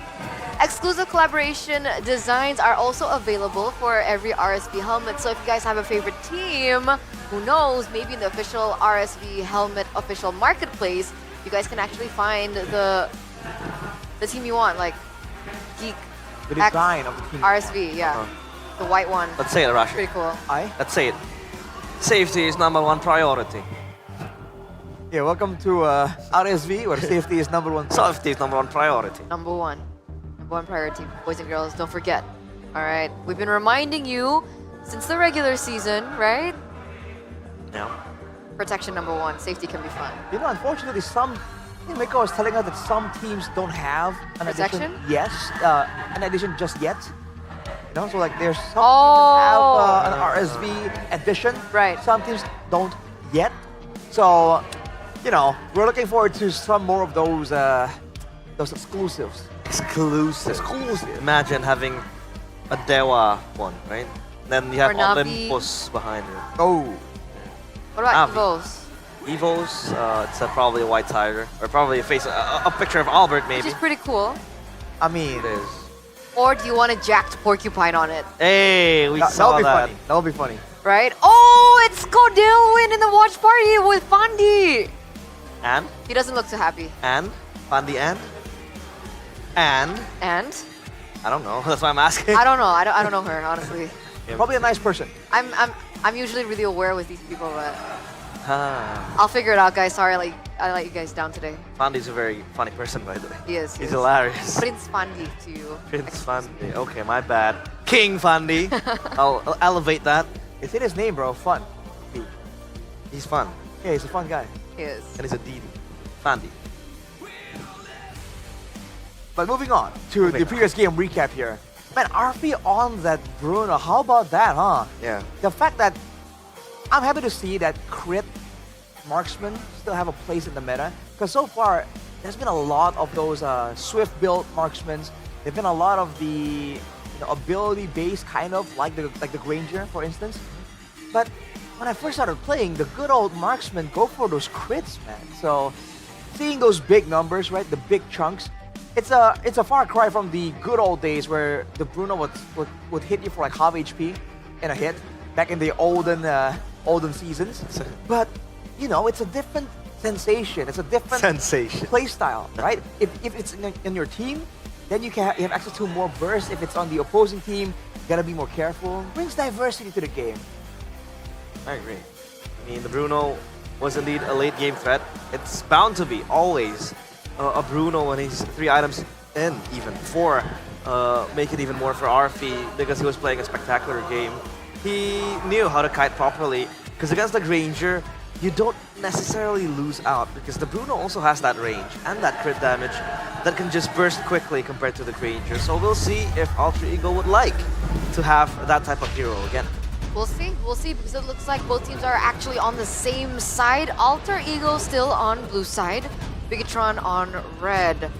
I'm wondering whether or not Bigatron will like to go back or fall back into the same draft that they did in game number 1, considering, like Miracle likes to mention, right? If it ain't broke, don't fix it. Hey, that's true. Drafting phase game number 4 presented to you by the official tournament smartphone Samsung Galaxy A36 5G, and yet still the Luoyi band. So Alter Ego go for the Baxia. But this is the change from the red robots. Barca picked up first. The only one bound. These are a quick set of picks. I mean, the Baxia again being prioritized by Alter Ego. Bigatron again. Fulvia snatch in the hands of Dino because they know Luke also plays this. But these are very, very quick. I mean, the Franco is out, the Kimmy as well. This time the Kimmy is with the Baxia, so you know the Kimmy has more, I'd say, freedom because the Baxia just kind of denies that Kimmy off of a strong start. But this Kimmy is picked against a Farsa, and we saw how difficult it was to actually have impact and output your DPS when the Feather Airstrike is looming right above you. Yeah. So Bigatron has an angle here to try and use that. They've taken the Phobius away from Nino, and that was definitely a big factor in how Alter Ego were able to actually get good positioning in those big team fights. Along with that, the 1-1 that was banned away, I believe, in game number 2 and number 1 by Alter Ego has been let go. So Bigatron with a gold lane type of angle right here. And it makes sense, right? The 1-1 against the Franco, technically a free Purify that he's able to utilize. You pop it when you're hooked? You have to time it, I think. The timing. Yeah. That's just the hook. When I don't you're know if the ulti, I didn't think you can do it with the ulti. Yeah, the ulti it's is a basically impossible, yeah, to suppress. And you can't really access your skills bar to the Purify that, you know, it's a spell, right? But yeah, the timing will be very important. And at least the 1-1, the Hands of Iman is a strong pick. The Crossbow of Tang will be very, very good to just, you know, jump over like the bulky heroes like the Boxer that wants to come running at you. So yeah, I think that's a very, very safe and decent pick, the 1-1. Which means that there's some urgency for Bigatron to get the ball rolling early. The 1-1 has an okay laning phase and a very strong mid game. So if this drags on, the Kimmy or a different gold laner can have a chance to outscale the 1-1 and have a lot more damage output. Yeah, especially when the Winter Crowns start popping in, the Immortals start popping in. That's when the 1-1 really falls off. But when it comes down to like early game laning phase, level 1, level 2, the 1-1 is actually quite strong. Carry though gets taken away in the second phase alongside the rest. Cho also gets taken out. Alter Ego respecting light here considering a roamer has not been picked up. Cool, so the angle right now seems like for Alter Ego is to limit the engage tools. They've been on the back foot and they're unable to mount their own offense again and again because Bigatron has the better engage, has the bigger threat on the map. But now with the Franco that has proven itself very useful, even before the Baxia is even in the picture for the combo, with the traction pulse as well, by the way, can be comboed with the Iron Hook. I think Alter Ego are trying to make sure that, you know, Bigatron can't really get those lockdown type of heroes, and Matilda will be the option. Matilda Phobius for Bigatron, but against a Franco, hey, I don't know, man. You can't take the guiding win when you're being suppressed. But remember, this Franco was working only with the Kimmy right now, which is why the carry was banned, right? Right. So we're looking at something else that is needed to kind of supplement the Franco if they still want to utilize Dreams for the pickoffs. Matrix? V-Tricks, yeah, I mean, you need follow-up damage, follow-up burst damage when the Bloody Hunt is out, so you have that Mecha's potential. But again, we need to note that the Skimmy still could be flexed. Yeah, and go in the hands of Hijube. Let them come. Without Oh, there the you Benedetta. go! The Nino special! I've been waiting for this, man, and the Irithel comes through. And some burst damage. It's not the best burst damage. Oh wow, so if Alter Ego are gonna try and engage with a Bloody Hunt, they have to do so under the Feather Airstrike. This might be a bit difficult, but maybe that's where the Benedetta comes in. Whenever Moreno comes in with the Feather Airstrike, the Benedetta makes sure that he cannot stay there for long. Petrify, maybe? There's no Petrify. Most likely, I think. What about the Irithel and the Wanwan now? Because earlier we said that the Wanwan would dominate the lane, but with Irithel in the picture. Oh. Interesting. Mathilda Lucas, Mathilda Phovius. A strat we saw just earlier as well. Alright. The laning phase though, to answer your question, Eterna, is gonna heavily favor the Irithel. I think Mirko is very adamant that it's an absolute counter. So that's going to be the next challenge that Aman has to face. Still at match point. Ladies and gentlemen, can Alter Ego go for a full force into game number 5? We're going to throw it over to our casters. Gotta say, I didn't expect to be in this position, but me neither. Alter Ego is here, and their draft is looking mighty solid, Mirko. This is game 5, ladies and gentlemen. If we're looking at the drafts, right? The Lucas and Matilda is great. 1-1 pick without banning Irithel, though. This is wild. Well, let's see, though. BTR is known to be very systematic, but unfortunately, they're more known as Big Choke. Oh no, don't please. As a lot of people would put it. So maybe that's an omen, bad omen for the BTR fans out there, including this guy right here. Get a load of this guy. Good cut from Alter Ego. Really, I mean, at this point, also comfort picks from Alter Ego. It's comfort for BTR. But Iman's really going to struggle in this lane. He got solo killed by a Bruno against the Granger. Alter Ego, by the way. Super fast pace, a good iron hook over. Oh my Not going to be lord. caught, has a Purify to escape. Hijube putting the pressure on as well. Some early game bravado there from Alter Ego. Very, very aggressive in this early of a game, but talk to me about this matchup, Mirko. Irithel and 1-1, I would reckon that it's leaning more towards Irithel? Oh, dude, it's not even leaning. It's like the 1-1 collapses against Even the Irithel. early game. Especially in the early game, actually. Oh. Like, as long as you have sprint, even if you don't have sprint, you should be able to walk away, poke from afar, and that's why you can see how safe Aman is playing here. He needs to play very, very safe. He's going to lose out in trades. He's not going to be able to all in, and later on, crossbow attack is almost impossible to get against the Irithel, unless the Irithel is like bad. Yeah. And they're gonna try to proc the crossbow attack on towards Rin or maybe Dreams. That's the ideal targets. And the fact that RF actually took Thrill instead of like Fatal or like a attack speed boost. I like that. So he can trade a bit better because most of his damage will come through from his first and second skill. Yep. When it comes to this matchup too, by the way, it's technically not the best matchup picking up the Benedetta against the Phobius. You enable the Phobius a bit more, but it is a comfort pick for Nino. Back in Season 7, Season 8. Oh, Iron Hook there. Luke immobilized, so, oh, wait a second. Hijum is caught quite low. Luke's not level 4. Nino's 4 first. Annabelle already chunked down. Eye for an eye, good one. Luke pulled back by the Guiding Wind. As cool as it gets, Nino, on the signature Benedetta. So it looks like going by the HP bars is going to be a full damage Benedetta, or at least a hybrid. And they need it to burst down all these heroes coming in from BTR. They're going to just try to run down 2 levels out to the ground, especially with the Irithel too. Yep. You can see the bottom lane already losing out. Annabelle with a sacred piece all into the back line. Dark Wave connecting with the Ninetales. Beast Bomb. Good Petrify from Nino. Oh my god! The damage is insane! Light's gonna get chased down by Nino. Luke still in the front line, still jumping around, dunking on everybody, but Light is there to bail him out. 900 gold lead with 1 kill and a turtle. I believe it's mainly because of this gold lane matchup that they literally let go against Arfi. They gave him a good lane. That's a fast Heptasis if I've ever seen one. And no boots as well, so he's pretty much very confident with this damage. Dreams though still looking, traction pulls! Uh-oh. The Circling Eagle and a Guiding Wind, but Eman is still going to be the one losing out on a lot of value when it comes to that. Luke walking up. Oh, try to catch it. Feather airstrike from Moreno to snipe him down.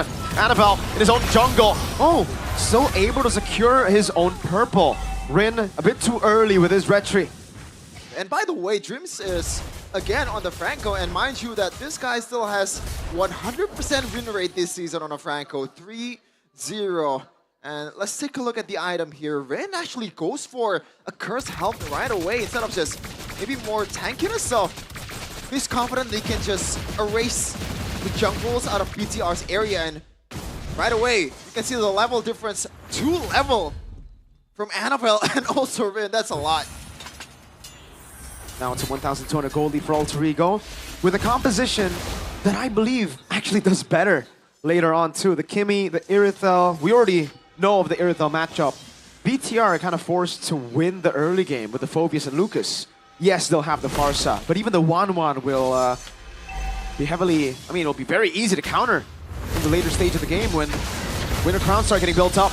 Up top, Shield Unity over to Light. Guiding Wind brings him in. Luke still jumping around again, able to get a few of these procs. Annabelle! Rasengan, Nino, bit too aggressive. Dreams walks off. Iron Hook, landing, traction, pulls in the bloody hunt too.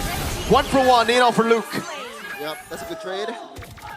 For, it's actually EXP to EXP, so it's a bit more equal than I thought. Annabelle though, Sacred Beast forward, is going in. Another airstrike, Iron Hook missing, but Annabelle's gonna be kited down. Even with the Shield Beast form, Ijume! With the chase, and Light might be on the other side of the receiving end of the bullets of Ijume. 2 kills, and also Eman falls down with Arfi. Solo killing him again. The double kill, a dunk below Luke. Traction pulse, good night.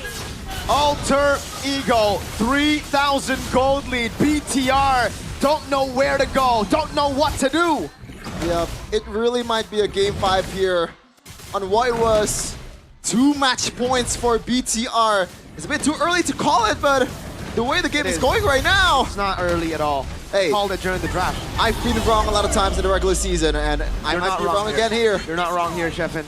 Well, you know, it's spoken from a BTR fan, so maybe I'll take your word for it, Mirko. Gotta take my word for it. Not just a BTR fan, but a 1-1 player myself.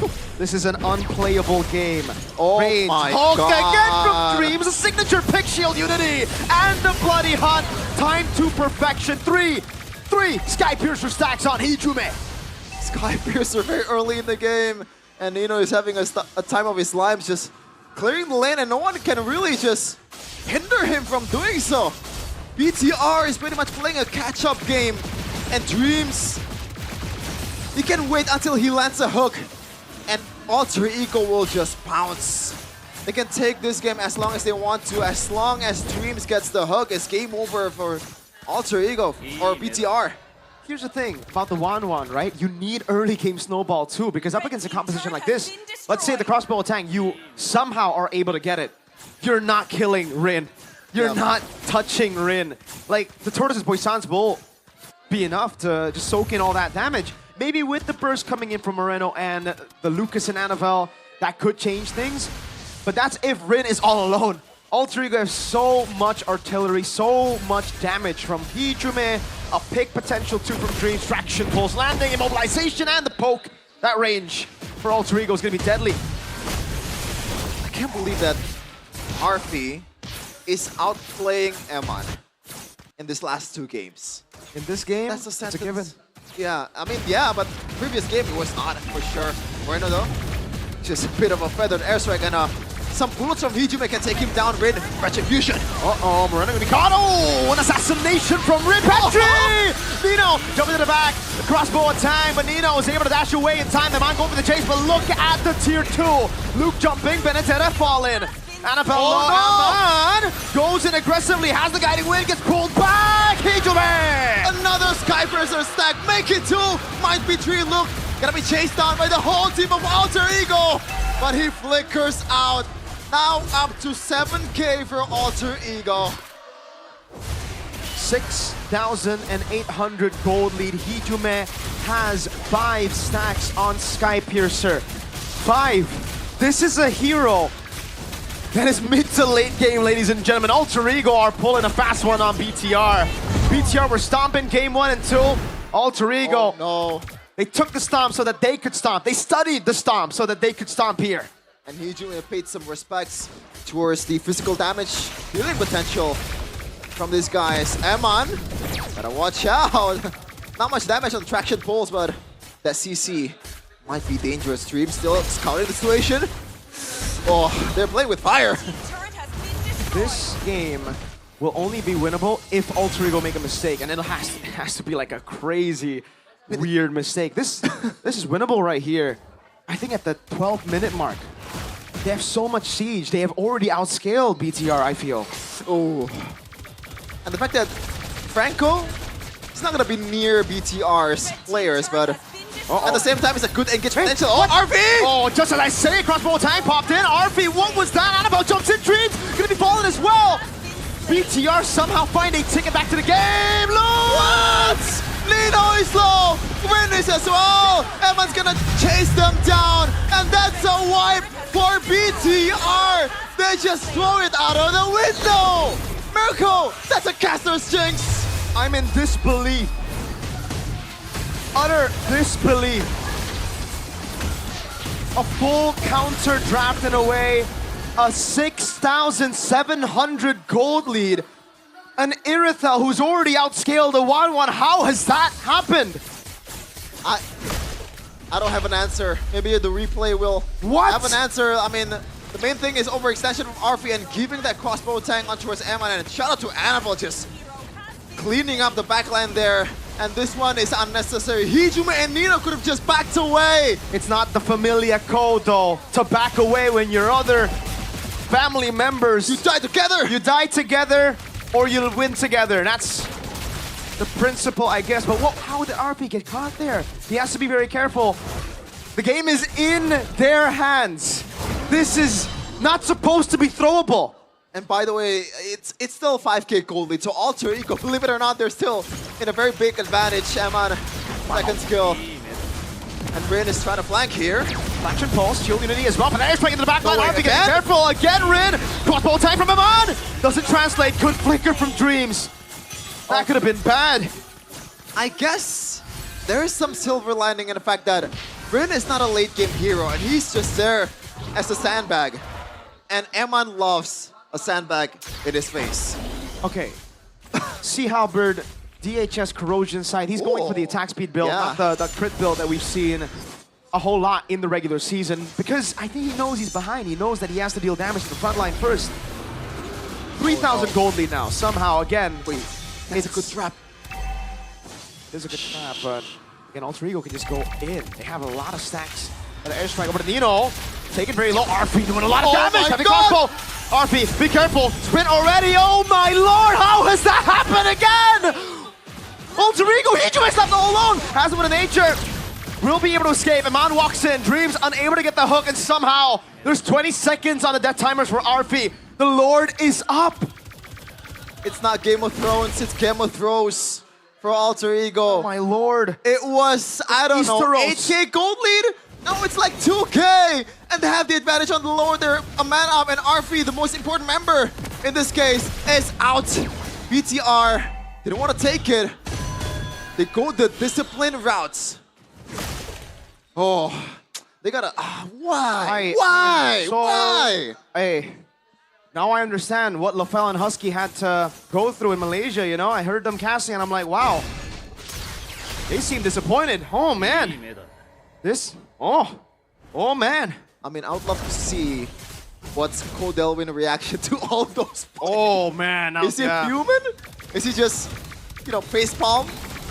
Both of them? Calm down. Alter Ego still are the ones who should win in this case. Wait, they can chase Luke. No, there's no way. Luke walks in, traction pulse already used up. Again, Eman walks up with a circling ego, and the airstrike locks RP down. Heavy crossbow already. Annabelle jumps into the back, but over to nature is ready for RP. BTR on the back foot one more time as they look to defend. I gotta say, the wave clear for BTR is actually kind of bad. Yes, Moreno is there, but this is 1-1 we're talking about. It's just tickles the lane. A single hit, or like single target damage to the basic attack as well. It's not a Moskov. Winter, And there that's you a go. big item. Surely this is not losable here for Alter Ego unless we saw it Okay, you know two what? times. We don't say it anymore. You know, we might nothing curse is it. out of the window. Nothing is off the table. Let's see. Still a chance somehow, some way. Grid Shield Unity cancel. Feather Airstrike doing a lot of damage. Dreams! Gets Eman, but no follow-up just yet! Once again, the throw is there! Hijume, Wind of Nature! And here are trying to throw again. Annabelle! Getting another Immortality already popped in. Rin all alone in front. Nino going to be taken low. Taken down by Annabelle. Moreno handling the Lord. A wipeout! Annabelle gets a Maniac. 18 seconds on Dreams. I don't think they can end just yet. They need to take care of the Lord. And they don't have a wave at all. But that was probably the sequence. This 3 sequence is probably one of the worst Mobile Legends that I've ever witnessed in MPL. Yo, Chef, and usually I'd be like, man, you're out of pocket for that one. But damn, you're right. How? Oh.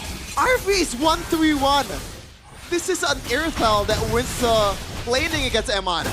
Oh. This is a favorable matchup for Irithel.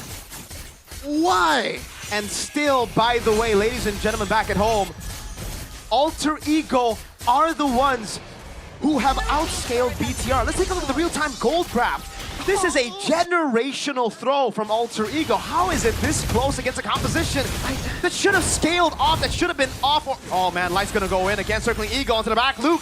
Oh, I don't know about that. Oh, Nino's gonna be called alone. Eye for an eye for the airstrike, no cancel. He gets away with the final blow. And somehow, someway, BTR has the control. I mean, you can even argue at this point, Alter Ego, draft-wise, composition-wise, they're still up in the air. They're still leading. Like, oh my god, I've said a lot of times in this day that I'm speechless. Yeah. This is like the epitome of speechless.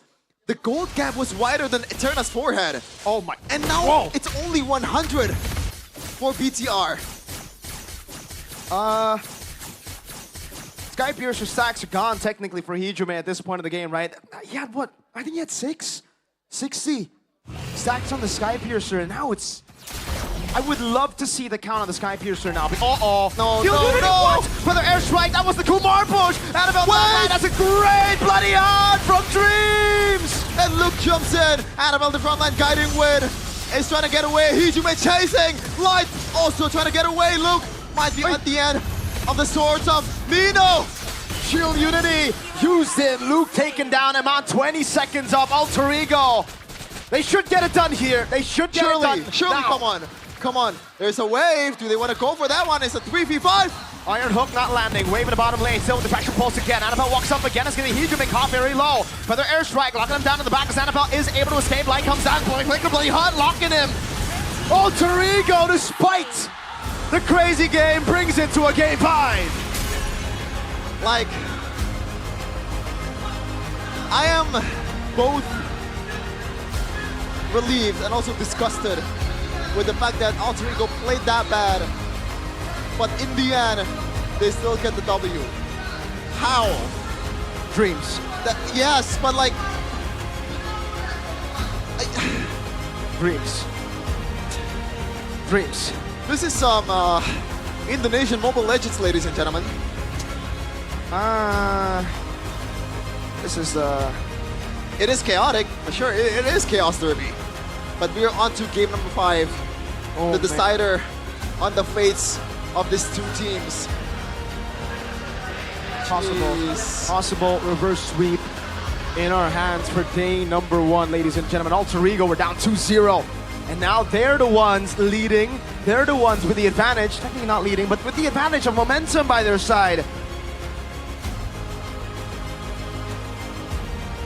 Do you have something to say more? Usually, I'd just be like sad that BTR is losing, but I am sad at the state of this game.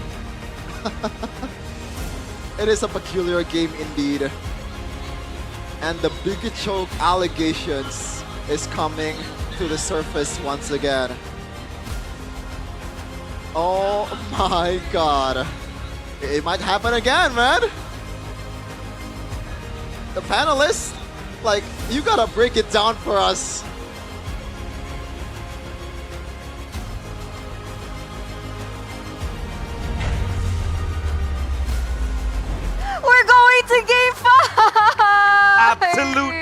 cinema. Absolute cinema. And you know, Mirko's famous last words.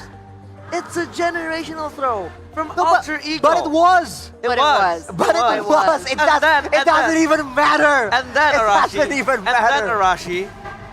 How, I don't want to say bad, but like, in that sense where Alter Ego threw, they still won the game. Exactly. So there's layers of mistakes. It doesn't even matter, bro. Dude, I can't even maintain proper posture. Like, that was... so many things were going on, bro. Coaster, So right. many things. You saw the gold graph earlier? Great scenery, bro. Up and down. That's up a and mountain down. ridge. You like mountains, you like lakes. Game number 4, it has it all. We're looking at the replay in crucial moment, I believe, and I agree with you. That was supposed to be a BTR win after the throw came through from Alter Ego, but the fact that Eman unfortunately had to get taken out first before the team fight even occurred, that's when it really sealed the deal for BTR, man. I'm at a loss for words. Like, what was that game? What was that game? I need a break, dude. This is too much excitement. Oh, boy. Absolutely. Let's crown our MVP first, though. Presented to you by the official tournament smartphone Samsung Galaxy A36 5G. And it's going to go to Dreams. Once again, on his signature Franco. Game number 3, game number 4. Super accurate. I still don't know how he has the game sense to get these hooks down, but it keeps landing and it keeps finding opportunities for Alter Ego to capitalize over. Dude, some of these hooks were just really, really good. And you can see that he has a thought process. Whenever the Farsa is ulting, whenever Moreno is in place, he kind of has a bit of a foresight type of deal when he's trying to land some of these iron hooks. And of course, it's a solo kill, but it's a favorable matchup, so we don't really count that. But man, Alter Ego though, despite having everything going for them, again, I have to restate it, it was a generational throw. How the heck did the game even go that far afterwards? Oh man. Once Bigachon got some gold in their pockets, they got the power spikes, they have the tools, the range, the burst damage, and Alter Ego so one-dimensional in their approach, trying to just force their way into the base. It did not pay off, man. Multiple times they lost multiple members when they're trying to get value with this Lord. But after a while, give it long enough, Bigachon finally had the chance, the opportunity, and they wipe out Alter Ego. This was the moment. This was their time to shine.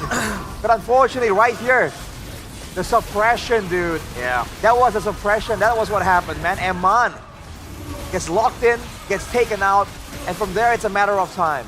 Generational suppression, I'd say, from Dreams. He was so good with the Franco. Obviously, a staple pick for him, a signature. And yeah, in the last fight, I think Eman dying just sealed the deal for Bigachon. We took a look at the base conditions, and was it endable or not? But I feel like after I said it was immediately, like, yeah, it's an end angle, bro. That's true, but like, after what Alter Ego did, that throw, I don't know what was in Bigachon's minds. I mean, they got the Maniac, they were able to turn it around, but they couldn't even still close it out. Well, they probably got swept up in the pace and the momentum, right? In trying to make sure that Alter Ego can't recover, can't set up again with 5 members. They're trying to find something. They're trying to force Alter Ego to react. Unfortunately, in doing so, they lost their main marksman, their main DPS output. And you know, at that point, right, technically, if you think about it, Bigachon Esports have the Farsa, they have good damage abilities and opportunities, but at the same time, they have a 1-1 that does fall off, and they're up against a team with 2 marksmen, technically. So, there was some urgency for Bigachon, that's for sure. But dude, I really think that was the hype. Again, we saw it from Luke. I think we saw that from the whole team, and uncharacteristically, I think we saw quite a few of those moments from Eman in this game. I like that you mentioned that about Eman on the 1-1, because at this point of the game, 16 minutes and 34 seconds, you can see Hijume has Immortal, Dreams has Winter Crown, Rin has Winter Crown. The only person who doesn't have that kind of, factor against the 1-1 is Nino. Even Arfi had the Wind of Nature as well. So even if the Crossbow of Tang was able to be triggered, that damage would be not as optimal or even rendered useless in some occasions. So the fact that BTR lost is not a big, I would say, a big question, because at that point, we were already talking about it even in the drafts. Because even in early game, they were so persistent on using the 1-1 in the first phase, picking it up first, but they didn't even deny the Irithel in the banning phase. They went for the carry ban instead. So I don't really see the window of opportunity that the 1-1 was supposed to have in this game, because early game, taken out, because it was against the Irithel. Late game, we saw what happened. I think it's more on the fact that it's a generational throw, not because the 1-1 is going to outscale and recover. It's just because they were just so far ahead in gold, and now it kind of evened out the playing field. By all means, it's still going to be favoring Alter Ego. I think we saw that playing out. But right now with the Farsa, we were talking about this. In theory, that should be enough to zone out the Kimi and the Irithel. Although technically with the Great Dragon Spear, the Irithel is going to be really, really fast. So you're seeing double value for Arfi on that Irithel, and you really start to wonder why it really wasn't respected. And maybe the idea for Bigatron is that we're gonna catch him anyways with the Mathilda Lucas, which did happen. The first 2 times Arfi got picked up was because of that Lucas. You're getting mixed up. It's with that Lucas play diving to the back line. So maybe they thought it wouldn't be a problem, but in the end, it became a massive problem. Yeah, I mean, it was done and dusted when it reached kind of like the late game, because... By the way, it's actually 16 minutes. 16 minutes? You know, we're talking it's going to be 2 minutes, 2 minutes. It's actually 16. Oh, wait. Okay. That's a pattern. Oh, well. But yeah, the winner crown was so good against the 1-1, obviously, rendering it, rendering the crossbow of Tang useless, the immortality as well. And for the Benedetta, it's just about escaping, right? Because the Benedetta is able to do that, so mobile. And the fact that the guiding wind was also there, kind of like a saving grace for the 1-1. But in a way, it is also such an offensive tool, because the Mathilda comes in with a circling eagle. The 1-1 can hitchhiker ride to then kind of semi-jump into the backline, get those weakness spots. But that was the reason why they lost the game, because 1-1 was looking for that angle, went with the Mathilda to go to the semi-backline, I'd say, right? Went too deep. Yeah, but it went too deep, and the Starlium Beam from Hijume was clutch as well, like just locking the 1-1 in place. And Dreams. Because Dreams suppressed it and too. And Dreams as well, yeah. Immediately, he was bloody hunt on site, dude. Yeah. It's like kill on site order. Basically. Yeah. At that point. And I'm so happy though to see that, again, we're seeing the signature aggressive style of Alter Ego, and it's working somewhat. And dude, Dino on the Benedetta. I mean, he wasn't hard carrying, he wasn't game changing, but there were moments there where that Benedetta really made a difference. Whether it's in the wave clear to roam, whether it's in diving to the back line and stopping the Farsa. And since we've been asking for it throughout the day, I'm like, finally, dude. It's fan service. It only took like, what, 4 games before we were asking for it, and it actually shows up in the Land of Dawn. Slow starters. Yeah, slow starters. Yeah, they're growers. Growers. Yeah. But at least they're faster than TL. What do you mean? What do you mean? They're faster to get their groove than TL, right? Ah, yeah. So, because a lot of people have been saying, you know, in the back rooms, if it was a best of 7, TL ID would have won. It wasn't me. I mean, they did, but it wasn't me, you guys. know. I promise. Ooh. But game number 5 finally going all the way, full best of 5 between these two. Chaos Derby just really never disappoints. The drama from season 7 to season 8, regular season drama as well, and we're seeing that same drama being really sparked through, not just by the players up on stage, but also in the game, right? Game number 1, game number 2, heavy brawl style. We're seeing the exact same, I think, coming into the later stages of the series, but Alter Ego are adapting. Alter Ego are adjusting. They're not as hot-headed. They're not as chaotic-driven anymore, right? You see those moments where like, oh, should we go for a Dreams? That's a hook, but everyone else is already, you know, kind of retreating. They don't want to overcommit too much. And if Alter Ego can keep this up, I do believe that there is a world and a chance where Alter Ego takes this. Well, you have to remember, it's close, it's exciting in the game, outside the game, also in the caster desk, because someone is quaking in their boots right now. Woo! I believe so. I believe so. He's sweating. He's sweating. Sweating bullets. Codelwood is sweating in the watch party as well. I think everyone's sweating right now. Fortunately, his hair is no longer red. Yeah. That's true. He's no longer gonna have hair if this is the case. Well, he's gonna bald because of the stress. Oh. Come on. Okay. Oh, wait, we have an interview though. Yep, we are gonna go to an interview before we get into game number 5 with Bude Clara Mongstar. Take it away.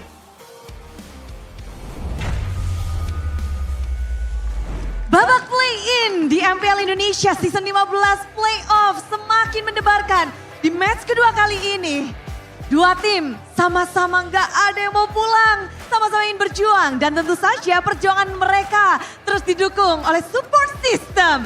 Bagaimana tidak, Bude langsung melihat semangat dari ayahanda, dari salah satu player Bigetron dan salah satu player dari Alter Ego. Ada Papa Nino.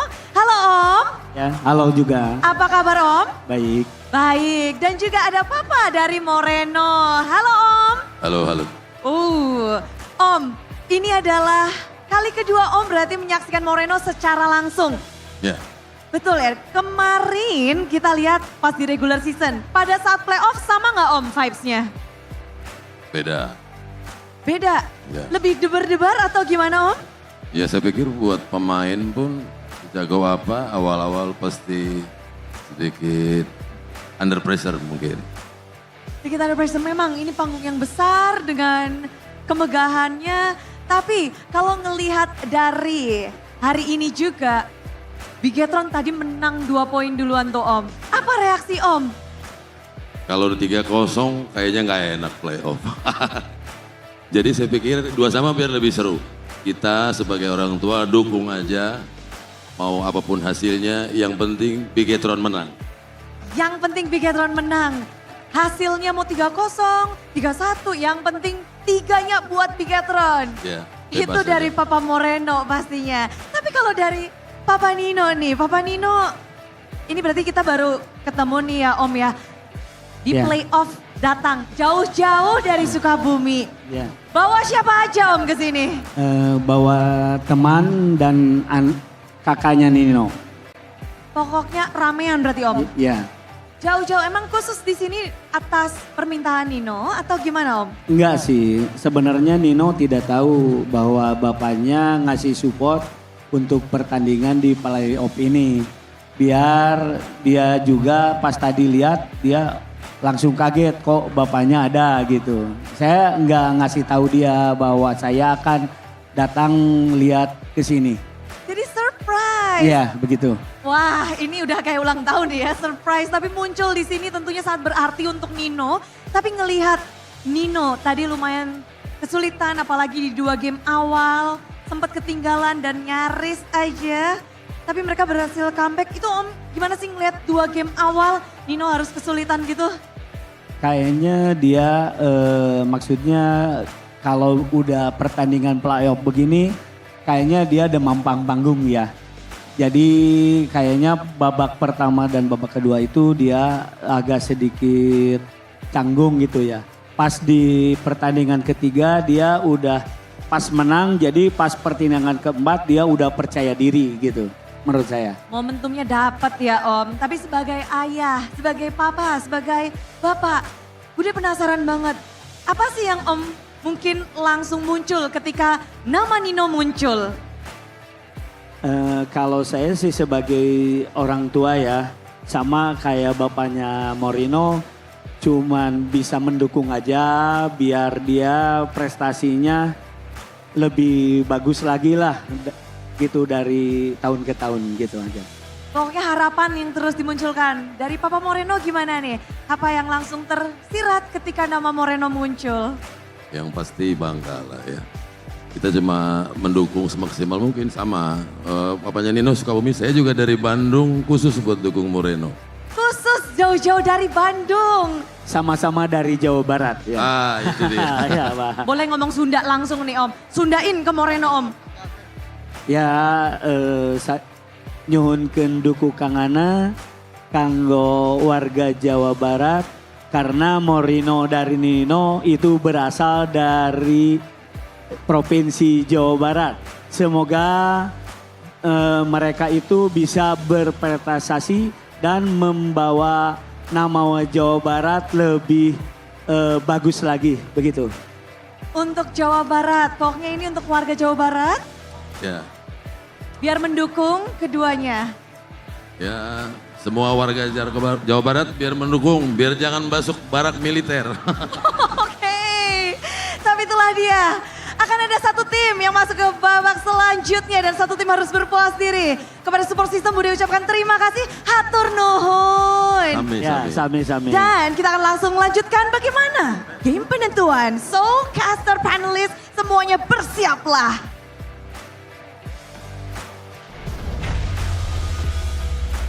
Yeah, you can see where he gets. Yeah, he's super tall.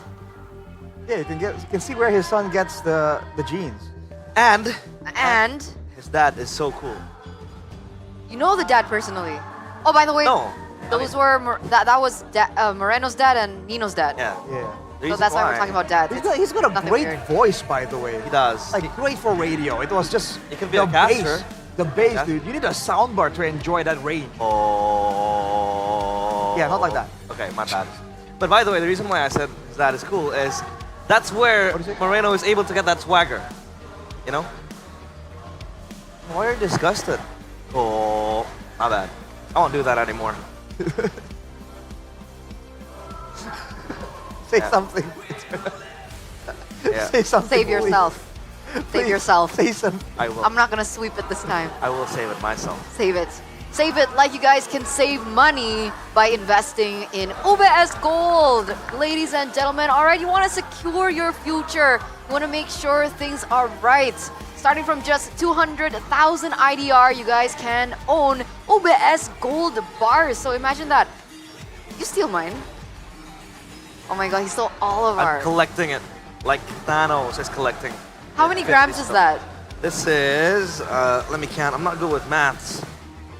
I mean, Shevin was. Nerd. This is 0.1 gram. 0.1 gram. So you guys can All right. start small, all right? Yeah. 0.1 gram there in Realize's hands right now. It's 100% authentic, completely safe, and of course, highly profitable. So you guys don't want to miss out. Yay. Rude. And maybe with that value safe, you can make sure that you stay fed at home. As gamers, we have a hectic schedule, man. Hungry. And what always. you need is something that can last long and taste good and stays consistent, right? Consistency is key. This. You're talking about Kila food, right? Yes, sir. Kila food. I like that you mentioned that because it's the key to everything. Victory. Did you see their stand outside? They have a stand that was showing off their new instant Sablak menu. Sablak house. There's a black house, exactly. And, yeah. and you know what? Mirko was like, this is Kyrie's house. Holy crap, it's so good. This is Kyrie's house right here. It's a black house. But Sablak is pretty good, man. It is. But the way they made it, you add hot water and boom, it's done. Yeah. So, I mean, the convenience, man. The convenience value is crazy. Exactly. Late night cravings, all G. You have an emergency hunger situation, all G. If you're too lazy like me, all G too. You know, guys can actually also get a 50% discount. So scan the QR code down below here and get yours now because holy crap, it's actually so good. I'll save it for later when I'm stuck in a bear hunting situation. When I'm hunted by a bear or like a lion. When is that gonna happen though? I think a week from now or two. Huh? Where are you going? I don't know. Man has plans. But of course you can't. That sounds like an Arashi thing to do. Yeah, that is. Yeah, exactly. So I'm like, an Arashi thing. Is there an event I didn't hear about? What's going on? Arashi came by and he's like, yo, I'm stuck in the Amazon for like 2 weeks. I'm in the mountains, bro. Kila food is the answer. Kila food. It will keep you fed for a while, man. You would be surprised. All right. Oh, you said you were hungry. We can go get Kila. Yeah, but then who casts For here? sure. I mean, after the cast, silly. Okay. Because we're match point for both teams now. Match point, let's go. One Match more to go. point. There can only be one more, guys. Yes. Oh man, 4 games has led to this. Has led to Mirko. He was filming, by the way. Quaking in his boots. Yeah. He's Came seething. over and he was like, He's seething right now. Dreams as Franco becomes BTR's nightmare in the last 2 games. Do they ban it or do they ignore it? Ignore it. Do you face the problems or do you just act like they don't exist? This is some philosophical Denial. question MPL is asking us right now. Being in denial? Oh, that's so me. That's my way of life. Get gaslit, bro. Get gas. I'm gaslighting myself. Gaslight yourself and the problem doesn't exist. Everything is fine. It's fine. Nothing's crumbling. But seriously, what do you guys think? Because technically, they actually picked up the Franco in the first phase. Does it warrant a ban in the first phase? I think in the first phase it does, to be honest, if you want to respect it fully. Because it was picked up in the first phase, by the way, by Dreams, alongside the Kimi as well. It was a Hijuma and Dreams pick. But I think if that happens, if the Franco gets banned, and then it opens up gates for Rin to use his hero. So yeah, it's a tricky situation for Bigatron right now. I feel like unless Bigatron has a plan that involves getting hooked, like, you know, or having someone to actually take the hook somehow, then there's no shame in banning it away. I think they can afford to let go. Of what? Luo Yi, Joy, and Haya. Those were the bans by Bigatron. You're right. Or do they take first pick? Yeah, they can take first pick, you're right. Technically, that is an option. Yeah, but I'm thinking like, if they do so, right? My point is that it's not the end of the world if you ban the Franco. And some players, especially if you're not used to it, can change the outcome of a game off of one good hook, right? So we see a lot of teams ban the Franco when they're up against RRQ because of Edok. So even internationally. Exactly. So if Dreams is just that big of a problem, which he kind of is, right? Yeah. That's what it seems like. Then I think banning it away is an approach they could take.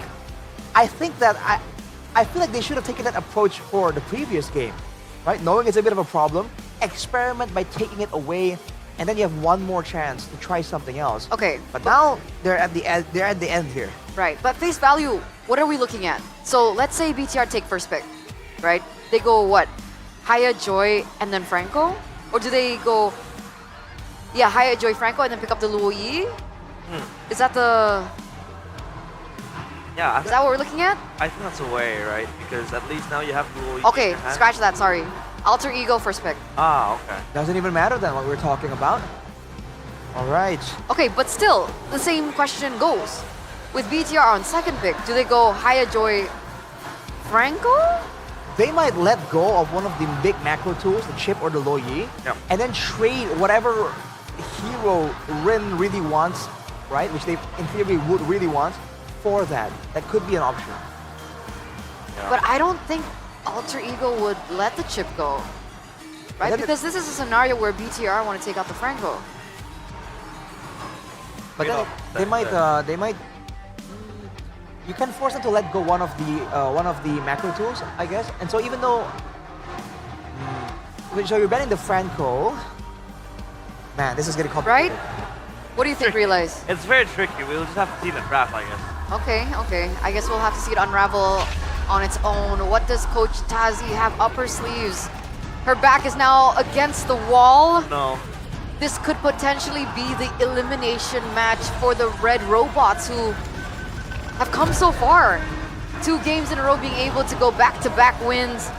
Unfortunately, Alter Ego turned this completely around, making it a best of 1 once again. So the drafts, ladies and gentlemen, presented to you by the official tournament smartphone Samsung Galaxy A36 5G for the final time of the day. Alter Ego stick with the same ban so far. Fredrin gets banned out, Masha gets banned out. From the side of Bigatron, it looks like things are a lot slower. I think Coach Tazi is also thinking about this. Hayabusa, though, for sure, will not be let go as a big moment. They really don't want to let that slide, considering Rin has been performing incredibly well on the Hayabusa. All right, so I think my point is we can maybe Bigatron can trade that Franco if it's going to be that important for other value picks, right? Just force Alter Ego to just concede more value. I think that was the point I was trying to get at. Now they've banned with the chip. So Bigatron, oh no, now if they want to ban the Franco, they have to pick between the Franco and the Luo Yi. Yeah, that was my question, right? Yikes. Is that okay or not? Do you want to give Alter Ego the Luo Yi? Because Hijume can also perform on the Luo Yi and utilize it. And if we're talking about early chaos, early drama, They've done it. Alter Ego are known for it, but they don't go for it. They go Boxy up first pick. Bigatron. Luo They Yi. go for the Luo Yi here. Oh my god. This is going according to plan. All right. So this Baksha is just that trial for Alter Ego, it seems. Man, considering they don't have any flex routes with it, considering that Rin isn't well known for playing with it, this is a surprising amount of prio for that Baksha. Now for Bigatron though, Luo Yi with the Kalea, great potential here, and they can pivot into a lot of different situations here. They can play more front to back. If they want a bit of an assassin potential, they can try and do that as well. It's looking pretty good so far. Still big flex. Still big flex. Coming in from BTR. Alter Ego not so much. What do they want to go for here? They were able to find success because they were able to get comfort. So I'm looking at comfort heroes for Alter Ego. Do they want to secure a hero early for Nino? Maybe the Phobius, that's still up for grabs, but straight up Irithel and Angela, the infamous Bucks. What's the name for them? Combo? Bucks Angela. The Bangela. Bangela! Bangela sounds pretty good, actually. Yeah. Angela. The what? Never mind. I don't know about that. A party pooper. It's okay. We like it. Well, the Angela with the Baksha and the Irithel though, if you've been in a ranked game and you've been ran over by an Irithel Angela combo, you know that that is a pretty dangerous situation. So Bigatron, they have the macro threat, but what could they possibly be planning here? Final pick for the last year, is it gonna be... Experience the euphony. Oh, Granger. And man, back to his roots. Alright. Seems like the Granger is going to be much more of a comfort pick for Iman. Obviously it helps them as well, but isn't that a bit too bold going the Granger against the Irithel? Granger against the Irithel. Is that not a good lane for the Granger? Yeah. Early game? No, it's a better lane for the Irithel, I think. Because again, you can move around and avoid most of the shots. Oh, although I see that angle. That's been a bit of a mini counter, the Irithel for the Granger. But at the same time, towards the end of MPL ID Season 15, we've seen a lot of Grangers like find a way to deal with the Irithel somehow. They've been winning lanes, Granger versus Irithel. So, CC, banned by Bigatron. Interesting. You would think they would be interested in picking it up, but no, okay. Is it a Lucas angle that they're looking for with the CC band out? I feel like they need either crowd control to stop whoever's getting boosted by the hard guard from wreaking havoc, or they need enough damage or sustain. There's different angles they can go with here, but I feel like looking at the pattern, Bigatron should be looking at damage options here to really make sure that the hard guard can be nullified. Yeah.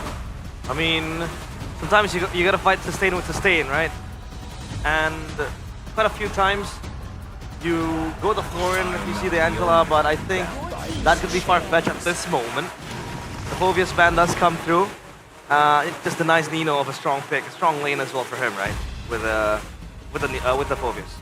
Okay, but there's still an option for Alter Ego to go for something crazy in the EXP lane, right? We saw the Lucas in the regular season. We saw the Benedetta earlier. There's a lot of potential heroes that Nino can still utilize if they want to go damage, considering that this Baxi should go into the jungle, right? So, second phase, we see a ban once from Alter Ego. All right. Interesting ban from Alter Ego right here. I guess Hanzo. They don't want they want a jungler that can kind of steal camps and run off, because the Baksha wants to force you into that early game brawl, and the Hanzo can be a bit pesky in a sense, but Bigatron back on the Barats. This is the option they went for in game number 3 earlier. Oh boy, this is a bold one. Yeah, again, the premise we talked with Professor KB about this is the fact that the Barats can eat the Baksha when objective takes are happening, stop it from rolling around. So I think that could be an answer, but we saw in that game the Barats was, I think the Barats was just not efficient enough, and it wasn't up on par to our expectations. I think they can still go Matilda though. Matilda Barats. Matilda Barats? Yeah, they have it's available from the composition wise, but I feel like what they need. I'm sure that can work by all means, but I think they need like more sustain, or they need more ways to just do a bit more damage. Because when the Baksha and the Barats are just dueling, it's everyone else that's gonna make a difference. It's gonna be a Florin. Yes. No. Yes. I was thinking about a support hero for the Barats. I completely forgot about the Florin. This could work, right? Wow, I don't know if we've seen Light, I'm assuming, played as Florin though. Against the Badang and the Kimi, last pick for Alter Ego here. When it comes to damage output, there is more coming out of Alter Ego. The Bigatron, they have the AoE, they have the crowd control from the Yin-Yang effect, and they have this extra bit of sustain right now. So, it's a battle between defense and offense here, and Bigatron are ones defending. Okay, we're gonna throw it over now to the casters because, ladies and gentlemen, elimination match, Chef and Mirko, take it away. Chaos Derby reached its peak. Game number 5, now or never. Win or go home. Bigatron and Alter Ego is gonna fight it out in Jakarta International Velodrome. Last game of the day. Welcome to the Lanadon. You can hear the Jakarta International Velodrome go crazy with the Altered Champs and the Troopers. BTR started things off with a 2-0. Alter Ego responded with their own 2-0. And we are now in a best of one. One game to seal either BTR or Alter Ego's fate. Whoa, look at the poke down in Moreno taking a lot of beating. Oh, crazy damage early on from Hijume. It's actually Dreams also with the damage as an Angela early game. Now we gotta talk about this support utility composition that they've both brought out, man. Florin and Angela. Looking at the emblems though, it's pull yourself together. Moreno might be in trouble. Pass the flicker. But yeah, it looks like Moreno wants to play a bit fast. But Eman, gotta watch out, man. Don't wanna repeat the same mistake again. Yeah. I like that he still has the confidence here despite, again, already getting solo kill twice in the last 2 games. Annabelle in the mid lane. Oh, a lot of damage. Purify 1 HP. Hijume gets away. A nail biter. And you gotta go back before the first turtle. Annabelle already level 4, and the 2 is on Annabelle. Makes sense, he's gonna be taking a lot of beating throughout the game, mostly the frontliner that's gonna hold BTR together. But back again to the point where, oh, maybe gotta wait a little bit. Luke getting jumped on again. Yep, has to flicker, jumps away. It's a big resource though. Could have been the punish if he had the flicker. Yeah, finally, room to talk for this Angela and Florin matchup here. In terms of healing, I think Florin clears Angela. If we're talking about the amount of healing that they can output, but I feel like in this case, with minimal catch coming in. Slam. Wow, they're gonna go in already. Luke very, very low. That's the healing, but it's gonna be cut down by the anti-regen. Hard guard coming down. Annabelle pinned down. Alter Ego traction pulls. Hijume in the back just going at it. Goes through the wall. Immobilization. It's oh my god. They're just running down Alter Ego to the ground. And back again with the early game Alter Ego win with that Angela Baxia combo, the Haram combo in ranked games, man. Reverse sweep. 2,000 gold lead. Luke trying to go for the steal. This is an ambitious one. Ray doesn't even need to retry. This is looking really bad. Oh, Emando might want to go for RV. Tries to go for it, but will not be able to do it. Uh-oh, Light taken down by RV. Dreams just came there and take the kill for himself. No, actually, it's actually RV taking the kill. It's even better. Moreno, though, taking a lot of hit also, and Hijume just dominating the mid lane matchup here. Even in the gold lane, it's still a W for RV. So overall, BTR is losing in all lanes that they have. Item check, 2 Demon Shoes from the supports so they can heal their teammates as much as possible. 2,400 gold lead. Again, with the composition that does really well as we get into the mid to late game here, Sheffin. Kimi, 500 lead against the Loyi. The Irithel as well. He's going to do real good once he gets the Haas Claws. This is already a way to win the lane against the Granger. once you get it, the Granger usually wins out in poke. But when you have sustain to deal with it, the poke is nullified, neutralized completely. Rin already invading the Barats as well, something we were already talking about when we saw it first. Now we see it, I think, multiply that pressure from the Baksha. This is the weird part, right? Oh, Rin, someone in the middle of the jungle, and he actually takes it! Yep, Annabelle caught in the bad spot again, and no hard guard committed. It was just hovered over Rin. God. I thought maybe the hard guard was there. He took no damage. So the only thing they can play with is Moreno diversion. But at the same time, look at the composition, Mirko. The early game damage, which hero that can, you know, output that for Moreno and try to snowball to mid-game? At this point, BTR are gonna have to wait. And yeah, I think Moreno still can deal damage. It really depends on how he's able to get the yin-yang reactions. Yeah. But with the healing of Alter Ego, oh, flicker out. You can, oh, traction pump! Oh! Nino! Gets a massive pin. Hijume gets the kill. Moreno down. Luke now goes in for a play. Tsunami slam under the turret. No follow-up. Annabelle did not have that as welcome. Ring can be pulled back again. It will be a kill over. Wait. Nino taking very low. RP walks up a kill under the turret. Eman gonna be taken very low as well. Still Luke there with a sustain. Dreams. It's chaotic here in Jakarta International Velodrome. Streams trying to run for the heals or maybe take the kill for himself. Luke is gonna go down to the hands of Dreams. Man, oh man, they're not letting us breathe. 8-2. Constant brawls back and forth, and BTR are the ones losing out in the brawls.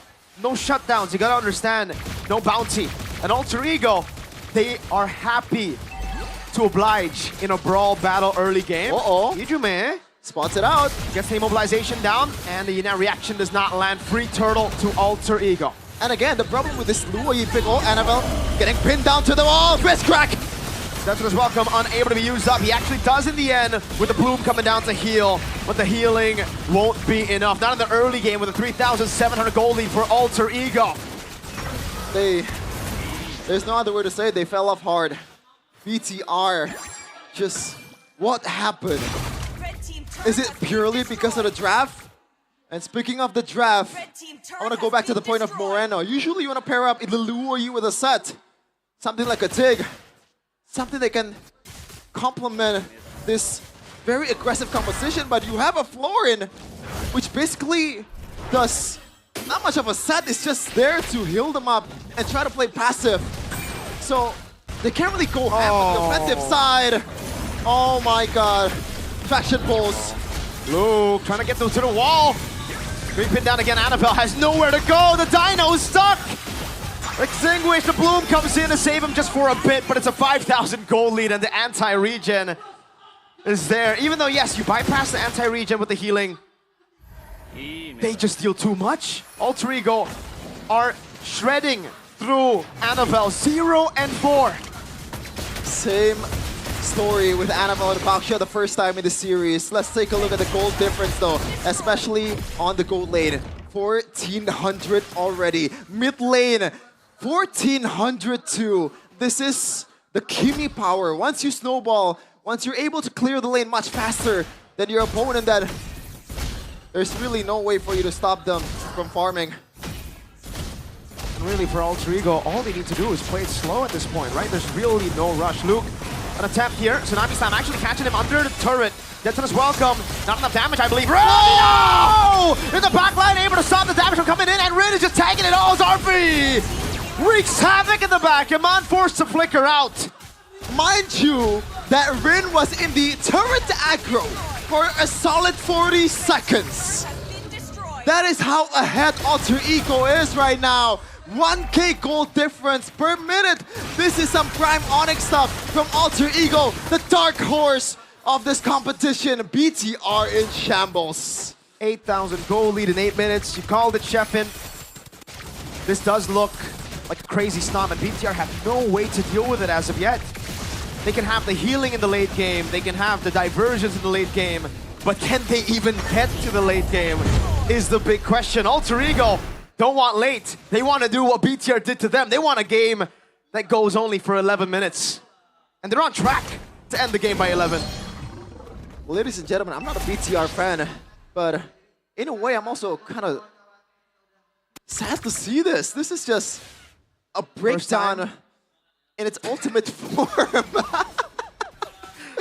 Plate armor, first item for Mr. Luke. He knows the damage is too much from both Hijume and also RV, and these are two marksmen in their composition. So if there's a role that can snowball, it's these two. Passion falls right away. That's in his welcome, used defensively, trying to hold it in. Lord Charge and the Holy Defense. Luke trying to go in, but Nino read it. Up top now. Oh, the damage from Hijume. Flicker Tsunami Slam with the pin down now. Nino able to get the pin down. Good blue. BTR somehow still in it, getting a pick, but there's no bouncy. They want to go again. They want to try to save the turret is what they want to do. RP's on it. Hard guard already. Good clear from BTR, but another wave is coming their way. RP will decide to back away. At least they find a kill finally after God knows how many minutes. And it was a Flicker Tsunami Slam combo on towards Nino. Like, they don't mind if Nino is dying 10 times. As long as Arfi and Hijume is safe and sound and can deal the damage anytime they want to, Alter Ego is just gonna live happily ever after. BTR though, man, you can say Granger is not really the greatest late game marksman, right? Yeah. At least in terms of damage. Especially with the healing that they have here. I agree. It's tough. That's why I think we're talking about a possible Harith, Moskov, you know, something to play in the side in case the team fights didn't work out. But they wanted to bank on something that they have consistently gotten wins with, to be fair. The Granger. Yeah. Just an update to the crowd right now. Ladies and gentlemen, all Alter Ego fans are standing up. Well, they're anticipating the win here. Our fans are stunned. I would be too. 2-0 lead to a possible reverse sweep. At this point, it's imminent, it seems. It's not just about how they lose out on the lead. It's how they, you know, the draft that they pulled off. Yeah. How they lose. The dominating display of Alter Ego, which is unexpected from the two games that we've seen. Like, even in Onyx and TLID match when they got the first W, TLID in the third game, it was Onyx actually kind of winning it out and just messing it up on the objective play. But this is just a breakdown. Agreed. 9,000 gold lead now. And you can see how good Alter Ego are doing it, just playing the disciplined game here, something that we didn't get to see in the regular season for them. They always turn out to be, you know, the chaotic team, the brawly team. Here, they know what's at stake. They know it's not worth it to take those risks. They can slow down the game by freezing the waves. They can stop BTR from scaling, even though, again, I'd say Alter Ego have already kind of, they have the better scaling anyways. Stopping your opponents from scaling helps you even more. 9,000 gold lead with a Lord at 12. Quick item update. Rin has not built, not even a leather jerkin, a single physical defense for himself. It's mostly just magic. Well, it's all magic and HP-based items. So you can see that Eman is a no threat for Rin, unless he's getting, you know, the third aggro, and somehow Eman procs the Sky Piercer. Does he even have Sky Piercer at this point? That's a good question, actually. I don't know. It's not really the greatest item to build right now, but probably not. Yeah. This is, and it could be the final moment of the game, ladies and gentlemen. Lord marching in the mid lane. Annabelle caught the traction pulse already. Tenson as well. Oh! The fist to the death! And RV is going crazy with the crossbows. Rain in the front line. Nino, Hijume, all of them are going crazy! It's all over! Ladies and gentlemen, Bigatron Esports have been reverse swept by Alter Ego! And all Alter Champs are standing up, celebrating this very well-deserved win. What a way to turn the script around. They came out as the dark horse. No one counted them in this matchup. The predictions, they were mostly last in the power rankings. But it does not matter to La Familia. Not at all. 3-2. This is a gentleman's extra gentleman's sweep. 3-2. Let your boys get two and then smack them. This is a stunner for the crowd here as well. You can see the Alter Champs in disbelief too. But they never waved. When the team was down 2-0, they were the ones chanting. They were the ones louder than the troopers in the Jakarta International Velodrome. And now they get what they've been waiting for seasons on end. A win, a knockout against the team that is usually always the team that meets them in the first day. That's the power of a six-man. Alter Ego fans might have one of the best fan bases in ID. And they are dancing around, just celebrating the W. And folks, find the nearest BTR fan near you and give them a hug. A very well-deserved hug after this performance. I am out of words. And Nino, last season, he gave a very emotional speech about how he's letting Codelwin down, the CEO down. This time, he can hold his head up high and say to his face, I made it, Codelwin. This is Alter Ego that we've been striving to see. What a story. What a series. To get a win in this way is definitely, you know, I mean, it's crushing for BTR and Troopers, trust me, I know. But for Alter Ego, what a moment. A full comeback with a rookie, 2 rookies. And ladies and gentlemen, this is gonna be a hard watch. Let's send off Bigatron Alpha. Dan ini akan menjadi panggung terakhir di season 15 bagi tim yang menorehkan sejarah. Mereka selalu masuk babak playoff, namun perjalanan mereka harus terhenti hari ini. 5 game telah mereka habiskan. Biget Troopers pun bangga kepada Bigetron. Namun kita harus menyaksikan one last bow from Bigetron. Mari sambut, inilah dia, tim Bigetron. Terima kasih atas perjuangan tim Bigetron dan banyak hal yang tidak disangka. Mereka telah mendapatkan 2 game pertama, namun reverse sweep didapatkan oleh tim Alter Ego.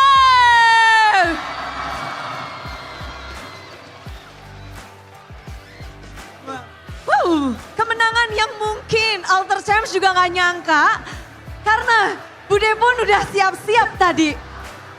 2 game berakhir, lanjut ke game 3, 4, 5. Best of 5 series kalian habiskan. Playoff kalian, gimana match ini? Nino? Nggak bisa berkata-kata sih Bude. Oke. Karena aku sendiri kaget aja sih, bisa balikin gamenya gitu. 2 game awal, seberat apa sih kalian memulai match kalian di babak playoff?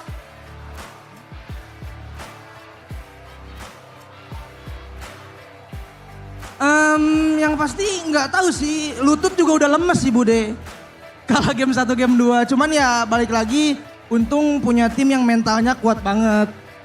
Dia nggak lihat skor lah, main tetap perform, itu kayak salut banget lah sama mereka. The Young Blood, darah-darah muda ini, tapi cukup aneh ya. Kalau musim lalu vibes-nya nggak seperti ini nih Nino. Musim lalu kamu minta maaf sama Codelwin, sekarang kemenangan ini pengen ngomong apa langsung nih ke Codelwin? Yang pasti motivasinya lebih nggak mau nangis lagi sih Bude. Oke. Iya, karena kemarin udah malu kan. Terus banyak juga yang nge-DM, maaf kok gue ngecewain lagi, ternyata enggak, itu bullshit. Ternyata enggak. Enggak ya, dan terbukti kali ini mereka melalui play-ins. Memang dramatis, tapi kalau ngelihat tadi game 1-2 mungkin kita bakal langsung tanyain kepada The Young Blood ya. Darah-darah muda, Rine, game 1-2 kenapa Rine? Kenapa playoff ini mulai game 1-2? Nggak tahu sih Bude, kenapa ya, belum bangun aja kali ya. Oke, cara bangunnya gimana tuh tadi di game 3, 4, 5? Tampar kekalahan biasanya bangun. Oh, tamparannya keras ya. Tapi kalau ngelihat Rine, game 1-2 kita ngelihat sampai banyak yang menyadari bahwa Rine tiba-tiba feeder. Nggak biasanya kita lihat Rine nge-feed. Apa tanggapanmu terhadap dirimu sendiri? Apa ya, Kenapa ya dia aku juga nggak tahu deh. Oke, lalu bounce back-nya gimana? Bounce back-nya Baxia kuncinya. Baxia kuncinya. 3 game kamu menggunakan Baxia lancar gelinding-gelinding di line of down. Sebuah kesalahan dong Baxiamu dilepas. Nggak juga sih. Soalnya emang seru aja hero-nya bisa gelinding-gelinding kemanapun. Oke, tapi dari kemenangan hari ini, apa yang Rine fokuskan? Ngelihat musuhmu tadi, Anavel yang bahkan dia sampai dapat maniak-maniak loh. Apa yang kamu fokusin untuk match hari ini, untuk menang? Apalagi lawanmu tuh Anavel yang sampai maniak-maniak. Yang aku fokusin sih cuman cara balikin gamenya aja sih. Udah nggak ada lagi. Dan itu berhasil? Iya kan berhasil kan ya? Iya berhasil. Soalnya tadi dia bilang waktu main link 070 mending main sepeda aja katanya. Mending gelinding aja ya. Itu requestan dari Rine berarti? Enggak, dari coachnya, lu gak bisa assassin dah main Baxia aja. Udah sesimpel itu kalian ya? Iya. Problem solve. Oke, tapi ngelihat hari ini juga, bahkan tadi dari Alter Ego X bilang katanya kalau Franco-nya Dream sudah muncul, artinya musuh akan kewalahan. Begitukah Dreams? Nggak bisa ngomong kayak gitu sih. Ya tinggal lihat hasil aja udah. Hasilnya bener sih. Ya udah berarti bener. Singkat pada jelas dari Dreams. Dreams, Ya. masuk ke babak playoff bersama dengan Alter Ego. Dengan histori yang cukup tertatih-tatih. Apa nih yang mungkin dari Dreams sebagai seseorang yang punya banyak pengalaman. Apa yang kamu bisikan kepada anak-anak Alter Ego? Nggak ada sih, udah kayak main satu as a team aja udah. Ya main ya kalah bareng, menang bareng. Menang bareng, kalah bareng. Kalah game 1 kedua, bagaimana kamu menerimanya? Ya lumayan kesel aja kalah, gara-gara botak 070. Oke, jadi gimana kalian menyelesaikan hal itu? Game 1-2, 070, lalu dia bisa comeback? Daripada nggak bisa assassin udah suruh main tank aja udah. Simple ya memang kalian ya. Oke, santai aja dan semuanya ternyata terjawab dengan indah. Dan Arvi ini adalah panggung pertama pula untuk Arvi, The Young Blood. Dua player yang bisa dibilang ajaib sekali. Arvi, panggung pertamamu, gimana sih panggung MPL Playoff buat Arvi? Deg-degan dikit, udah. Kenapa deg-degan? Lebih rame aja sih yang nonton. Apakah itu mempengaruhi sedikit banyaknya permainanmu di game awal-awal? Awal doang. Awal doang? Ya. Setelah terbiasa aman? Atau ada Aman. bantuan dari teman-teman? Nggak ada sih. Mikir diri sendiri aja. Mikir diri sendiri? Apa yang kamu pikirkan tuh pada saat itu? Solo kill Eman gitu? Ya. Iya. Apa nih strategi? Kan banyak banget yang juga berteriak Eman adalah salah satu gold laner terbaik di Indonesia yang sudah melalang buana. Dan kamu melihat Eman di babak playoff ini dan kamu berhasil solo kill juga. Gimana sih pertarunganmu tadi? Biasa aja sih Bude, jagoan pas di reguler. Oh kamu merasa malah lebih sulit pada saat di reguler daripada di babak playoff? Iya kalau di laningnya lebih jagoan di reguler. Well, apakah kamu yang punya strategi berbeda? Gak tahu sih Bude, nggak ada sih kalau strategi berbeda. Tapi ngebawa Alter Ego dengan kemenangan 1 match di babak play-in. Ada kebanggaan tersendiri atau ada perasaan tersendiri yang mungkin kamu ingin sampaikan? Kalau perasaan seneng sih Bude, soalnya baru pertama kali menang di playoff. Dari MDL juga gak pernah menang di playoff. Malah di MPL yang ngedapetin. Alhamdulillah. Ini nggak ngedapat boostingan dari Alter Ego X nggak? Jadi terpicu nggak kepengen menang juga dan mungkin juara? Ya Bude, terpicu. Ya dan tidak. Bisa jadi. Dapat dukungan langsung dari kawan-kawan lamamu yang ingin kamu sampaikan kepada mereka? Mantap udah dateng. Mantap udah datang. Siap pada jelas, tapi hijau ngelihat perjalanan Alter Ego play-ins. Ya ampun, pernah gak sih kepikir kamu jalanmu melangkah loh ke babak playoff. Play-in lolos nih bareng Alter Ego. Pasti yang pertama pengen lolos dulu sih Bude. Mau di upper atau enggak yang penting kita lolos sih. lolos playoff. Play-innya udah menang nih. Ya. Kan nyawa kalian hari ini cuma satu. Ya. Besok akan melanjut nih. Gimana kamu melihat, bisa ya di sini? Bisa sih Bude, mungkin game 1, game 2 kita kurang panas aja sih. Game 3 dan seterusnya kita udah lumayan panas lah.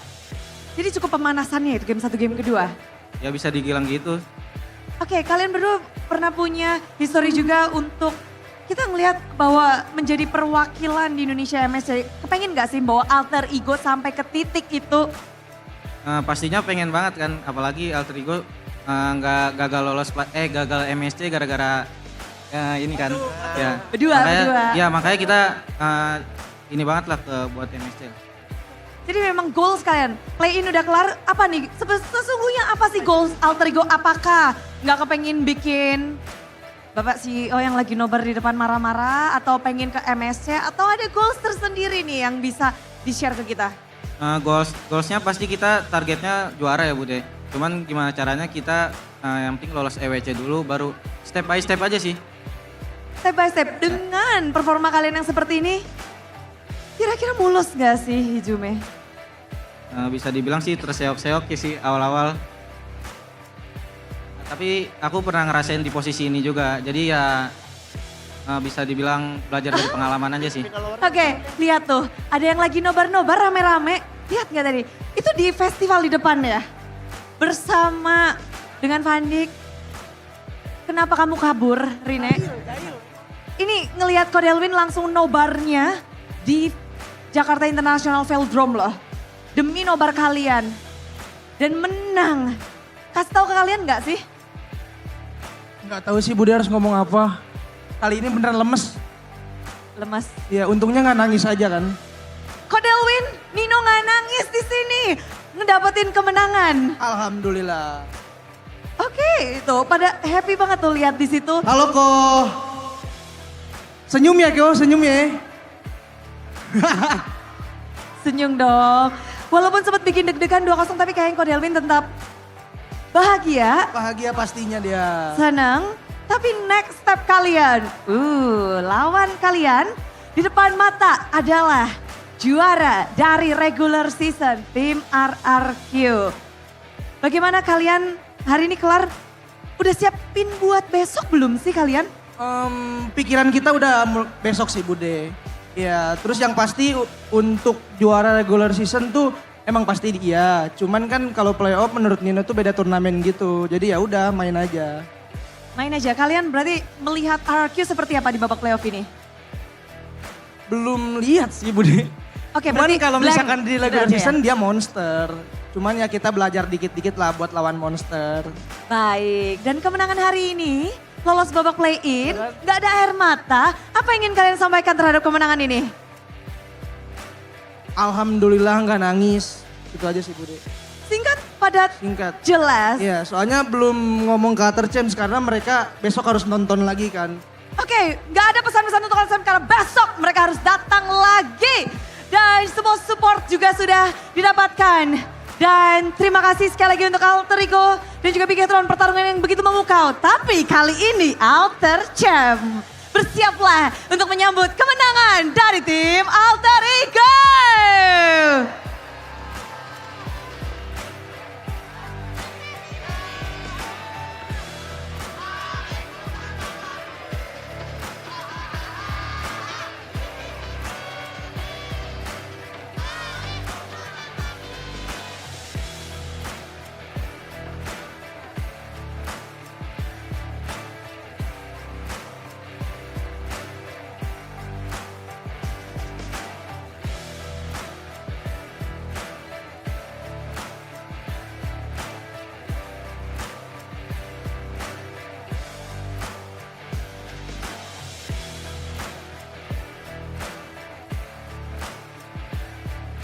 Hasil yang begitu benar-benar tak terduga.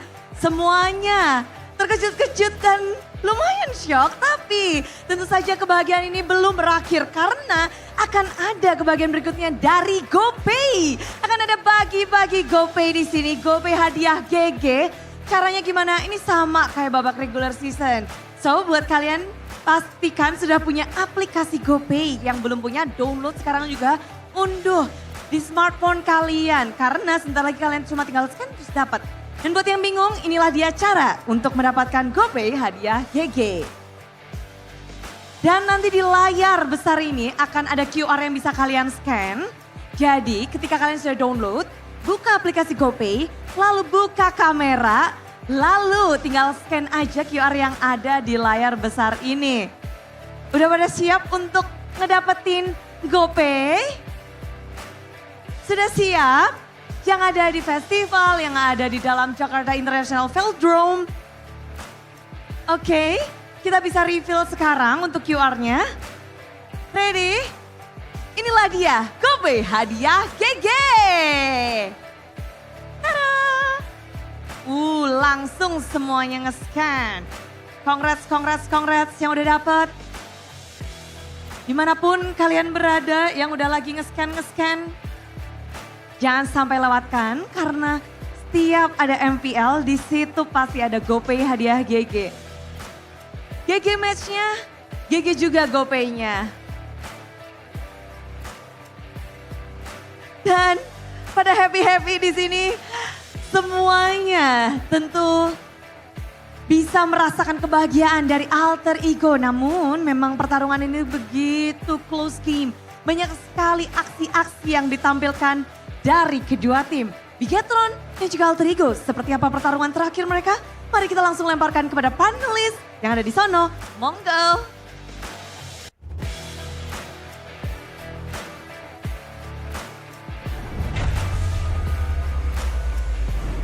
So much drama already to start things off today. Boys and girls, we're looking at a very interesting first day of playoffs, but obviously I don't think Mirko shares the same sentiment. I don't even see him anymore. He's crying in the bathroom. Crying in the bathroom. I see R7 though.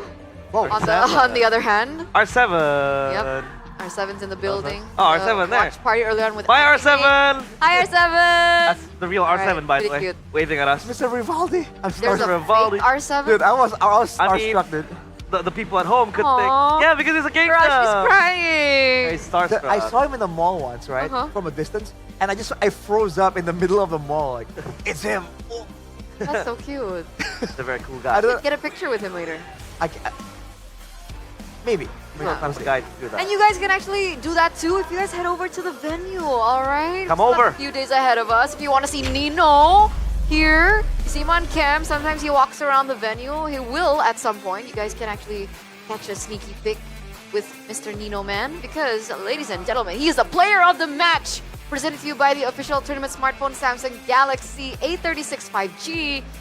And game after game after game. Finally, we get to see, as soon as Rin was able to flex his role from the assassins to the utility jungler, that's when we saw Nino start to shine with more of a damage-centric way in the EXP lane. Man, Nino, from the beginning there, after shifting over to the Benedettas, shifting over to the Phobiuses, back in his elements, it really seemed like Alter Ego were in immediately a better shape.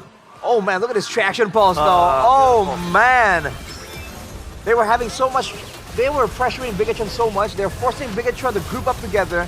And when they do, it's all about those combos, man. Everyone getting shredded all the way together. And look how aggressive they play, dude. Like even here, when they have some momentum, look at this dive. You would say it's a mistake, but they make it work, man. Alter Ego. Honestly, if you had to vote for one player, I feel like everyone did their jobs and everyone did a bit of a pivot. Hijime was on the mage burst role, turning into the Kimi, the utility DPS. Dreams was on initiators, switches over to the supporters, to the pickoffs, Rin assassin to tank, Yeah. You're seeing a lot more force flexibility, and like you mentioned, realize you do wonder if they had it in them all along, but they just never dared to explore it. There isn't a reason for, let's say, Rin to be afraid of picking up the box here. Like we said multiple times, I've made it clear, I've made it stern. There is no way you can mess up playing a box here, right? And Watch Rin me. picked it up. I mean, Yeah, you will. Oh yeah, Obviously watch mess me. it up. did we forget M series. That's yeah. Okay. I mean, Okay. you're the fan of the Okay. team. Okay. So like, Okay. But that was like 2 years ago. It's history. Now, like, come on. I'm sure Rin can play the box. Yeah, he picked it up once in the regular season. 100% win rate, by the way. And he did not show it up until it was the match point, right? And then he brought it up. 2 wins. So now it's a 100% win rate still. Are you saying his assassins actually aren't that good? It's not. The utility is where he should have been the whole time. No, I'm saying that he can play utility as well. So even if his favorite heroes are banned out and he has no choices in the assassins, he doesn't need to force himself into a Ling against, like what? A Badang, against a Phobia. A Kyla. Against a Kalea. Kalea Cho, I think, right? Yeah, Kalea Cho. That was the game. So, and then he goes 0-7. The burden is on him. The stain is on him. So now at least he's more loose. I believe Alter Ego were much more loose in this match. It felt like they had nothing to lose. To be fair, that was one game that he had before, but yeah, I mean, it worked out. And even when he was playing it against Annabelle's Lancelot, Annabelle got rolled over, man. Like, let's be real here. He was not allowed that game at all. But gold distribution here between Nino and Luke. Oh boy. Why is this Kalea in the XP though? I don't really like it. Because in the room, it activates your other side laners to again get kill prio, you get kill threat as well. The mid lane can always rotate around and play that mid trio. If it's up in the XP, what does it do? Not much. Exactly. And they were so fixated on picking up the Barats time and time again. While we made it clear, yeah, there is a way to stop the Boxia from rolling. You get the Batuna's welcome. But it's just not that good anymore in this patch, right? The Barats is bare bones not good in this patch. And I just want to, put it out there. They picked the Florent into the Boxia. Like, at the time when it was picked up, I was really excited. I was like, oh yeah! Yeah! Florent, it will work, right? I retract that statement. I completely forgot that it's a free early game dominance right there and there. Yeah, we were talking a bit about Boxia. about the initial skirmishes, and I'm like, Yeah. bro, Boxia Angela, man. I really felt that there was going to be some late game potential for Bigatron with the diversion, with the heal reduction removal of the Florent, which leads me to be so confused on why they were the ones who started to engage with the Barats. Yeah. Know what I mean? Like, even if the Barats is that strong, I don't know if it's like it's like a counter pick against the Boxia, because the Boxia has no pushover in the early game, dude. You have no cooldown. Plus Angela. You spam that first skill. Yeah. And with the Angela, I really felt that Bigatron really underlined bold italic, should have taken it a lot slower there, but they didn't. The thing about Boxia and Angela in a composition is that you have sustain, you have anti-sustain as well. People usually, when you're up against an Angela, like we mentioned it, is this going to be a Florent pick? Is it far-fetched? It was picked up, right? So there are ways to stop the Angela. But when you have a Boxia, it feels like it's a safeguard. Yeah. For a potential and sustainability battle, right? Like the Florent wasn't even in the cards because you have the Tortoise Passants to just stop and get that anti-region going. So it's a lose-lose game for Bigatron, I think. I feel they just lack damage, right? With Luke being utility, with the jungle also being utility, right? The real damage leaders it's just really only Eman and Moreno with a super short range. You get what I mean?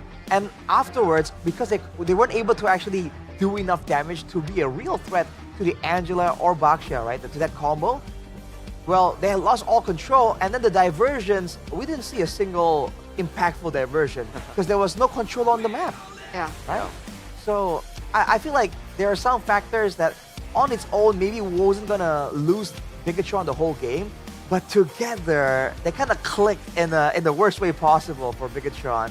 So, man, Alter Ego with the reverse sweep day number one. I love it. I live for it. Who got it right, dude? Who got it right? I don't know. Eterna. Her prediction was 3-2 to Alter Ego. Thank you. By the way, Mirko shouted that prediction out during his cast, and he was like, don't listen to Eterna. She's just a panelist. Oh. All right. So, Mirko, who's crying now? Wait, so we're panel shaming now. They're panel shaming right We're now. panel shaming now. Even Oh Mr. my Zipperman God. Yeah, Mr. Bomb Bomb right here. confirmed. Whoa, what are you doxing Whoa, that was a dox. No, Bomb Bomb is his nickname. Oh, okay. Yeah, but you're still doxing him. Nah, I'm It's just okay. gonna say that, you know. I thought Gideon has told you off before. Oh yeah. You did the same thing in I bathroom. also doxed the other producer. So Out I'm of a nowhere, you said his professional name out. Gideon was like, what? What we Hey, don't know don't dox him. is don't realize your real name. I will. All right. Find Play it you. safe. Safety can be fun. Wear RSV Hey. helmets. I will find you, and I'll give you diamonds. Go. I'd like some diamonds. They gave out a couple of bonuses earlier, right? Yeah. Oh. Don't miss out, guys. Yeah. Bagi go pay with Bude Clara. Bad guy, go pay. All right. But boys and girls, ladies and gentlemen, it looks like it's ready. We're going to the Jersey Wall. Oh, Jersey Wall. With Bude Clara Monster. Deo, di mana ini adalah kemenangan untuk tim Alter Ego. 5 game kalian habiskan. Seberapa capek persiapan untuk match ini? Aduh, capek banget Bude. Pengen pulang, pengen tidur. Pengen tidur, kalau pengen tidur harusnya tadi udah 3-0 tuh. Ya jangan dong, itu menangis nanti. Jangan ya. Tapi gimana sih untuk bisa dibilang dua playermu adalah The Youngblood baru bermain dan begitu pula dengan Kenny di sini Saver. Belum punya pengalaman di babak playoff dan bagaimana kamu membawa suasana baru kah atau hal yang kamu persiapkan untuk babak playoff? Ya kita udah pasti siapin plan B sih. Emang kalau 2 game awalnya gak works, emang kita udah pasti ada plan B. Dan plan B-nya ya udah kelihatan lah tadi. Baxia. Oke, Baxia adalah kunci, benar-benar menjadi kunci. Tapi memang titiknya adalah di game yang ketiga. Ya. Udah di setnya seperti itu? Yes. Yes, dan rupanya plan B kalian berhasil. Bagaimana kalau plan B gagal berarti udah nggak ada jawaban lagi dong? Ya kalau plan B gagal, ibarat kata ya kayak ini kayak apa Bude, kayak trump card aja gitu. Ya kalau ini udah gagal ya udah berarti kita udah ngeluarin semua yang kita bisa. Udah cukup sih, berarti emang musuhnya lebih baik aja. Oke, tapi apa tanggapanmu terhadap anak-anak ketika game 1 kalahnya bisa dibilang cukup telak, game kedua pun seperti itu. Gimana cara dari coaching staff milik Alter Ego membangun kembali mentalitas untuk anak-anak? Yang pasti mastiin aja sih, kayak kalau kita belum main sesuai dengan 100%-nya kita sih. Jadi gue pengen, walaupun andai pun nanti tadi kalah, kayak kita gak ada regrets-nya gitu. Jadi gue pengen di game ketiga kalian ngeluarin 100% sih. Dan hokinya mereka juga ngeluarin 100% dalam 3 game sih. Wow, dan menariknya lagi ada satu nama yang begitu banyak diperbincangkan, Arfi. Ya. Ini solo kill Eman. Apakah memang ini performance dari Arfi? Arfi sedang tinggi-tingginya, lagi naik-naiknya. Ya itulah salah satu alasan kenapa dia deserve dapat MPL slot sih di Alter Ego. Kalau dia gak jago, ya gak ada alasan lain untuk gak masukin. Oke, jadi dia benar-benar membuktikan diri di saat ini. Gak cuma pada saat regular season namun juga di babak playoff. Tapi tadi kaget gak ketika di game ketiga, Kalea muncul di tangan Bigetron namun bukan jadi roamer. Jadi EXP. Apa tanggapan kalian tuh? To be honest lumayan kaget sih, soalnya aku kira dia bermain dengan like itu emang momen yang agresif banget, main hero pick off. Ternyata di game ketiga, keempat, kelima tiba-tiba mereka berganti strategi seperti bermain sama Finn sih. Jadi kayak lumayan, mungkin mereka mau berusaha mengecoh kita tapi mungkin hokinya sih untung kita masih menang sih. Oh, tapi kalian berarti memang sudah menyiapkan kalau lawan Finn seperti ini, lawan Light seperti ini. Ya, udah. Berarti lebih seneng lawan mereka agresif-agresif atau seperti yang game ketiga 4-5 tuh? Kalau bisa yang 3-4-5 aja sih. Maupun game 4-nya ada senam jantung ya, kayak pasif AE-nya keluar. Itu dia. Ya. Ketika pasif AE keluar, apa yang kamu responmu dan gimana tuh? Sebenarnya nggak panik-panik amat, soalnya kita tahu kita punya draft lebih better, di late game juga lebih better. Jadi kayak nggak panik aja sih. Cuman ya paling lah kenal lagi nih anak-anak nih pasif AE, coach, pasif AE, coach. Ya paling gitu aja sih. Langsung rame dan beneran itu langsung semuanya bilang pasif AE. Dan ngelihat perjuangan kalian di babak play-in ini nyawa kalian cuma 1 dan akan meranjak untuk next match-nya. Next match, Di situ ada sang juara regular season tim RRQ yang menanti kalian. Udah sempat memikirkan next battle kalian atau cuma fokus untuk hari ini? Udah ada, cuman kita gak bisa bilang bakal akurat sih. Soalnya Sutsujin lumayan hero yang versatile, banyak banget hero-nya. Pasti bakal ada gaya main dan komposisi hero yang baru sih. Jadi menurut gua data yang waktu di regular season itu gak cukup sih. Dia pasti ada data bagusnya sih. Oke, dan perjuangan dari tim Alter Ego ternyata berlanjut. Dan ngelihat hal ini pastinya dari Alter Ego lumayan lega di match yang pertama. Berarti kita sudah melihat bahwa kalian berhasil memenangkan di Bigetron. Di musim lalu, Alter Ego kalah sama Bigetron 3-0. Kalian bisa membalas. Ada yang ingin disampaikan untuk tim Bigetron? Good game lah. Kita jadi tim yang pertama main 5 game. Asik. Dan dengan demikian, tim Alter Ego berhak untuk mematikan lampu dari Bigetron sebagai pertanda bahwa perjalanan Bigetron berhenti sampai sini. Kenny, kamu bisa untuk menyentuh, mencet langsung lampu dari Bigetron. Kita akan langsung ke jersey wall dari Bigetron. Inilah dia. Boleh langsung sepatah dua patah kata untuk tim Bigetron dan mematikan lampunya. Silakan. Mama, aku masih di playoff. Woohoo! Dan inilah dia kemenangan untuk tim Alter Ego dan panelis. Inilah dia tim Alter Ego bersama dengan Saver.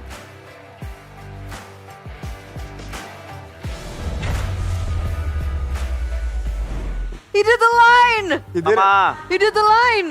Mama. He went, Mom, I'm still at the playoffs, and smack that button, dude. He did the line because when he was still a professional player in a certain Game. game. In a different game. Yeah. He's like, Mama, I'm in this tournament. Yeah. And that was like clips everywhere. Yeah. And then he did the same line. Mama, aku That's so masih di cool. playoff. The throwback.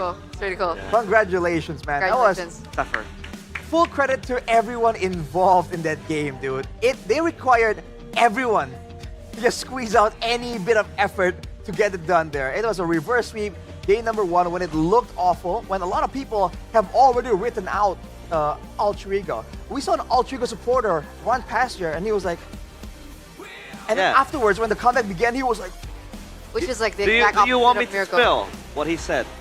What did he say? Do we say it? What did he say? You shouldn't say it? Just leave it. Yeah, I'll keep it. Just leave it. I'll keep it. The duality of men. Duality of men. A man. Not just men, but man. I think women do that too. Anyway, playoffs Social bracket commentary. updated. All right, so who would have thought? Who would have thought? Exactly. Where's the LID? Oh, wait. Hey, I know. Where's RRQ? Waiting for Alter Ego. Right there. Exactly. Right there. Hey, let's do quick predictions. No? All right. Onyx, go forward. Obviously. Agree or disagree? I'd say it's a 3-2. Agree. But for Onyx. Okay. Yeah. RQ Alter Ego? RRQ 3-0. RQ. 3-0. Yeah. Whoa. I think it's going to be 3-1, actually. A point drop there. I feel like there's going to be attempts to do things from RRQ that might result in a game loss. You got to be careful, though. It always starts with one game loss, right? But you have no idea when it's going to devolve into a reverse sweep. Devolve. So, Watch Alter Ego to the end. you got to be careful, man. This is why Alter Ego is the dark horse for a lot of talents. It actually happened. Every single talent Yeah. mentioned Alter Ego as their dark horse. And people were like, what is wrong with these casters? Why don't they believe in Alter Ego? But we do believe in Alter Ego. Yeah. That's why we named them the dark It's horse. a power ranking, not a prediction, you know? Yeah. For some people, it's the same People- thing, apparently. Well, tomorrow's still going to be a best of 5, but no elimination matches. They're going to be able to be, a little chiller because there's still the lower bracket to fall onto, so it's a safety net. Come on. But on the 3rd day, that's when things get a little spicy That's again. scary because let's go. We're gonna lock the first upper bracket finalist tomorrow, right? We're gonna do just that, right? Upper bracket finalists. Oh, yeah. Yeah. So they have an extra day to chill. Oh. Do they? Yeah, they do. Yeah. All right. Yeah. Well, they need everything they can, yeah, they can yeah. get to really get that performance going up. They did the rest, the Fun. break, but also the... Wait, hang on a second. The Royal Guard. Royal Guard. Is that the Royal Guard? Yeah, that's the Royal Guard. I was doubting myself. It looked over way there. too Look, good. Because, you know, I get sweaty. My hands get really wet. Oh, And This the week, only way to dry it out is Royal Guard. Royal Guard. Okay. Interesting. So, Can't read it. it's 'Cause okay. It says, jangan dibaca. Oh yeah, don't Which read means don't read it. So, yeah. Reverse psychology. Reverse Makes me want to read it Which more. Is why, which is why I was looking like, is that the Royal Guard? You know, I wasn't sure. Yeah, exactly. Yeah. Mind games. The Royal Guard is a solution. We talked about the gaming powder earlier on. They also have this product that cleans your screen monitor as well for your PCs back at home. I've actually tried it personally, and it's really good. Also, it's super affordable, just for 40K. You guys can level up like a pro player. And as a special MPL collab, every purchase also comes with a free gaming card Gaming containing MLBB diamonds. So don't forget to follow Royals Guard on Instagram for more details. If you want to check it out right now. Yeah, you know, I play Fanny, 5 cables all around. You need the powder, I need that powder, and they also have the glove. Yeah, they do. They do. Glove. The thumb gloves. Yeah, Fanny. That's so Super cute. Indonesian. Thumb gloves. Thumb Okay, gloves. Thumb gloves. Yeah, Indonesian. So Nino was doing that right earlier. Huh. Speaking of so Indonesian, Ah, Mercon Merah Merah Putih is back. Is it mercon or mercon? The way you're saying. mercon. Mercon. Did I say Mercon? So, Okay. mercon is firecracker. Like a firecracker. Yeah. Yeah. Firecracker. Yeah. So mercon merah putih. Because Indonesia, bro, red and white. Indonesia. That's the flag. They has your back with quick, tasty Indonesian meals, ready to eat straight away. Or even better, you can heat it up for 3 minutes for next level deliciousness if you're not a savage. Yeah. And the best part is that it lasts up to 12 months. 12 months. A single year. It lasts for a year, so it's perfect for stocking up at home. And I think I'm gonna stock up. Previously it was Kylo Foods, and now it's gonna be Mercon Merah Putih, right? And I'm gonna go bear hunting again for the whole entire year. I'm not gonna be hungry now. Oh, bear hunting. Yeah. Where? Is that allowed? Where? I mean, Lots of hunting in Indonesia. no, I mean like we had bears. sight hunting, not like Oh. hunting. Okay. Yeah. Okay. You So shocked me for a Indonesia, bit. Indonesia have bears? I love animals. I don't know. I love animals Yeah, too. they do. You do? We do. Which areas though? I'll ask my mom. Yeah. Whoa. Okay. That's the thing about Indonesia, man. It's just too wide. You have to specify which area. And speaking of interesting areas, don't forget Riyadh, bro. Oh, Riyadh, baby. Riyadh, baby. Get ready from July 10th to August the 2nd. It's one game, but two champions because we both have the MSC happening as well as the MWI. So don't forget to, tune in, write it down on your calendar. You guys can actually fly over to Riyadh to witness it all live because boys and girls, the arena, the stage, it's crazy. It's glorious. Even like through the screen, it's glorious. In real life, it's glorious too. And by the way, MWI 2025 is free for everyone. Free entry. Free of fees you have to pay to enter, the stage. So it's free of entrance. You can watch Pinnacle, Women's MLBB, and MWI 2025. Support your women. Support. All right. 15 July to 19th of July 2025. Do that line you do. What? The teaser video. No limits. No limits. No ceilings. No rules. No Just rules. this. Hey. Yeah. Just this? Yeah, just this. I forgot the ending. We're ready. Yeah, that's it. It's that. You guys see it in the countdown roll. Close enough. Yeah, well, I tried. The tournament pass tickets are officially on sale right now, so get your pass for the knockout stage and the grand finals now at thewebook.com. And watch the world's best clash in Riyadh, bro. Yeah, that's for That's for MSC MSC. 2025. So yeah, MSC, MWI, it gives you a reason to stay longer in Riyadh. Exactly. So get Riyadhi. An entire month. So we have the MSC wild cards, and then we go to MWI, and then we continue MSC. Right. Oh. That same month. Oh yeah. My bad. I thought you were. Events after events after events. And then after that is MC. MPL. And then I want to M-Series. skip quickly to M All right. Series, please. Just So skip who's gonna MPL. represent Indo Onyx. at M Series if we skip?